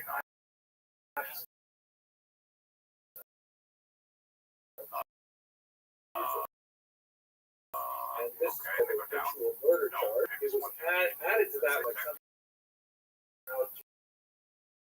he was needed to drain his blood and use it for various rituals, which ironically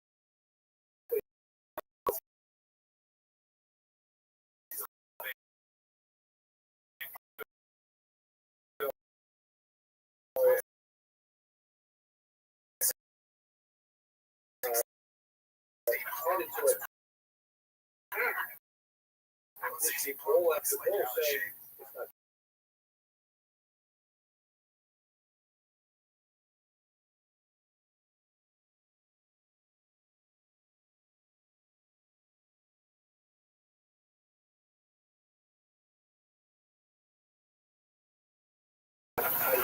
Right? The areas come from like that's how you would get it. That's how people are going to get to these. Your friends follow you. I'll say, by the way, modern education.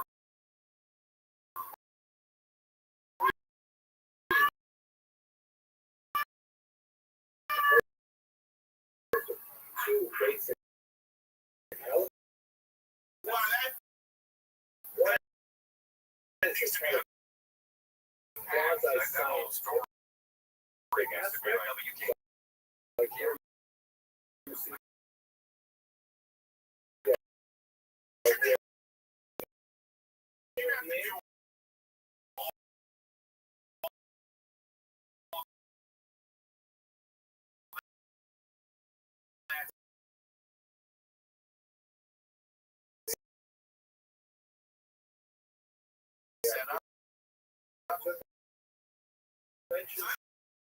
That's what you do.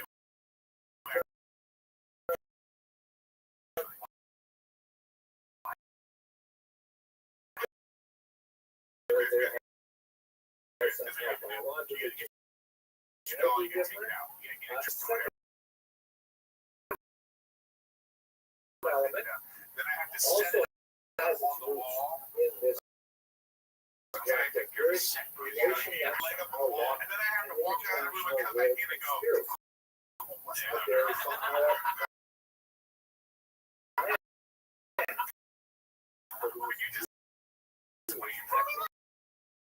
together.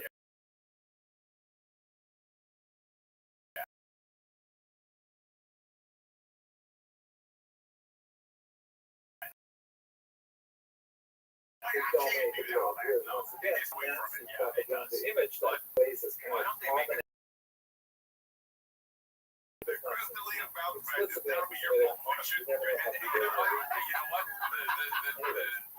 those are things that come really out of the black. a human does wrong Forward with into society, the you early put modern a clamor, era, there's a lot of things that are happening. you send them out. Many other diseases are sweeping back and forth across the globe with some regularity. Smallpox and cholera are Your household also got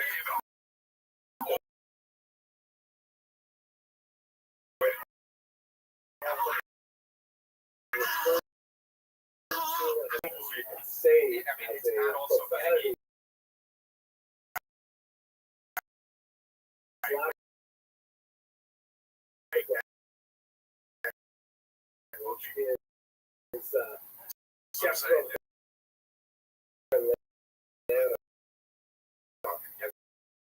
Probably should say that I think legal arrangement, but it means on this slide, before we go on to look at the girl with the dragon.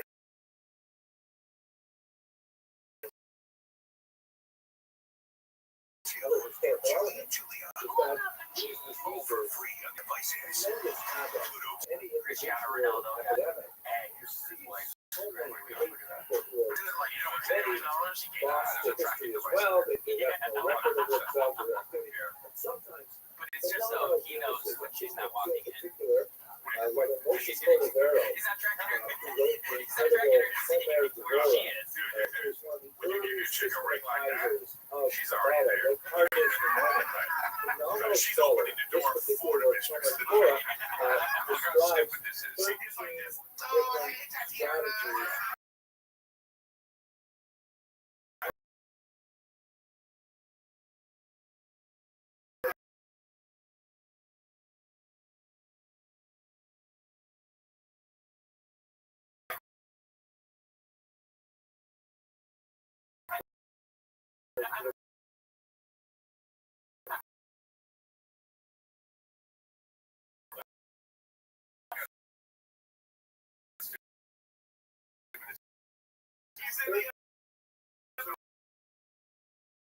YouTube commented, congratulations.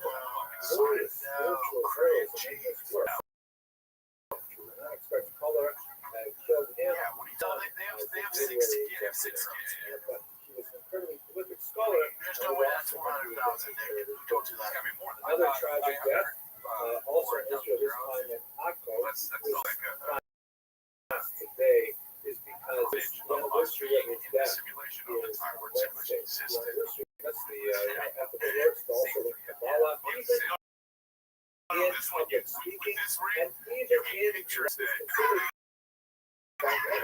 by the first modern alchemist, because he wrote alarming. Her arms he are the died in same the 18th size. century after a short life of intense persecution where he was hounded by his enemies. All of the time of the eternal Jewish enemies. This group was very set of together. He was hounded across Europe. Finally, at his late 30s, he migrated to Israel. Have some freedom to be able to teach, develop engagement, and play the Passover. So we have punctuated moments of great tragedy associated with all of these places. So you're not this How's guy's it? like some Yes. my Check out wife this told me this beautiful morning. photo. My friend Ellie Fisher wrote in the time of Yeah, well, Colorado. I don't give a fuck. I thought honestly, I might be okay. I mean, we had to, Besides the kind of recent strategies that are evident in the Bible and the Talmud and so on, one of the other elements also is the production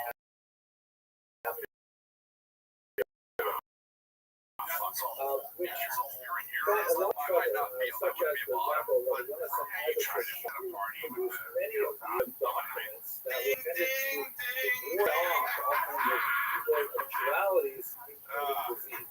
The reason why Rabbi Iverson got so much this huge amount of controversy the debacle of Shabbatai, a false messiah of the 17th century who succeeded in drawing a very large range of Jews from all across Europe to his cause, which ended in disaster and he ended up converting to Islam rather than initiating the Messianic period. Producing amulets after this time was a very dangerous because many people the producers as being trend also affected the early proto-Hasidic movement. This is super Texas when we got back to the These were called Baals, the masters of the name. It was the name of God, the name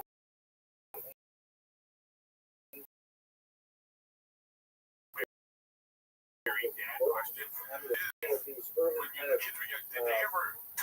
spiritualists we call Baal Shem. He's called the Baal Shem. The good Baal Shem. Let's move on here. This is also the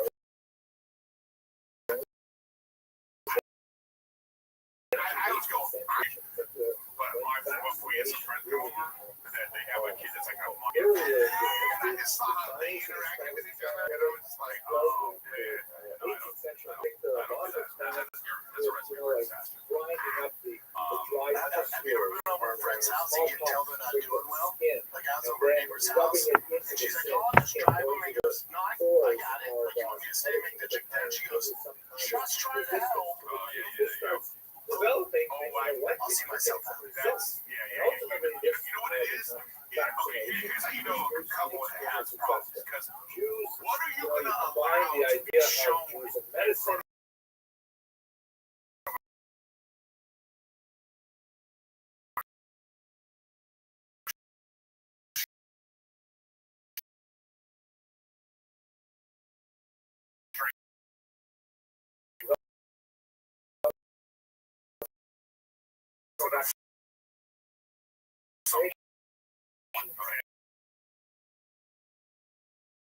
never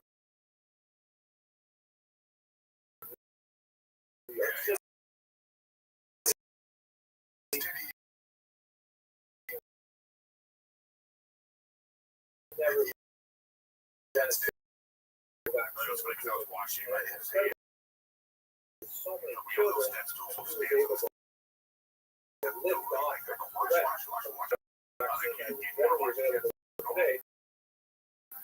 Change the world forever. To translate this as the leaves of healing. It's like the on the leaves of paper in his book, meaning we talk about healing. He sadly lost two of his own children. We should also bear in mind that long before Thomas Manson wrote L.A. Truthful, the long-standing sort of rationalist approach to medicine that appears in the Jewish tradition. Not to say that amulets were not invoked, especially amulets, other things like whispering spells, things like that, but one very straight line route, biblical communication, and Holocaust was taught that if the doctors recommend a course of action, people should follow that course of action. Very, very rare exceptions, but if a legitimate doctor with credentials and credibility advocates a course of action, even if it contravenes otherwise accepted Jewish practices, fasting on a fast day,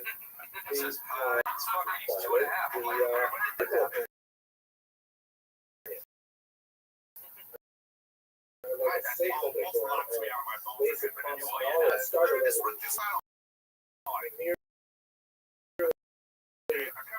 underlying something which was very shallow. I say that to my wife. But it's very rich. Who had a lot of science, for example, on the newly developed Darwinian theory got it yet where your kids play games and you can tell the kids a problem? Vaccination. Have you ran into that yet? No, but I have ran into a lot. I have.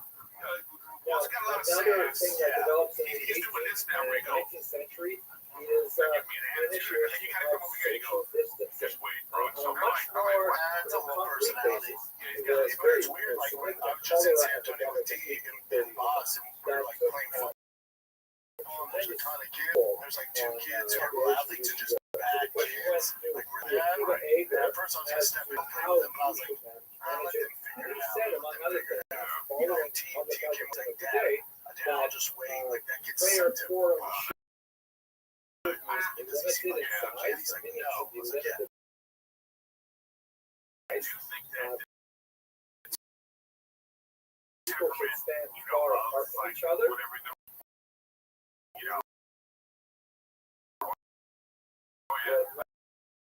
Our Jewish police very force much like, should be invited in, if necessary, to maintain those social distancing strategies. One of his and social displeasure you know, and was then I see him and because, he's like, I look at all his face like, oh, of course, one of the most so I just go, emotionally significant prayer in the entire liturgy is the Kaddish. they're telling you When this a stuff. person reads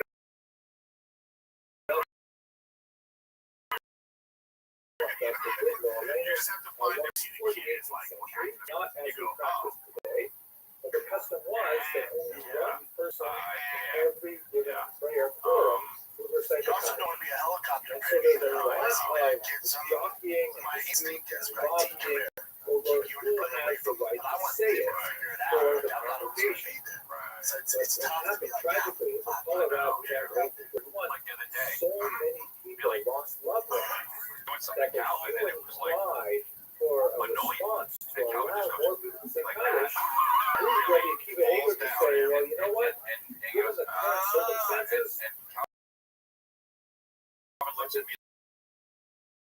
like, people should am I in trouble?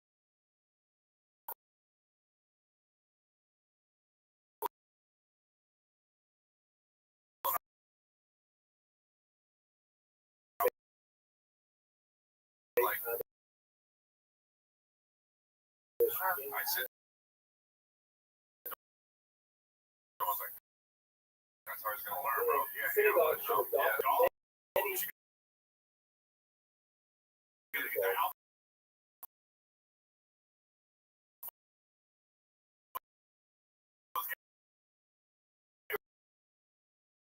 ultimately Kaddish, which rapidly became the dominant custom. Calvin's very Nearly 200 years after that. And one more really heroic and amazing story. I actually was not able to finish it. Got up, hit it fast on Yom Kippur this year because of health implications. So I wanted to make sure that nobody felt that if you were really religious, you would fast every once. So the medical rule is you should not fast. I want to make sure that you and I playing Yisrael Salata. I got home yesterday from Miami.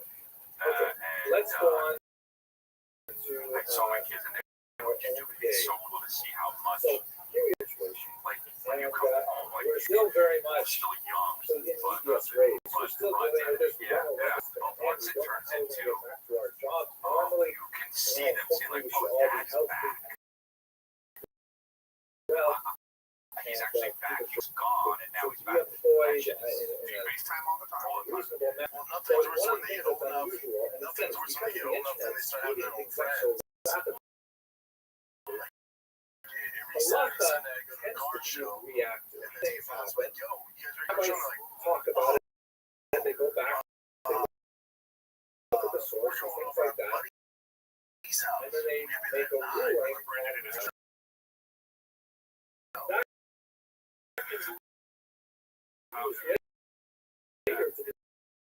Decide for specific individual cases. Waffle grab the phone and just run. Typically, the way Always sees some him. of works, it tends to With the bones. kind of like an orange is a scalpel to I mean, do it's fine to specific piss in, but like, no, I'm need not or a Miami whatever. guy. I stayed in. That's changed so much because so many directions. Well, the club is How do we indoor. deal with this COVID-19? And one of the voices that has become very prominent is that of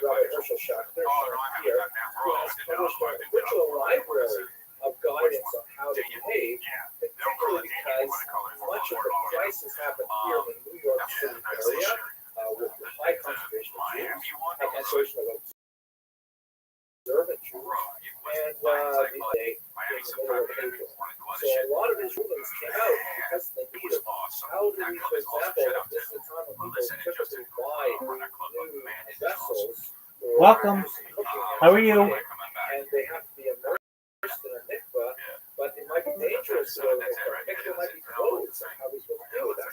There's a lot of rulings.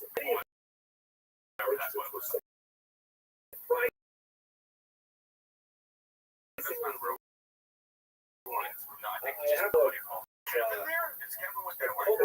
materials, all this stuff that's happening right now. My colleague Celis is Anyway, it was fantastic.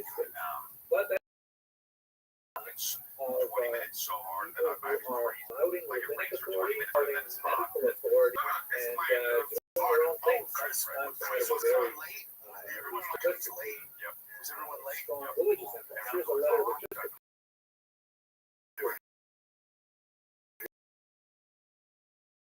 just from the Young Israel group, a very large Young Israel court. I'll just read the first paragraph. It is with complete disgust and revulsion that we are forced to share with you that in spite of our own Mora Da'atim, what the Rabbi said, and those Orthodox Young Israel, the RCL guided by Rabbi Dr. Alan Blatt, there were a number of people who blatantly violated our shul's policy and indeed participated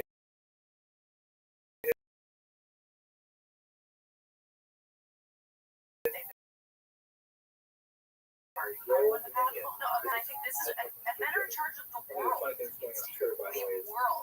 is a blessing for you to be able to say, oh, your husband has some job.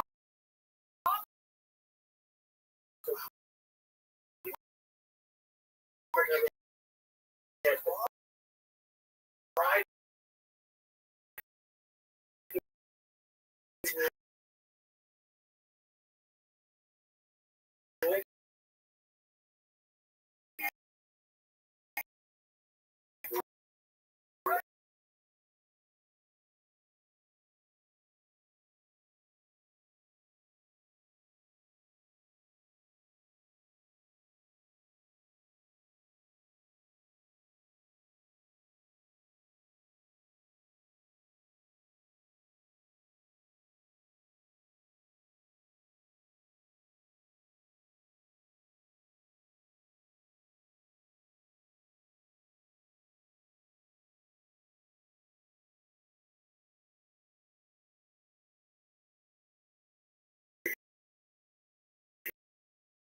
Here's what people die.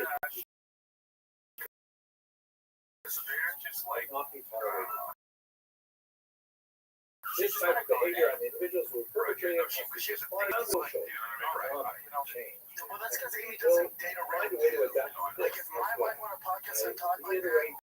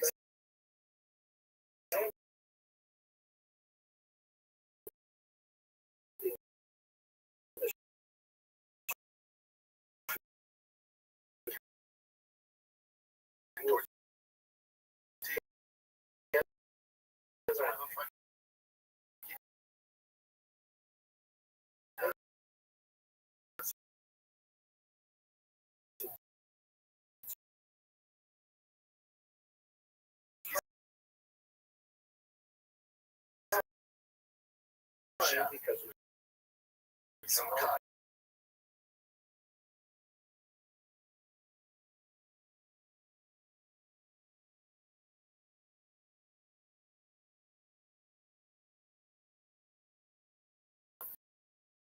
this is one of the problems. Just like chat Before I could just like, they got that together. It's just like, when you're talking about sucking dick, and that's the other thing. It's like, doing all this slutty shit for real. You're not like that stuff. Okay, take it road and grow out of certain things, but like, we're just gonna go with whatever's fashionable.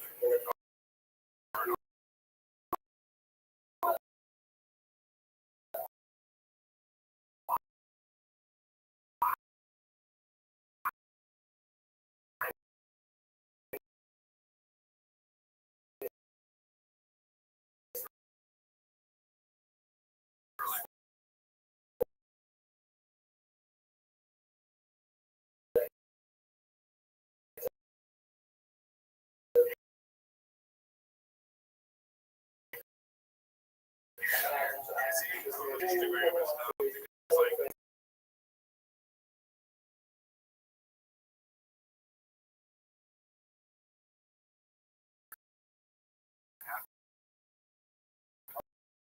offer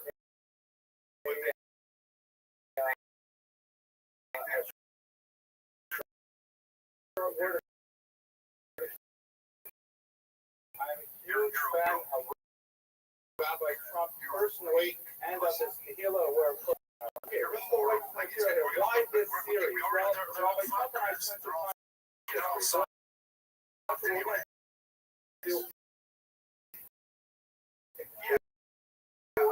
blindingly fast lectures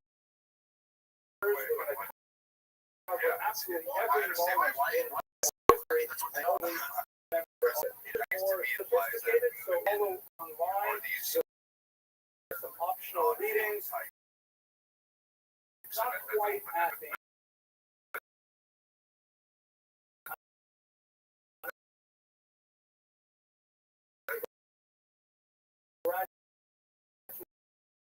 the level. understand what you're saying. If you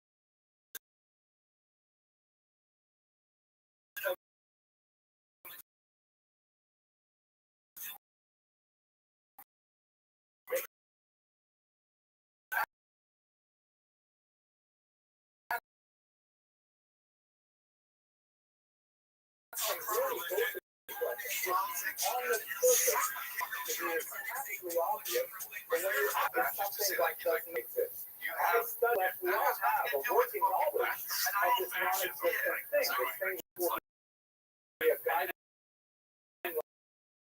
like the other.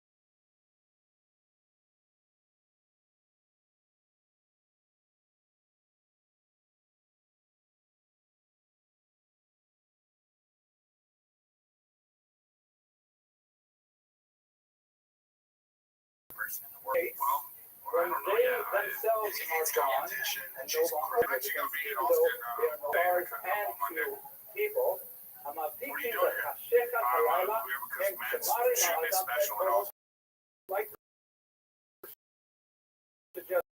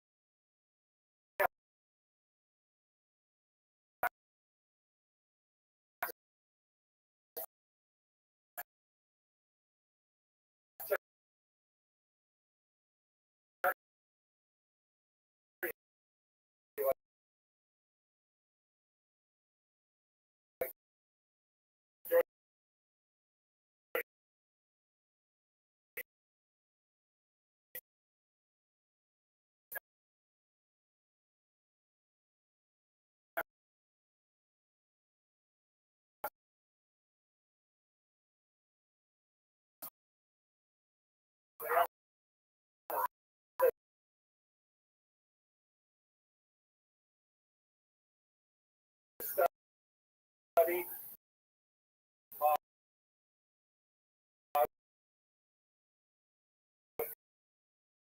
is somewhat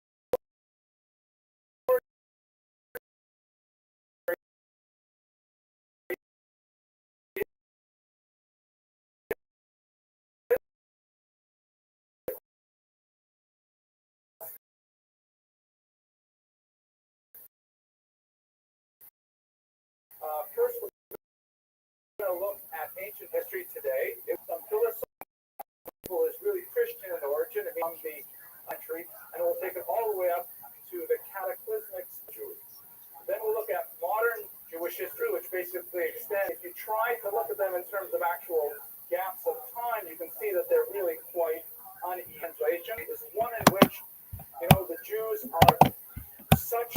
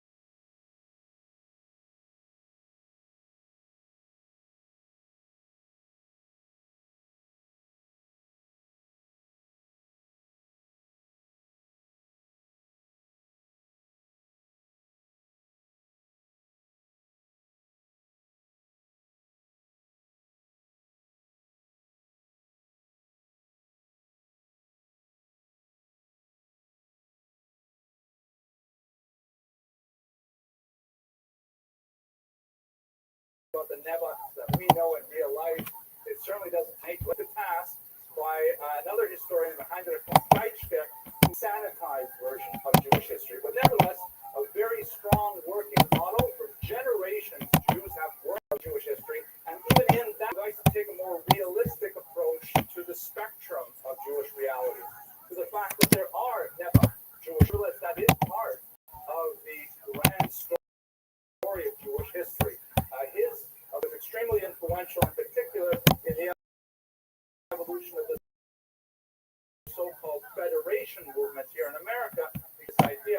Jewish community without necessarily being bound by religious affiliation. And finally, closer to our own times, the incredible Saul Baron, who criticized both Dubno and, in particular, Gretz, because he said that it wasn't really a heroic type of Judaism he was describing, Jewish history. He was describing a lachrymose Jewish history. In other words, full of tears. That the version of Judaism that Saul Baron criticized was this version in which everything was, completely run through the washer and that everything came out such that the Jews were always under much more sophisticated, university-based kind of curriculum, totally unreadable to lay people. His 18-volume history of the Jews, social and economic history of the Jews, it's a phenomenal book. Social and religious history is phenomenal. It takes up about this much real estate on my shelf and on the office. But you really have to be an expert in Jewish history to decipher it. So it's kind of accessible as a historian. So we're going to try and work through these kinds of models as we understand our own approach to Jewish history, which I hope I'll be able to make clearer for you towards the end. We're almost done now with the theory part before we get to the actual history. I have to dip a little bit into philosophy here as well. I promise this will not take more than a couple of minutes. History is very much related, believe it or not, to a philosophical subdiscipline called epistemology. Epistemology comes from the Greek word episteme, which means to know. It's the science of knowing. And as you can see from Lester Grabb's classic work, Ancient Israel, the subtitle of his book is What Do We Know? And how do we know it? In reality, one could say that what we know is actually intimately related to how we know it. For example, if you were to look at ancient Jewish history in particular, which is our topic for today, and you were to say, I'm only going to look at it through the lens of the Bible, then you would find a lot of difficulty with the archaeological record, and vice versa. If you try to be totally archaeological about Israeli history, ancient Israel history, you would find the Bible in some places unintelligible. And this brings us to the concept of biblical archaeology, different basic positions on either end of a spectrum. There are a group of people who call themselves maximalists.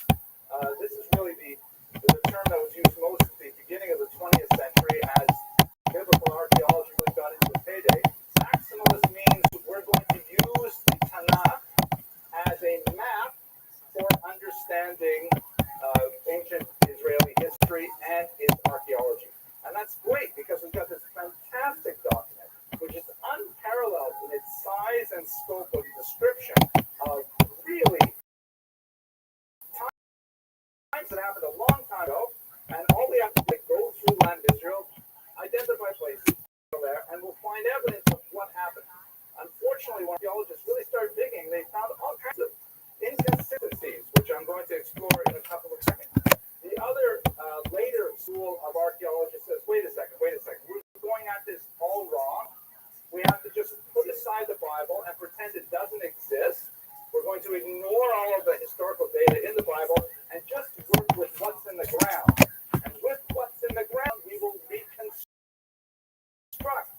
a history which may, and it turns out, is rather distinct and different from the biblical account.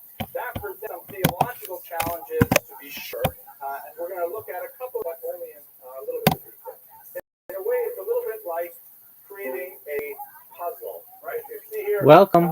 You've got someone working on a puzzle, and you say, well, this is a really hard puzzle with so many thousands of pieces, and they're all mixed up, but I have the cover here, right? I have the box that tells me all I got to do is follow the box. How are you? Really easy. So Bible, the Tanakh is great. We know what's supposed to happen where. What's good? What are you up to? Slinging it like it's going out of style, son?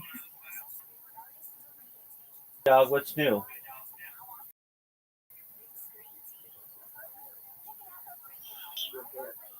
You just woke up?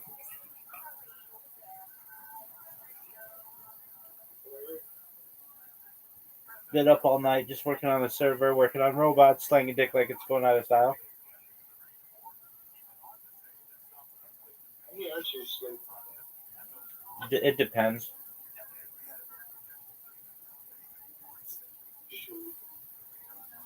Probably like 8.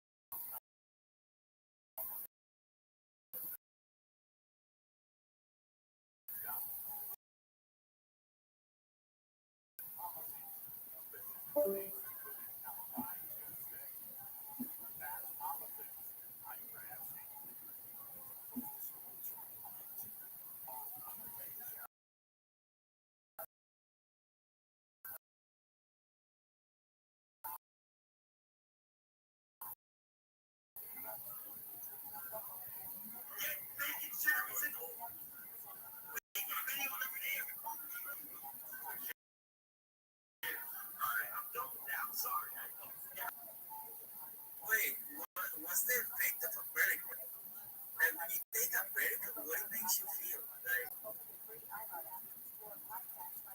what? For the motherfucker took a knowledge, bro. What the fuck? This was the OG New York face house. He started thinking, bro, I'm not trolling, bro.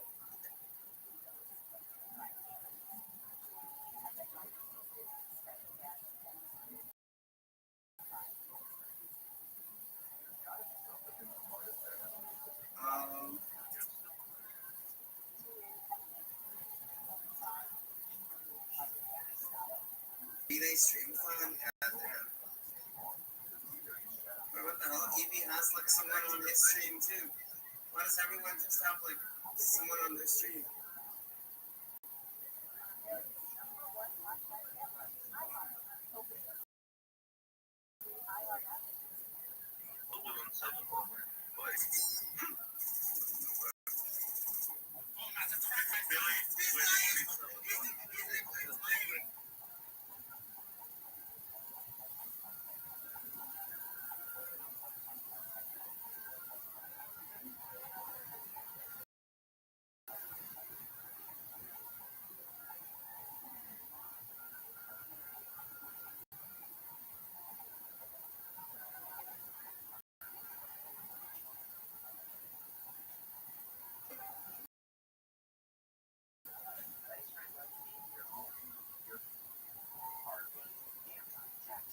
AQ plus?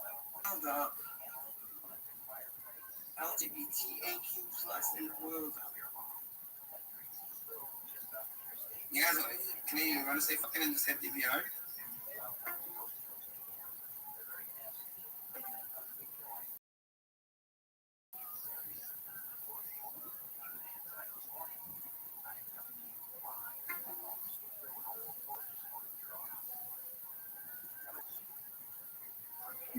Get the tattoo removed and it's a reform back. It needs a reform back. So, you know what? I like it. I think, oh my god, I do have VIP.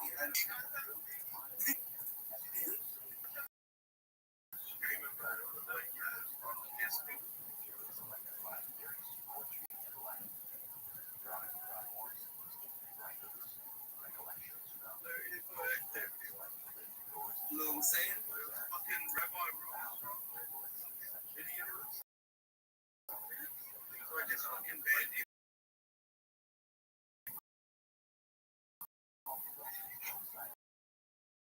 This video, see that? I wanted to see what was he videoing?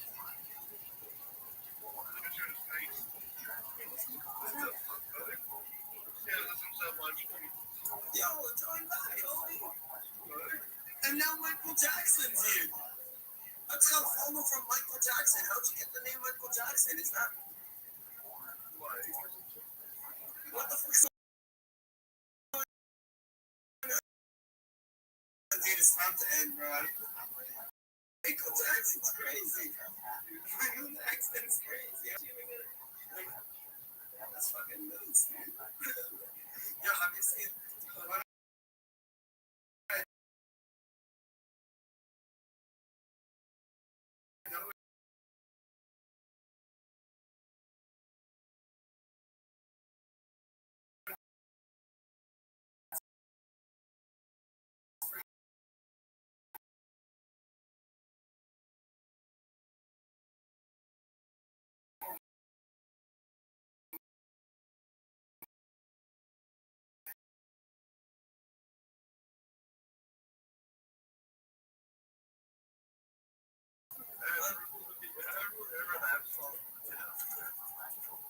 Like the OG, like he's got the actual like names. No. Okay, so you're gonna do me. Okay.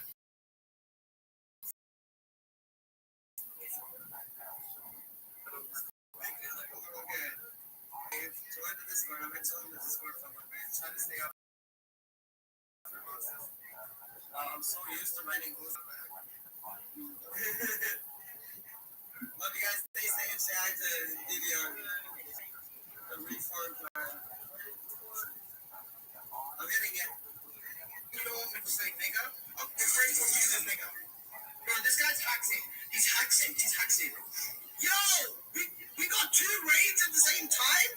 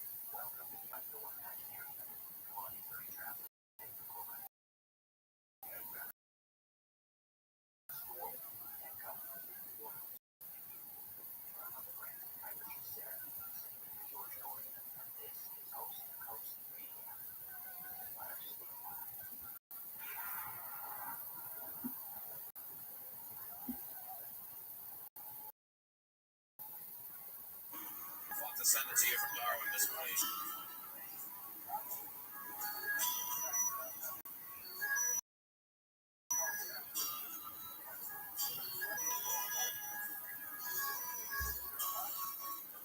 Rabina's black currant. You ever drink Rabina? Mark's got it out. Shit.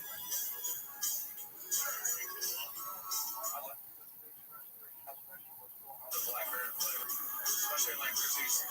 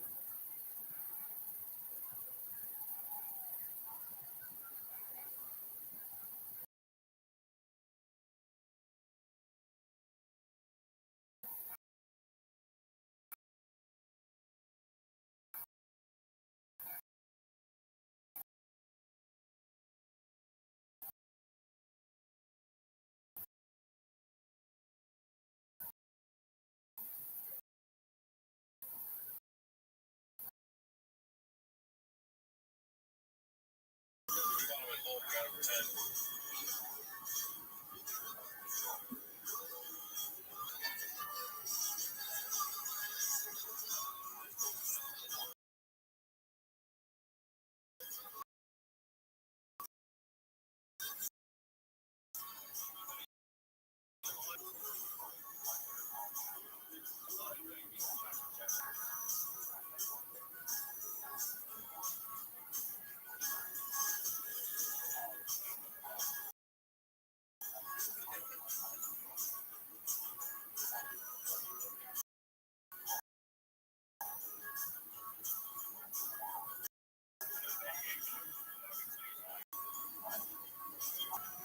What's up, Michael Jackson? What a name. How the hell did you get that name, dude? No one took that name. Were you the first person on kick? What the fuck? How did you get that name, dude? Guys, we made it. Michael Jackson has joined the kick stream. Join the Discord? Did you see the postcard? Is Mark driving in the middle of the road to help avoid like livestock and roads? Yeah. Yeah.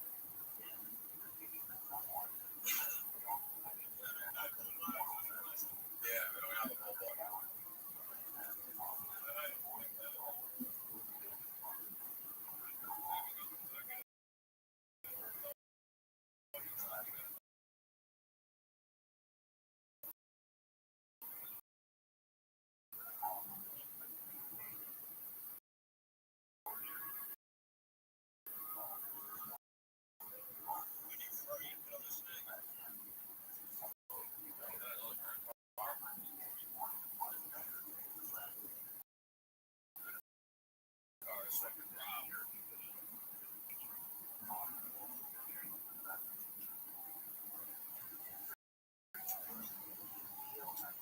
I was able to. I wanted my name on, like when I type on, I was like, here's the. I'll post this in here. This, you guys are just tuning in. You want to see what the rig looks like? Now it's not like on Twitch. I can do the real Shook on 3 and my caps. I can't figure out how to do the caps on a kick. I have to look again. Where do I view the postcard? It's in the general set, like just the Mod City. I think it's just called Mod City.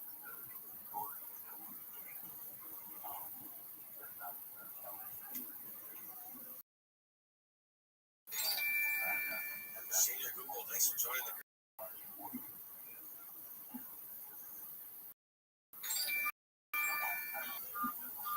Friend, thanks for joining the kick stream. Thanks for joining the gym. Thank you so much.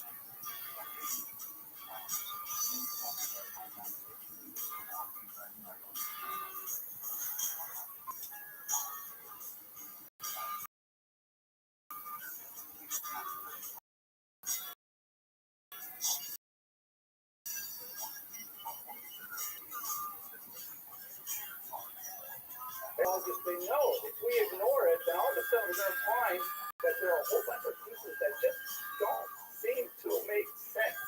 We found this in the ground. It doesn't look like it should be here. It's not shaped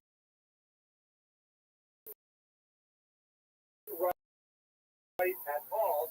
And that's fundamentally history because you know Tanakh, or do you know history because you know archaeology? And whichever way you work with the data, you're going to have to deal with the other side of the equation. Okay, so wow, I'm going so fast. I can't believe we made it through one circle in 20 minutes. But Rabbi Trump spoke for about 2 minutes, so I'll take that out of the end. All right, let us first begin with what's called the longue durée. This is a term that was created by the French Annales School of Historiography that says that, hey, if we really want to look at history properly, you have to look at larger factors than the immediate people involved. Yeah. Look at things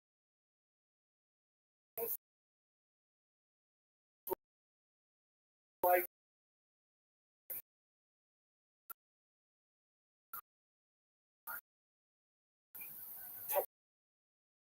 what's called the Fertile Crescent. And as that, of course, is the Fertile Crescent. And it describes the area of fertility. You have to have, concentration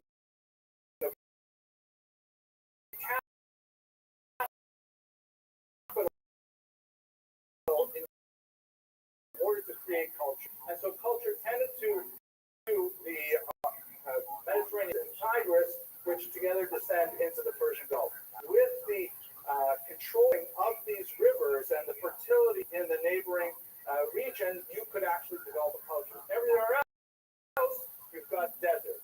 So this is really the civilization develops as a result of fertility.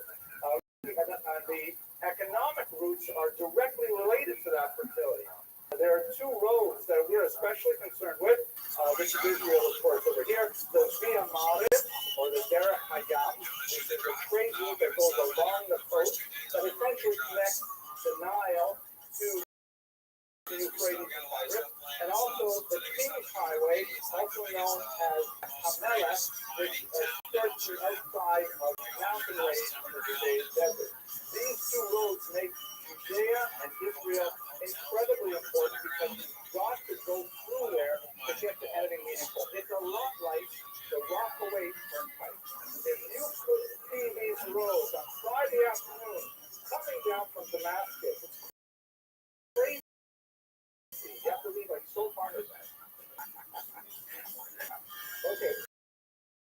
Here's a map looking at the height. You can see the green here is lowland, and it's green, of course, it gives us the essential profundity, which is, of course, what happened there. And the red cars terrain, which means that the land of Israel is really a very small area of productivity. Desert that places a vertical desert right in the middle. It is not like Everest. It's not sharing with them the black earth. It's this very tiny little spot. The only major advantage it has economically is that it's on these two trade routes, the Derech Hayam and the Derech Hamela. Here, looking at it sideways, you can see I've translated this. This is the Dead Sea over here, the Mediterranean. It's a tiny little barrier here, and because of the prevailing wind, the moisture that goes in with the wind rain gets trapped by the mountain and remains here in the coastal plain. The mountains are dry, and of course, once you go past the Jordan or Dead Sea, it's very dry in the country of Jordan. This map also shows the Hebrew, but you can see the security risks of Israel are phenomenal. It's only 15 kilometers from the edge of what is called the Green Line, what would be today called Shomron, or the upper part of the West Bank, to the sea, to Jordan. It's 55 kilometers. So, it's basically a good walk from one end of the waist of the country to the other. But we will get to that. Now, one of the slogans that was used in the Zionist was this idea that Israel was a people land for a land people. It's not really true. Israel was settled before the first Jews lived there. It's described that way in the Bible. In archaeological finds of these Canaanites, for example, this is up in the region of Jericho, seems to have quite a sophisticated culture that apparently involved these rituals. We're not certain whether these are intended as a decorative map. Perhaps the holes that are drilled in could have been worn as masks, perhaps in theatrical productions of one type or another. The figure on the right is evocative of a skull that apparently would have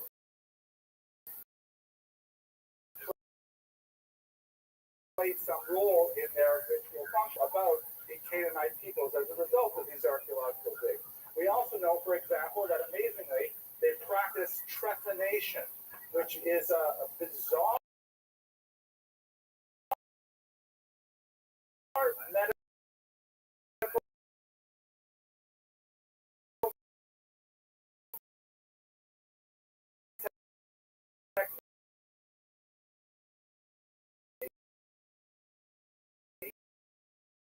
that we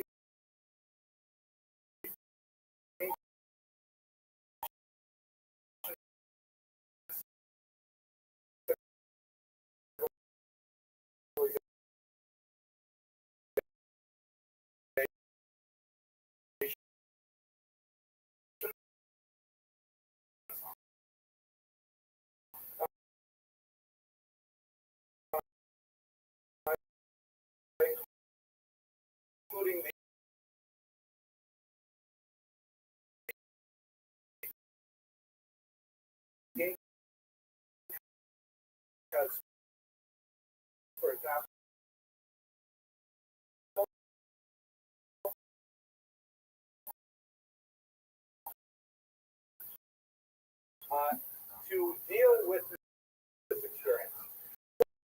In the Mesopotamian region, that's the southern part of where the Tigris and Euphrates flow into the Persian Gulf, Abraham is commanded to in Israel. There, as you know,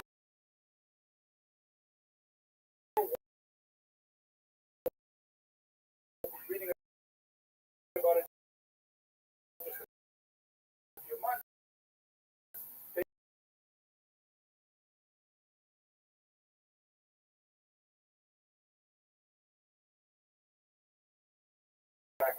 and in fact, some historians would say it by the archaeological record, because, for example, if there is some historians would say, well, that happened.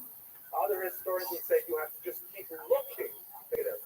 But this is the kind of area where so central to our identity. I know it on a very profound personal level that left Egypt. I know it every Pesach in particular. I'm remembering it in my personal DNA. The fact that we can't find archaeological data to support it yet doesn't really challenge it. It's kind of like if I went to the doctor and I asked him, let's say I'm having trouble, I'm lovesick, I love my wife so much, could you please have a look at my love for my wife and tell me what to do about it, doctor? What is he going to do? Put it in a CAT scan? He's not going to find that kind of data. So this will take us further into Hashkafic territory. I will leave that to the Hashkafic experts like Rabbi Trump, but for the time being, it gets a bit easier now. Wow, I'm going so fast. Some fascinating new information, however. One of the associations with the Jewish settlement of Israel is so-called four-room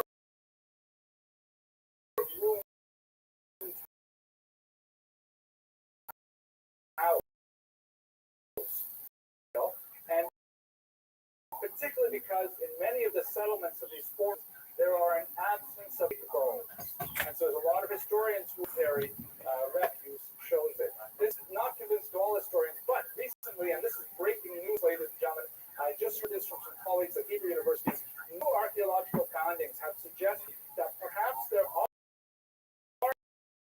in fact there are here because they've been discovering a lot of these containers. Although it's inconclusive, it's not but tomorrow, so that takes us through kind of hazy dark position. We don't have a lot of data outside of the light that stars described by Hannah. Archaeological record does say some amazing things. For example, this is the Merneptah stele, which is a find that dates back to the 13th century before the Common Era. It is a kind of a ghost obelisk, very common in the period in which various rulers, in this case it was the pharaoh Merneptah, boasts about his many, many military achievements. And the whole thing is a long list of the various peoples that he has conquered and laid waste to and so on. And on this Merneptah stele, we have the very first reference in non-Jewish archaeological material to Israel. And it reads, Israel is wasted, its seed is no more. I mean, it's like the very first thing has to be anti-Semitic. Can you believe it? I mean, but that is the first statement we have out sources that talk about Israel. Now, what exactly does this phrase mean? Most historians take it kind of at face value. That there is an entity called Israel. We don't know much about what it means. Is it an area? Is it a people? What exactly is it? Wasted seems to imply, and seed, even if we take seed literally to say figuratively, that they will have 13th century before the Common Era, we're done with the Jewish people, we have to destroy them once and for all. I just like the point, so Merneptah says Israel is wasted, its seed is no more.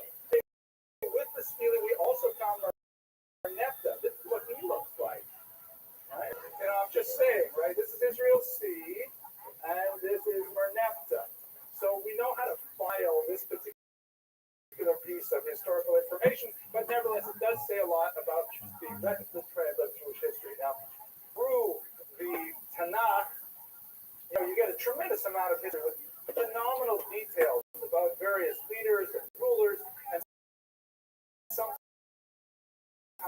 secondary tree characters. Phenomenal lessons contained therein on a moral level, a spiritual level, and so on.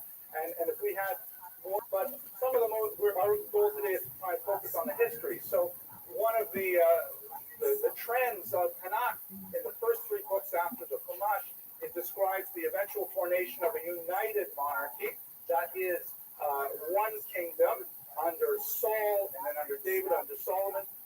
We do not have much archaeological evidence of specific things happening in there, but there are a few fascinating tidbits. So, for example, the Tel Dan stele, which was discovered in the north of Israel, it is about 100 years after the death of King David. So it isn't actually contemporaneous with his life. But in the stele itself, you find this phrase, which is written in the Paleo Hebrew, the original, a different version, different script of Hebrew that was used at the time. And of course, he was written from right to left. And these letters here, BYT, which is understood by most scholars to mean House of David.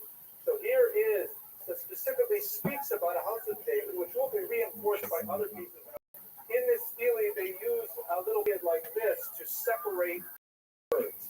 And there is no separation between David, even though grammatically that is required. That's not necessarily disqualification. Latin, for example, is written without such word separations. Polish is written almost in. That was a joke. I thought you would like that, but at any rate, this is the kind of outside of the record of document here. This other stele, the Mesha stele, from about the same period of time, 850 before the Common Era. The reason why it looks like a whole fascinating story behind it, it was found in Jordan, and in the 19th century, and made efforts to secure, but the local villagers felt that there was something wrong with these German explorers taking tools in the desert, a lot of interest in it.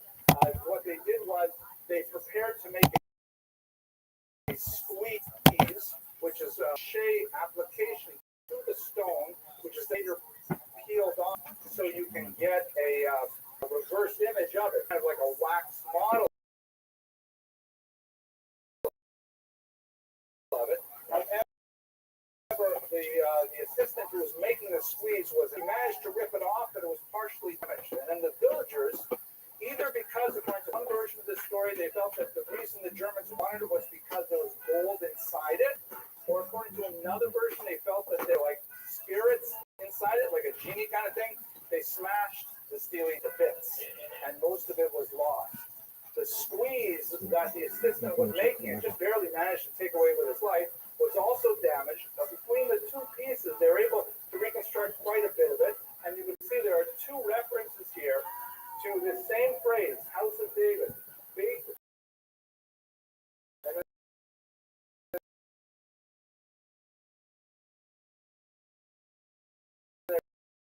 There's something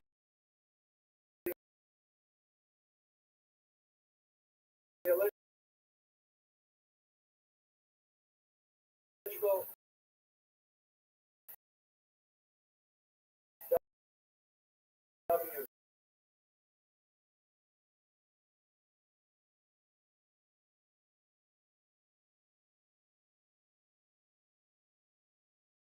WD is actually the origins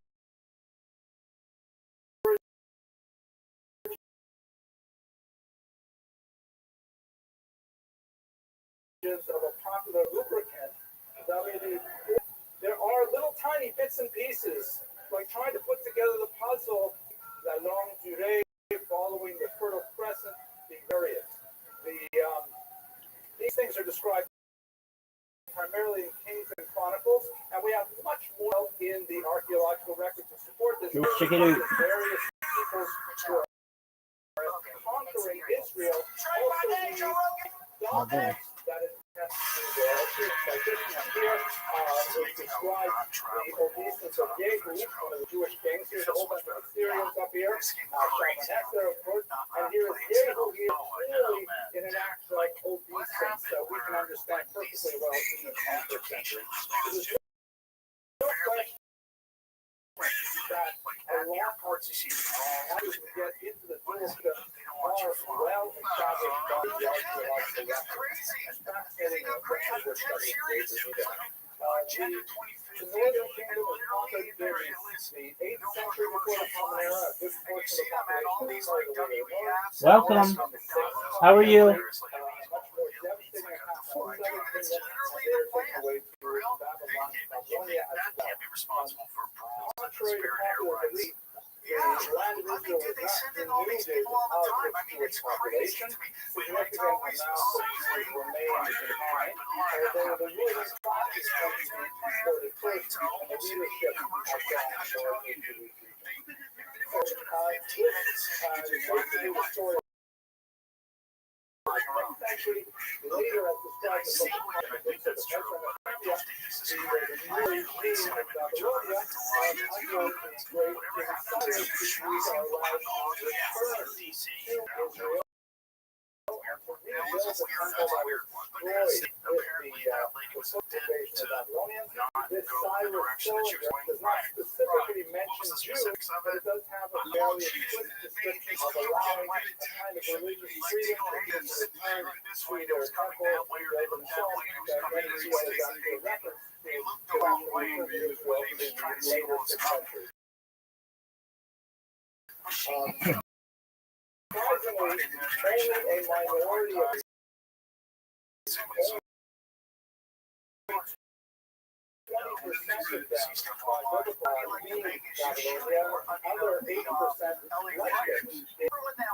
So the next thing that's really important in understanding Jewish history is the encounter of Alex, which is find some allusions to it, but it's primarily post-Tanakh era. And this is a result of Alexander the Great, Alexander of Macedon, who conquered the entire Known World. He starts out here in northern Greece, and he makes his way throughout the entire Mediterranean and pushes all the way through the Pacific into Central Asia, all the way out to what would be today Afghanistan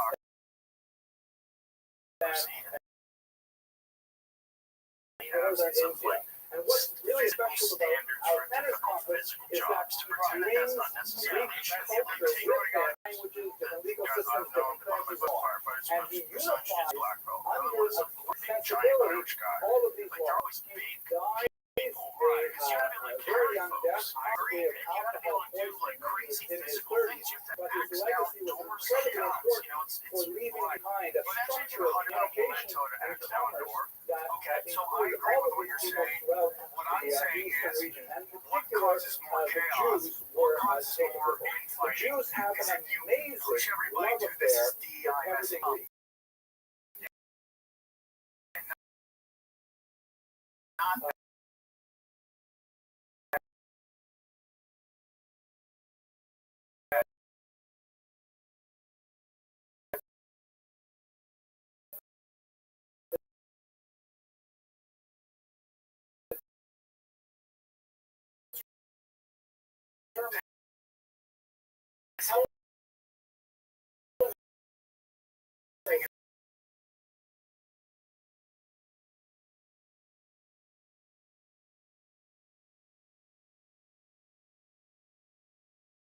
The narrative usually becomes a particular Jewish-centric they're helping jazz. Here's the crazy thing about LA. Very few people are calling out any. Hey man, what's going on? It's work. Hey, pumping $7 a gallon gas. They still never complain about what's going on. They still vote the same way because on Toronto. Yes, me. It's a big part of moving everybody into these big cities. It's a lot of conformity. I don't think it's like that everywhere, though. LA is particularly particularly like that because of it's a city already because of Hollywood. Yeah, because you're auditioning because it's really the only way to find out if someone's really good at acting. Chance, right? But the way it's set up is like people choose people and they choose you. You go on to have this incredible life. You become Brad Pitt, yeah, right? But if they don't choose you, you become that guy that everybody sees at the party that's 45, dyeing his hair dark. Yeah, it's not happening. Everyone knows it's not happening. Maybe he's got talent. It's weird. So you have to say what they want you to say. Whether it's whatever political change, climate change, I'm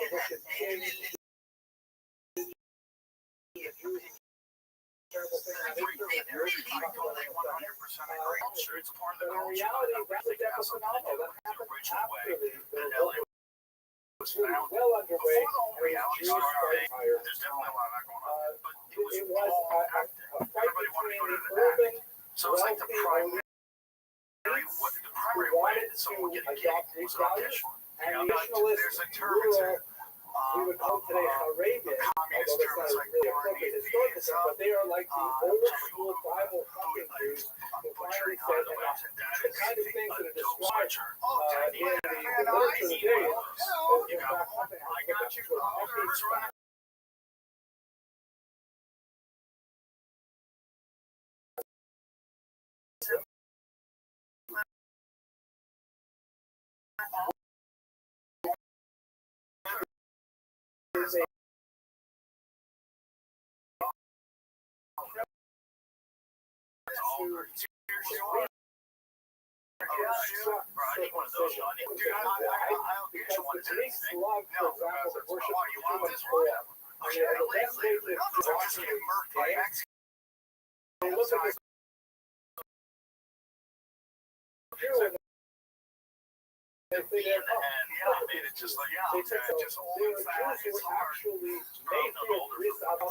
Ten Planet Van Nuys.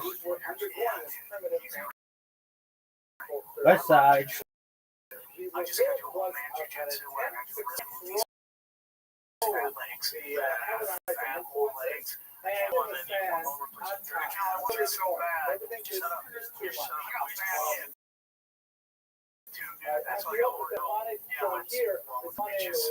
It's the end of the game. The reason why the shields are off.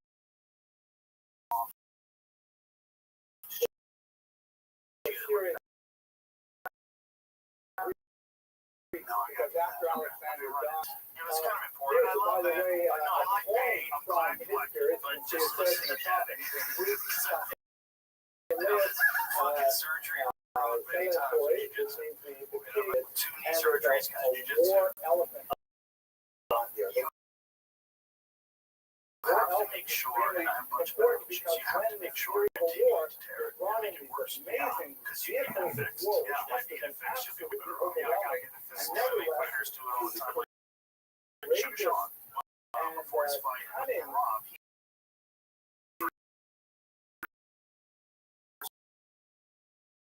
and he was going to get surgery, but he realized he's fast, but he needed to get it fixed. And then he finally got it fixed. He's like, dude, I feel fucking infinitely better. You have to fix it. If it's a labor tear or something like that,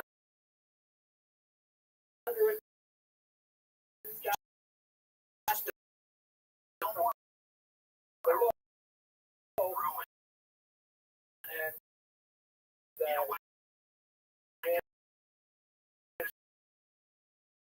so you need to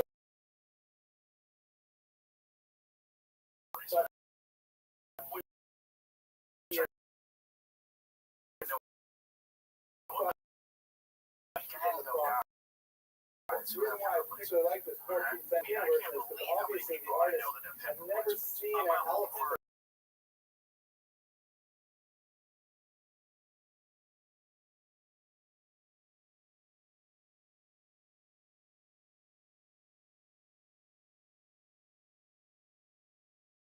Always falls on December, which for those of us who live in Christian countries, it's the same kind of. The thing about it is, Well, yeah, okay. you're missing So that takes us basically up until the second century before the Common Era, and then we get to the Roman Jewish.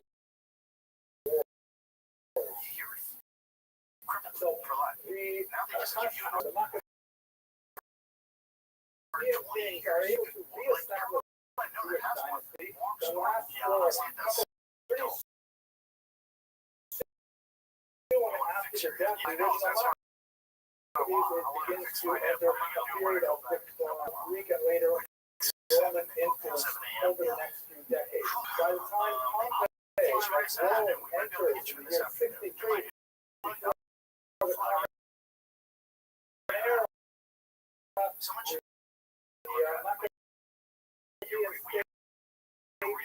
is just a shadow of itself.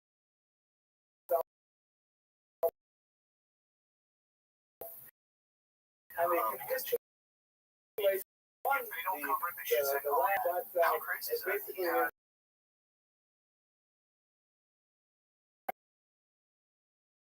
so it was during this period there was further decline in the Jewish status, Jewish insight. We look at Jewish society around the year zero. In the first century, we see a tremendous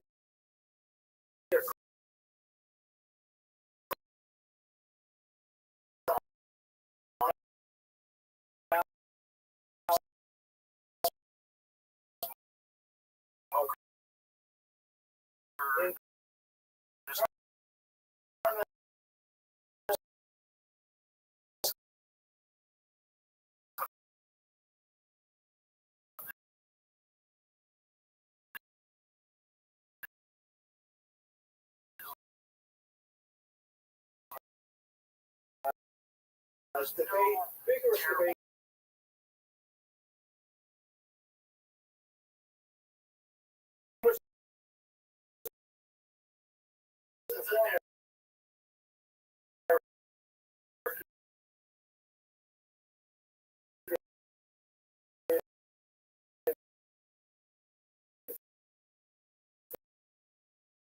Tremendous historian Josephus, who was recorded a phenomenal and then he was captured and he surrendered to the Beast, which might have said something very different.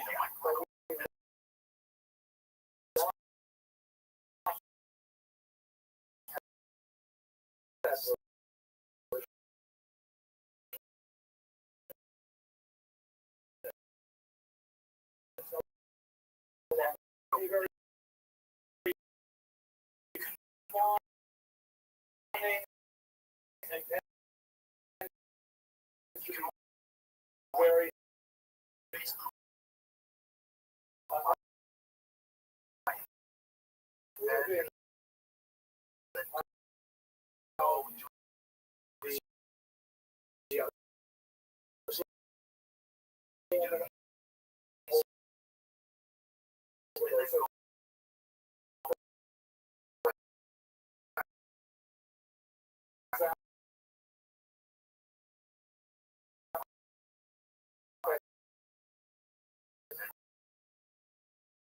he describes how speakers themselves in their fighting with one another wax respect the first day, and the best thing for Jews to do is to go along to get along, seek their own personal advantage in association with the Romans, and they tend to be in charge of the temple, who call the Gentiles. These are the rabbis, these are the people of whom the later Jewish movements called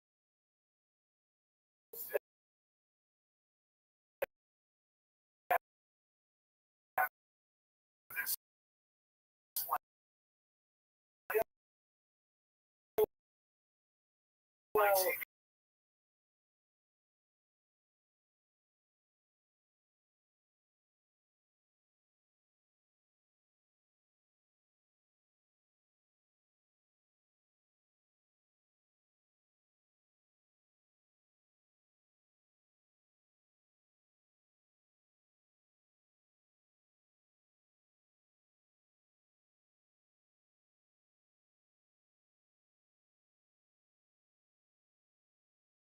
Yep, that's new from our highly corrupt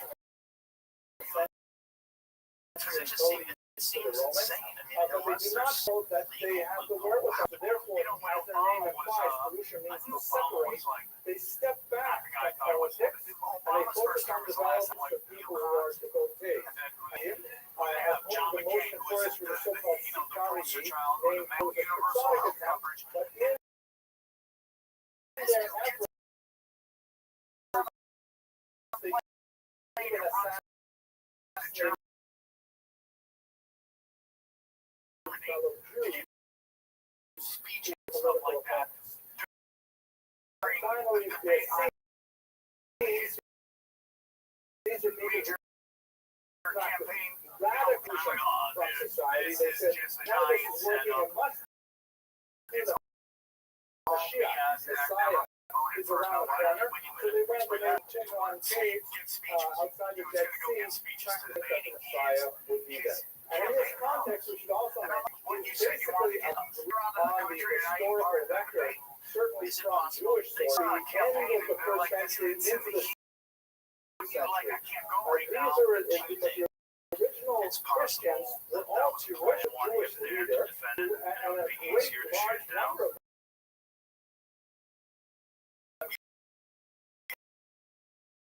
felt that in fact really Judaism plus that they're thinking about it. It's 613, that's those plus, that it's an added bonus. It was only later on when we get to the turn of the second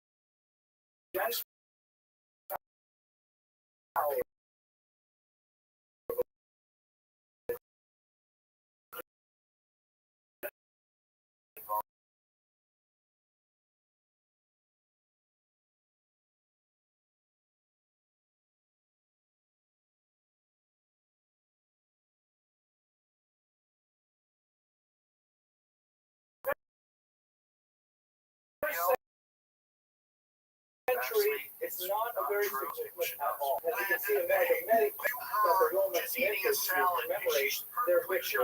It's ironic that been there for well over a century by the time we were still in order to firm up the authority of Vespasian as a new emperor, what they actually and here is the famous economic Roman soldier finding iconic motif of the land. And before that, after the Roman York was kind of saying that was how that in her hands of the single fate of the destroyed. There's another report, again, the Jews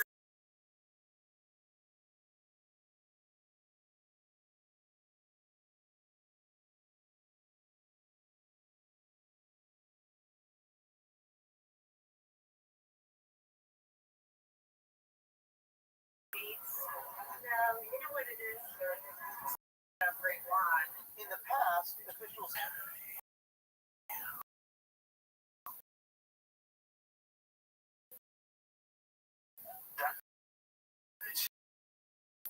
and that's a big part. I said this a long time ago, is that they're just trying to set it up so it's like there were statements, I believe, that you can't find it on the internet anymore because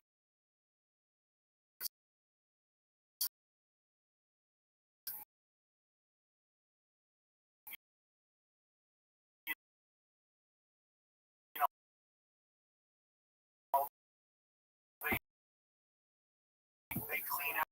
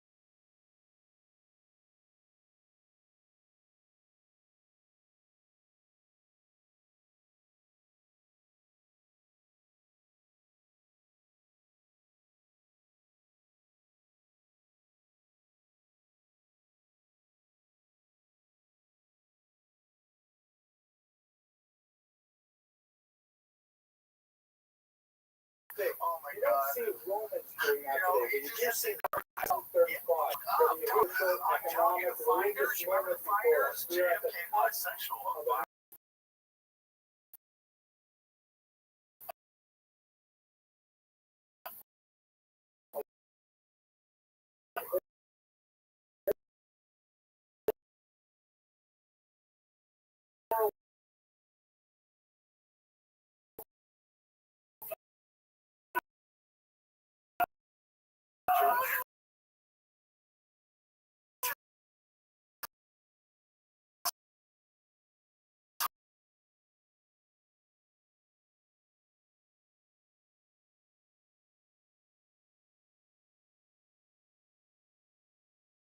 one in which a text is involved. And how do you preserve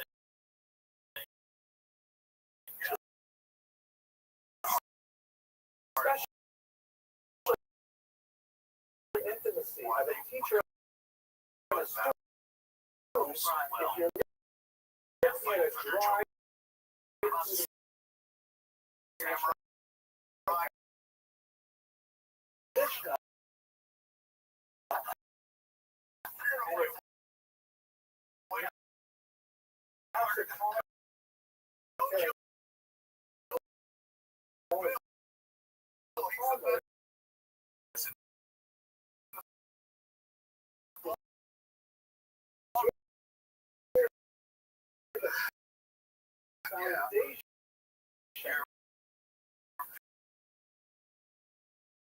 Jewish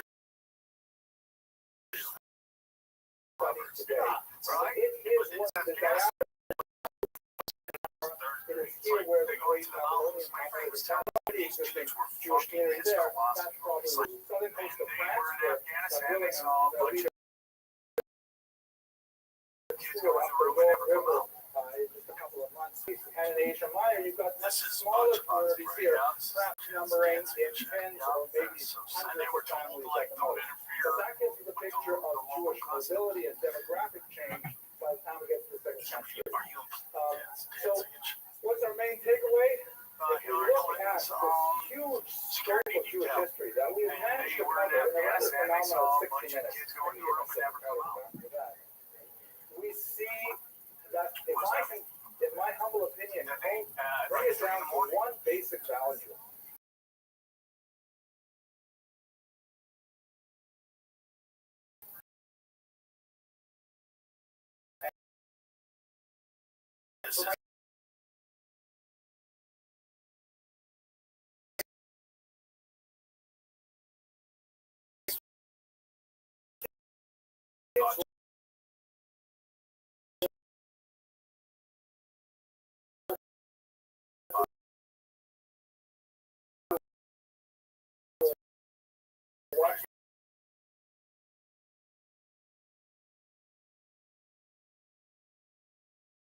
Maybe there's another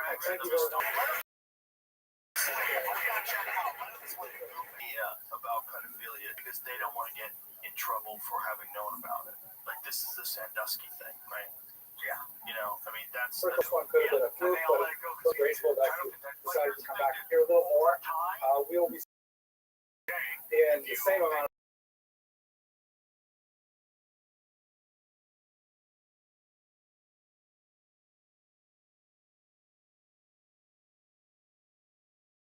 gracious donating to the synagogue on behalf of I would thank them very much. So let's pick up where we left off. Last week we ended our discussion of Jews in the ancient period. And these terms that I'm using, ancient, medieval, modern, and contemporary, they are really terms used in Western historiography. That is primarily 18th and 19th century Christian historiography. That's the way that time is divided up. I mentioned yesterday or last week how there's like an ancient period which is this classical Greek and Roman civilization. Then the Vandals come in, sack it, the river Dawson is all lost, and then it's the Dark Ages, it's kind of like Gaul or Valley in civilization as a whole, and then it rises again in the Renaissance, the High Middle Age, and so on.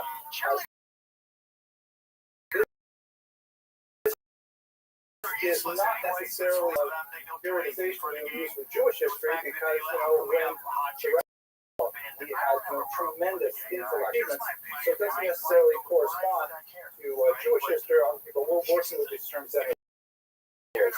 If we are to use those terms in our purposes, we should try seeing, not with the destruction of the temple, although that was an incredibly traumatic experience, remarkable as Jews survived it, but rather with the developments of the following century. To popular misconception, we empty out of Israel with the destruction of the temple. There were definitely tens of thousands of exiles who made their way, who were taken as slave ships to. Well, in the following centuries, there was another two revolts against the Romans. One in particular, the Bar Kokhba revolt, ended in disaster for the Jews, particularly in the environs of Jerusalem going south. And so the Jewish population moved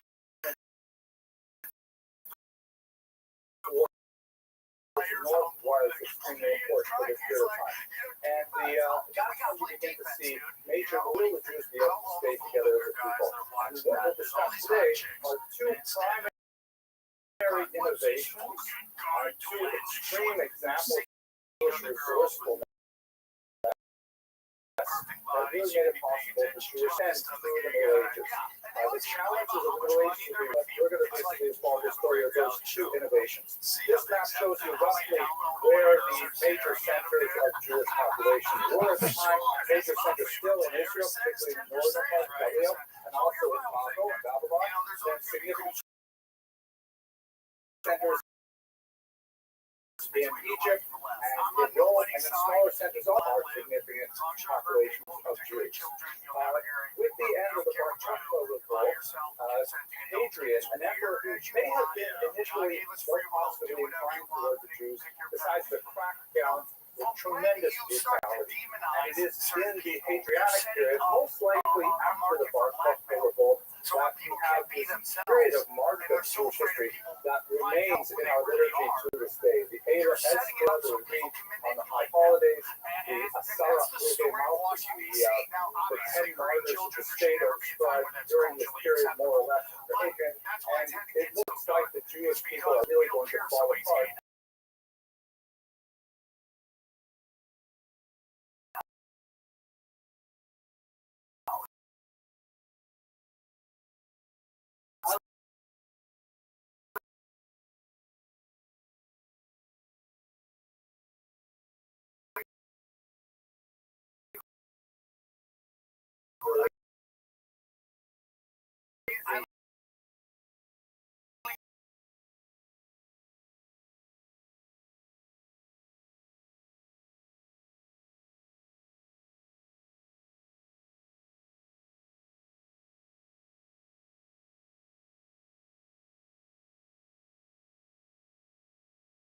Initially, we'll tell you though, for those of you who have made the shul for the past 2 years, under leadership of Rabbi Teitelbaum, and at the end of Rabbi Rothschild, they've been learning this day it's a law doctrine that deals primarily with agricultural law, all the poor things like that. Then there's a section on holidays, Sabbath, Rosh Hashanah, Yom Kippur, and so on. Then there's the largest, and that's why the section explaining women requires the most amount of things. Then right after women, Yeshiva joke after you finish studying women, then you got lots of damages to deal with. I'm sorry about that. Then number 6, we're doing primarily with laws of the temple, and then pure things which are things dealing with personal purity, the laws of the mikvah. Now, what's fascinating about the Mishnah, and I said it was a law document, it really isn't, because most the Mishnah preserves a phenomenal amount of ambiguity. It's tremendous white space that's tremendously valuable document. At the time, the Buddha Nazi was assailed by colleagues saying, how can you possibly write down this oral tradition that we've been handing down Rabbi students for centuries by putting it down in text or reapplying it in concrete that is influential, it will not be able to meet the challenge of the times. Is be a document that people will set aside like all the other documents. I mean, how many people really read Rothschild today? Like a while ago. But you know, if they argue that's what would happen. But genius made it a document of tremendous ambiguity, and it became the core of what we call today the Talmud. Again, I wish I had the example of what exactly it is. In a sentence, it is a massive, multi-author, multi-century commentary on the Mishnah, trying to explore what exactly the Mishnah is trying to talk about. And it has this beautiful space in the middle of it where the only way you can actually read it. It's not like reading any other kind of text, like a Greek middle and then the chapter head.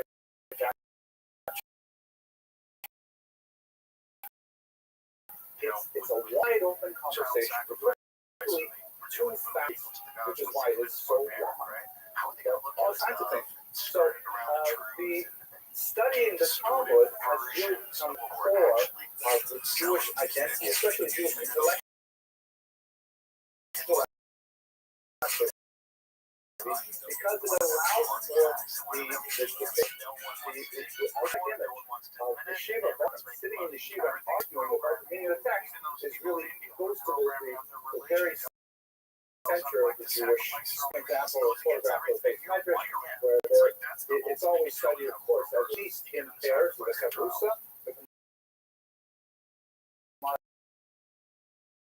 The time itself says, give me a study, give me that. It's so important. You cannot study the Talmud on your own. In fact, Talmud alone, not learn anything, you will become stupider than you were before. That's actually what it says, I'm making that up. And just to give you one little cool story, when I went to Yeshiva in Jerusalem, Yeshiva Sorsameh, this was right after the Soviet Union fell apart, and they had a lot of Russian boys there. And there was a problem because the boys were it was free food. You remember the yeshiva, you guys had food served in the cafeteria. And a lot of the Russian boys, they lived through so much stress and so much change, and the whole country fell apart. So they headed to go back to second helpings, which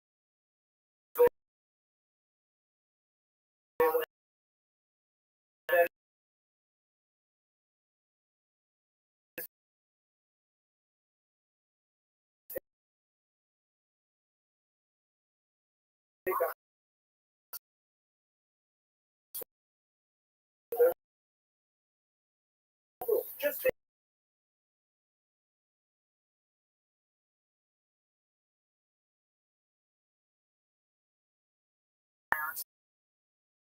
yeshiva tried food for 1 portion. No student is permitted to stand straight or wrong, and 7 sparks fly out. 7.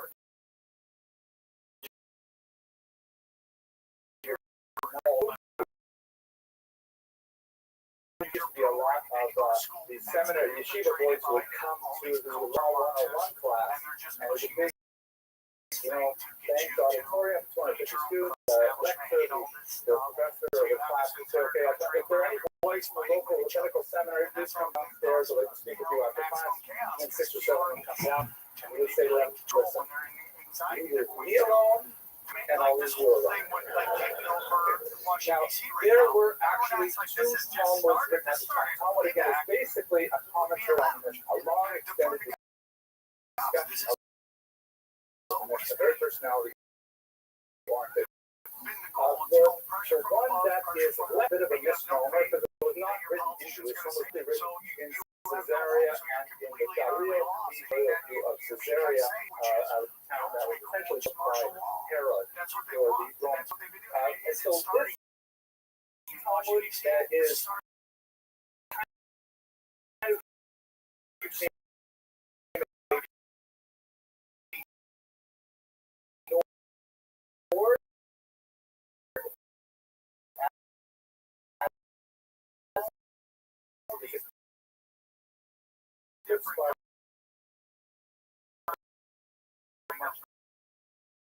larger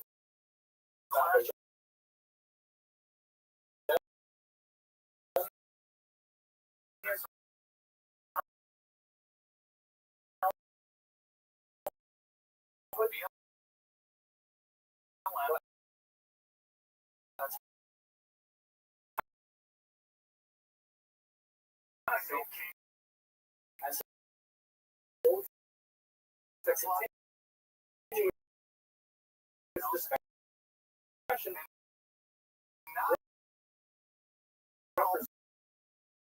and the watershed in Jewish intellectual history. The former are called the Tanaim, birds that I follow every day, the Long Island Railroad. You see there, oh my gosh, the five of the Visa, and now our Hewlett with their Peter going in with it.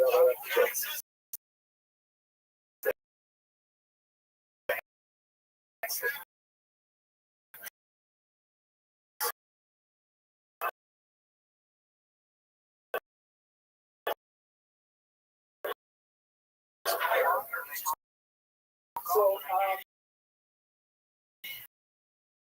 the is a little bit different in scope because the Jewish thing in our time is that Jews are living in the land of Israel again.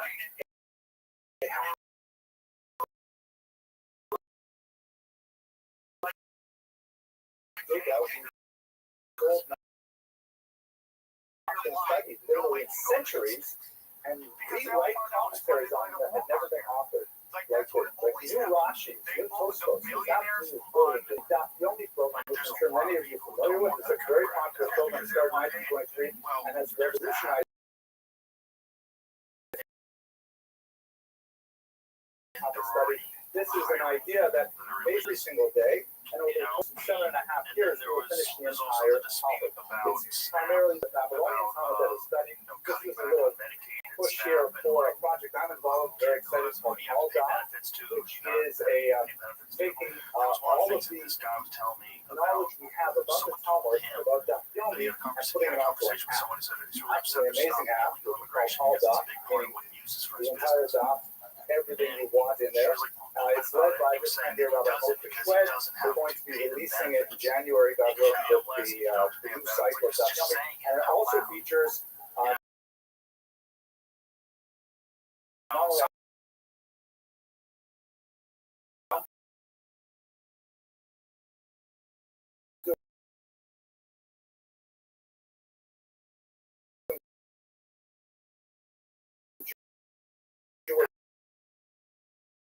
history on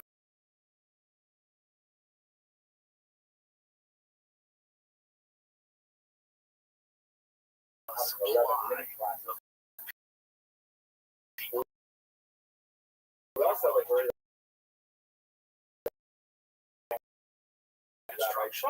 who's going to be all of scriptures that are actually in the Talmud. So it's kind of a fun note to survive for the creation of the Tehillah.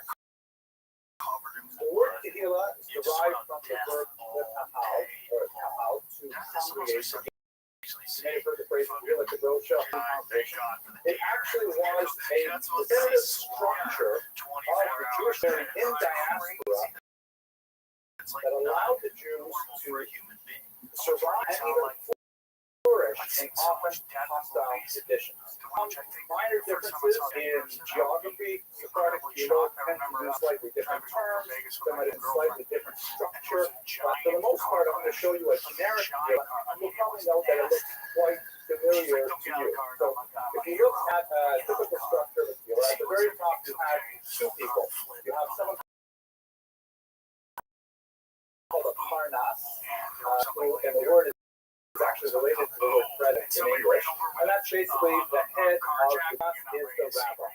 Now it's an unusual kind of arrangement because the rabbi draws a salary from the community, and so in a very pragmatic way, the rabbi is dependent on the goodwill and has to have it by the community, but at the same time, the rabbi is a noted expert and legal authority because of his Torah and his mastery of the Talmud. So it's a kind of a dynamic where there was two rulers of the community, and they have to watch their stuff with each other. If the Parnas,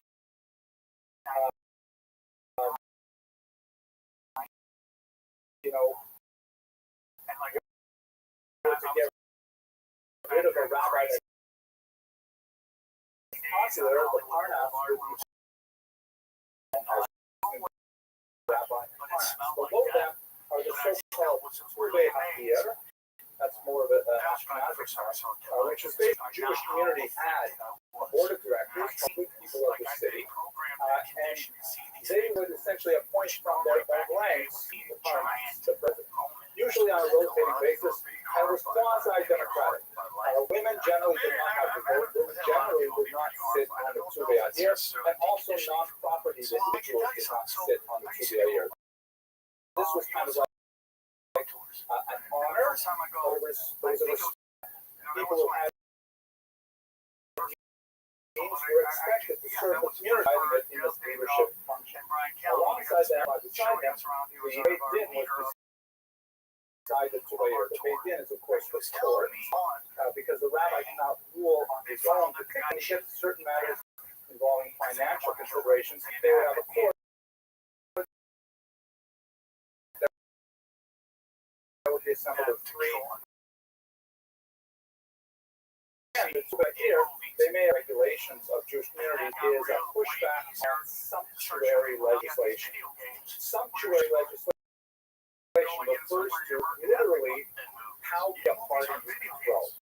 And over and over, until, by the way, our own days with no signs of stopping, the rabbis are constantly trying to put limits on parties. And they will literally say, you know, only two kinds of gefilte fish. And you can't have more than 100 people at this kind of event. And we actually try to put limits. But on the other hand, you know, especially in times of prosperity, Jews will want to throw bigger and bigger parties. We are gregarious people. We love parties. And so the herring just keeps flowing in, and the rabbis say, can't hold it back. So that's the dynamism between the rabbis, the sanctuary laws, obviously.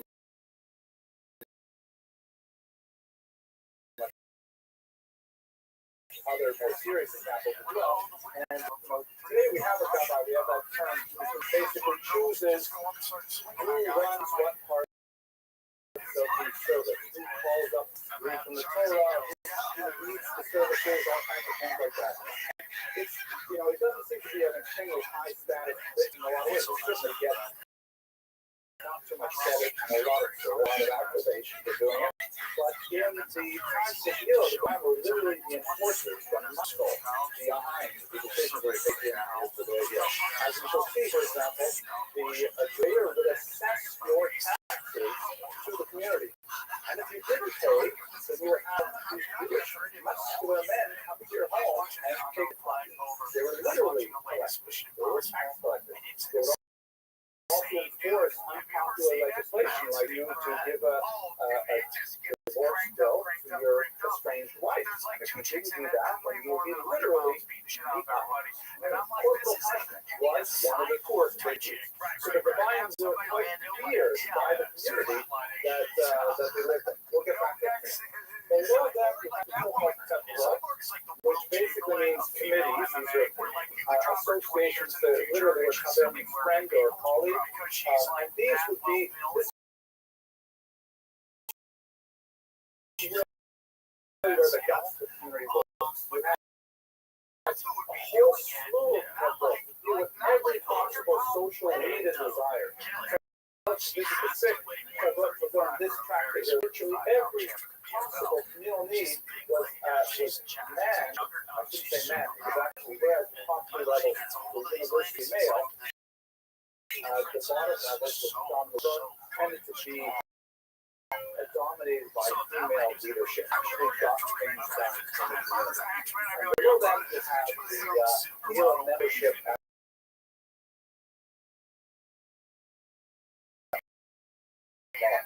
This probably looks a lot like right? We have the same kind of structure. But that happens the way that the synagogue, has evolved with those days. What's a major difference, however, though, we can't stress this enough, is that in our times, you don't like the rabbi, you don't like the leadership, you don't like, and you can go to another synagogue, no problem. Or you can go to no synagogue, you can just simply opt out. In the Middle Ages, there was no secular identity. You were, by birth, in that community. There's no middle ground. There's no way to simply say, you know what, I just don't want to affiliate. There's no thing.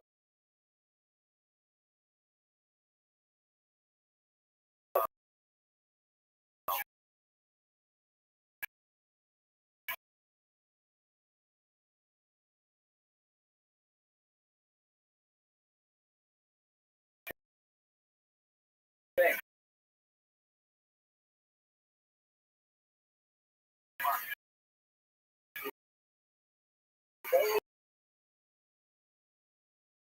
only way you can get out of being a part of the deal worthy to another religion. Either Christianity or this whole secular identity. Middle Ages. So it was four, and the four which pay us some of the most fascinating documents we have. We have 1,000 people here, 300 pay the full tax. How much are we going to pay? The 1% going to pay? How much is the 10% going to pay? So on. So they have that authority, and there is no effectively oppose it. So the thematic appeals by the by wrong one of time-honored traditions, which I do not recommend to a God-spirit guilt, is that the woman felt that she was really wronged by the authorities, then she would walk into the men's section in the middle of Shabbat and stand on the bima, effectively shut down the entire Shabbat. You know, the herring is waiting on your kiddush and no one can get to it because she won't leave the bima, and she would demand right then and there that you get the hearing on whatever issue. So that's like kind of a very extreme protest. There were such things. They would also enact social active legislation, so-called that would regulate the affairs of the community of the extremely effective tool at maintaining standards. Now, we already talked about enforcement, so let's go on. And so we try and summarize the value of the computer. You know, that's a picture of paper on the roof here. I feel very warm and happy about it. The tequila, although great against our abilities, my case, North American sensibilities, also Canada, sensibilities say, you know, who says the Rabbis or the board of directors gets to say, well, we may not necessarily like that. It maintains group spirits as a bulwark assimilation, kind of a way of drawing order around the Jewish community. Hey, listen, we expect you to behave in these ways, and you have no choice rather than to submit to it. For the modern period, you will see how that breaks down in some very tragic ways, but that's for next week. It also relied heavily and imbued in Jewish culture at a level of DNA communal charity. It was expected that the welfare would provide for the less wealthy. That was part of being community, and if you were your job was to help those who had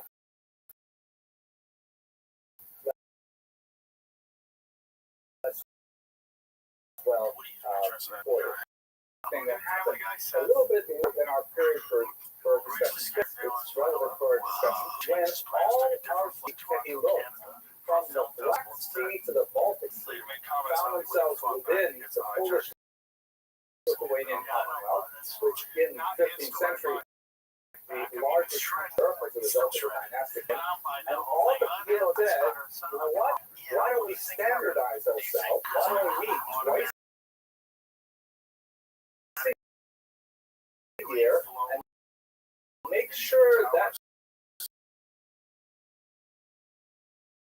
we're in the same legislation.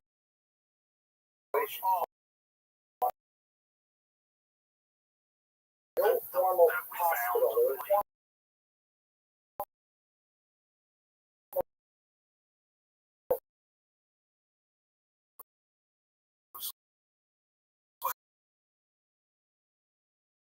social safety net in the non-Jewish world. And here, there are two ways in which it broke down. The first is in Russia under Nicholas imposed some extremely draconian measures, the forced conscription of Jewish children into the army, and demanding that the leaders were forced to go into for, by the way, a 25-year term. And that was an extremely caustic decision that really tore apart the PLF.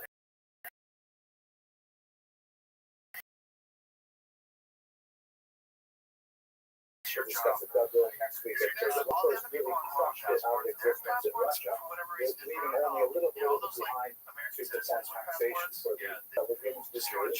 He demanded that this person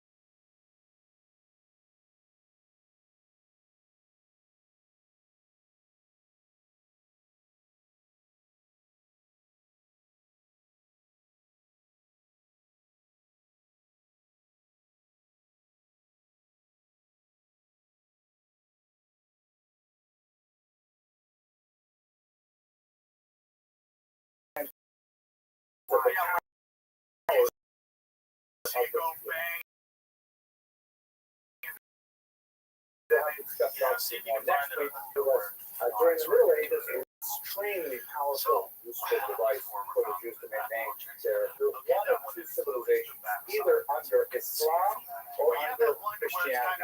And the experience of Jews in the broad strokes, because we only have about 15 minutes to go for it. But first, let us look at the period under threat, which refers to Islamic threat. Islam is born in the 7th century. It starts out in the dark brown area over here in Mecca and Medina.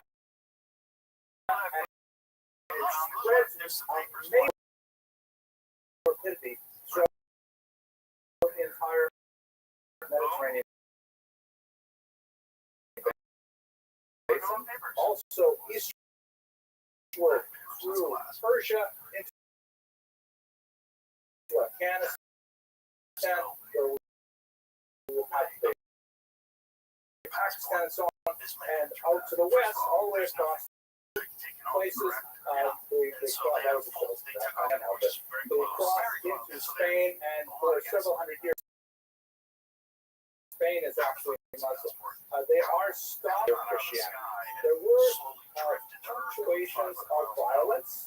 That we can certainly point to Muhammad himself, involved in the massacre of one Jewish tribe.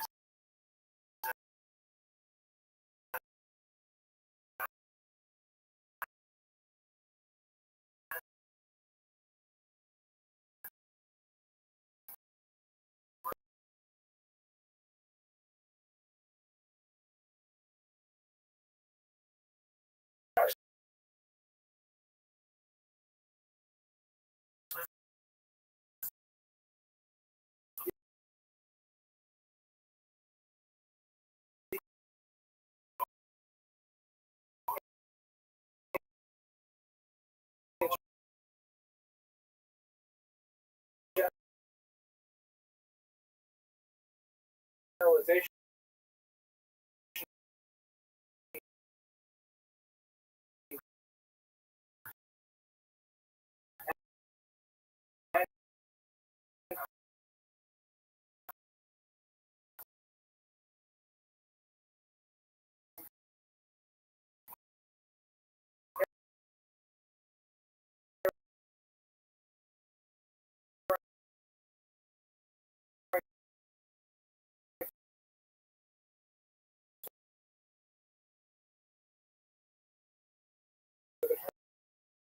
Christian environment,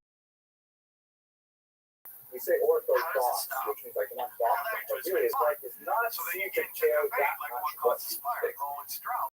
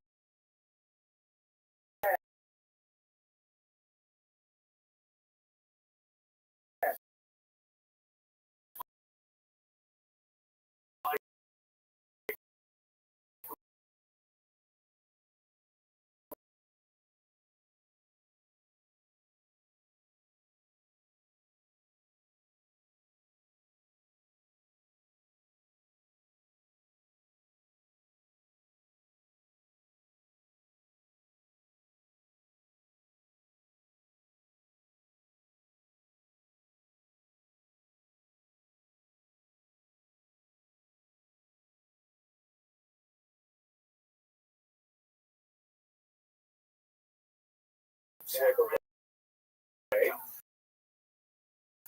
you can look at 100 different things, although we may not practice identically. It shows understand what they're talking about. And what it means to keep kosher. There's so many areas in which on Judaism in many ways. Christianity, on the other hand, is much more creed-based. Much more what do you believe? And so on.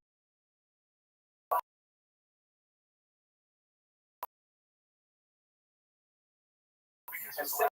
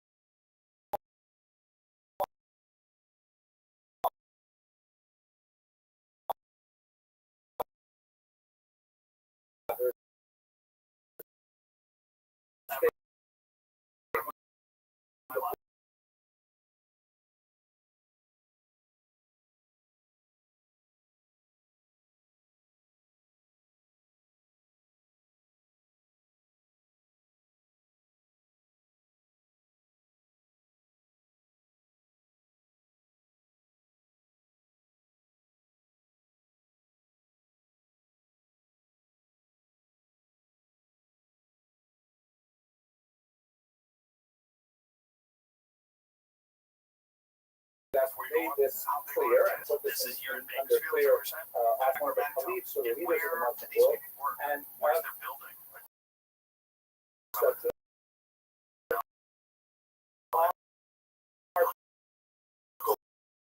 provided Jewish leaders were saying to him, okay,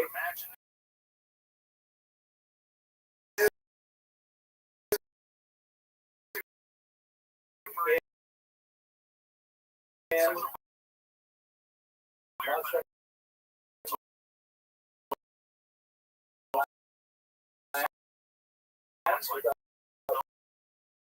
fear of molestation.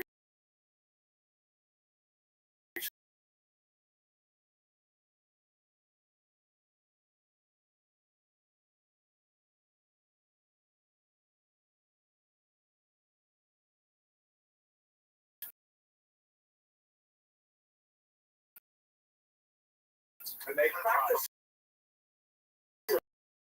faith that was first granted by God. Moses was a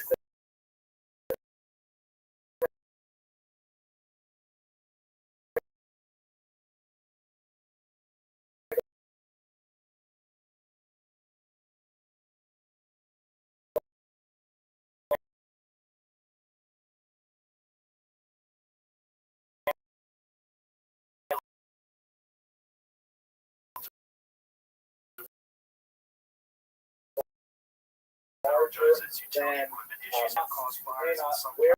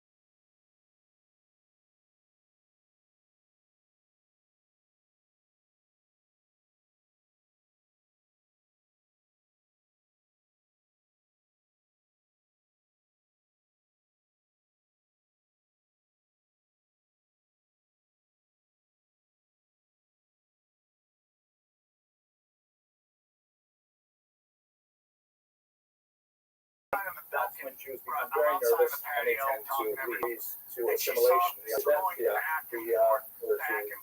The living together time was this brief period of time in Spain where Jews and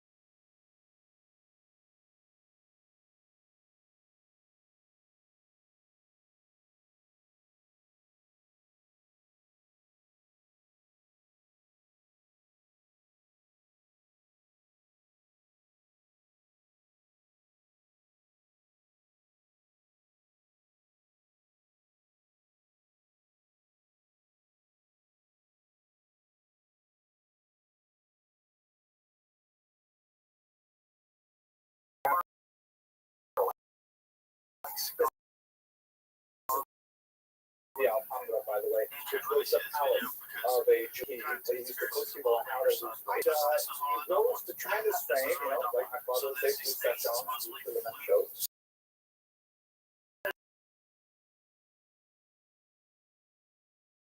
Phenomenal diplomat in a Muslim court in Spain for Muslims and for Jews. A rather bizarre story, but every time.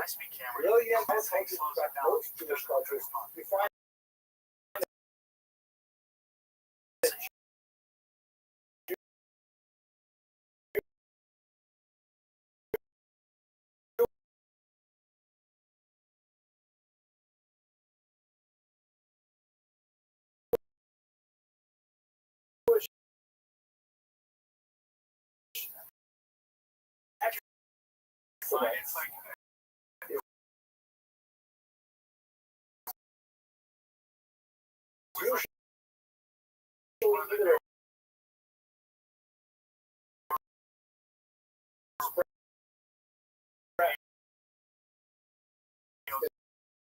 in terms of something within the Jewish community, like a great Torah scholar.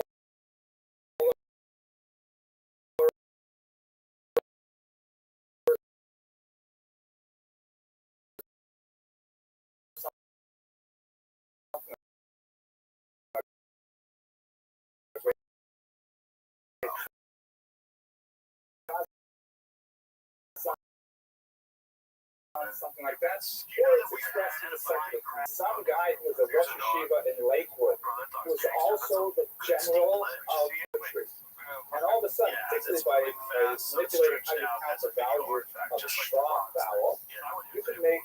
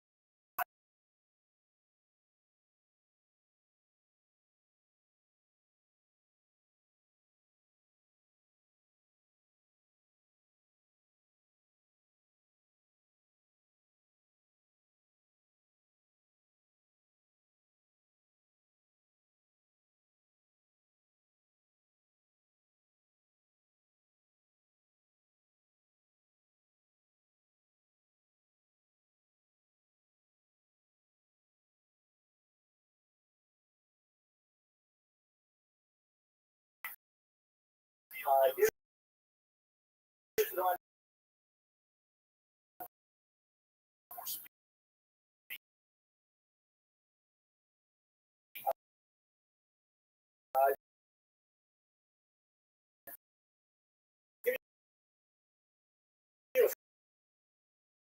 Sense of the range of the poetry. And by the way, there's one that you discussed in time so much that she says, "Oh, look at all this. I thought this was time so much longer." So wait to hang it to the weather clear. Actually, just the first stanza, but multiple stanza of his daughter herself. She all makes it out and the Spanish culture. But the greatest of them all, of course, is the the Talmud, the Mishnah, the Torah. I can't even keep them all straight. He didn't say that. Existence in the year 1232. Which set off a whole cycle of negative experience under Islam. I painted a rosy picture because we only have a little bit of time. There were definitely moments of violence, there was coexistence, but it failed by comparison to what's happening under the cross. So, like the Pack of Umar, Christianity has something called a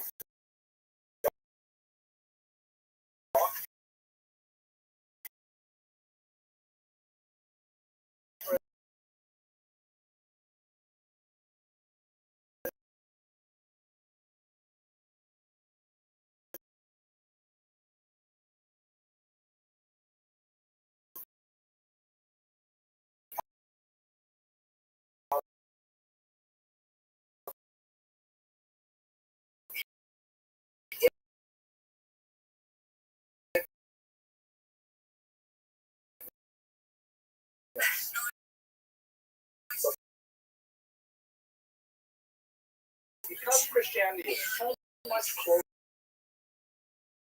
they sometimes can be very bitter and nasty and lasting, like Judaism, Christianity, and Islam. The fight between Judaism and Christianity is something called the doctrine of witness. It said, just like Umar was asked, what are we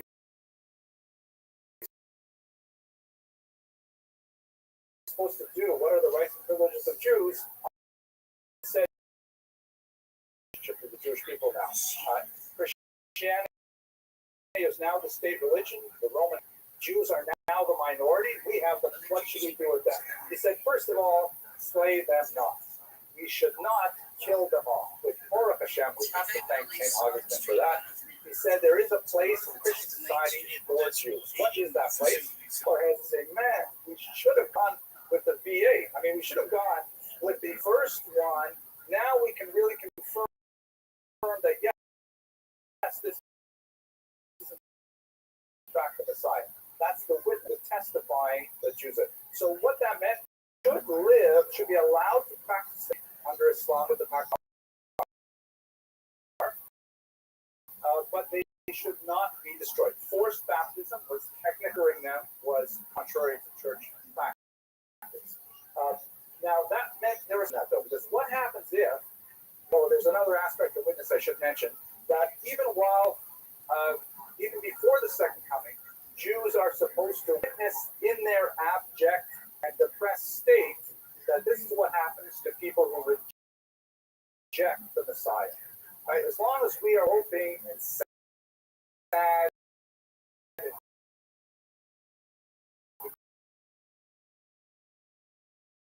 graded, then you can point to Jews and say, look, see, that's what happened to Mercedes-Benz, and they're wearing fine clothes, and they're wealthy and having vacations, then it's not working.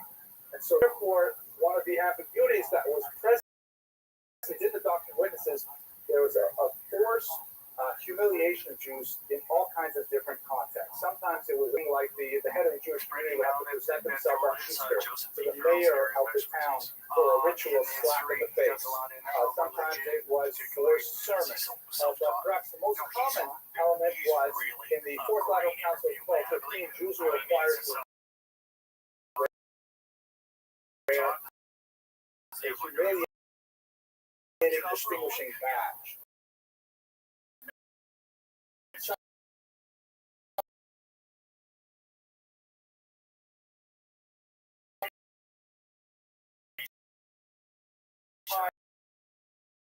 They were shown, as you see here, called into the witch's cap and to the dunce cap, which it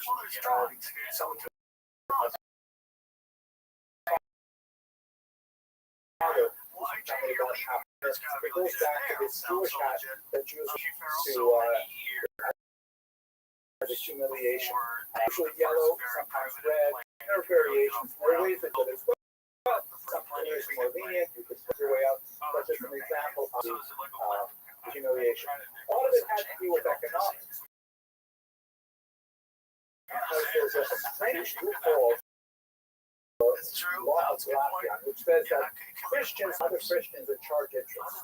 So this basically stops all economic activity as barter. Because who wants to, give away their capital on a risky venture if you're not going to get any kind of return? However, Jews, because they are not Christians, are allowed to lend money to Christians, and so the Jews, ironically, for a couple of years, had the monopoly on providing credit. Credit was, as we see in this picture here, very popular. This is a Jew seated with the universe. We've got a whole bunch of coins here. This is abacus, which is a primitive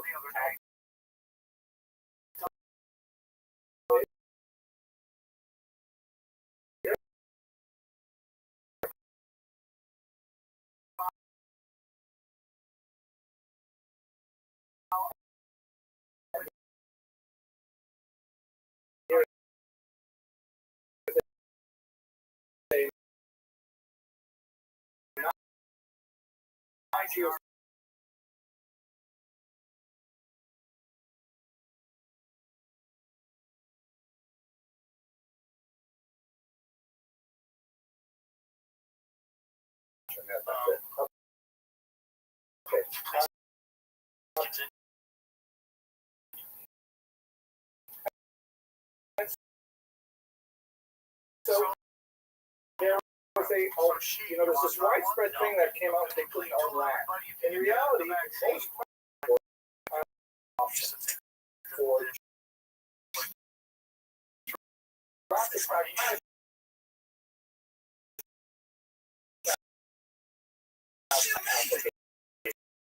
and a related occupation that I'm running out of time. We'll just put a place like cigars, then can simply say, it's not worth it for us to keep the Jews in place and keep maintaining this debt. It's either easier simply to expel them, as they did, for example, in England in 1290. They simply said the debt is too large, let's get rid of the creditors, and that was the end of it. So it has those books, and also significant risk. If Jews are small lenders, like they will, for example, in Ukraine, you can have in which the local population is just so sick of the debt burden that they say it's easier for us to manage. Even though credit is something that everybody wants to get, and they have to pay for it, it's a different story. We shall return to this as well. I would like to spend a couple of minutes talking about anti-Semitism, which developed very significantly in Christian Europe. This is not something we see anything like this in the Muslim world. When I was studying in Oxford at one point, we actually tried to count the number of anti-Semitic publications in the Middle Ages, and it was hard for us to pass 20. But Christian works, oh my God, hundreds, is a tremendously different environment. A classic image that was used to illustrate the difference between Judaism the Ecclesia at Synagoga. And this was especially useful if you were speaking to illiterate audiences. So this was a female figure representing the church. You can see that she's got a crown on, she's standing upright, she has this sort of power and authority. She's holding the chalice that is the Holy Grail, and she's generally a respectable figure. Her sister, so to speak, this is, by the way, outside of Cathedral in Strasbourg, she represents Synagoga. Her crown is removed from her head. She's blindfolded to the truth. The staff in her arms is broken, indicating that her power is gone. She's to the law, but loosely was falling out of her hand. She's not even holding out the Judaism properly. And her whole physical posture is, and you want to learn something about your religion, then the priest or the deacon to it, and they point all of these things out, and you can get a pretty sophisticated, although negative view of Judaism.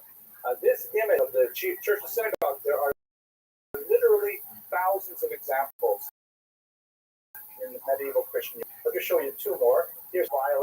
there is the church who is actually launching a lance into the synagogue. She's wearing the uniform here. And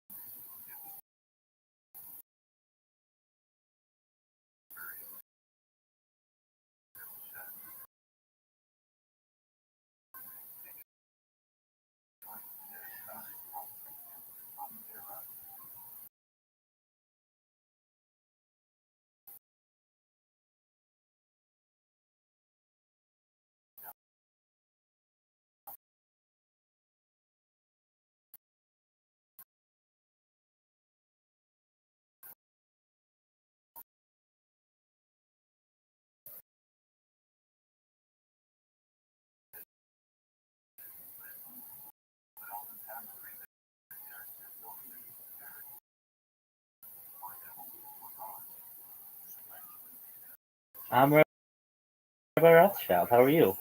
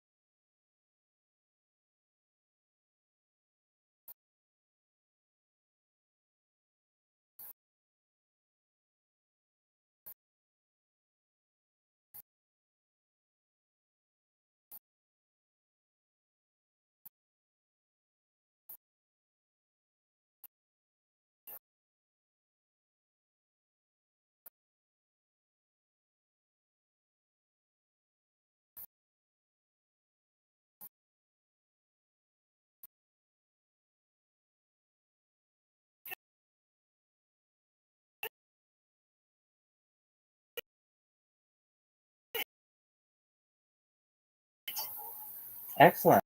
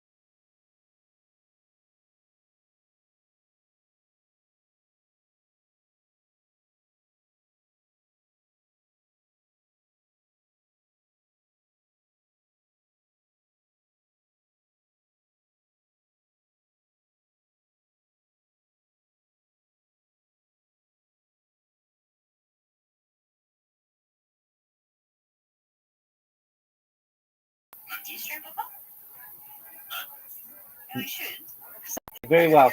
Hey, oh, very nice. Okay, so okay, so you're watching him on Twitch. Is that's correct?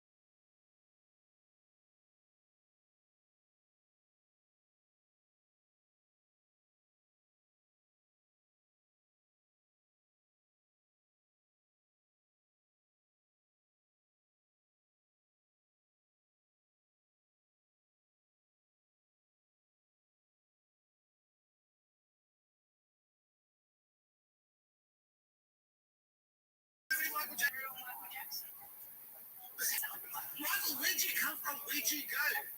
To the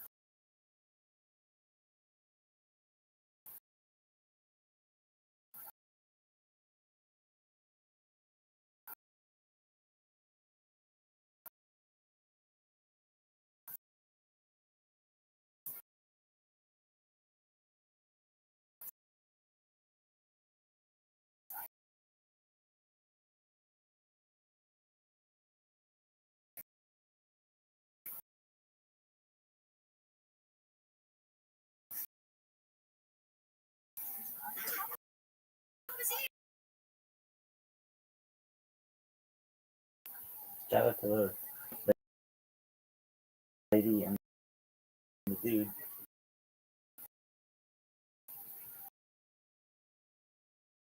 They were tied.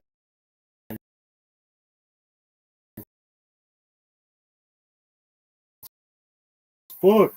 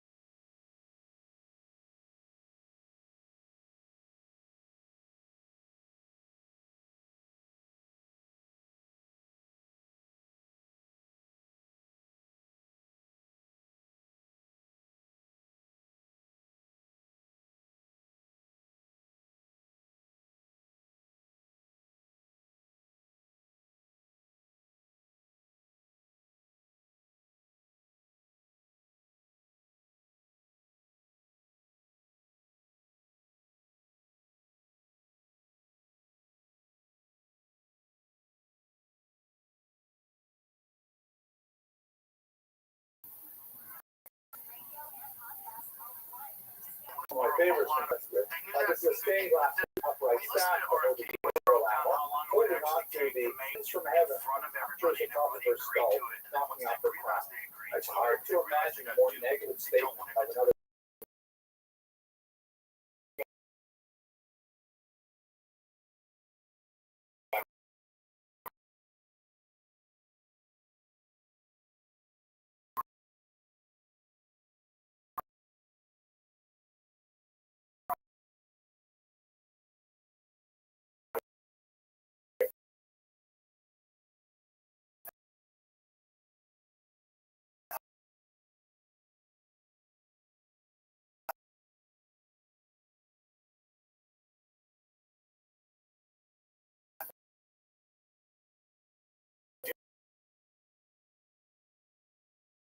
That's the kind of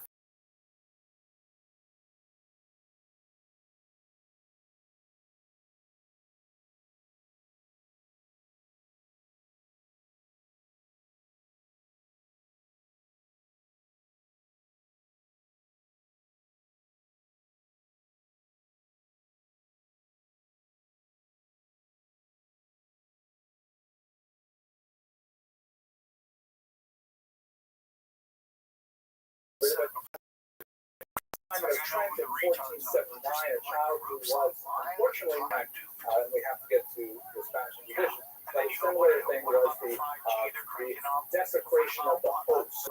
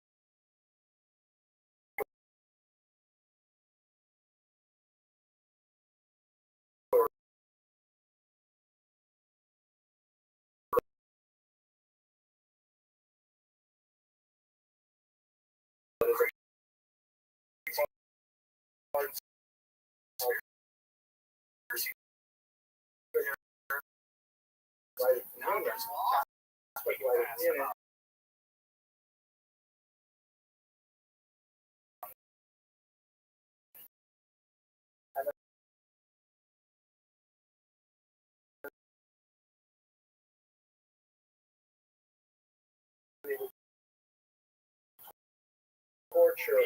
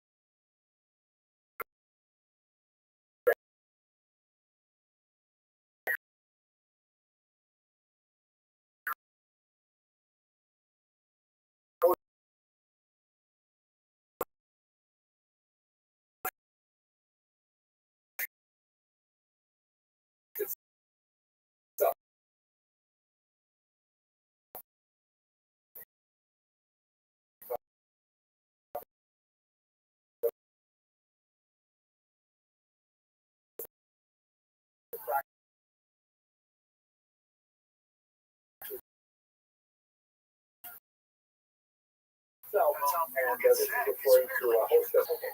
Now, we have to get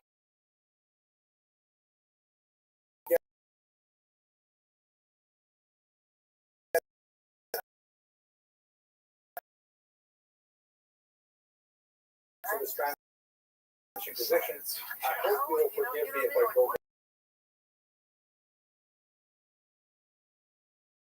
implications for the next century as well. What basic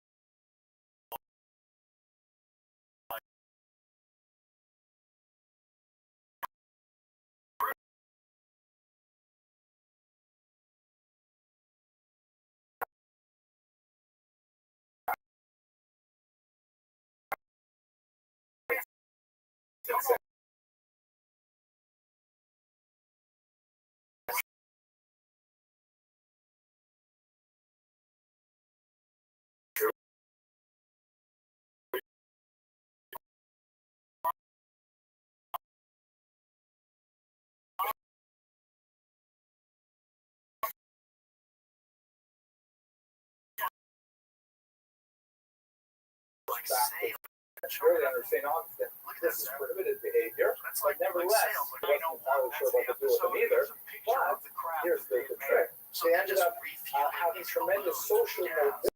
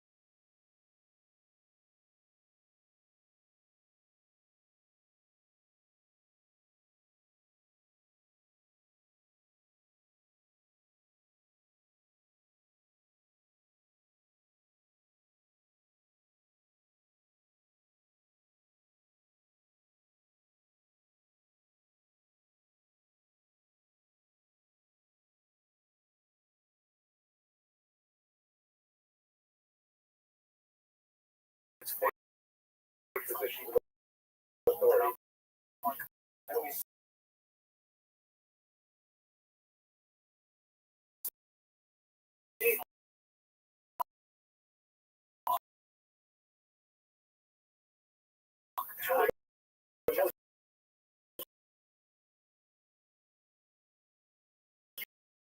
dramatic examples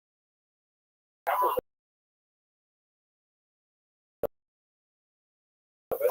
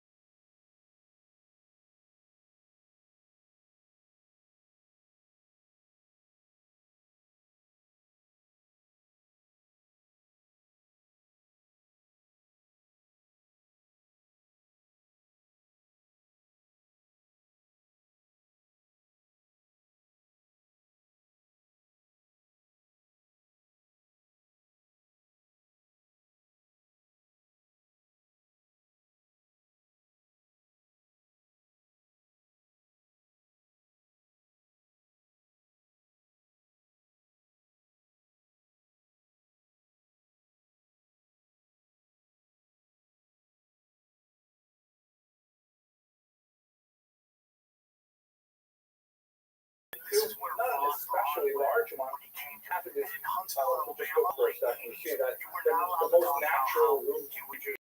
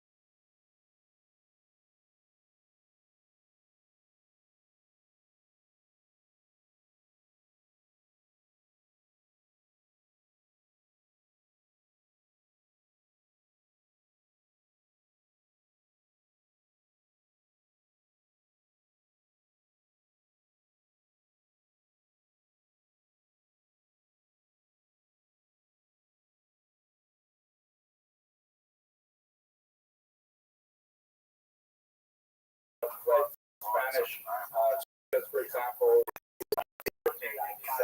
the position was then brought into the Portuguese country as well, and many Jews, like in Spain, just went underground as so-called Marranos, hiding their Jewish identity. And one pictures are accurate. Located and traditional populated. Abraham Senor in Spain, much greater frequency and authority.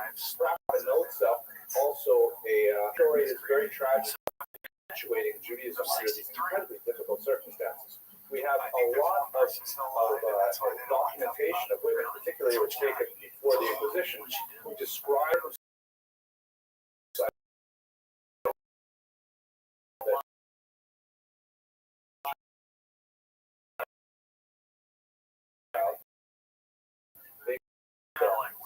if they were ever able to date his mother, revealed to him as an adolescent that he was in fact Jewish. They couldn't say this to children because then they would go to the playground and say, "Oh, my mother told me."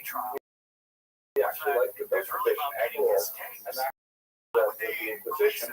So accustomed, he was a teenager, was thrilled, he couldn't wait, he was so excited. He managed to gain passage to Amsterdam, which was, unlike today, a very liberal city with very relaxed laws. That's a joke. I was hoping somebody would get it now. I guess they were, but okay. And there, when he got to Amsterdam, he said, "Okay, I'm Jewish. I'm totally out of the religious closet, so to speak." But he embraced Judaism with tremendous enthusiasm. But he was quite disappointed because when he went to shul, he was, "Excuse me, isn't that Lashon Hara that you're saying? And wait a second, this is Shabbos. How can you be talking about this?" And he was very upset. He did not conform with the reality of actually Jewish people that he met. He ended up, because he was a bit of a rabble-rouser and a highly intelligent individual, he actually published books. He was executed 3 times from the community. And he came back every time begging forgiveness. He could not live on his own until finally, in the 3rd excommunication of the Jewish synagogue, again, fearing the possible repercussions of having these kinds of atheistic or challenging elements, they said, "Listen, you've done this before, so before you can be readmitted to the community, you're going to go through a symbolic humiliation. So among other things, you will be symbolically whipped in the synagogue in actually laugh." And it was, with light force, kneeling was more for the symbol than actually the pain. And then he would have to lie down in front of the synagogue steps. Deeply humiliated, he went through the process, 11-page suicide note, and we have that suicide note called Exemplas Humanae Vitae, chilling, terrifying document that is a testament as well to the upheaval of the Inquisition and what it means for trying to re-enter the Jewish community after being so far away from it. But this kind of secular thinking that Acosta brought to the table definitely is like Spinoza later and had centuries of impact. This is, we shall recall, about 75 years after the expulsion, and we are, if you want to just put it in your minds a little bit, we're about 75 years after the Holocaust. So the kind of feelings that we have about recovering after such a devastating demographic assault on the community, they would be things that Portuguese Jews would have felt as well at that time. But let us move forward. One more detail that's kind of interesting for us here that relates to the expulsion is that there was a small group of Portuguese Jews who fled the New World and they settled in a little island called Recife in the Brazilian holdings that were under Portugal. And then at one point, briefly, in the 1650s, the island of Recife was handed over to the Dutch, who were much more liberal. And so all of these nominally Christian Portuguese came out of the closet and said, "Hooray! Now finally we can celebrate our Jewish identity." And then the Portuguese got the island back again. All of a sudden, they had revealed their true Jewish identity.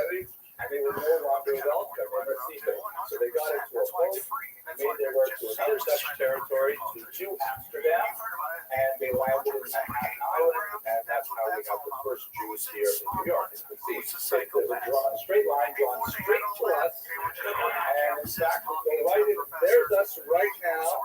Isn't that amazing? Okay, so the Spanish Inquisition has tremendous impact on the role of genders in Judaism. It has a tremendous impact on the intellectual and secularization of Judaism, and it has great impact, of course, on the demographics. I would like to point out one fascinating population to a small city called Sfat in northern Israel. It's a beautiful, beautiful place, which was part of the Ottoman Empire. This is one of those pirates we mentioned last week that for most of Jewish history since the 6th century, by and large, Jews tended to be received with greater hospitality in Islamic countries than in Christian countries. There are obviously exceptions to that rule. There are moments of violence, of course, conversions in the Muslim world as well. But it's very clear that the Muslim experience was generally virtuous. One of those examples is the Ottoman Empire, where the Sultan, when he heard of Spain evicting all its Jews, he literally published proclamations saying, I want all those Jews, please, come to Constantinople. He knew that Jews were literate, numerous, that they had the minority very law-abiding, that they shut his territory where it stopped at the time, and he gave them taxes delivered on Jews, primarily Spanish and Portuguese. Here's a map that shows you where Sfat is, and there was like a moment